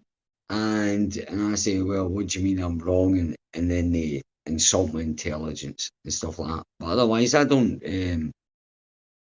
I was just trying to say, though, at the end of the day, all we're trying to do is like have a strong argument so we can basically convince the other monkeys in the group that we're right. So follow me so I can be above you and potentially survive off of you and maybe even steal That's your it. wife. That was it. Thank you. Yeah, they Yeah, actually did that. No, They I don't actually have did that that. experiment. I They don't actually have did that that. experiment with the belt. Go Oh, ahead, Ali. Jeremy, let me Go respond, ahead, please. Ali. Yeah. No, thanks. And I'll be short. That's exactly what I don't think. I don't think that I'm going to convince anybody, or I think I know, because bro. they believe At the rate you're going, that's you're the thing. not. That's subtle. Sorry. Yeah, I probably misunderstood what you were saying. That was subtle. But that was the kind of thing. I try not to. They bug the shit out of me when I know someone's specifically arguing a load of shit. It's not logic, it's not nothing or anything like that. Well, Jeremy, you got to admit that when I'm in gems and stuff, if one of the people who's technically respected says something technically or that I feel is technically wrong, I'll challenge them. I'll have to be convinced of it. You know, it's like that with everything. If I think I understand the subject and they're agreeing with my understanding of it, I go with them.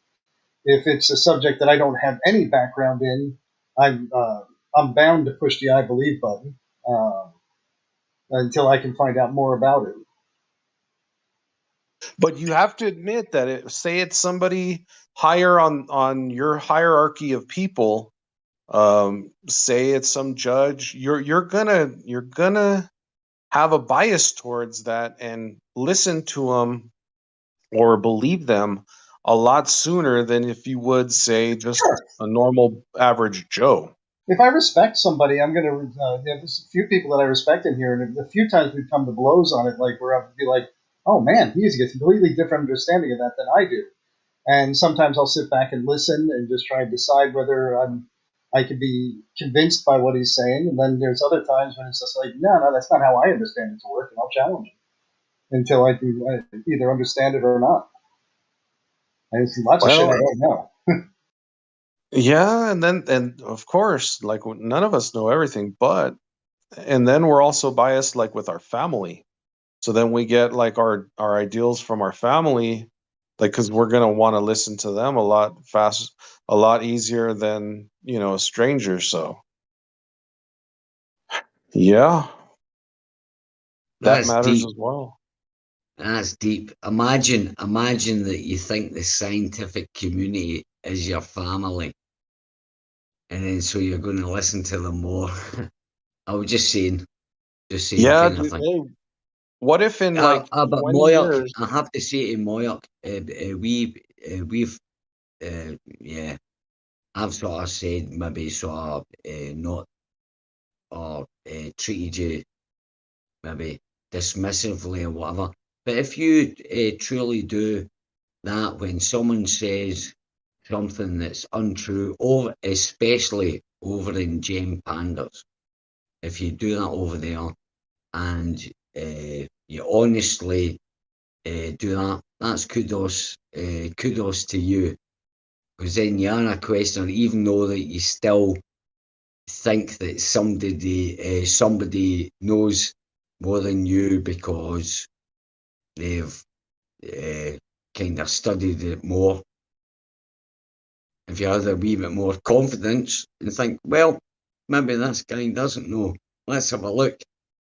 And there's even things that they say that define my logic, like my understanding of the world as as I've seen things, observed things, and then I go and they'll say something about I don't know about time dilation or some shit, and I can sometimes scrape the edges of understanding what they're talking about. Sometimes that disagrees with. What do you think about time dilation in Moyle? What's your opinion on that? The theory of time dilation? Because you said it was shit. Well, you said no, time I don't say it's shit. In fact, I think that it's evident. But whether there's other causes, as flat earthers have asserted. What is it then? What specifically is time dilation?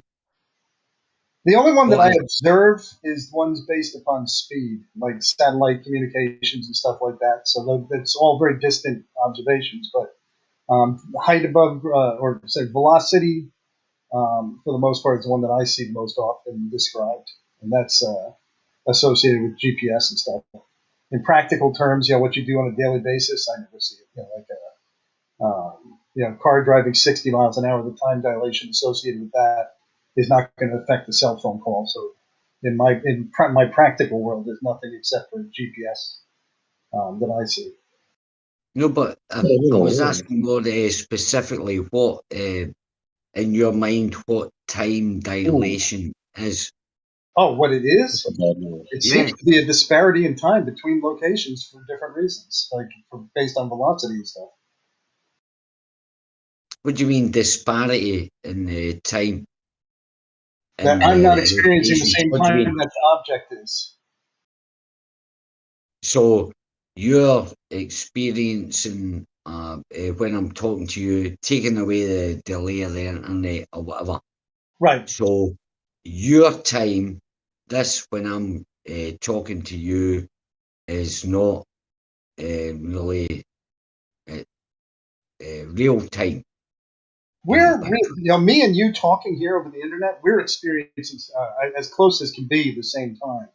When you start getting up into the tens of thousands of miles an hour, then and if you're doing really, really super precise timing measurements, you should be able to see a drift in that time. And the only way to measure that is with an atomic clock, right? Yeah, Not the bullshit Walmart one, a real deal atomic clock. Yeah, you're not popping out a stopwatch unless you do like a century of watching it. Yeah, like people think you can buy an atomic clock because they got them in the Sky Mall or in Walmart or something, but that's not. That's just getting its date, its time from a signal. That's not actually synchronized to the atomic clock. The which clock? The Navy clock? Wherever it is, they send out a carrier wave through multiple means, and it's available to your clock to receive. So it just synchronizes you with that over-the-air message. Yeah, no doubt. I'm just saying those atomic clocks are no joke. Like, you know how much they cost? No one in here owns one or has ever probably touched one. I don't remember. Did I look for one? I think I looked for one online, and I did find some really fancy clocks. I don't know if it's technically the same one that they use on an Iridium satellite or something, but.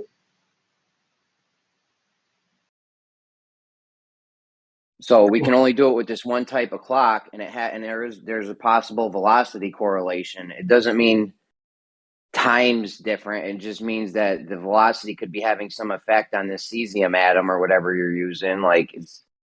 That's where I bring in.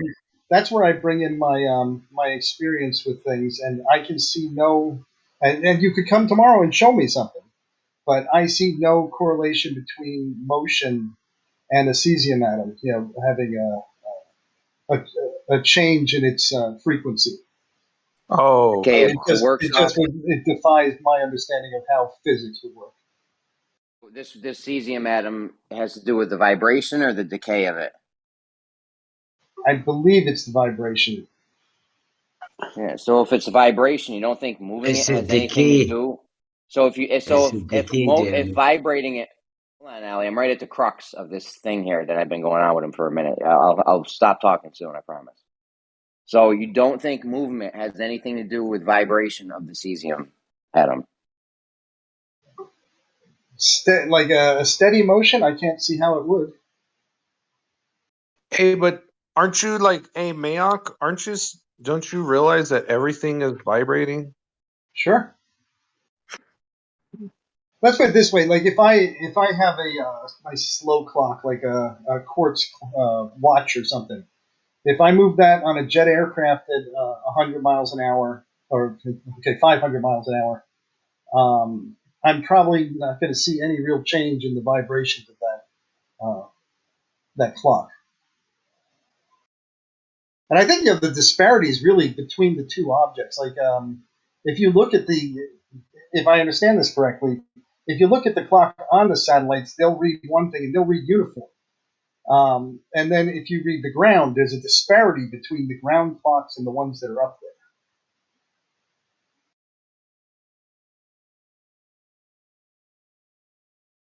Hey, I'm gonna go build me one of them slam fire guns.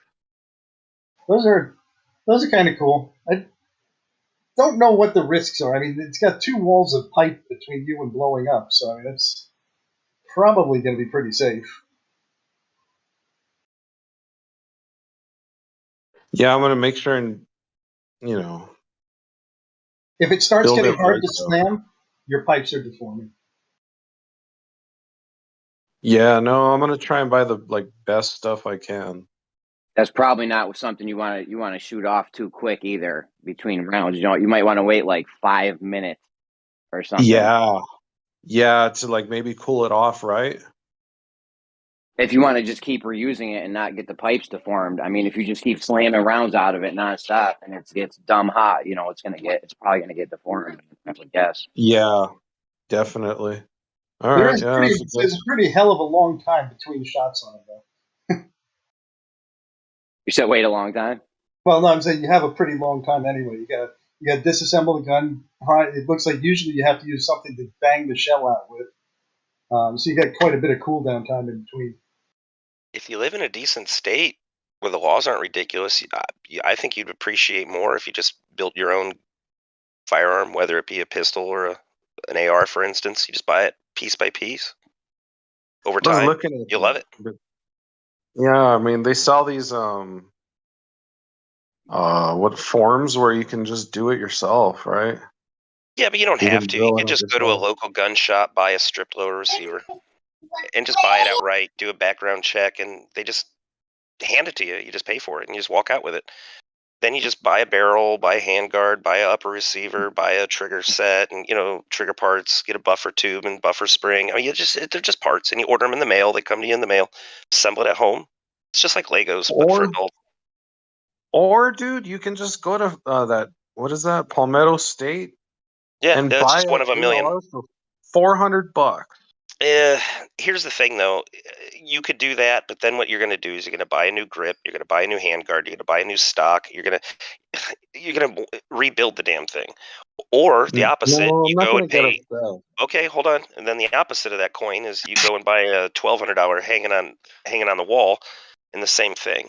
You're overpaying, and you're going to end up replacing many parts anyway, usually. So you just build them. What you got to do, though, is just buy a high point. It just works out of the box. It fires every time. Don't worry about it. $200, you're done. Which one? Buy a what? Shotgun? High point. I used to have a high point 9mm rifle. It was pretty good, honestly. I think that there's no gripes for their functionality. They are heavy, clunky, not overly accurate, but they are ugly. Is what most people hate about them. High point? They're $200? They're cheap. I don't know what they are. No, I want something reliable because those Palmetto States, man, for $400, they're really reliable. They put them through the torture test, and they They still work. I mean, God. I've never heard a bad thing said about High Point's reliability. Somebody else could correct me on that, but I've never No, heard not on reliability. No. Just you get what you pay for.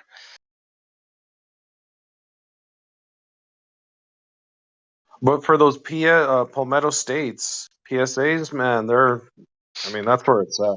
$400. There's nothing wrong with it. There's nothing wrong with it. But like I said, you're gonna end up replacing a bunch of shit anyway. One of the nice things about the High Point, though, is you can also use it as a sledgehammer.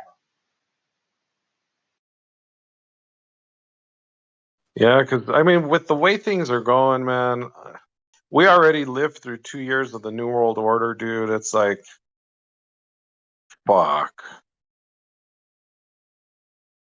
But I've always said that they can't totally crash the system, because if they crash the system, they no longer have the power, because they only have the power if they still have the sheeple believing in this system and partaking and going to work and using their money. So if they crash the system all the way to the ground, and like if they would have kept like the lockdowns in place, like nonstop, like still, then we could say, okay, there is a true Illuminati and they want to kill everybody. But no, they opened everything back up because they can't crash the system, because then it'll be total chaos and everybody will be thrown back into the Stone Age, bro. Everybody will be warring with everybody because everybody's trying to take everybody else's shit. There you go. Here's the High Point carbine for $339, 9mm.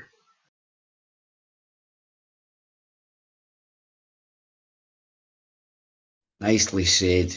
That was. We just came back there, but that was quite nicely said. Oh, who, me or? Yeah, the guy that was talking gave the little speech there. Not the short one, the long one. Nicely said. Oh, thanks, man. I just. Yeah, that was kind of spot on. Or, yeah, in line with kind of what I believe, or that kind of sort of determined what's going on. Well, I'm just basically telling y'all, hey, don't think that the world's gonna end. Maybe be a little hopeful and maybe like a little positivity thing, as we're all gonna be all right, because we all know there is an Illuminati or somebody that controls all this shit. And I just wanted to, maybe reassure people that they're not gonna crash it. Yeah, exactly. Even though, yeah. Man, that High Point, that thing is butt ugly. Hey, do you see that gun in the chat? I don't watch the chat. I just That looks chat. 100 times better than the High Point 9mm they used to sell in the 90s. I'm telling you right now, that shit looks dope compared to the one from the 90s they were selling. Yeah, I kind of like the carbine, the High Point carbine. I do like the pistol grip, but God, the barrel is just it's ugly. Careful. The barrel, the breech, everything. I posted a link to a photograph of the original 9mm, the Yeet cannon, but I'm having trouble getting the photograph itself posted. Yeah, for some reason when I post stuff, my photographs don't come up either. I don't know why. Okay, the High Point C9 is $199. That's the pistol. The one you just posted? No, the pistol. Oh. Well, pistol just means pistol grip, right? Or no, pistol, like handheld. Oh no, I want a rifle, man. Okay. I got the Keltec Sub 2000. It's a really cool gun. I enjoy it. But I definitely think if I had a choice again, I wouldn't choose that one. It's nice because you can fold it up and put it in your backpack if you want. But Man, I had a Caltech, dude, and that thing would always jam on me. It was a 9mm. Oh, it was dog shit. is that the sub 2000? Because I heard that with some of them, but I don't think I've had a single jam with mine, and I've got easily 3,000-4,000 rounds through it. No, it was a pistol. It was Okay. It looked like a subcompact pistol. It was small. It wasn't like a full size or anything. But yeah, I mean, at least every clip it would jam. Magazine. Sorry, I can't help it. Oh yeah, I hate it. Yeah, every mag I'd go through it misfire. Why can't I post pictures? Hey, I'm having that same problem. Hey, if you figure it out, tell me what you did, man. I save it to my You desktop. may need posting privileges in here, and I don't know how to give them. So we're gonna have to ask Gio that later. There also That's might probably be what a limit on the bandwidth. Could be that.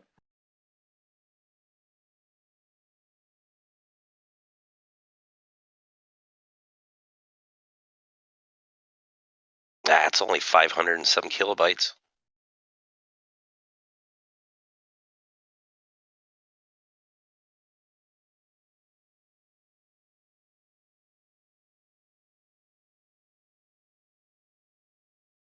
Here's some of the line of pistols. They are butt ugly. Look up the Sharing CZ. it from your file? Are you sharing it from your file?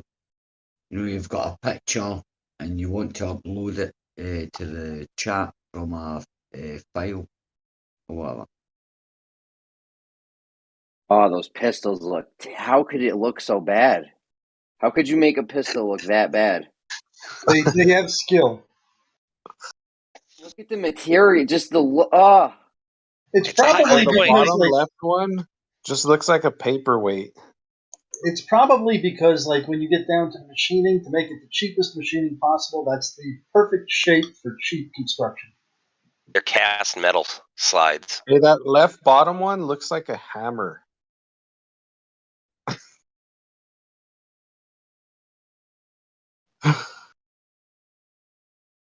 Well, that's one of their benefits, is that you can use them as a hammer and not worry about damaging them and not care.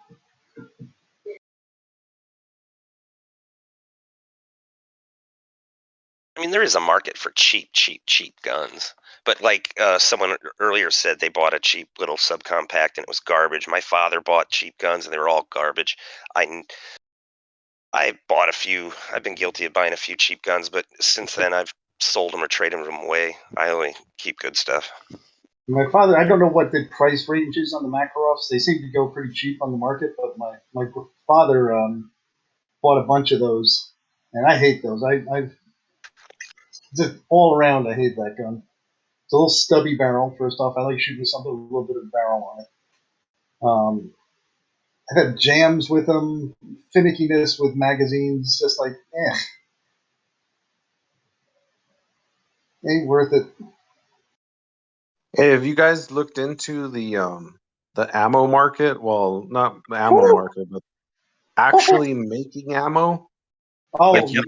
I've done it before, but you can't find those like any of those like reloading presses. Yeah, those presses. You can't find any of them. have you tried online? I mean, I've seen that they're wiped out. I don't know about online. Online too, man. It's dried up. Well, when a box of 44 ammo costs $95, I basically am starting to reconsider reloading again. Dude, that's like $2 a round. Don't be a cheapskate. I want to bust through 100 rounds on the range. That's $200. That's good. You're good. Keep it. It's gonna get more expensive. Let them keep printing money off and fucking inflating our dollars. They'll be $3 a round before you know it. Or I can make them for 20 cents a round. Oh, what's it like rolling your own cigarettes? Damn, yeah, that's fucking dirt cheap. No, even that shit's expensive. If you buy the rolling grass, your own like, you get cigarettes used is cheap. grass and shit. A Newport costs like $1 or 50 cents or something, and if you roll them, it's like 10 cents or something to roll them yourself.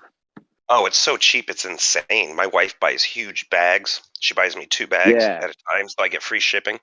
I got a really nice machine, and all I do is buy the tubes. I got that pack 'em in. Powermatic one, or I Yeah. forget the name of it, but it's an automatic one. It's like gray. It's got all kinds of settings on it. It's nice. Yeah. Oh, I have no real settings. I just flip a lever and it goes. Oh, you got the crank one? Those are good too. I bought an automatic one off. Was that? No, electric one. I just flip a little tiny lever, real easy with my finger, and it goes and it spits out a cigarette. Yeah, I heard the That's primers are like 11 cents a pop now.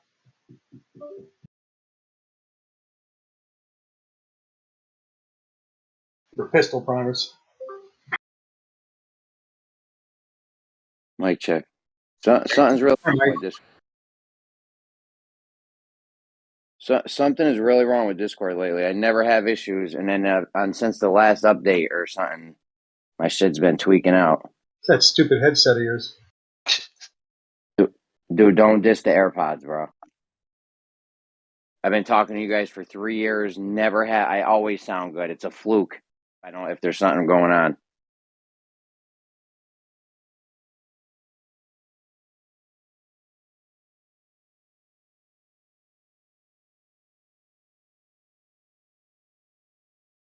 Yeah, rolling your own cigarettes is a no-brainer. I don't know who the fuck is buying.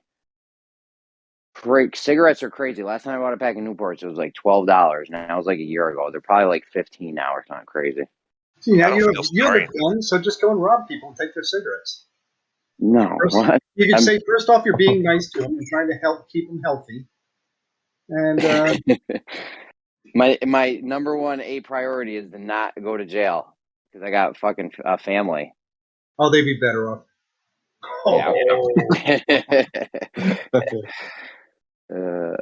Yeah, when I see people buying cigarettes, I don't feel sorry for them at all. I tell everybody I know, like, hey, here's our source, here's what it costs. I did the math. It breaks down to like super cheap per carton. It's ridiculous. And it's like and then 10 a year cents later, a cigarette, right?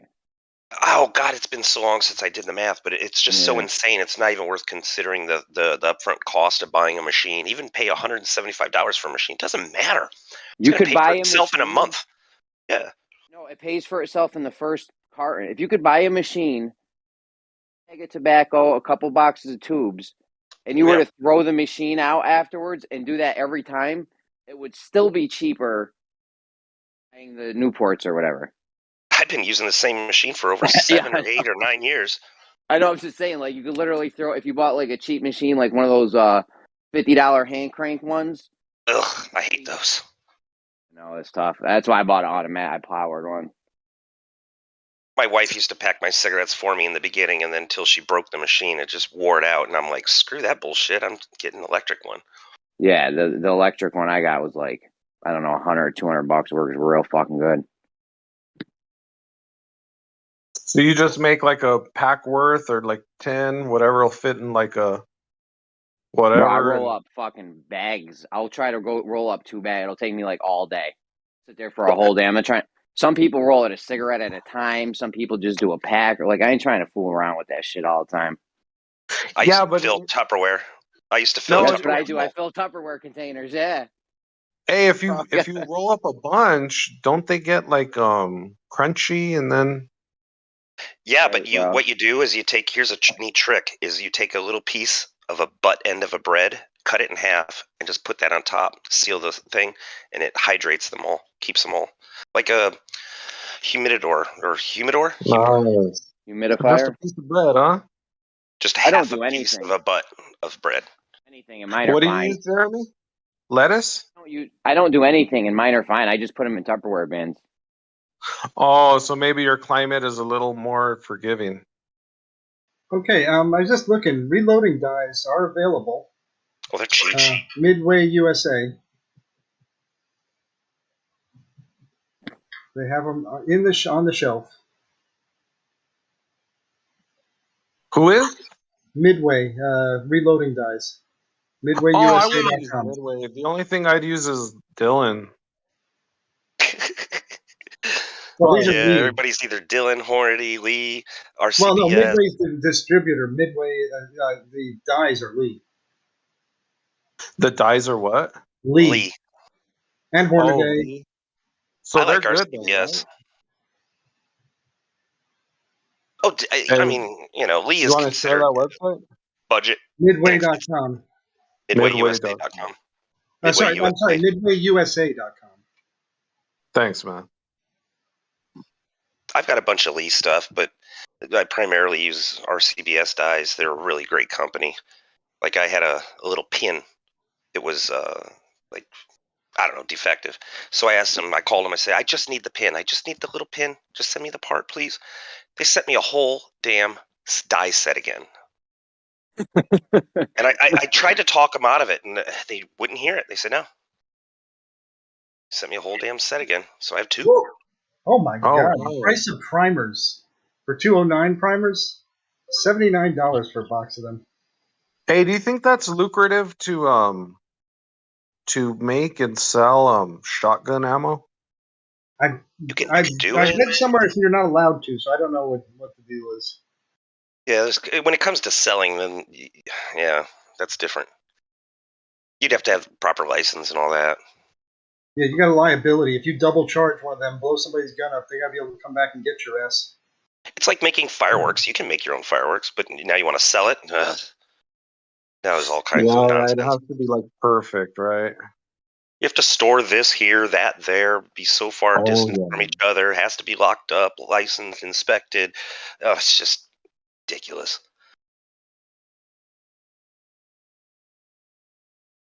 But it is worth it if you want to make your own, right? I mean, well, you don't. Oh, if you want to make your own, yeah, you just do it. There's no restrictions whatsoever. Okay, so 300 primers for $79 for pistol. CCI. Oh, those are all unavailable. For some reason, it wants to not pick up the beginning of my sentences sometimes. Somebody tried to figure out how to fix it, but then my mic wouldn't work at all, and I had to fucking undo what they told me to do. Don't hey, worry, dude, Jeremy. look at that. All primers are unavailable, dude. Yeah. Don't worry, Jeremy. We usually try to ignore your whole sentence anyway, so it doesn't matter. Yeah, I know. You gotta shop around. I don't remember how much I paid a couple of years ago for my primers, but I don't think it was anywhere near 8 cents a piece. I think it was like 2, maybe 1 cent a piece. What sucks is when you buy primers, you have to pay, I forget how much it was. I want to say almost $50 of a hazard fee. So when you buy primers, you buy a lot of them to make it worth that $50. Otherwise, just go buy them locally. Like drive around, go to local gun stores and see who carries them. Drive 45 minutes to an hour away if you have to. Or call and ask them, you got primers? Yes. What do they cost? Boom. Yeah, but man, it's like, why is there a shortage of primers? Like, is there just because when the ammo prices went up, people started breaking out their old reloading gear, and they started reloading instead of buying it. And there's also shortages, so if you want to shoot, you got to reload. So it seems like everybody's taking this fucking end of the world thing seriously, huh? It's been like that since the beginning of time. I did it. I did this mass buying during Obama. I've already got all the reloading gear, all the primers, all the powder I'll ever need. I even got the lead, the brass. Yeah, people realize it's better to have, and they're making our money worthless. So people realize it's better to have stuff you need now than to have money and wait to buy it later. Because if you say you have $15,000 and you're going to buy a car, but you're like, right now I'll just wait. But then in 5 years, when you do need a car, it's $30,000. Like you might as well buy a car now. You gotta say, at this point, it's getting so expensive you can't even shoot the people you're robbing. Plus, our infrastructure is very fragile. Like if anything were to happen, and the food stopped coming in, or something weird happened, like it wouldn't be good. Now you got to have a gun and a samurai sword, because once you conquer the dude, you got to be like, you're not even worth the bullet it takes to put you down. Stab him. I mean, during this whole thing, I mean, I hope everyone's learned to like stock up on shit that you need. Like, if you eat tuna fish and you eat like 1 can a week, go buy 52 cans of tuna fish. If you eat pasta once a week, go buy 52 cans of pasta, 52 boxes of pasta and 52 jars of sauce. Like, just buy the shit you need that's not going to go bad, because we all seen what happened just now with the toilet paper and all the supermarkets and shit. So Yeah, man. It's bananas. I got like 40 pounds. I'm sitting on like 40 Bananas pounds too. of rice, tons of shit. Yeah, you can't buy that many bananas though, because they go Yeah, you can spoil. dry them. No, hold on. You can dry them. Mm-hmm. Yeah, but they taste like shit then. No, they don't. Not as good as I a would banana. just buy stuff that doesn't expire. Go crazy with it, but Yeah, you if you eat ramen noodles, Lots of people do that with fruits and vegetables. They just dry it and store it in jars. Oh, this is nice. A nice progressive Mark 7 reloading progressive, so it's automatic.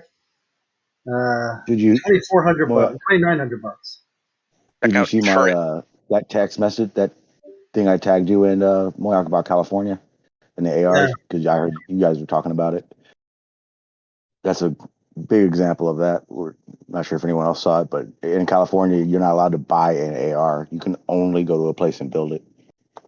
what up, Lil Sean G in the house? Blasphemy.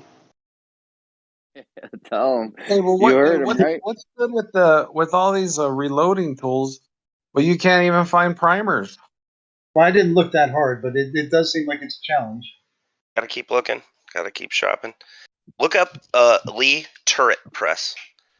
It's nowhere near as expensive as the progressive presses, but they behave similar to a progressive press. I've got 2 of them. We're down with the turrets.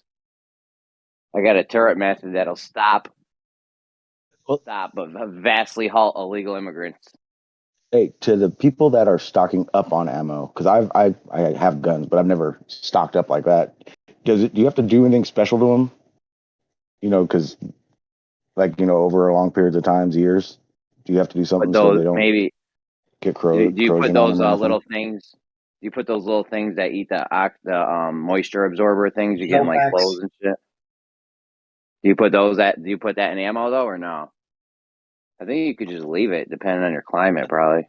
The dies will rust because you're handling them, and they're not chrome lined or anything like that, so they will rust. So you want to, put a little oil on them or whatnot. But then before you go to use them, you want to clean any oil out from inside the die, though, because that adds thickness. A little carburetor cleaner. Yeah, or whatever. Just swab it out real good, But it will rust. Yeah, that's what I was asking about. Wow, that Lee progressive is that's a sweetheart deal. $259. Yeah, but like I said, check out their Lee turret press. I think this one is a turret.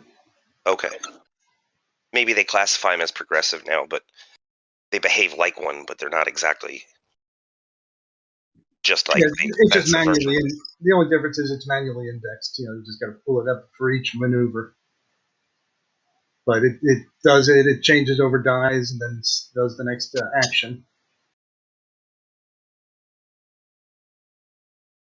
I always threw my powder by hand, though. I didn't like using the automatic throw. I found the one that I had was unreliable. Never dangerous, but I tried to get more even loads.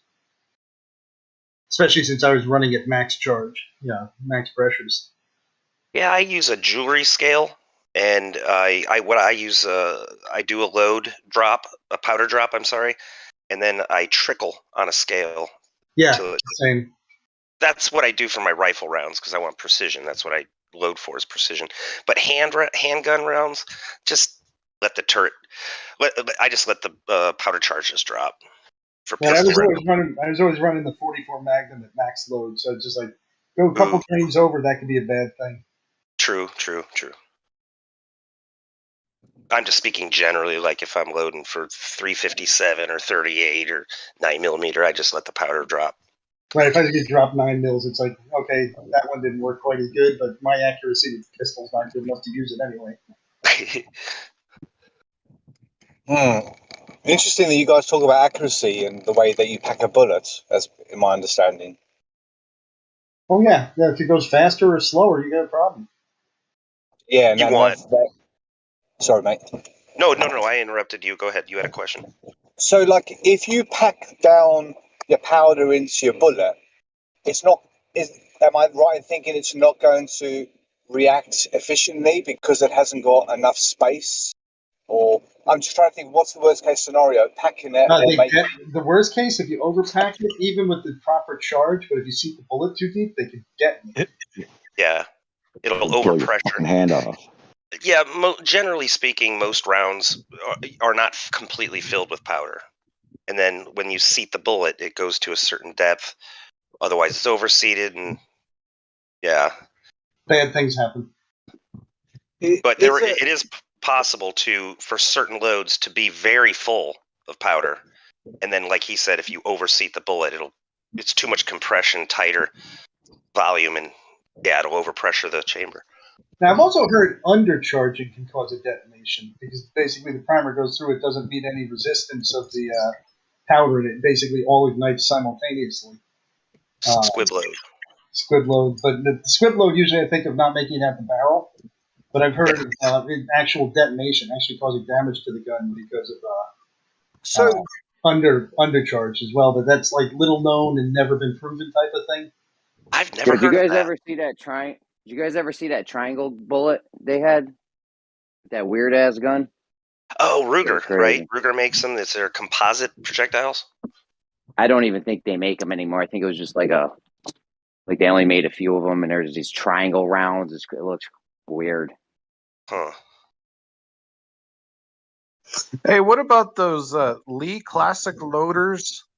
Looks like with the fucking rubber mallet. $35. Just a single stage press? No, it just looks like an actual die with a. No, it looks like. Oh. No, those aren't mallets. That's bullet puller. It's a bullet puller.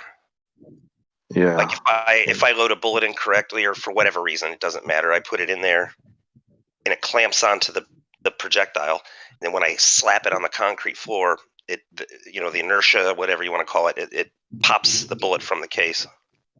I made an unusual recipe of 44 Magnum. I think I used a Liant. I think it was 2400, or it could have been 1200, whatever. It was when I shot it, it was the nastiest round I ever made. I think it was like meant for a stubby barrel, and I was shooting out of a 7-inch, and it just racked my wrist every time I fired that thing. And it's like, okay, you know what? And I took my little bullet hammer to get rid of all to disassemble the bullets, and son of a bitch, I threw all that powder away. I just lit it on fire. It ain't worth it. Oh, you mean you blended powders? No, it wasn't a blend, but it was a powder that was not specifically for reloading the 44 Magnum, but there were recipes out there for it that were tested and for pressure and stuff. And I just did not like the way that crushed the cartilage in my hand. See, I'm cheap. I wouldn't have gotten rid of the powder. I would have collected it and put it back. I didn't have any use for it. It's like I was only reloading the 44s. I was like, it would have been good in a shit hits the fan moment, where okay, I need to make bullets. But I'm not going to keep it around the garage for that long. I might use it again. Here's the undercharging, exploding. It's one of these things where somebody could be mistaken and they double charge it. Your evidence is always destroyed in the event, but undercharging is what's blamed for it sometimes. Somebody says, "I know I didn't load that too much." This the gunpowder. Is there glycerol in the gunpowder? Because I sometimes do work at a ejector seat manufacturer. I think they're like one of two in the world, and we had to do explosive training, and they were saying like the recipe involve nitrates and glycerol in a certain recipe. Well, Is gunpowder? nitrocellulose is one that I know about. I think that might be what you're talking about. I don't know. And with the bullets, does the bullet you know them bangs that used to throw on the ground? They were like glycerol, weren't they? And Those are silver nitrate, or silver. Silver nitrate. I think so. Oh wow! Well, I didn't know that. I thought glycerol was to do with glycerine, but possibly not. Well, nitroglycerin uses glycerin. I'm not sure how they can mix that so it's safe. So that's the only glycerin I think of with explosives. So with the bullet, does the bullet explode because of the hammer? There's a little tiny metal cup that has an anvil in it, and when he squishes the outside of that cup up against the anvil, it sets off the primary igniter, and that sends flames into your shell and sets off the power. Yes. And that's the recipe I was just talking about. That's in the primer of these explosives. I don't know what the official one is in primers today. It used to be what was it? Fulminated mercury, and I don't know if they use fulminated silver, but I think they changed the recipe because fulminated mercury is kind of bad for the shells. After you would leave a shell on the shelf for a couple of decades, the shells would become brittle because the mercury would infiltrate the brass. And yeah. Really interesting, mate. Really interesting. Sorry if I don't mean to go off topic. All right. No, it's a good question. If you Google it, I just did. It lists a whole bunch of like compounds that are in primers. Okay. I've seen people make their own primers online, and I'm just like, I'm not going to go there. Oh my Not yet, God. anyway. Dude, it's a good way to lose a finger. Obviously the mechanism seems to be more of a compression. I don't know what the right word is. I don't know. For primers? Primer. Huh? For primers? Yeah, for primers, yeah. So it seems to be more of a compression detonation, which is the master, and then the slave would be the second, which is the gunpowder, the fuel. Yeah, that's. I mean, I don't know if I call it master slave, but yeah, that's essentially right. Yeah, sweet, thanks. But when I look at a primer, it's like I have no idea how you would actually manufacture them at home. You've got to get a tiny little anvil in there. You've got to put it in, crimp down the sides of the primer to hold the anvil without blowing up your compound. That would seem like dangerous territory. I think these guys were heating up something to do with they were heating up the capsule and expanding it outwards or something like that. They were changing the temperature of it, and then they can get all the stuff in. And when it shrinks, or when it cools down, it compacts it like really, really tight. Maybe, but I don't like compressing. I don't like compressing primers. Yeah, they make like a paste, and it's very stable. And then they're able to press the anvil back in. I think they're actually, if I'm not mistaken, actually reloading primers. I think that'd probably be the best term. And then it dries up like a solid. The key is so you want it take the to primer be apart, hit it with a drip pin to get rid of the dent. Put in new juice and put the anvil back in. Yeah, and then the key here is you want it to be non-corrosive. That's the most important part. And a lot of the ones you see on YouTube are not necessarily non-corrosive. Yeah, I got some real questionable ammo. I'm shooting my AR-74. AK-74. And that powder smells real different than anything plastic reloader. And nowhere do I see them making any 5.56 ammo.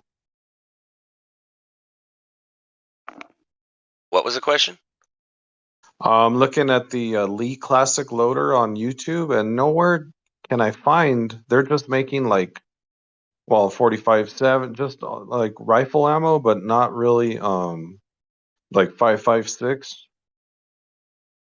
Well, they make them. They might be out of them. I know my buddy reloads those, and he's only with one of those little Lee classic loaders, just hand loaders. Yeah, I mean, are you talking about the loader? You're trying to buy the loader or just the dies? No, The it's test or just the dies? it's a little kit, and you just I posted the video. I'm gonna look. It's fun. I've been watching it. It's like, Well, shit. When did you post that? I don't see it. like 5 minutes ago. Oh, there, a link. I see. Yeah, I don't know why it doesn't show like the whole. Yeah, where's your image? I know, right? How come it's not like showing the image and everything? Oh, that's a really bad. Don't do that. Don't go that route, No? man. No, if I were you, I would literally just get a single stage Lee press. It's just a single stage, meaning just a handle. Boom, pull it up and down. It goes. It's a press. It goes up and down. Then you go buy the dies. It's a die set, and it'll come with everything needed. And you can easily make ammo a hell of a lot more efficiently and effectively, and less effort than what you see in this. This is just survival kit kind of. Making it. The guy even shows it making it outside on a stump in the snow. You don't want that. But yeah, with a press, you can make anything, and all you need is the dies to do it. There's a lot to learn. There's a lot to learn. $35, though. I mean, gosh, that's so cheap. There's a lot to learn. You have to want to learn, because if you just go into it not understanding, like, you got to size the cases, you got to trim them. Now the question is, are you going to do a full length resize, or are you going to just do what's the alternative? Full length neck resizing, and then you go, well, what's that, and what's the difference? You got to learn that shit. Generally speaking, with AR-15s, semi-automatics, you want to do a full length resize, if I'm not mistaken, unless you're firing your ammo to a particular chamber and only reloading for that same gun. You can. It gets complicated. You also have to watch out for the number of reloads. Guys, could I jump in? Did any of you guys see that modification to a Glock? It turned into basically a machine gun, a machine pistol. You know, it's got the 50. Yeah, that was. And I always think, right, you know, they were the video that I seen, right, I'd be saying, oh, gangs have started using this. This is prevalent in gang warfare, this Glock that you do a quick modification. They actually showed a little tiny butt. They actually showed. Wait a minute. They actually showed people how to fucking do it, and I was like, right. But I was like that because, you know, there's a theory, you know, these films that about drugs or whatever, they actually teach you that they show people baking up the spoon. They actually teach people that, or kids or whatever, that are a bit curious how to do it.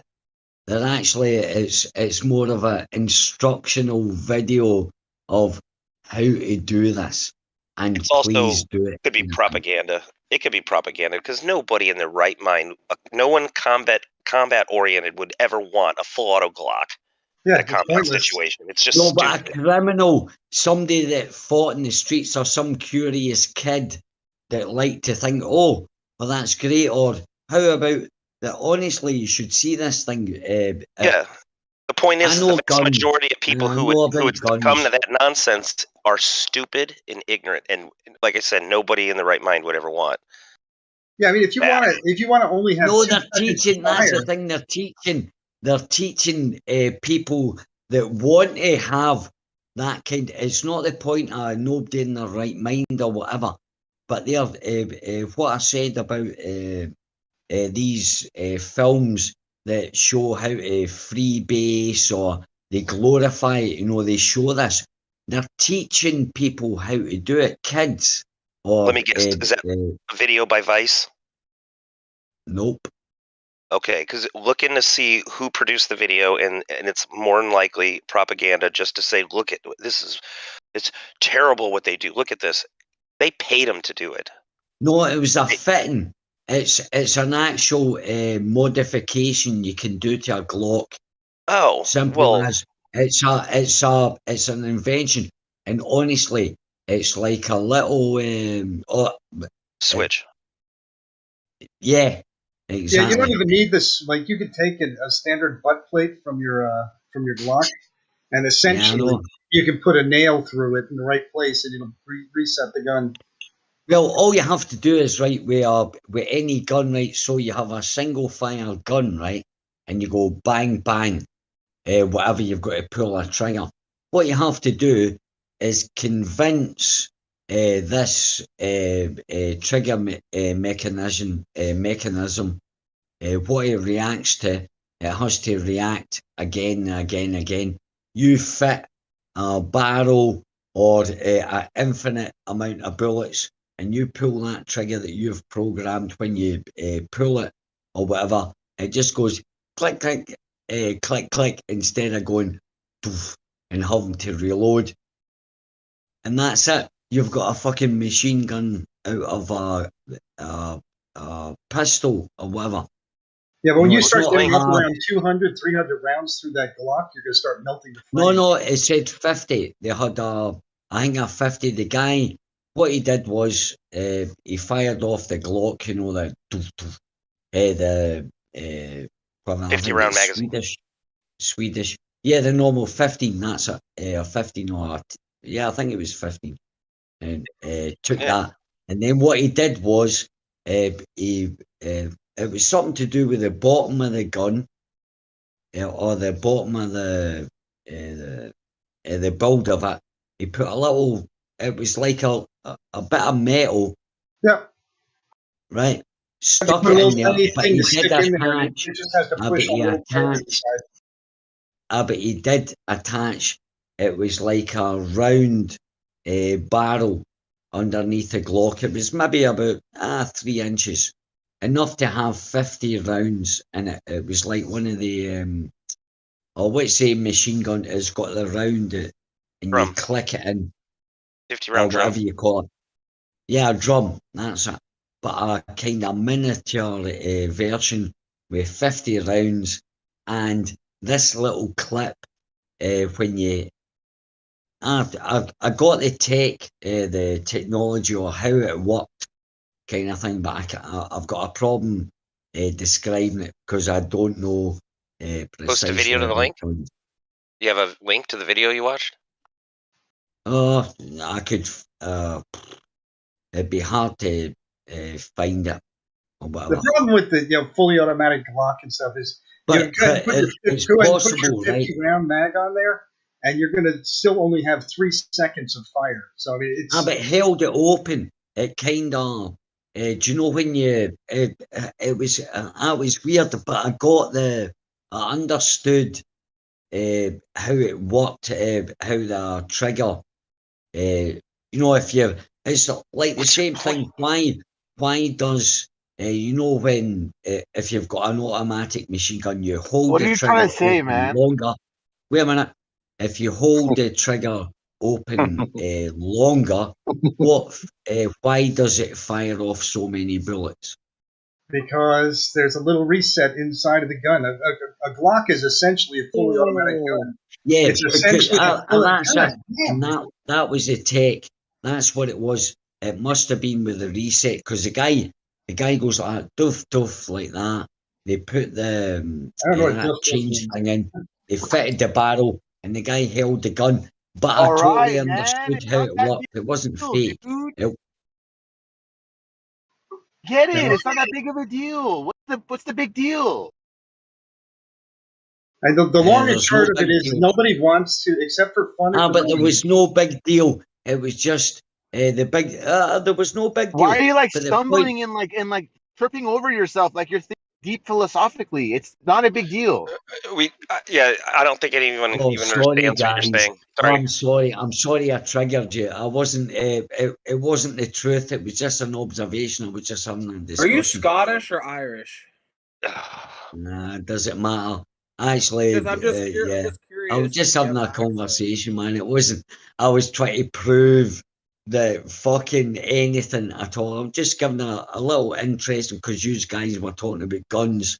I thought I'd give a bit of input. I must apologise on mute. No problem. I'm sorry. I just don't understand what you're saying, and it's going on and on and on to where I don't even know where The it Glock started. with a drum magazine of bullets.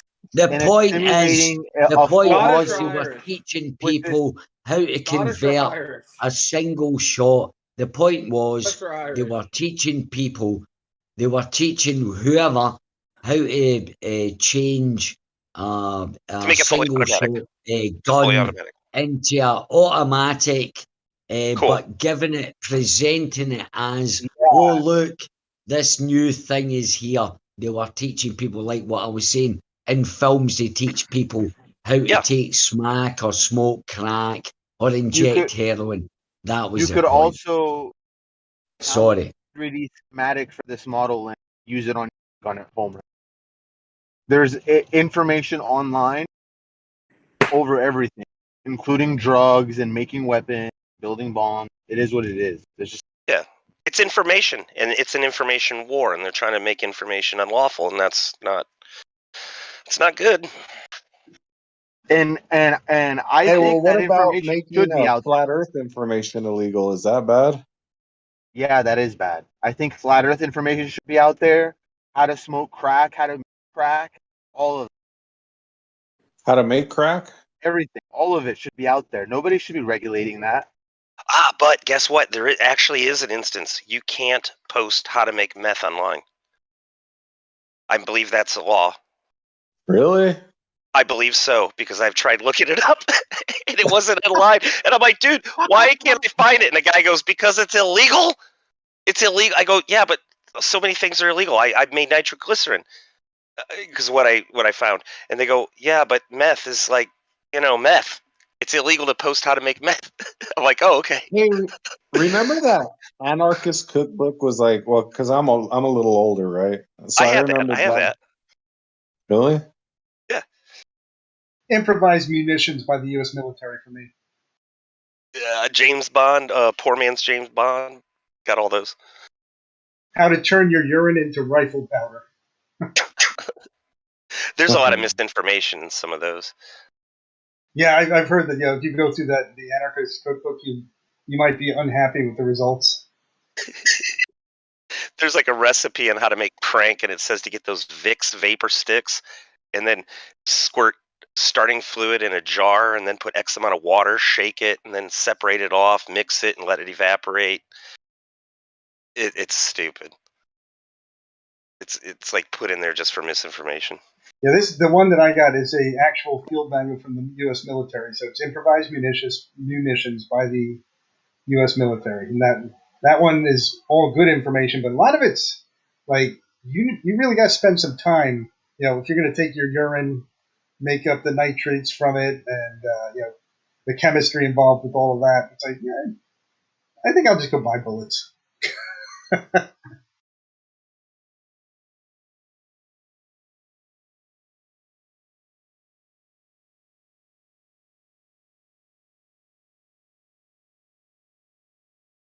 Besides, you can make nitric acid a lot easier just by using air and high voltage sparks.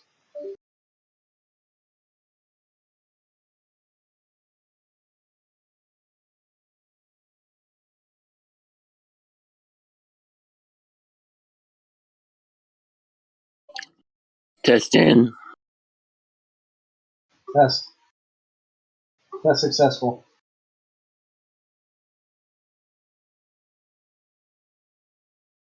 What's up, Moyak, man? Hey, how's it going? Who's that? Cedric.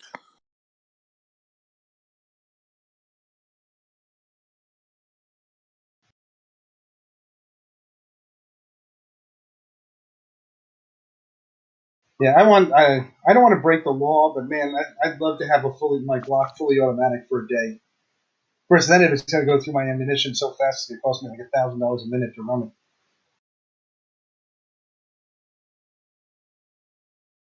it. It ended up being like, what'd you say, your handgun or your? My Glock, yeah. Dude, you can't fucking aim anything after the first bullet. It's all over the place. That's right. Just for the hell of it, I just want to spray lots of bullets fast. Yeah, no, it looks cool, but like tactically, it's absolutely useless. You can get one of those Glock carbine kits, and then it'd be a lot more controllable. You could. Because for as fast as you can pull the trigger, I mean, you're not. I've heard about these 2-stage triggers, or some kind of a binary trigger. I think it's called binary trigger. Oh, where yeah. when you pull it, it goes off, and then you let fire. it go, it goes off, right? That scares the shit out of me. I don't like that. Yeah, it's like I if don't you're going like to squeeze the off thought of it. one round, you got to go for the second round, no matter what. Yeah.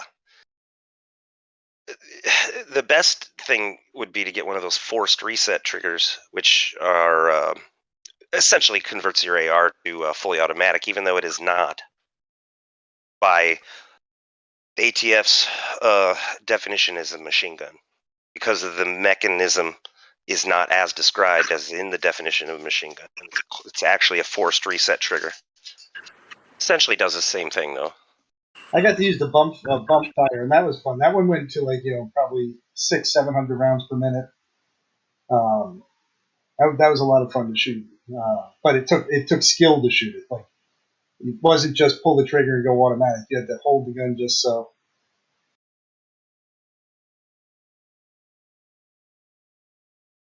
One guy came down and he was able to do it every time. He was like a pro. Yeah, they even have this little thing that you can 3D print, and then you hold in your hand as you grip the grip and the trigger, and then you just push the handgun forward, and it allows you to bump fire really easily. Otherwise, you just have to practice learning how to bump fire. But with 9mm being $25 a box, I gotta get myself a fully automatic, like a minigun for 22 caliber. That's what I want. Hopper fed 22. See, people that want to get into reloading, then you got to think: are you buying the projectiles, or are you going to source lead? You're going to smelt your lead, clean your lead, cast lead ingots. Then, when you're ready to reload, you got to get your little what's that called? Your kettle, electric kettle out, and melt it, and then cast bullets. And then some people powder coat their bullets. Dude, there's so much to it. Resizing the bullets, the projectiles. Yeah, I looked into that for a while. I'm like, okay, that'd be the cheapest way. If I just got myself a chunk of lead, I could just do this, or I could go down to the range and take my backstop down, collect all the lead out of there. A lot of ranges don't allow you to do that, do they? I've got my own range, so I probably have 3,000 pounds of lead in my backstop right now. You wouldn't even have to buy the lead. Just go dig it out your backstop, and you're good. Yeah, I'm figuring that there's going to be a future culture, a million years in the future, who's going to be looking for lead, and they're going to find these strange grass formations over to the east, and then there's this lead formation off to the west. And they're going to be like, "Wow, what a strange phenomenon!" And they're coated with copper too. Refined copper and lead mixture.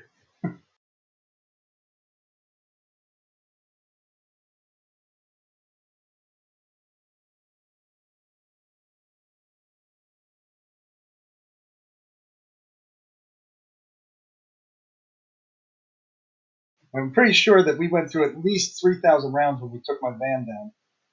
I had a offending van that was attacking us, and we had to kill it. Wait, say that again. What?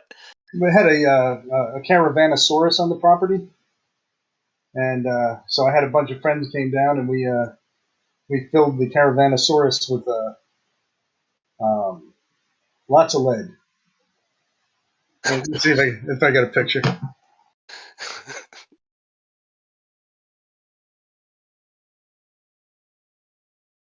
Yeah, it's so much better when you shoot at something real than just like a paper target. Like you definitely want to be shooting cans or bottles or old television screens or watermelon, stuffed animals or something crazy. Tannerite. Don't start with your craziness, Moyak. I bought 50 pounds of ammonium nitrate. That's a blast to shoot at. Blast. Oh, pun. Hey, can't you just make it or no? Well, yeah, just ammonium nitrate prilled. It's called prilled ammonium nitrate. Then you need micron aluminum powder to mix with it. Otherwise, And it goes useless. kaboom. Oh yeah, when you shoot it with a high-powered rifle, not a 22, Hey, does not a gravity 12 gauge. affect explosions like that? No. He's like, no. Because you're gonna immediately be put on a list. Yeah, I would love to have one of those little 22 turrets. You ever see those? Little tiny things. They're fucking awesome. The 22 minigun is my favorite gun on earth. I don't know if it even really exists. I saw one on video years ago. And they shot a TV. Yeah. Just from sending lead down range, it started setting shit on fire because it just started building up so much heat. He went through like 3,000 rounds in like a minute.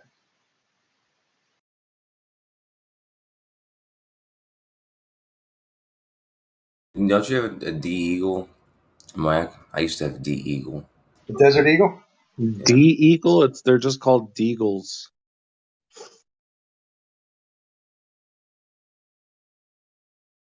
Anyway, you said you do have one, Mike? No, Desert Eagle, I ain't got one, man. If we're talking about the same thing. It's a big freaking pistol, too. Yeah. I've got one. I'm sure you'd break your wrist if you ever tried to fire one of those. I think my 44 Magnum has more muzzle energy. Yeah, it's not as powerful as you think, but yeah, this got a shit ton of kick. But it's a cool gun, man.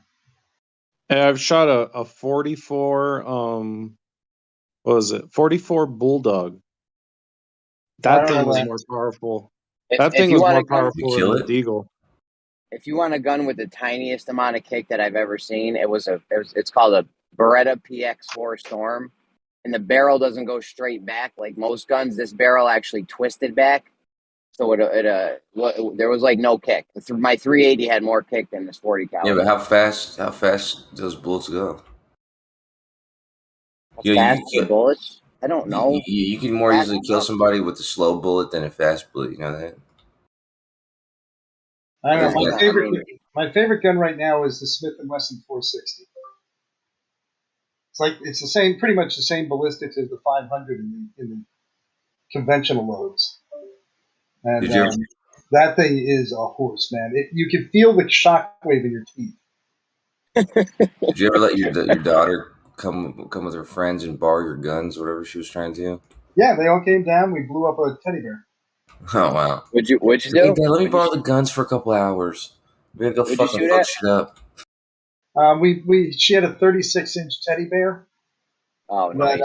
We did a heart transplant on. I put a pound of tannerite in there, and to cap the day off, we blew the fuck out of that. Man, there was snow everywhere.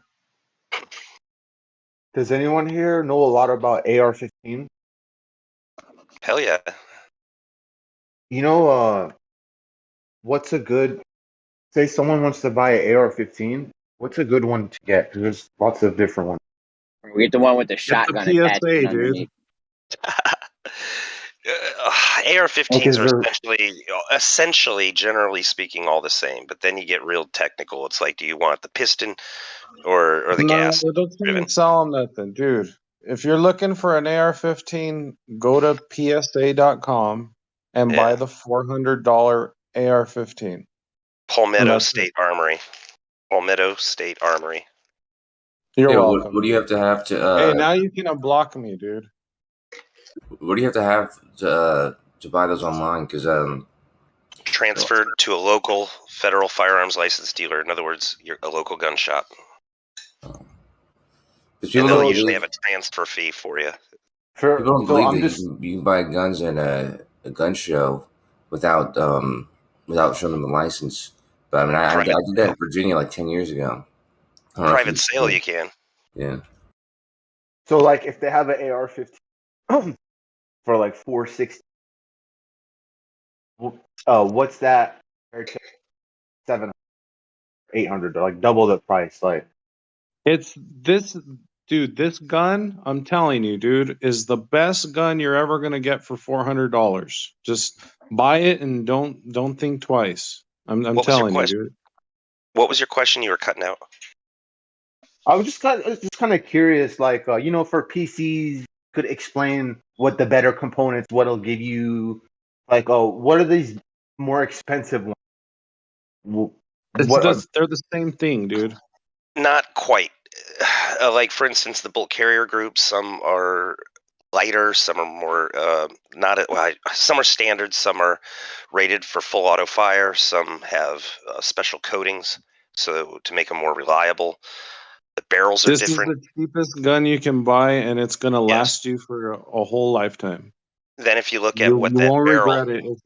If you're looking for an AR, don't buy an expensive one. Just buy this one. I prefer stainless steel barrels.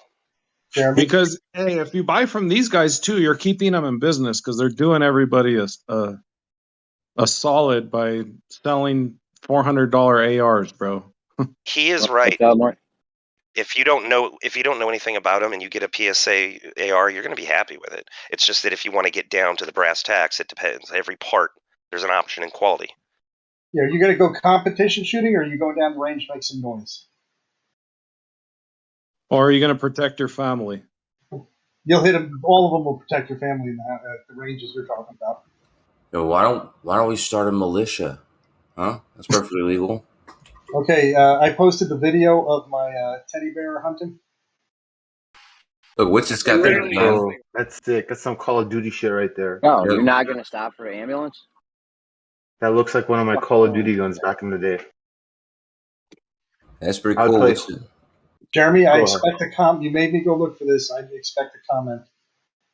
Can you carry that around the country though? What's it? Yo, is anyone aware of gun laws? You're like roboting. buying and like selling guns? Like you gotta have a license to do that, right? Depends on how Depends you where you are. At a gun show, I didn't think anybody had to have one. No, you do. That's a lie put forth by the media. There is. I want one at a gun show. There's the parking lot deal that you could do. That's what they're talking about. Do that anywhere. Yeah. You could do that anywhere. The gun shows that I've been to for the Northeast Gun and Knife Show, that's always full background check. And if you have a sign, you can sell your shit out in the parking lot, but you can't sell it at one of the booths. He was robotic, but I think he's good now. Yeah, I'm just driving, so. But I'm not answering any questions about the gun or how I carry it or anything like that. But anyway, I was going to say, actually, a militia is literally legal. That's literally in the Second Amendment. Yep, that's what I was saying earlier. Yeah. Here in Texas, we got a fucking shit ton of militias. Yeah. That's the movement. The only problem let's start a flat Earth militia, dude. The only problem with this gun is it shoots 7.62, which is really becoming a headache to get. Really, any goal is a headache to get right now. Are those the rounds right there? Is like makes Yo, that's crazy how some people are like collectors of guns. Like that. Whoever that is lagging, roboting. That's crazy. People are collecting guns. Is there like a limit on how much you could have? Of course not. Some places. There's no What? That's limit. Is that Jeremy lagging? This is like Master P, no limit. Yeah, there's some places where there's a limit. What are you talking about? A limit to number of firearms you're How many allowed to own? guns you can? Yeah, Hey, there's no Mike, limit. check this. Check this. You don't have to do it. We're roboting. Completely roboting. After 2 or 3 guns anymore is no use to you. You can only like 2. That's not true. Someone can have That's like not 10 true. of these ARs from this fucking website, and that's legal? Of course. Why wouldn't it? Oh, I but sworn I saw like news reports of like rappers got arrested, got found guns in their house. Why did they get arrested? Because they they did were- something unlawful, and they just coincidentally had guns in their house. If you're a criminal and you do it, and you lied on your permits, or you're not supposed to, you're going to go in trouble. You're going to get in trouble. There's a lot of stories of just fuckers getting arrested for having guns and no other reason. There's no. It depends on where you are, but there's no reason in the 3 states around me that you couldn't own just about as many guns as you could carry, or Wait. as you could store. Didn't T.I. the rapper? I couldn't remember. He specifically got arrested for having a shitload of guns in his house. Yeah, if he's in California, there might be some rule. Oh yeah, but here's the deal: you don't actually have to follow laws that are contradictory to the Constitution, contradictory to popular belief. There's a lot of states that just passed constitutional carry laws, which means you don't have to have a permit at all to carry anything. Tennessee is one of them. And that's the way it should. Yeah, that's the way it should I always agree. be. Tennessee took forever to do it, dude. Open carrying. But yeah, Tennessee's like, dude, just if you're not a felon, just go for it. Go buy a gun from your homie, throw your pistol wherever you want to, conceal it, open it, do open carry, do what you want to do. The hard thing about private Yeah. sales is they don't allow any place to list your guns. So private sales is becoming difficult from that standpoint. You only can sell it to a friend. And in Virginia, they just made it illegal to sell to a friend. You have to go through an FFL. Yeah. I live in Tennessee. And Tennessee says I can just go get my friend $1. I don't have to give him $1. I don't have to tell them. I don't have to do anything. The only law is if he knows I'm a felon and sells me a gun, then he's also roboting. Yeah, you're good. You're in and out, but I can understand you. Yeah, some states are more Yeah, my bad. authoritarian than others. I have 5 bars, 5G, so I don't know. Hey, Kosho, did you see my doggy video?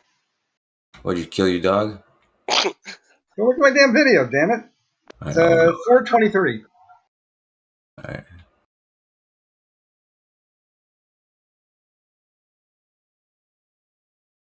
And in a manner of speaking, yes. Oh, yeah, I see it. You just buy stuffed animals just to blow them up? No, my daughter had a big stuffed animal she was trying to get rid of. Yeah. It's honestly worth it to just buy stuffed animals, though, if you can get them at like a secondhand store or something, because it's way better than shooting at anything's better than shooting at a paper target. Hey, do you guys think that's a real picture? That the moon's North Pole. That looks like they took some glass, poured some water drops on it, and then took a fucking black and white photo through it. Honestly, Well, it looks kind of sort of like a time lapse a little bit. I have some weird ass moon pictures. it looks fake as fuck. If that's what they actually say the moon's fucking shit looks like, that's fake. It's part. Looks like it's an that's assembly of supposedly a the bunch of. moon's. Looks like it's an assembly of a bunch of. What do they call it? Many photographs. Collage. Cartoons. Okay. Cartoons. You know Sure. what they could have done? You know what they could have done is they have these like artificial intelligence algorithms that will basically analyze some sort of landscape and recreate it randomly. They could have just done that. They could have just gave it the moon, and then they could have had this artificial intelligence recreate different fucking, similar textured fucking landscape. Just gave it the moon? How do you just give it the moon? That picture I sent is 8K moon, baby. 8K moon. There's an AI. So you guys think that's the North Pole of the moon, dude? Can we be real? We all know this is not a real picture. I don't Yeah, know. dude, this could literally Any have been evidence it's not? fucking. This could literally be like a lighting effect. This could be an AI generated image. This could be fucking anything. Or it could be photographed, or a series of photographs. It's parsed Yeah, together. but it's definitely not a Roboting. Is it? Whitstick, Yeah. get some fucking Wi-Fi. Roboting. I think I find weirdest about that is it looks like it has almost a swirl to it. So it's like I'm wondering if it was some kind of collage. It does look like a swirl. It's Yo, parsed check together. this out. Check this out. One of these moons is convex. One of these moons are concave. Try to figure out and see which one is which. Why? Just for fun. Well, the way you would tell that is you would move a little bit. So as it progressed across the sky, you probably would see a change in it. Like that shit Koshul fucking put, that could be anything. Yeah, convex will. Badass Sorry, pictures of the moon. concave moon will only look concave for like from one angle. After that, it'll start looking. It will only look convex for one angle. Then it'll start falling apart anytime you move it.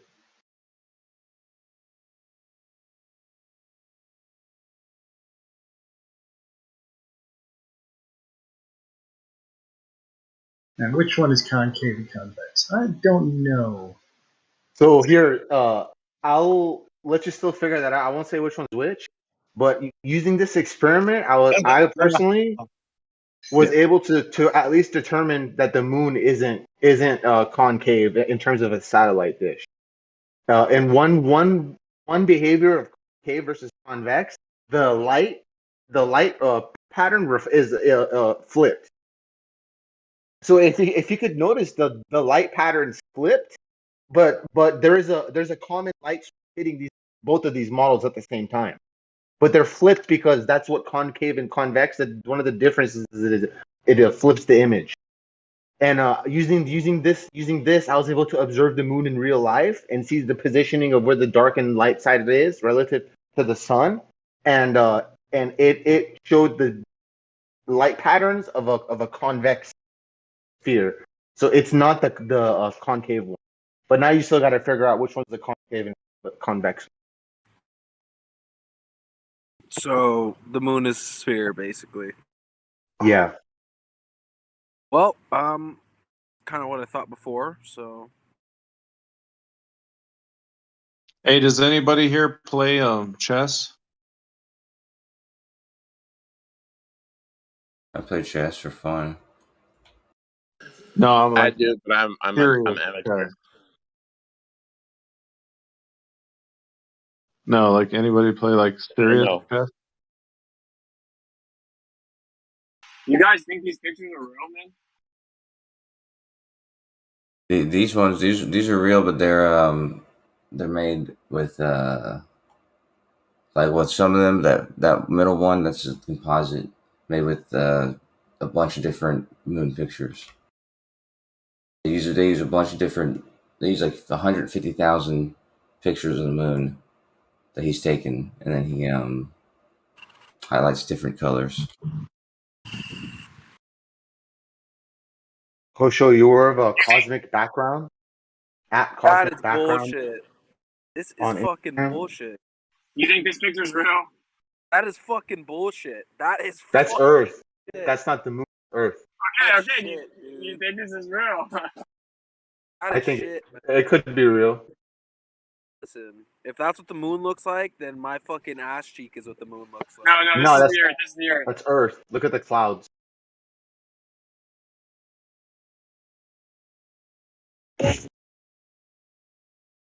Hey, these are all flat images, right? None of them are spheres. Yeah, look, you guys know this is real. Hey, I was. Oh hey, yeah, I was this is watching from that one website, the NASA 24-hour stream, and it's like everybody's like, "Oh, look at this pretty sphere," and it's like, it's totally a fisheye lens.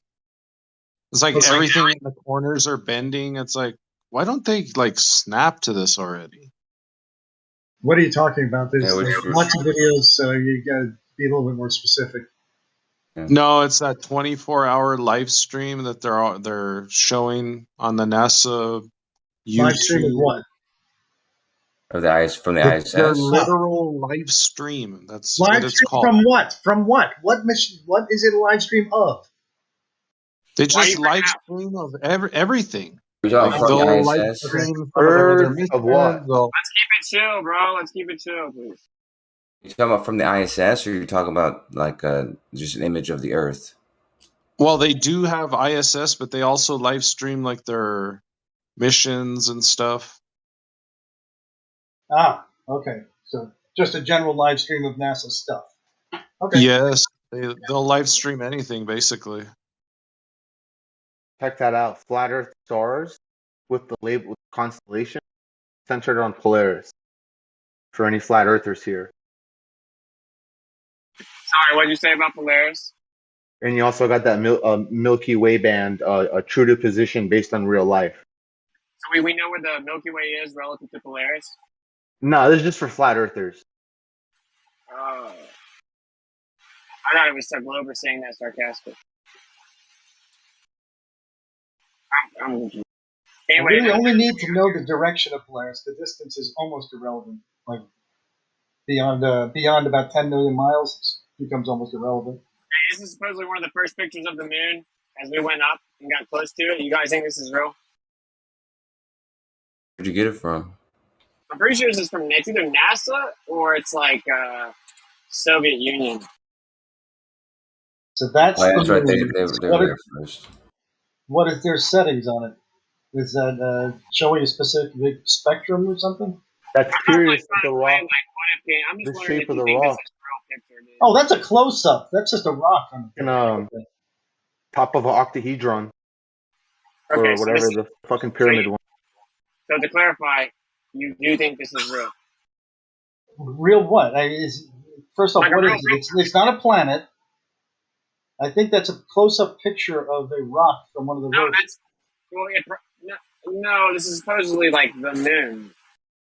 I don't think so. You could be right, but that looks to me like a fisheye lens taking a close-up of a rock. I think that's I Mars. agree with you. I agree with you. Mars. It does look like that. That's Mars. I'm pretty sure that's supposed to be the moon, but maybe it's not. I don't know. I saved a bunch of pictures earlier, so I'm driving, right? So I can only drop them. Yeah, no, that one's from Mars. It's from the rover. That's what I said, bitch. So Good call. that's a rock. I mean, I guess it's the ground. I don't know what it is. It's just a picture. It's not a modern picture. This is one of the first pictures they claim they took. This is from decades ago. So this is a moon from a buggy on Mars, and then you called me a bitch. No, I wasn't talking to you, bitch. I wasn't talking to you. I'm saying you just really should have chilled a little bit, I think. So anyway, this is supposedly a picture from a long time ago. It has nothing to do with the fairy tale buggy on Mars. I think. Well, I mean, it pulled up when it came up for me. The Mars, the Curiosity rover pulled up. Oh. It could be ambiguous. Okay, do you guys think that this is a real picture within Saturn's rings? I don't know. I mean, dude, that looks so dumb. Can we be real?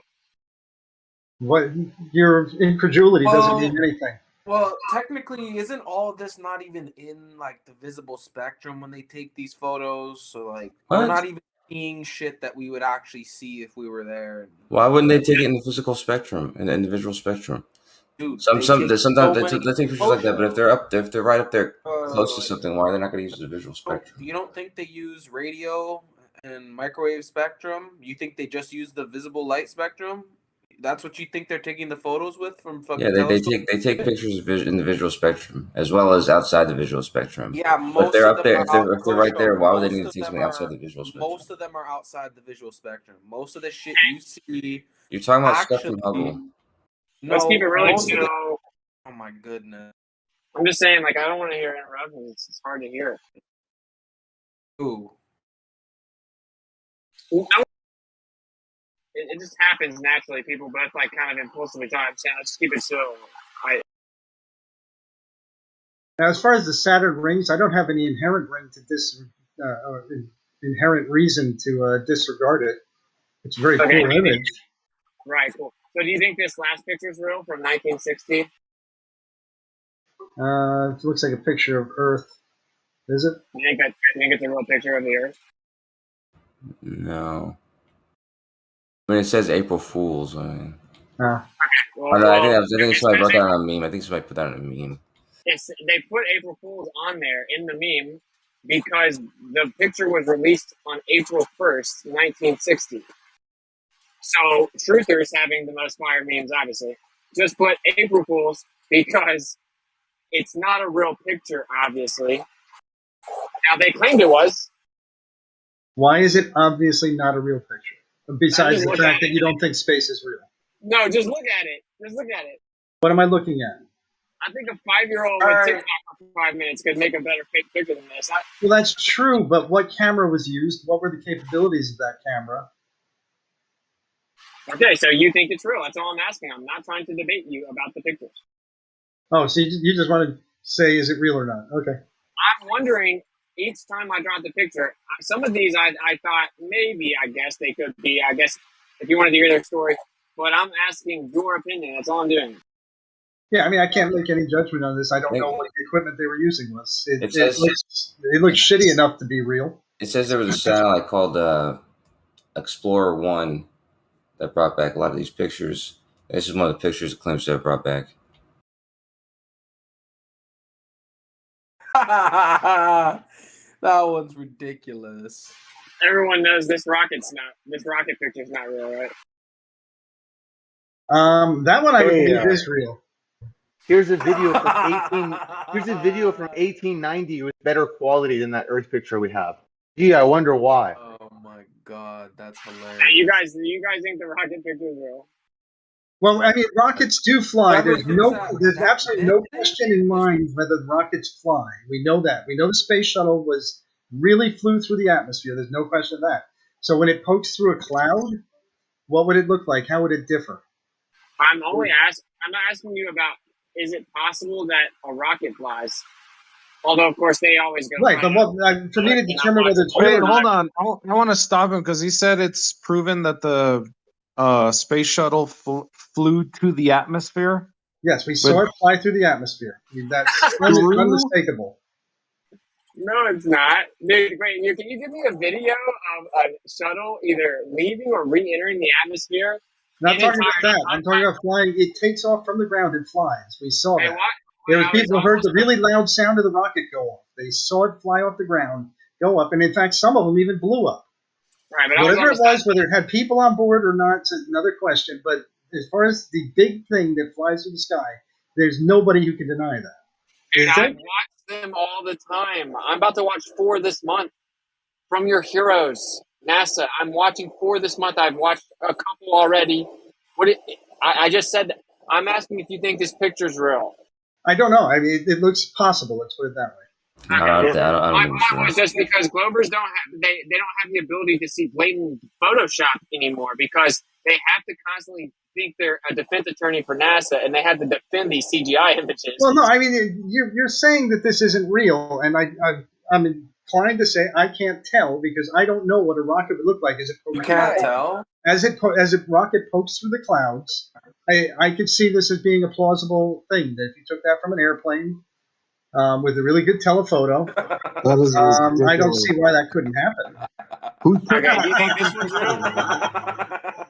Come on, dude. Why would the fucking clouds not be disturbed by all the displacement going on with the speed of that fucking aircraft, you retard? Right. What would it look like? What would it mean? Hey, do you see how you're defending your belief system without even logically? No, calm down, guys. Come on, bro. You'll fucking first of all, no name calling. But look, man, it's obvious. Hello. It's obvious he'll fight to the teeth just to defend his globe belief system. I'm not defending globe at all with this. I'm going to have to say I know for a fact that rockets take off. That's no question. That's absolutely nobody on Earth but a moron can deny that rockets take off. Rockets go through clouds. That's undeniable. Are you changing the subject? That happens. Now the question is, would it disturb the clouds as you think as Come 1,000 miles an on. hour, what would it do to the clouds? I don't Consider know. that. You were just trying to just rationalize Hey, Jeremy, shit. I'm going to leave. It's going to be pretty funny in here. Have a good one. If you think that Yeah, anything guys, is come on, real, guys. Get Let's try to smacked, keep it a little bro. chill. Let's try to keep it a little chill. Let's not name call, please. Come on. Well, come on, man. Any it's just comments? preposterous, I'm man. not a That someone thinks that photo is fucking real. Are you Dude, fucking kidding dude, me? for the love of God, though, you know, Moax in here, he doesn't believe the world's flat. He's not fucking constantly laughing at people just because they think the world's flat, right?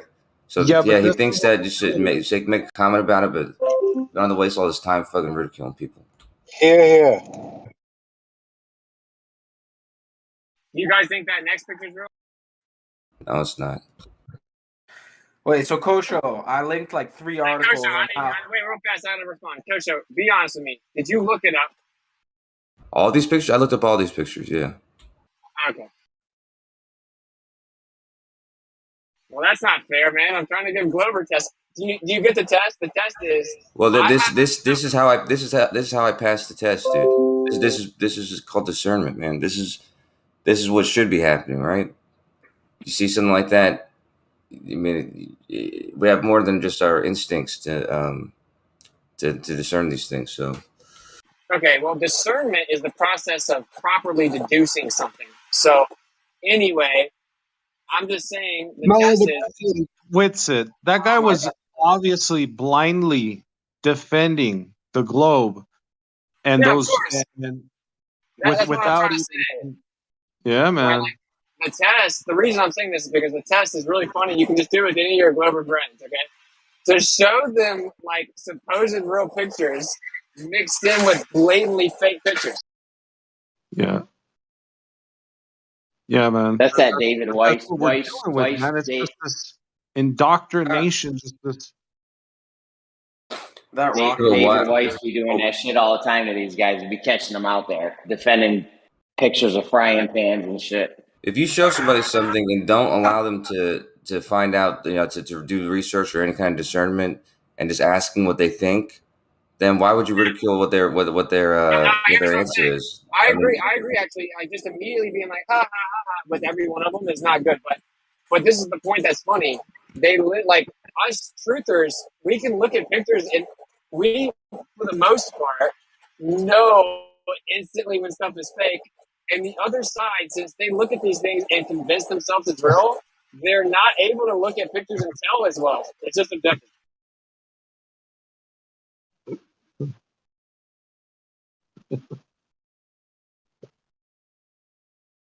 Yeah, it wouldn't let me paste a picture. Damn it. Yeah, I know it kind of burns, I guess, because you guys know the truth is that you look at the pictures and you have to instantly go into a rationalize it in your mind state, like instantly. I think it's funny because I didn't make a snap decision on the space shuttle, and you guys think that's funny. You just make a snap decision. Oh, I think it's fake, and therefore it is. Well, because how can a rocket fly through clouds and you take the perfect picture and the clouds be perfectly up on the thing undisturbed? But have you never seen a picture? I'm sorry if I offended you for laughing, but you thinking that picture is real is just. We get it, dude. I did not say it was real. I said I can't determine it. I don't know. I still didn't get to tell Kosho that I linked 3 fucking articles in the chat about how all the fucking most of the photos in space turn out in different fucking spectrums that aren't the visible light spectrum. And it's Friday. Yeah, dude, of course they do, dude. Don't argue something that you think I said, man. Listen to what I actually fucking say. All right. What did you say? I told you that they definitely use it. They definitely take pictures in the visual spectrum. However, they take pictures outside the visual spectrum all the time. Okay, we're all gonna take a deep breath. No big deal, man. I wasn't even saying like look the clouds or anything like that. I just instantly knew because I just saw it and I could tell the rocket had been photoshopped in the picture. Just instantly seeing it. Like, did I know for sure? No, I'm just saying I could tell that it had been cropped on the picture instinctively. And I'm saying their difference is because for the truthers have gotten used to looking at pictures and trying to figure out if they're real or not. And the other side hasn't. The other side hasn't. They do the opposite. They see it and convince themselves it's real. All right, is this real or is this real? Is this real or fake, Witsit? Check this out. That's what I'm saying, dude. It's like I've seen pictures that maybe look fake at first sight that are actually real. So that's why it's not. It's not. It's not. It's Who not took a. this picture? Where this picture? Where was this picture It taken? looks like it was taken from an airplane. So an Hey guys, airplane. when they So is that real or fake? What's it? I don't know. hey guys, Oh, when they there land you go. Hey, watch my video, guys, real quick. What's your discernment, man? If it's so it's just a picture and you know that it's real. Where's your discernment, man? They got pictures that hyper realistic, like paintings a hyper realistic painter could draw, and you wouldn't even be able to tell. Here's my point. That's yeah, how they used yeah, to here's my point. fool us That's before not fair. CGI. Exactly, but that's not fair because my argument wasn't that you should be able to instantly tell with every picture you see. That's so dumb. I'm saying that sometimes it's blatantly fake and Glovers can't tell. Try again. Hey guys, when they land the rocket like right side up from being shot in the sky and land it like backwards, that's fake, right? That's not real, is it? No, it's absolutely real. It's witnessed by eyewitnesses. That's definitely real, man. Hey, was the convertible Does that Tesla take? What is real? that like math? Does that take like math and technology? Because I don't see how No, that it math. doesn't take any math or technology. They just wing it, but they do it every time. Yeah, it takes math and Hey technology, guys, dude. What are you talking watch that about? video of the space shuttle Was the flying Tesla through the sky, filmed by another airplane. Just watch it real quick. I sent it to the chat. Just open it up and look at it. I've watched rockets take off live more than once, man. All right, the video of the or the image of the space shuttle coming through the clouds apparently is. I'm not seeing it as being fake. It might be real. Actually, I think both those might not be real. The one from the video though that was posted by Trader Qtard or whatever. That's definitely real because I remember that happened a few years ago. It's pretty cool. But the launch scene What from did the I plane. instantly say whenever you asked me Okay, about but I wanted to scrutinize that video a little bit, if I will, Kosha. You want to get into it? You want to go mano a mano? Yeah, let's You go. ready?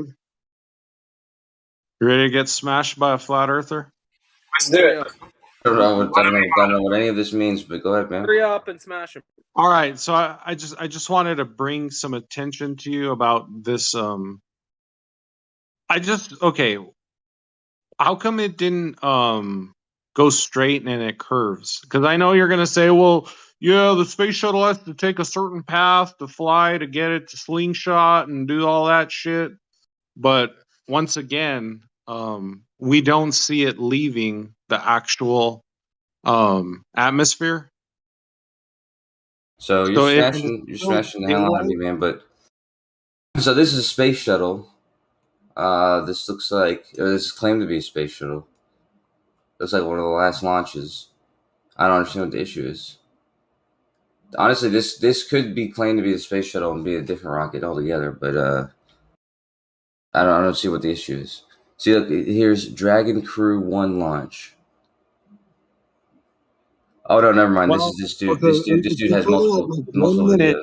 you see where it's at, right? And then you go scoot over to about 2 minutes, and then you look at it again. Well, you can't really see it anymore, but like 1 minute 45 seconds, and now they're looking up at it. Yeah. How come it's making a curved path? It's not like literally going straight. Well, what path would you expect it to take? First of all, I'm not even deal there. Listen, you don't even know what mission it's doing. You have no idea what the mission is. You have no idea where they're planning to go. Not every launch is going to look the same. It definitely depends on what you're doing. Like if you're doing an extremely low orbit, if you're going higher up. I mean, all these things depend on and then plus what part of the launch you're watching. You know, you can see the full launch, right? So you can compare that with an actual view of the entire launch.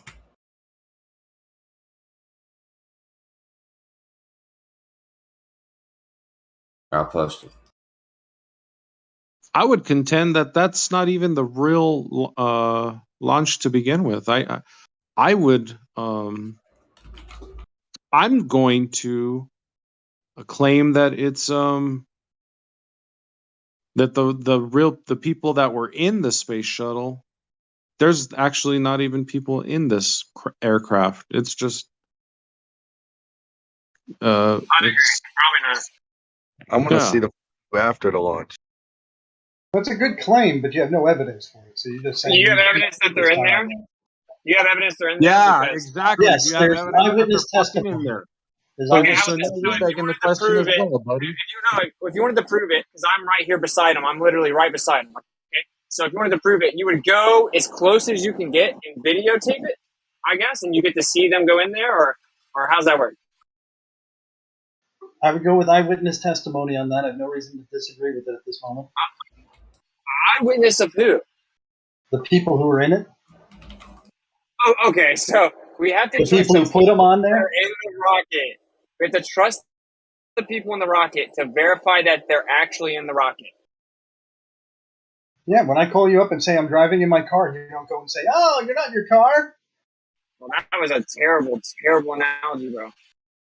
Whatever. I mean, here's footage of them on their mission in the space shuttle, going up there, and then being up there, and everything else. I mean, I don't. You're not being up there, man. There's no being up there. So when I'm asking you guys, you That's shouldn't a be claim. scared, right?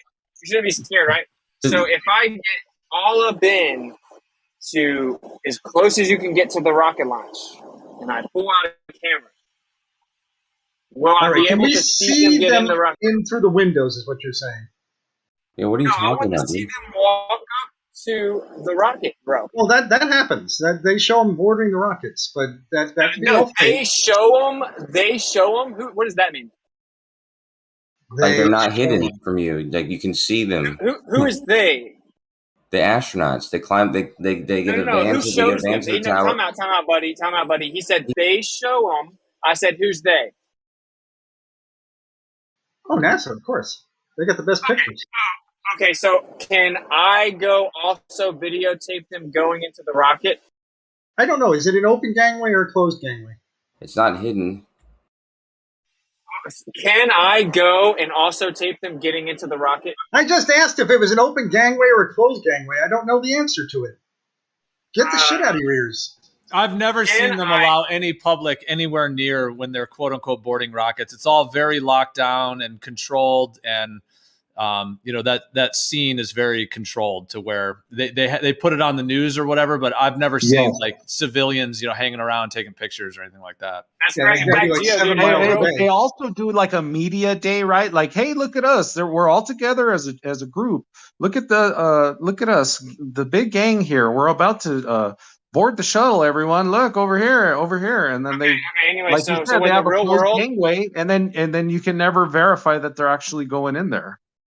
And yeah, in the real they, world, they could have the a whole secret door, and area they're around going down a it is different like elevator, and in the real It world, looks the like the whole area gangway around is. it. It looks like the That's right. gangway is closed. Okay, so Blue Origin's right beside it, by the way, and it's like very, very surveilled, and it is the whole area around anywhere close to there is very surveilled and shut off in certain areas. Okay? Yes, they don't let you go near things that are exploding right near you. It's a bad idea. Yeah, and you can't. oh, you're trying to scare people just like they're trying to scare people with Russia has nukes. Come on, Yes, when man. you have millions of tons of fuel burning, it's really a bad idea to have civilians taking snapshots from by the rocket engines. It's a really bad idea. Who said they're going to stand by the rocket engines to verify that people are entering the space shuttle? Nobody's Hey, buddy, saying I can anything see about from that. really far away, right? So I can pull my camera out and see them. All right. Well, So have you tried to why am I not actually allowed to? videotape the gangway? Yeah, From you're not. a I distance? went there. Yeah, I'm the kind of person that actually wants to know the truth, dude. So did you I take actually video of went it from there. with your P1000 of them But, boarding? buddy, I actually went Hey, buddy, there, you and know I'm not your buddy. I know firsthand, very recently in 2021, the way the rocket launches are. Okay, so you cannot get very close to that area at all near a rocket launch time. Yeah, about 7 miles. Okay. So you can definitely not go over and see it because do you know that where you see the rockets, there's a little bit of topographical obstruction and buildings, right, that block part of your view to the rocket. I don't know. I've seen lots of launches that seem to be from the ground level, so I'm not sure where their viewing stands are, or never stands. viewing places are, but it seems like there's some places you can get to which have a view of the base of the rocket. You realize that you're not allowed to go and get close, and that yes, I just said COVID, they're at 7 miles approximately, and I've seen videos I'm explaining it. where Red's rhetoric is seeing the bottoms of the rockets or pretty damn close to it. Definitely the tops of the rockets. Okay, yeah, you can put the freaking camera right above the water and zoom in and see all of the rocket all the way to the bottom and everything by it. Every part of it, I don't know if I can that's see the absolute bottom, but you can see where the people board. No, I've been there and done it. I know what you see. Well, you haven't viewed it from everywhere because apparently you're indicating something different than we get out of the other people who are taking videos. So your inability to take not a photo allowed is different from the ability of other people to do it. You're literally not allowed to get to where you can view the bottom of the rocket when astronauts would be walking into it at all. They don't walk into the bottom of the rocket. They don't enter into the bottom of the rocket, though. I've been trying to say the whole time, dude. I'm saying that they show that the only stuff you can see from the ground level is possibly them driving up in the van, and then usually with the when they used to get in the space shuttle, they used to get a giant tower. They got to climb. They got to get in an elevator that takes them to the top of the tower, and then them entering in. That part is all covered up and shit, and like the people who are helping them in and shit have to wear special equipment. I think that they even wore like masks and shit like that back then because they can't like get germs on anybody or anything. Sure. So, Coach, the bottom line is that you or Moyak, nobody has ever actually verified these guys getting into the rocket, correct? Yeah, I wasn't personally there walking them up to the ship. Right. That's right. So no civilian however, ever I'm has not done ever answering verified that. that I'm not humans done are getting answering into because it. your question was a loaded question. So I'm telling you that no, I haven't done that obvious thing. I haven't done. I have posted plenty of videos of the entire mission, including them getting onto the ship, them launching, and then them being in space. So. Okay, I see it. I got a photo here which shows. I think I'm seeing people on the gangway to the shuttle, taken from miles away with a telephoto. So everyone agrees that the reason this came up was that you were saying we needed to rely on the people in the rocket to verify they got in the rocket and that it went up there and that they saw what they saw. No, I just told you there's a video of it, right? If you see something with your camera and you zoom in and you see something, okay, I seen that with my camera. If you see something on video of people doing something when they're doing it, like what's the difference? You will never see humans you're not there experiencing it yourself. Yeah. Coach, can I give you the blunt hard truth of reality? Okay, you will never see humans enter a rocket and then that very rocket take them up in the air to outer space. You know Scott Beach has. Okay. Yeah, his own dad. You know that the people who get to be up close and get to see them before they go up there is their family and like the mission, the people who and even some press people, but they have to be vetted to make sure they're not sick and also. Yeah, man. But there's people. Scott watched his dad get in a rocket that went and flew into outer space for sure, bro. That's the real story, man. That's a real story. Cool story, bro. Your incredulity doesn't mean anything, dude. No, it's nothing to do with that. It's you appealing to unverifiable nonsense, bro. There's no other way around it. Verifiable with Scott. He's a civilian. He could be lying, of course.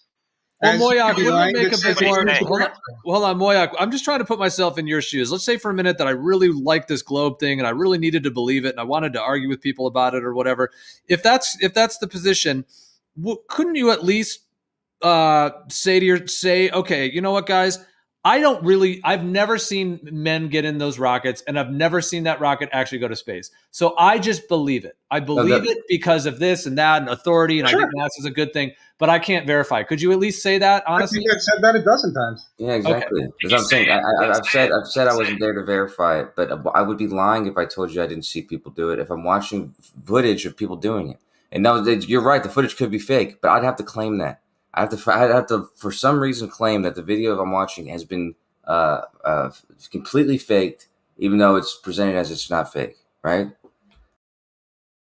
Well, fakery aside, the point is that you it's a belief, which is understandable. I understand. I mean, we all have different beliefs in different ways, but it's something you believe. It's not something that you have ever verified or know for sure is the case. No, I have verified. I verified it as far as my verification is concerned that this is real based on the footage I'm seeing. Right. So that's what I'm saying. That like to claim that something's not been verified just because you've only ever seen footage of it. Some people will actually consider that verification. As long as the footage is legit and you don't have any reason to think that it was faked. There's no reason to not hold that as true evidence. But here's the deal, man. We don't need every single Glober ever to go do it, or they can't say it. We need someone from the public to be able, like the public, to be able to go and view it. It doesn't even make sense that they wouldn't be allowed to do that. But what do you mean go and view it? Like who do you think is there? There's no one there. Look, the American people, the public, should be allowed to just go and watch these heroes get into rockets and go to outer space. Right. Set up bring in 100 people so they can watch this during a launch, and then they got to clear the 100 people off the launch pad. Oh, little Johnny fell down. We can't launch today because we were a little bit late and we missed our launch window. That doesn't make any sense. You're not going to do that. You're not going to let people go stand set up their picnic tables in the rocket thrust. This is insane. You think the federal agency of NASA operates like a poorly run public park or something? Well, that's what you're suggesting. That's what we're saying. No. They would maintain the population, obviously, dude, because it's military. Maintain their population? What does that mean? You don't even know that NASA's military, though. What do you mean maintain their population? Yeah, they would maintain whatever population of people were present, bro. It would be very easy for them to do that. I've been where they do the launches, okay? So they set their people up in certain places very easily. They control areas very easily there. Right. Have you ever been even to the very area controlled. Once the fuel's on board, when they're actually putting astronauts on board, that is a very controlled situation where they have to account for every person to make sure that they're not there. They didn't get stuck on a project somewhere and get burned up by the rocket. So, yes, they don't want to have civilians out there during the mission critical times of just before launch. I mean, I could kind of see this both ways. Like from the perspective, let's just say from the perspective that it's real, I actually could see that they may not want civilians, throwing candy wrappers and, screaming and yelling and, whatever around that thing. Like if it's really going to space and all that. So that part I could understand how, as a general idea. But I also do think there's something kind of fishy about how far they keep people away from it and the limited footage. And obviously when they cut to CGI, so there is a lot fishy about it, but I also could somewhat understand the concept that they wouldn't want a lot of civilians.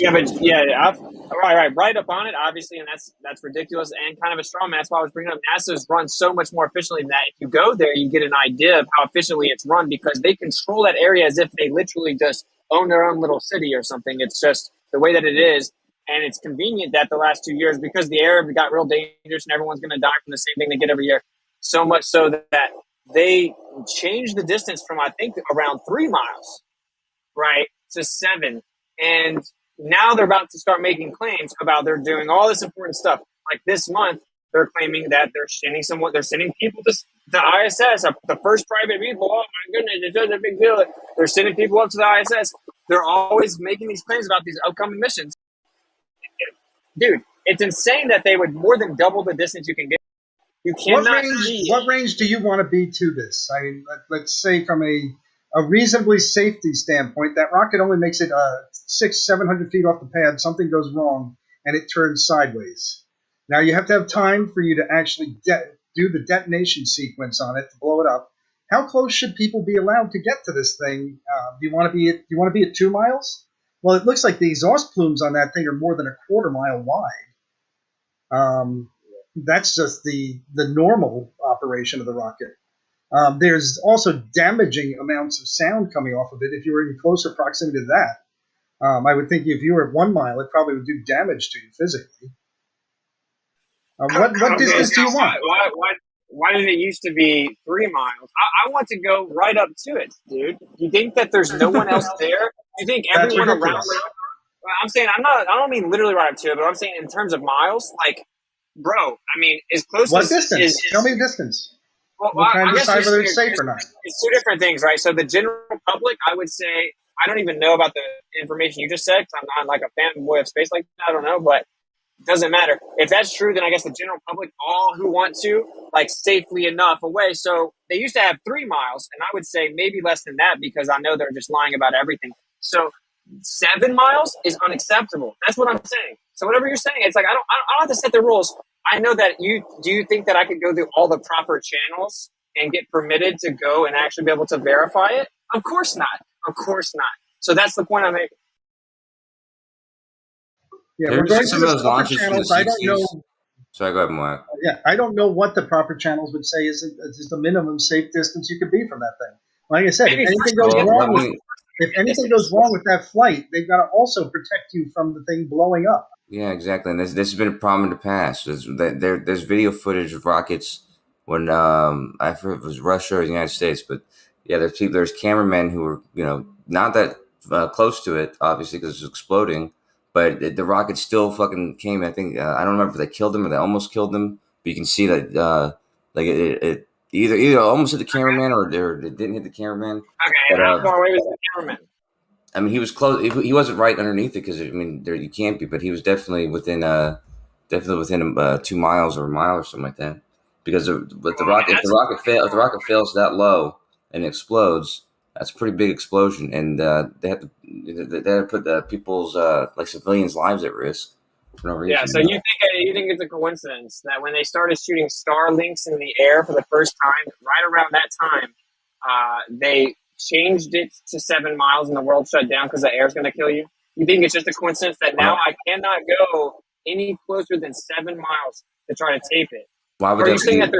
that was their initial 3 mile threshold like not safe enough? Is that what you guys are saying? Why would that be related at all? Why is Starlink related to how close you can be during launch? I'm explaining what happened, okay? So when they started, it wouldn't be related. Thanks for making my point. When they started putting Starlinks in the air for the first time, that was when they changed it to 7 miles. They did that with the COVID thing. All 3 things happened at the same time. Yeah, but I don't know. So like COVID, that's just a piece of information adding context, okay? So take it or leave it. Make up the stories you want to. Just wondering why it's relevant. That's all. The only reason it's relevant is because the reason it's not relevant to you is you're a globe earther, and flat earthers actually want to know the truth and go find it. So, I mean, I'm not trying to be rude. I'm explaining that's the disconnect. So just accept. Okay, I was just adding there's context. 3 pieces of evidence. I know, but I'm wondering why those evidence, like it's like Blue's Clues. You got the 1 clue, 2 clue, 3 clue. Now I'm trying to put it together. It doesn't mean anything. That was just prerequisite context, not even prerequisite. It's not required.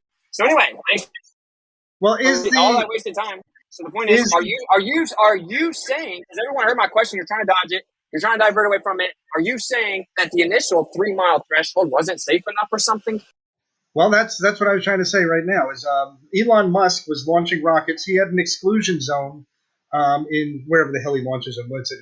Texas? I don't remember where he does his other base, but he launches rockets out at his main facility there. And just a few months ago, there was one of the on the pad crashes where the thing blew up and wanted to try to do one of the landers, and it blew up, and metal made it further than they expected. So you know what they do then?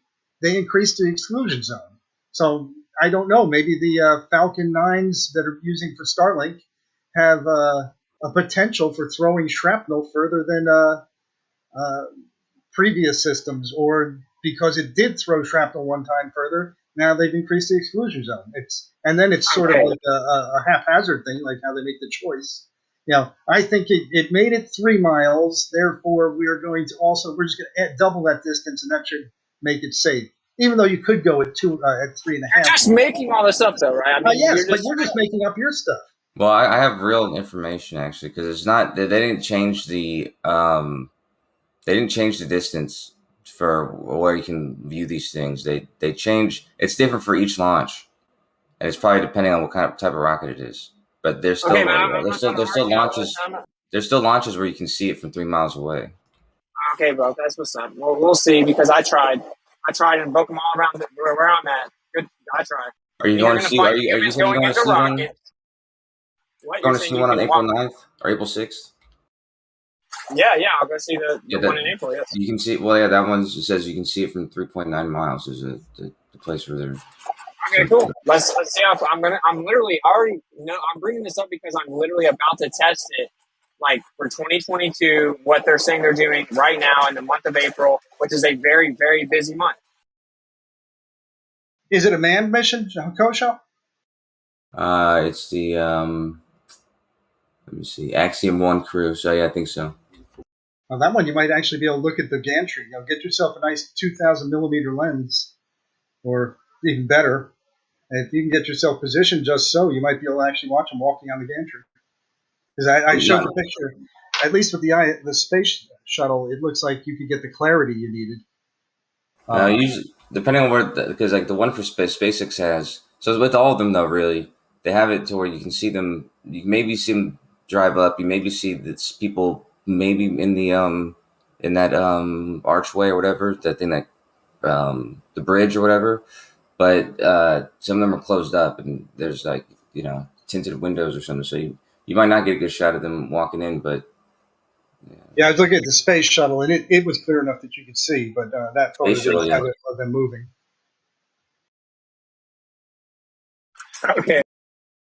So you guys, I'm just wondering, like, do you guys? It's just so weird. I think it's interesting if it's 4 miles now. Like, okay, cool. I'm about to go do whatever they just updated it to, which is cool story, I guess, right? 4 miles. We'll see what we can see. Kosho said 3 miles. But what's up, dude? My point is, I'm not trying to argue with you. This is your belief. You know, you can have it, man. It's yours. So, I do have a question. Do you guys watch it? Like, do you watch the astronauts get into the thing and take off, and you're like, yay? Depends on the footage they're showing and whether I'm interested that day. Gotcha. Falcon 9 is usually a cool launch. This is a very powerful rocket. I usually wait until the countdown starts. So I will say this: this is the real tea, right? Like, this is the real life. Like, the rocket is really cool looking when you see it in the air. Like, it just looks really dope. It's like, whoa, what is that? You know, it's so crazy. And of course, we know the official stories. I know the official narrative very well. Actually, I have it recorded. I talked to this dude that works for NASA there while we were watching it. I was talking about the second law, and then we went into space, and he's explaining to me these different exhausts that blah, blah, blah, blah. So anyway, I get it, but the truth is that it just looks really cool. And of course, you could shoot a rocket in the air and it could look really cool. And I don't know how high rockets can actually go, nor do I know what happens when you get past a certain distance in the air, like 100 kilometers. I know nothing about anything supposedly above 100 kilometers. I don't know. Okay, I don't in any way believe what they are claiming or showing people with these videos. So that being said, it's cool, and they surprisingly go over very quickly. The Starlink launch was like laughable. It took so long for it to get in the air, and then it just very low altitude. So not quickly because it took forever, but low altitude, it just dips over super fast. That now, makes the sense. other one, yeah, but it's just so stupid. If you can just watch it. Stupid. Well, it's just like, you understand it. That's all the rockets ever do is just go up and go down. You understand that's what they always do, right?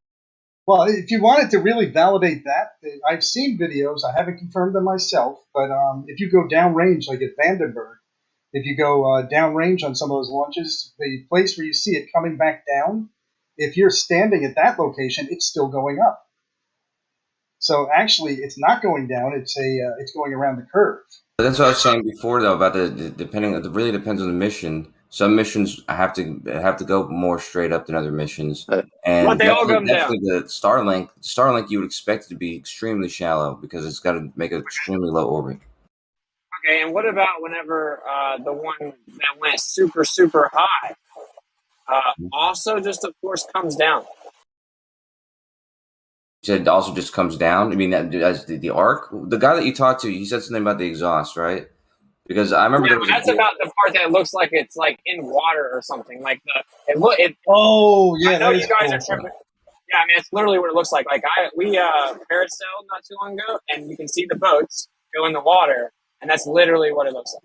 Well, that's what it doesn't look like water in that. If you look at the size of that rocket, the propagation wave that's going out is hundreds or if not thousands of miles an hour, that those rings that come off, those are hauling ass. That doesn't look anything like water. Well, yeah, but that's what I was going to say. Though is even though it doesn't matter how high it goes. I mean, it doesn't matter when it arcs.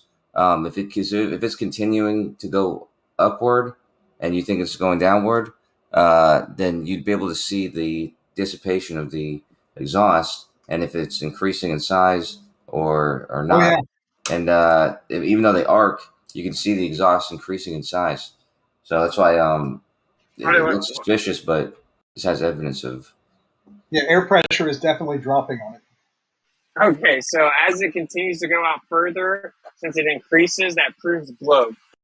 Well, no, it just like I said. Let's say I'm looking at it and I see it arcing, and I'm suspicious immediately. Then I see the exhaust dissipating, and that suspicion should subside because that tells me that even though it looks like it's going down, there's evidence that it's actually not going down. There's actually stronger evidence that it's not going down. And then alternatively, you can position yourself, with it. You can have your buddy who you trust sitting at the launch, and you can go take the boring trip out into the desert, 300 miles away, and you can see that rather than coming down like your friend sees it, it's going up. It's continuing an upward trajectory. So now you know that that's an optical illusion or it's actually curving over the horizon.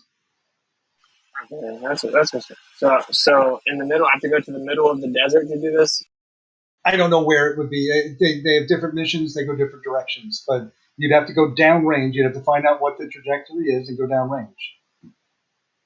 I've seen one video of it, one or two videos of it with somebody 100 miles away or so, and they watch the rocket where we see it going down from our position.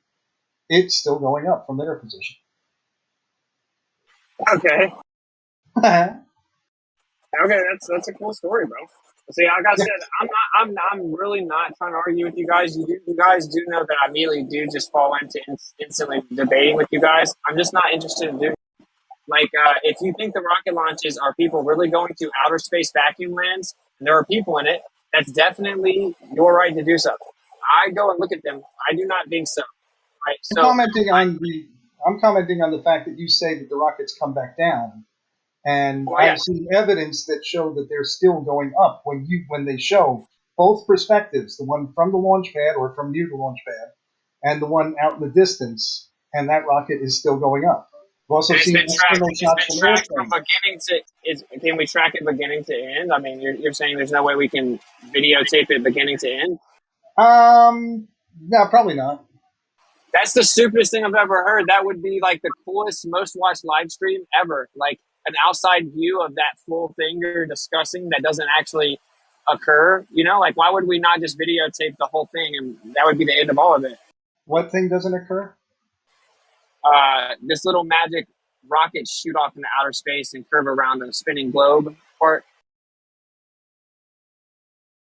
Well, I mean, it means from the ground, though, is what you're saying? No. Why can't? I mean, it doesn't have to be from the ground. Why can't we get up and take one? Why would we not? Why would that not be one of the primary things that we did? Well, I'm saying from what view? Like, well, who's going to be able to have this view? I don't understand. Those same magic people achieving all the other magic fairy tales. So actually, why wouldn't it be split screen? Why wouldn't rocket launches be live streamed split screen with that view as it gets higher? They show that sometimes on the SpaceX one, but there's not somebody who has this vantage point that is like let's say they're shooting over Florida and then they go into the ocean. There's no one in the ocean, But we're talking about things flying up in the air, my man. Yeah, I know. Yeah, but that's what I'm saying. There's no one in the ocean looking for this thing. So you have to be in Africa maybe, and then see it. I don't know where you'd have to be to see to see the whole entire launch from the ground. So there's footage where they keep it on the rocket though. It's just there's cuts, so you guys don't like the cuts, but there's footage from the ship itself. Okay, well, I mean, yeah. Why? So what I'm saying is, you take or leave, right? I'm not trying to debate. I do like hearing your point. I guess. I mean, it's interesting, but like, in my opinion, one of the first things you would have is you would just videotape that rocket in entirety, like entering and exiting the atmosphere. You would show people that video uncut, beginning to end, because it would be like the most valuable footage ever. For Well, who? they do that, like with SpaceX. Money alone, money alone is the answer to everything. So it's like, if that were the case, I mean, come on. Like, again, we'd also have videos from the moon all the time. We would watch the Earth. I think you way overestimate how much people would watch video from the moon. It's not that exciting, and we have something the equivalent of it with Epic and all the other weather satellites. So Dude, I mean, people would don't watch just it sit all the there and time. watch the weather satellites 24/7 for Pepsi commercials.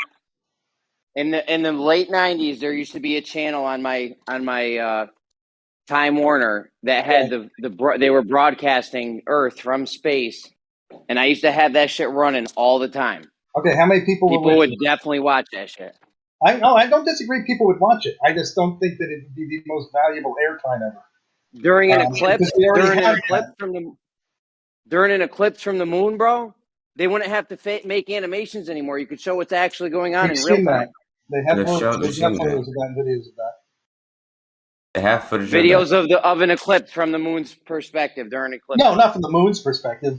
That's what I'm talking about. From further than the moon. I don't know what would you expect to see from the moon's perspective. You would have a video of all three bodies. That would be the other first thing you would do. Yeah, but where would you need to be to do that? I can't even think of a position you need to be to do that. Where you're saying that there is literally no position that could be done in outer No, space. I can't think of a position where we could do that. I don't in an opportune position. I could see where you could try really hard and possibly do that, but yeah, if you're in a Lagrange point, then you're going to be somewhere that's like not ideal to do that at all. Oh, so we'll never see the video of the three bodies supposedly causing the eclipse from Well, space. in May you get a chance to see the moon up close if they stick to their schedule. Well, if I they mean, have the whole reason for them using the fisheye lenses, remember, was so that we get more of a view and not an accurate representation of reality in space. And now we have these 360 cams and shit. It's like, why aren't they giving us more of the view? Pop a 360 cam on there. You could put a 360 cam on there. Is there any calling for it? Is there any what? Calling for it. Has anybody Yeah, there's requested a calling for it. They're using fisheye lenses. They want to give us a bigger view of space. They want to show us more. That's why the fisheye lenses, remember? Have you seen any calling for it? I mean, you're talking about fisheye lenses. They already have those. Yeah, NASA themselves have a calling for it because they want to give us more of a view from space and not an accurate representation. The That's main why the reason they fisheye take lens. video is they want to be able to video. It seems like where they position their cameras is to monitor performance of the mission. It's not for show. It's actually to say, okay, the rocket nozzle was tipped this way. It's a post-mortem to make sure that everything worked as it was. And Yeah, they I'm talking choose a about the wide-angle ISS. lens so that they can get everything into frame that they want to have in frame. That's not for consumers. It has a What side about the benefit of being ISS? consumer-friendly, but The ISS live feed. Is that for the thing you just said, or is that for the consumer? I think that was mostly for consumer. Yeah, that's what I'm talking about. They use the wide angle lens for the viewers so they could show more of space. Now we have these crazy 360 cams, and they're not giving us more of a view. Obviously, the 360 cam would be better than the wide angle lens, but they're not doing it. Nope. Yeah, and that's highly suspicious in my eyes, and probably a lot of the other people here. Well, like I said, I don't know what the purpose of the rocket's camera is, but it seems like to me that it would be most beneficial to them for the reason I stated. And especially also when you look at the fact that they're not doing what you said about running continuous up to space. They show booster separation and stuff like that. It's mission critical things that they're showing. Now, could they put a 360 camera on there? Probably. Yeah, but it'd be shown half the shit it'd be showing would be useless. The ISS 360 cam on ISS, that shit would be dope. People would be spinning the cam, checking it out all the time. Yeah, You but make so much money, dude.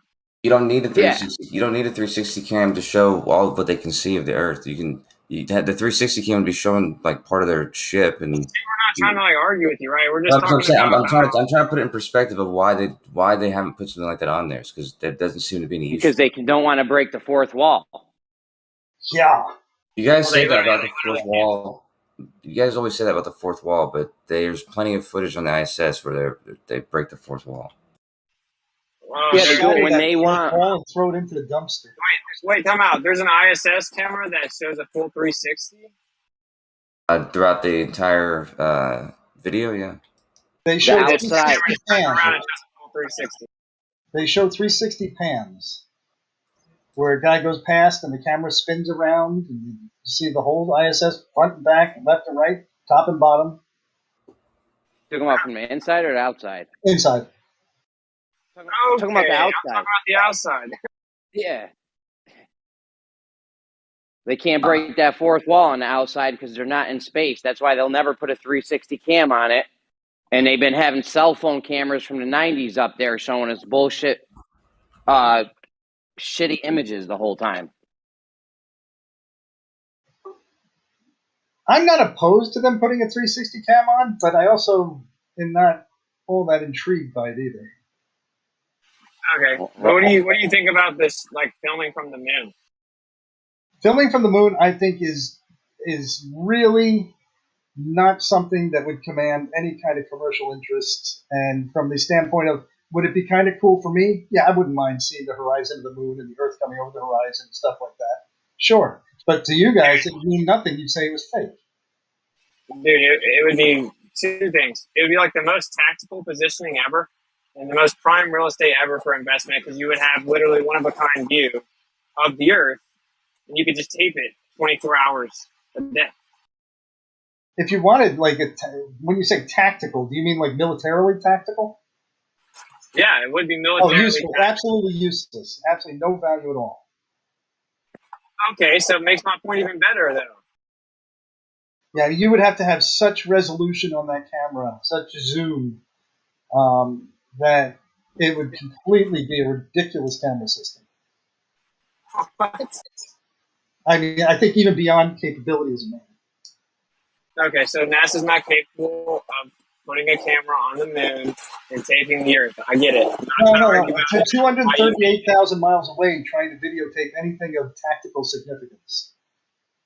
Okay, so it's. I mean, people with a bullshit. Hold on. What's it? People with a bullshit 900, a bullshit P900 or P1000, can get some pretty close up images of the surface of the moon. Really? That's with some regular. What's your field of view?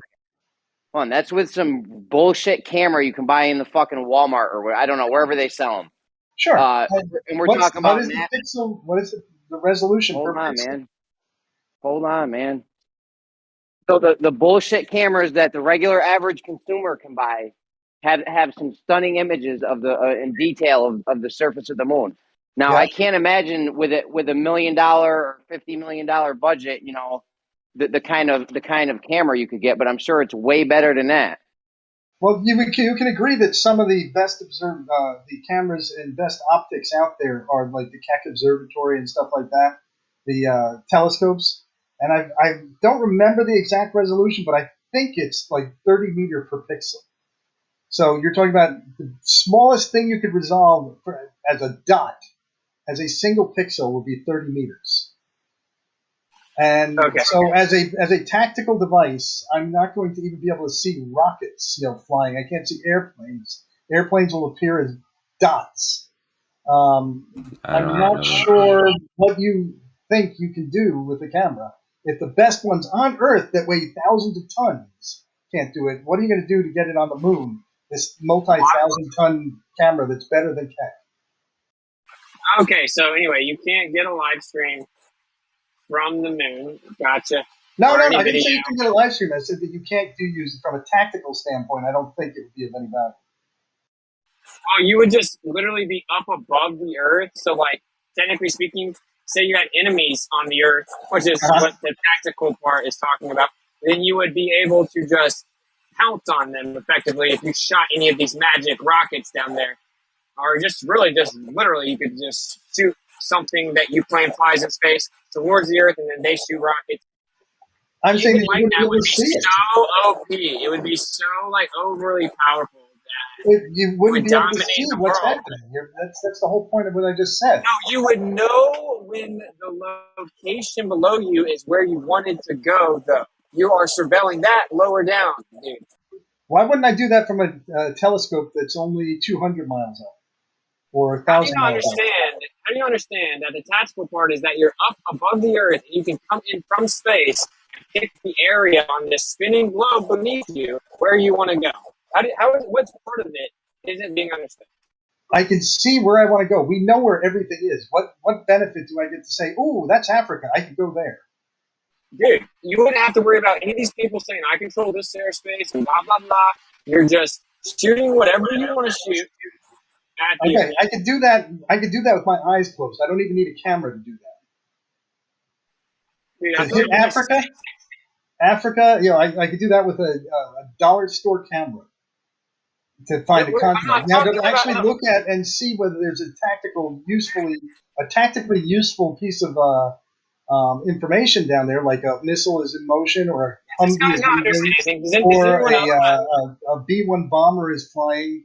That's tactical. That's something I could use to shoot at. Of course, it's going to take me 3 days to get my missile there, so I mean that's also kind of pointless. The B-1 bomber has already dropped its payload 16 times. I don't see a tactical value to this. You're just saying things. You're mixing the fact that we can see the Earth and then we can see with detail. We can't see with detail.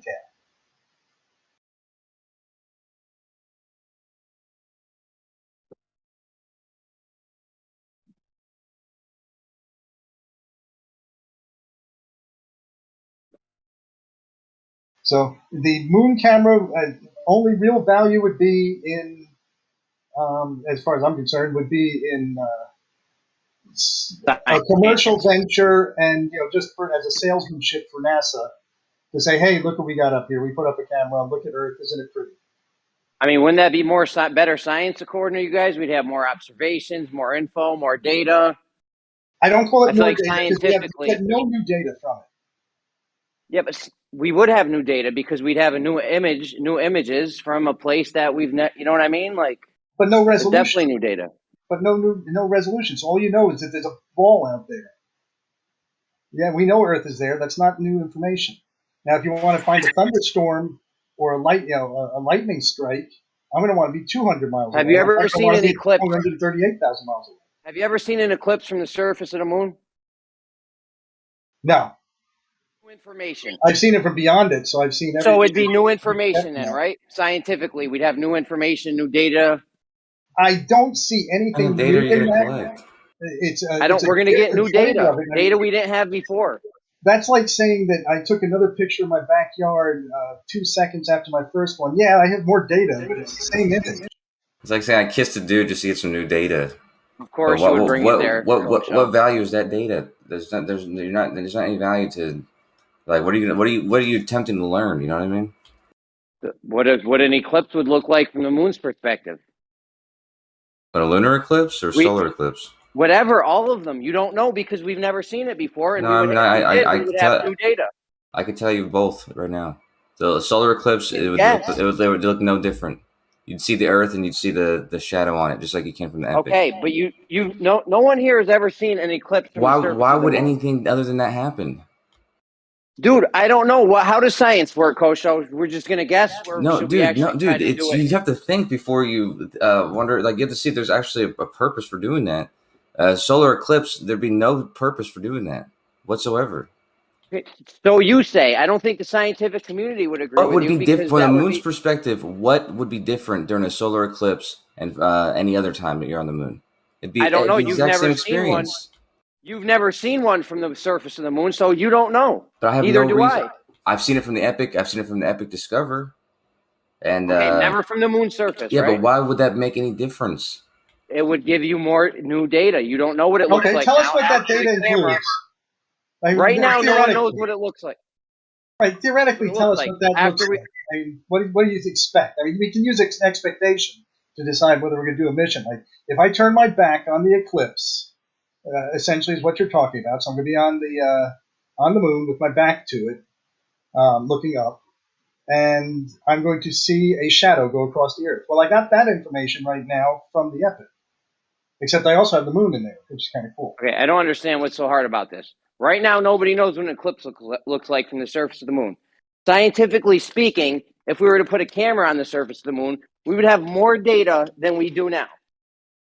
All right, I am taking a picture of Mount Rainier from 100 miles away. I'm going to move 10 feet to my left and take the picture again.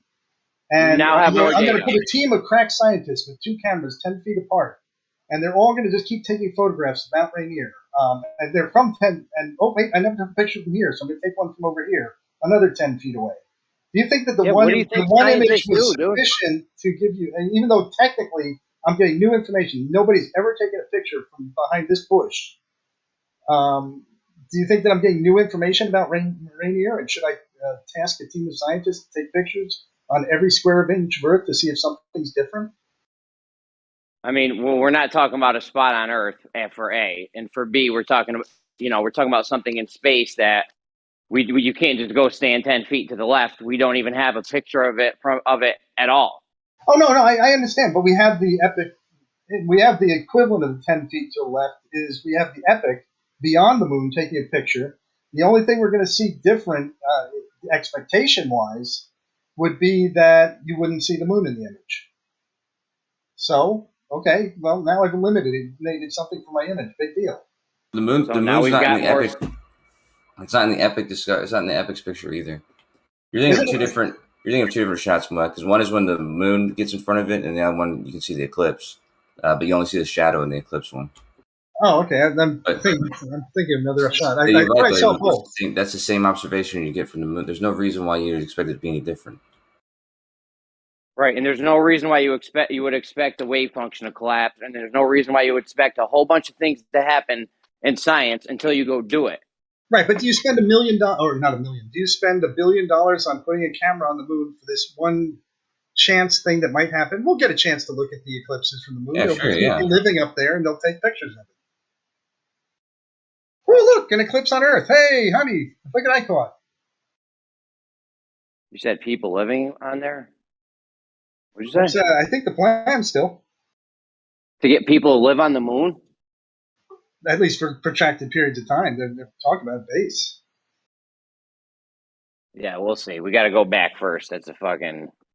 Yeah, well, we got that. That's the first steps of that are in May, at least first physical steps. We'll see. We've been hearing that for 50 years, so we'll see. Actually, I don't think that you have any credible evidence that we, other than at a politician level, have said that we're going back there. We'd like to go back there, and politicians say, I'm going to make it happen, and then they don't get funding. So this is something that's funded, and they have equipment for it. It's quite a bit further along in the process. All right, we'll see when it happens, bro. We'll see. Yeah, you'll deny it. I mean, I don't think they're even going to risk faking it at this point, because if you wanted to fake something good at this point, you'd have to have a whole lot of people in on it. And if you fake it like shit, like 100,000? If you fake it like shit, you can do a few people, but then it's going to look like shit, and the hive mind of the internet is going to tear it to pieces when it comes out and they spot all kinds of bullshit. 100,000 people that were involved in the Apollo missions? Yeah, that's what you're talking about. Dude, there's people going to the ISS today. They're faking it. They're faking that. Why not? First of all, why fake that in the first place? And B, why would that be a big jump from them faking that to them faking anything else in space? Why would they lie? I hear you. No, I'm not saying why would they lie. I'm saying why did you make the argument you just made? Because you just said that they're probably not gonna take the chances to fake that. But they're doing this fakery all the time. It's like an everyday thing for them, apparently, right? Like they're faking everything they ever show us from the ISS and spacewalks and all launches, all that kind of stuff. I don't know why they wouldn't. Yeah, and they fake it like shit. They're not giving us 360 cams. There is 360 cams, man. I posted them already. Like the fourth wall thing and the 360. They have one in the ISS. You can literally talking about on the outside of the ISS. Outside. Yeah, they have ones that you can see from people's masks, but there's not full 360 views because they're in their masks. So. Of course not, because they can't. You can still pan and zoom. You can still move around though, but you just obviously can't see their face because it's on their mask. The ones inside the ISS, they just have it sitting there, and you can do a full 360 and go all the way around. Dude, inside the ISS is so fake. It's not even funny, bro. That's not even worth talking about. Okay. Well, I mean, the other day was that there's no fourth wall breaks in the ISS, but now it's that there is one. It's so fake it doesn't even matter, right? From what I've seen of the ISS footage, that shit is there's no question in my mind. They are faking the footage from inside the ISS. All right, I'd like to talk about that for a second. Okay, so are you talking about the cables? Because, I mean, I think I've pretty compellingly made the argument that there can't be cables. I've heard your argument with the cables. You don't know what kind of wire harness technology NASA has. So you're talking about wires that aren't wires? Because, I mean, teleport through people's skin and arms? No, dude. I've heard your argument with that USMC guy and the wires, or how his leg would have to go through it. Right. So find out if his leg got hung up on the wire. Find out if you could make all the motions that are happening in one shot. That would not have him cut in half. Bro, you can see he got hung up on the wire, dude. That's what you said. Moved it out of the way for him. You could see it happening in real time. Okay, now explain to me where that wire is, because 2 seconds later his arm goes through it.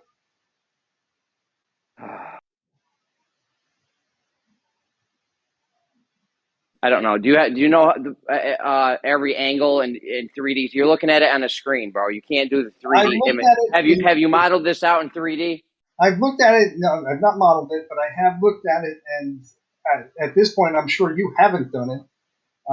Made any kind of an attempt to see whether it was even plausible that there could be a cable in there. It's absolutely plausible. Not only is it plausible, you can see the guy in the USMC T-shirt grabbing the wire. I see him grab a pocket. Yeah. And I also see the arm go through where that cable, you now know where that cable's going, because he grabbed the cable, according to you. If you have the cable there, now tell me how his arm did not fall off. Because his arm went around it. His arm went around the cable. It went around the cable that's coming off his pocket and holding him up. His arm went around the cable. Or maybe they have wires that let the cable, maybe they have special 360 wires just for when they're going to do a 360 flip. And they can release wires or let them. Dude, I don't know. You don't know what kind of wires and shit and harness technology they have. Well, you show me a harness technology that could accomplish it, and I'll be down with you. You don't think I can have a harness wire on somebody and then I don't think you can have a harness wire that gives that 360 kind of motion in one shot. Okay, you don't think I can have a harness on somebody and then in one spot let the wire release the wire so their arm can go through it in a specific spot? Like, dude.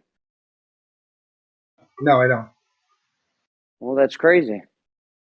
It's crazy that you suggest it could. Yeah, you're saying that I'm cutting cables, essentially, releasing cables so that I can grab it when I'm pulling them over to me, and then I'm going to release that cable and have another cable support him. As soon as you release that cable, if it had any weight on it, it's going to suddenly shudder the astronaut sideways as he finds how many cables are holding gravity. How many cables are holding them up? Oh shit, we don't know. No, I can eliminate a lot of have 6 cables. I'm really kind of at a loss to even think of one path that works. They could have 6 cables holding them up. Maybe they have 4. Maybe they have 7 cables. So what kind of magic cable connects and disconnects repeatedly through a motion? I already told you. I already told you the kind of cable where they have one there, and then if the guy needs to move his arm through it, they release the cable. Doesn't that sound like just an assertion without any kind of evidence?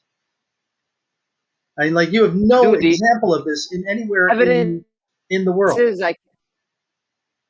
I could do it myself if I wanted to. No, you couldn't. What do you mean? Okay, I want to see you couldn't be hanging cable and reconnect the cable with somebody without shuttering them. Oh, why has he got to reconnect it? Oh, okay, so they have 6 cables on, and they just slowly cut all the cables until he's just held by one over a time period. So where's that one cable? Maybe 1, maybe 2. I don't know, dude. Maybe 1 cable. Maybe he's held up by 2 cables. I don't know, bro. Well, we had 6 a minute ago. You don't know what kind of wires. 1. I can't go much less than 1 because then he's falling, right? We're not down to 1. I don't know how many cables he has. Well, give me one path that you can get off that astronaut that doesn't conflict with that cable. Dude, listen, we can see the guy grabbing the cable. You can think he's grabbing the pocket. That's fine. Sorry, I know it's crazy. It's crazy that people think he's grabbing the pocket. That's a very widely used excuse.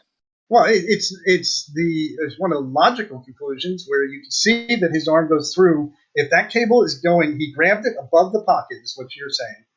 And so if he grabbed it above the pocket, that means that the cable is going from his pocket up.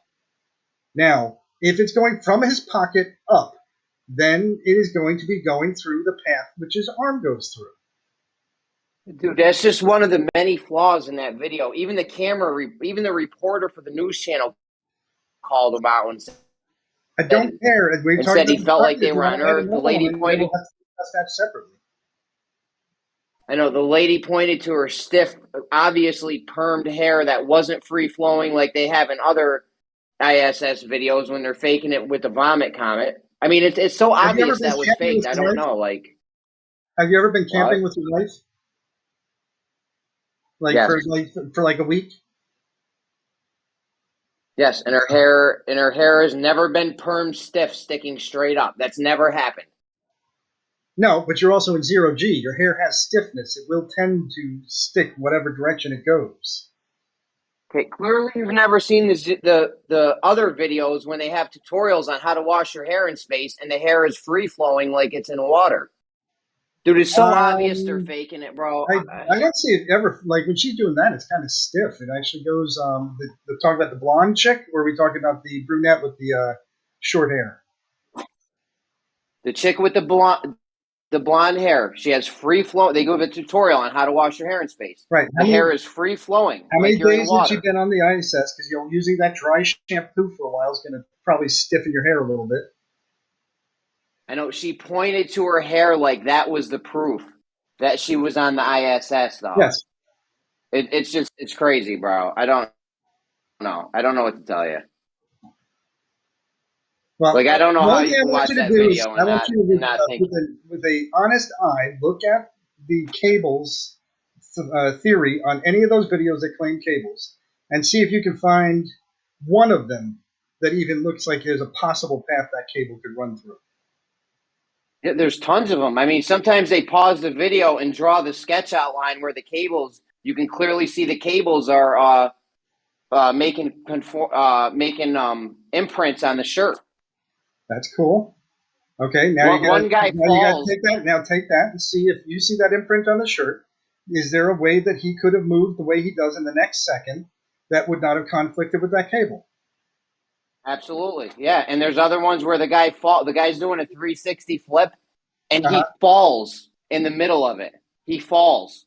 As far as I recall, that's where he hooks his feet into the loops and pulls himself down. I'm not sure if we're talking about the same one. No, it was a guy from the ESA. He legit falls in mid-flip. One of the cables must have went out. That's what I'm talking about. You don't know what kind of cable system they got. One of the cables must have fucked up, and he legit fell. Sure. I've been streaming this tour because I like this one. This 50-minute tour of the ISS. This guy goes through everything, and you see it's like uncut the entire time, right? You see him go through every compartment and all this Supposedly different stuff uncut. ISS. You said what? Supposedly uncut. No, I'm watching it. It's uncut. Is what I'm saying. I've seen it. I know, but it's supposedly uncut video. Yeah, supposedly. You're looking at it now. Have you ever seen Birdman? Birdman, but it's like they have all these long shots uncut. You gotta make special tricks. There's tricks you can do in filming to make a shot that's not uncut look uncut. But however, those tricks are known and they're not. I mean, if you know what you're looking for, you can see them. None of that happens here. Yeah, you wait until there's a pan where he falls out of frame for a second, or he's in a locked position that you can repeat. Yeah, but even those, you have to usually you have to zoom into something that is completely isolated, like a wall, a blank wall, and then go back to someplace else. Okay, now he's floating out of his little cubby. Now, I don't see any place that cable could have held him. It goes around the entire thing, so it's like they keep it on him going through the whole thing. There'd have to be wires on him going through the whole thing. This doesn't make sense. Every time he gets to some place where he stops and comments on something, he's got to hook his feet into the ground.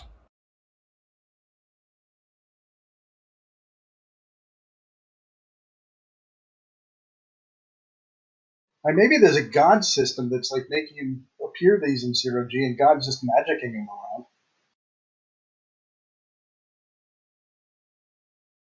Oh, where's the cable? Oh, he went through that doorway. Damn, that's a tough cable setup.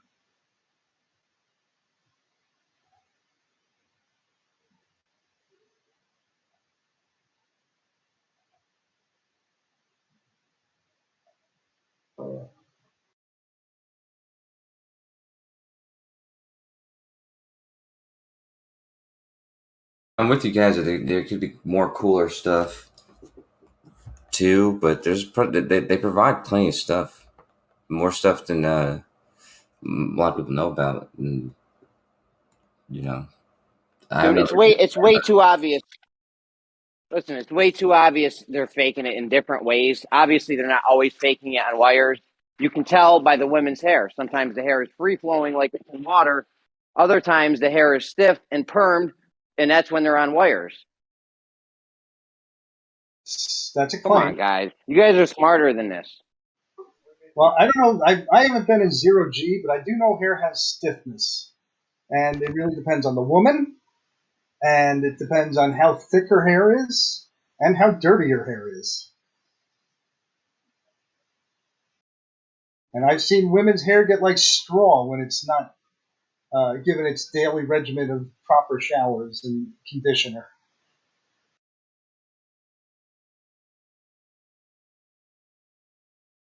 And even at that, even if you tried to perm it like you claim, I can't see any perm that would react like it does. I've seen 0G. You don't think you give footage. someone a straight? Haven't you seen You don't think you 0G plain footage where the women's hair is just flowing and natural, not stiff as a board, sticking up like? No, they're fresh from a shower that morning. Yeah, Mike's made a good point about the shower thing. Because if you're doing one of those, you've showered that day, but you're looking at people who may have been up there for weeks, months, and who knows the cleanliness of their hair. I mean, when you don't have access to a shower, you know, I mean, you're not going to be as clean as somebody who's. They are showering. They do have access to a shower, and they are showering their hair up there. They don't have we access saw to a a shower. tutorial. I know this is the part where everyone needs to fundy mute me, but they have given a tutorial on the women showering their hair up there. They don't shower their hair. Clean their They hair. wash it with dry shampoo or whatever they call it. They don't have waterless Wash shampoo. their hair. They're using water. Okay, you've never seen the tutorial on how they wash their I hair. have. Space, They use obviously. no rinse shampoo and a little bit of water. It's not a Okay, they complete use shower. water, It does so- not rinse water through their hair. They blot the water out of their hair after using the dry rinse shampoo. It is not cleaning like your wife in the shower with putting conditioner in and having a wonderful time. It's a very different type of material.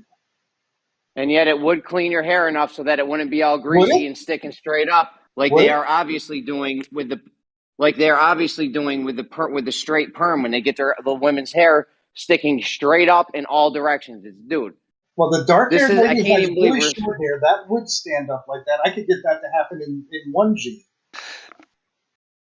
It's long hair though, man. You don't know. Long hair, the long hair one, I don't see it. It does not flow like she's in gravity, even with a perm. Sometimes it does, sometimes it doesn't. It depends on how they're faking the fucking footage. That's what we're trying to tell you. Depends on how long they've been up there also, I'll wager. I let Jeremy finish, man. He starts to get a little pissy. We keep cutting him off, but with good reason, though.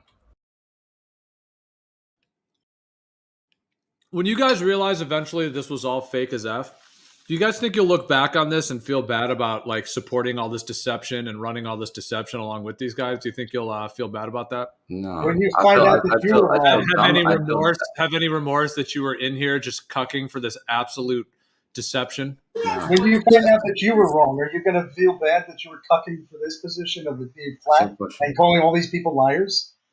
Absolutely, absolutely, I would. If I found out that this was legit and they were not faking this shit the Right. whole time, I would give everyone an apology here, and I'd feel terrible that I thought this was fake. Actually, Yeah, you know what? I don't even think I would feel bad because it just looks so fucking fake that I think we're rightfully justified in thinking that it's fake. yeah, that's Well, what there I'm you saying. go. There's your answer. I wouldn't feel bad, but I'd be like, oh damn, it's embarrassing a little bit. I was defending this thing and it is fake. Oh shit, and I'd be like, yeah, guys, you were right. But in the same regard, just like Mike asked, like, are you gonna feel bad that you kind of said bad things about people because you thought they were lying to you when it turns out they weren't lying to you? I mean, you should have a little more remorse for that than defending something that is told to you to be real. Right? I think we're justified though because it looks like fake. It looks fake. Yeah, but I think we're justified in thinking this shit is Masons, fake. you call them Satanists. I mean, not you per se. Oh, I've but, never done that. Okay, not you per se, but there's lots of people who've said it. They call people absolute liars that they were Freemasons when they weren't. All sorts of claims of horrible things. I mean, I personally think with the astronauts, they pulled their Patriot card and said, "Listen, we need you to lie for us. You'll be doing us a huge. You'll be a hero. You can never tell anyone." Did you ever watch the movie Shooter with Mark Wahlberg? Come on. Yeah, dude. You know, in that movie, he says that he has to account for Coriolis. Dude, save it, Rod. He says it in that movie, dude. Hey, Jeremy, are you watching this video as we're talking? Are you watching I'm at work. One of the differences between those two things is that if people call something fake and they're wrong about that, it's sort of like, who cares? Like, okay, somebody thought something was fake one time and we move on. But to defend this as being real, if it isn't real, the problem is you're actually defending a massive criminal activity. And you're supporting the robbing and stealing of children's minds, of money, of all kinds of deception on such a larger scale. Oh, no, my defense of it is based on evidence that I've seen, and I would feel very little guilt, and I haven't maligned anybody except for some flat earthers, and those people I would have to go and eat some crow with. Yeah, Gio, and the other idea is like you're denying reality. Like, I don't know if there's anything worse in the world than looking at evidence and then saying, like, denying it while you're looking at it. Why is that bad? Why is being skeptical or having an opinion a problem? Because it's like what the Bible says: is standing in the light at noonday and not denying it. The difference is this evidence looks fake as fuck. It doesn't, man. It doesn't. It does. If you give a critical eye to it, it doesn't. Yeah, but that's the other thing. I am giving a critical eye to it. Are you watching this video that Coach was posted? Yeah, he's not watching it. Are you watching this video? He's not watching it, but that's the other thing is you're talking about like defending somebody, which we're not defending them. We're just saying why we believe it to be real. But regardless, defending somebody who's not guilty yet, they're not guilty yet. We're putting a case against them, but you've already considered them guilty, called them guilty, and claiming all these things about them. When in reality, if they're not guilty, you've just treat them like a guilty person. Yeah, accusing people of lying when they're not. Like, we're not here claiming we went to space and lying about it, but you are accusing people of lying when it's clear we can watch the freaking video of them not lying. The video that you think is clear of them not lying clearly looks like them lying to us. Okay, that's fine, but you have to claim more lies in order to back up the claim that you're lying. We just look at the evidence and say, okay, it seems based on this evidence they are not lying. But you have to invoke more lies. I look at the same evidence. You have to invoke more lies in order to say that yes, they're lying. No, I look at the evidence you look at, and it looks fake to me, and I say, oh, it looks like they're lying. That's all. That's all I need. No. I don't need to do anything extra shit. I don't need to do any extra shit that you just said about making up more lies. No. Here's how it goes. Jeremy, we claim that people go to space. You say, no, they don't. We show you evidence of people going to space, and you say, no, that's fake too. No, they're lying there too. So it's first lie. You accuse them of going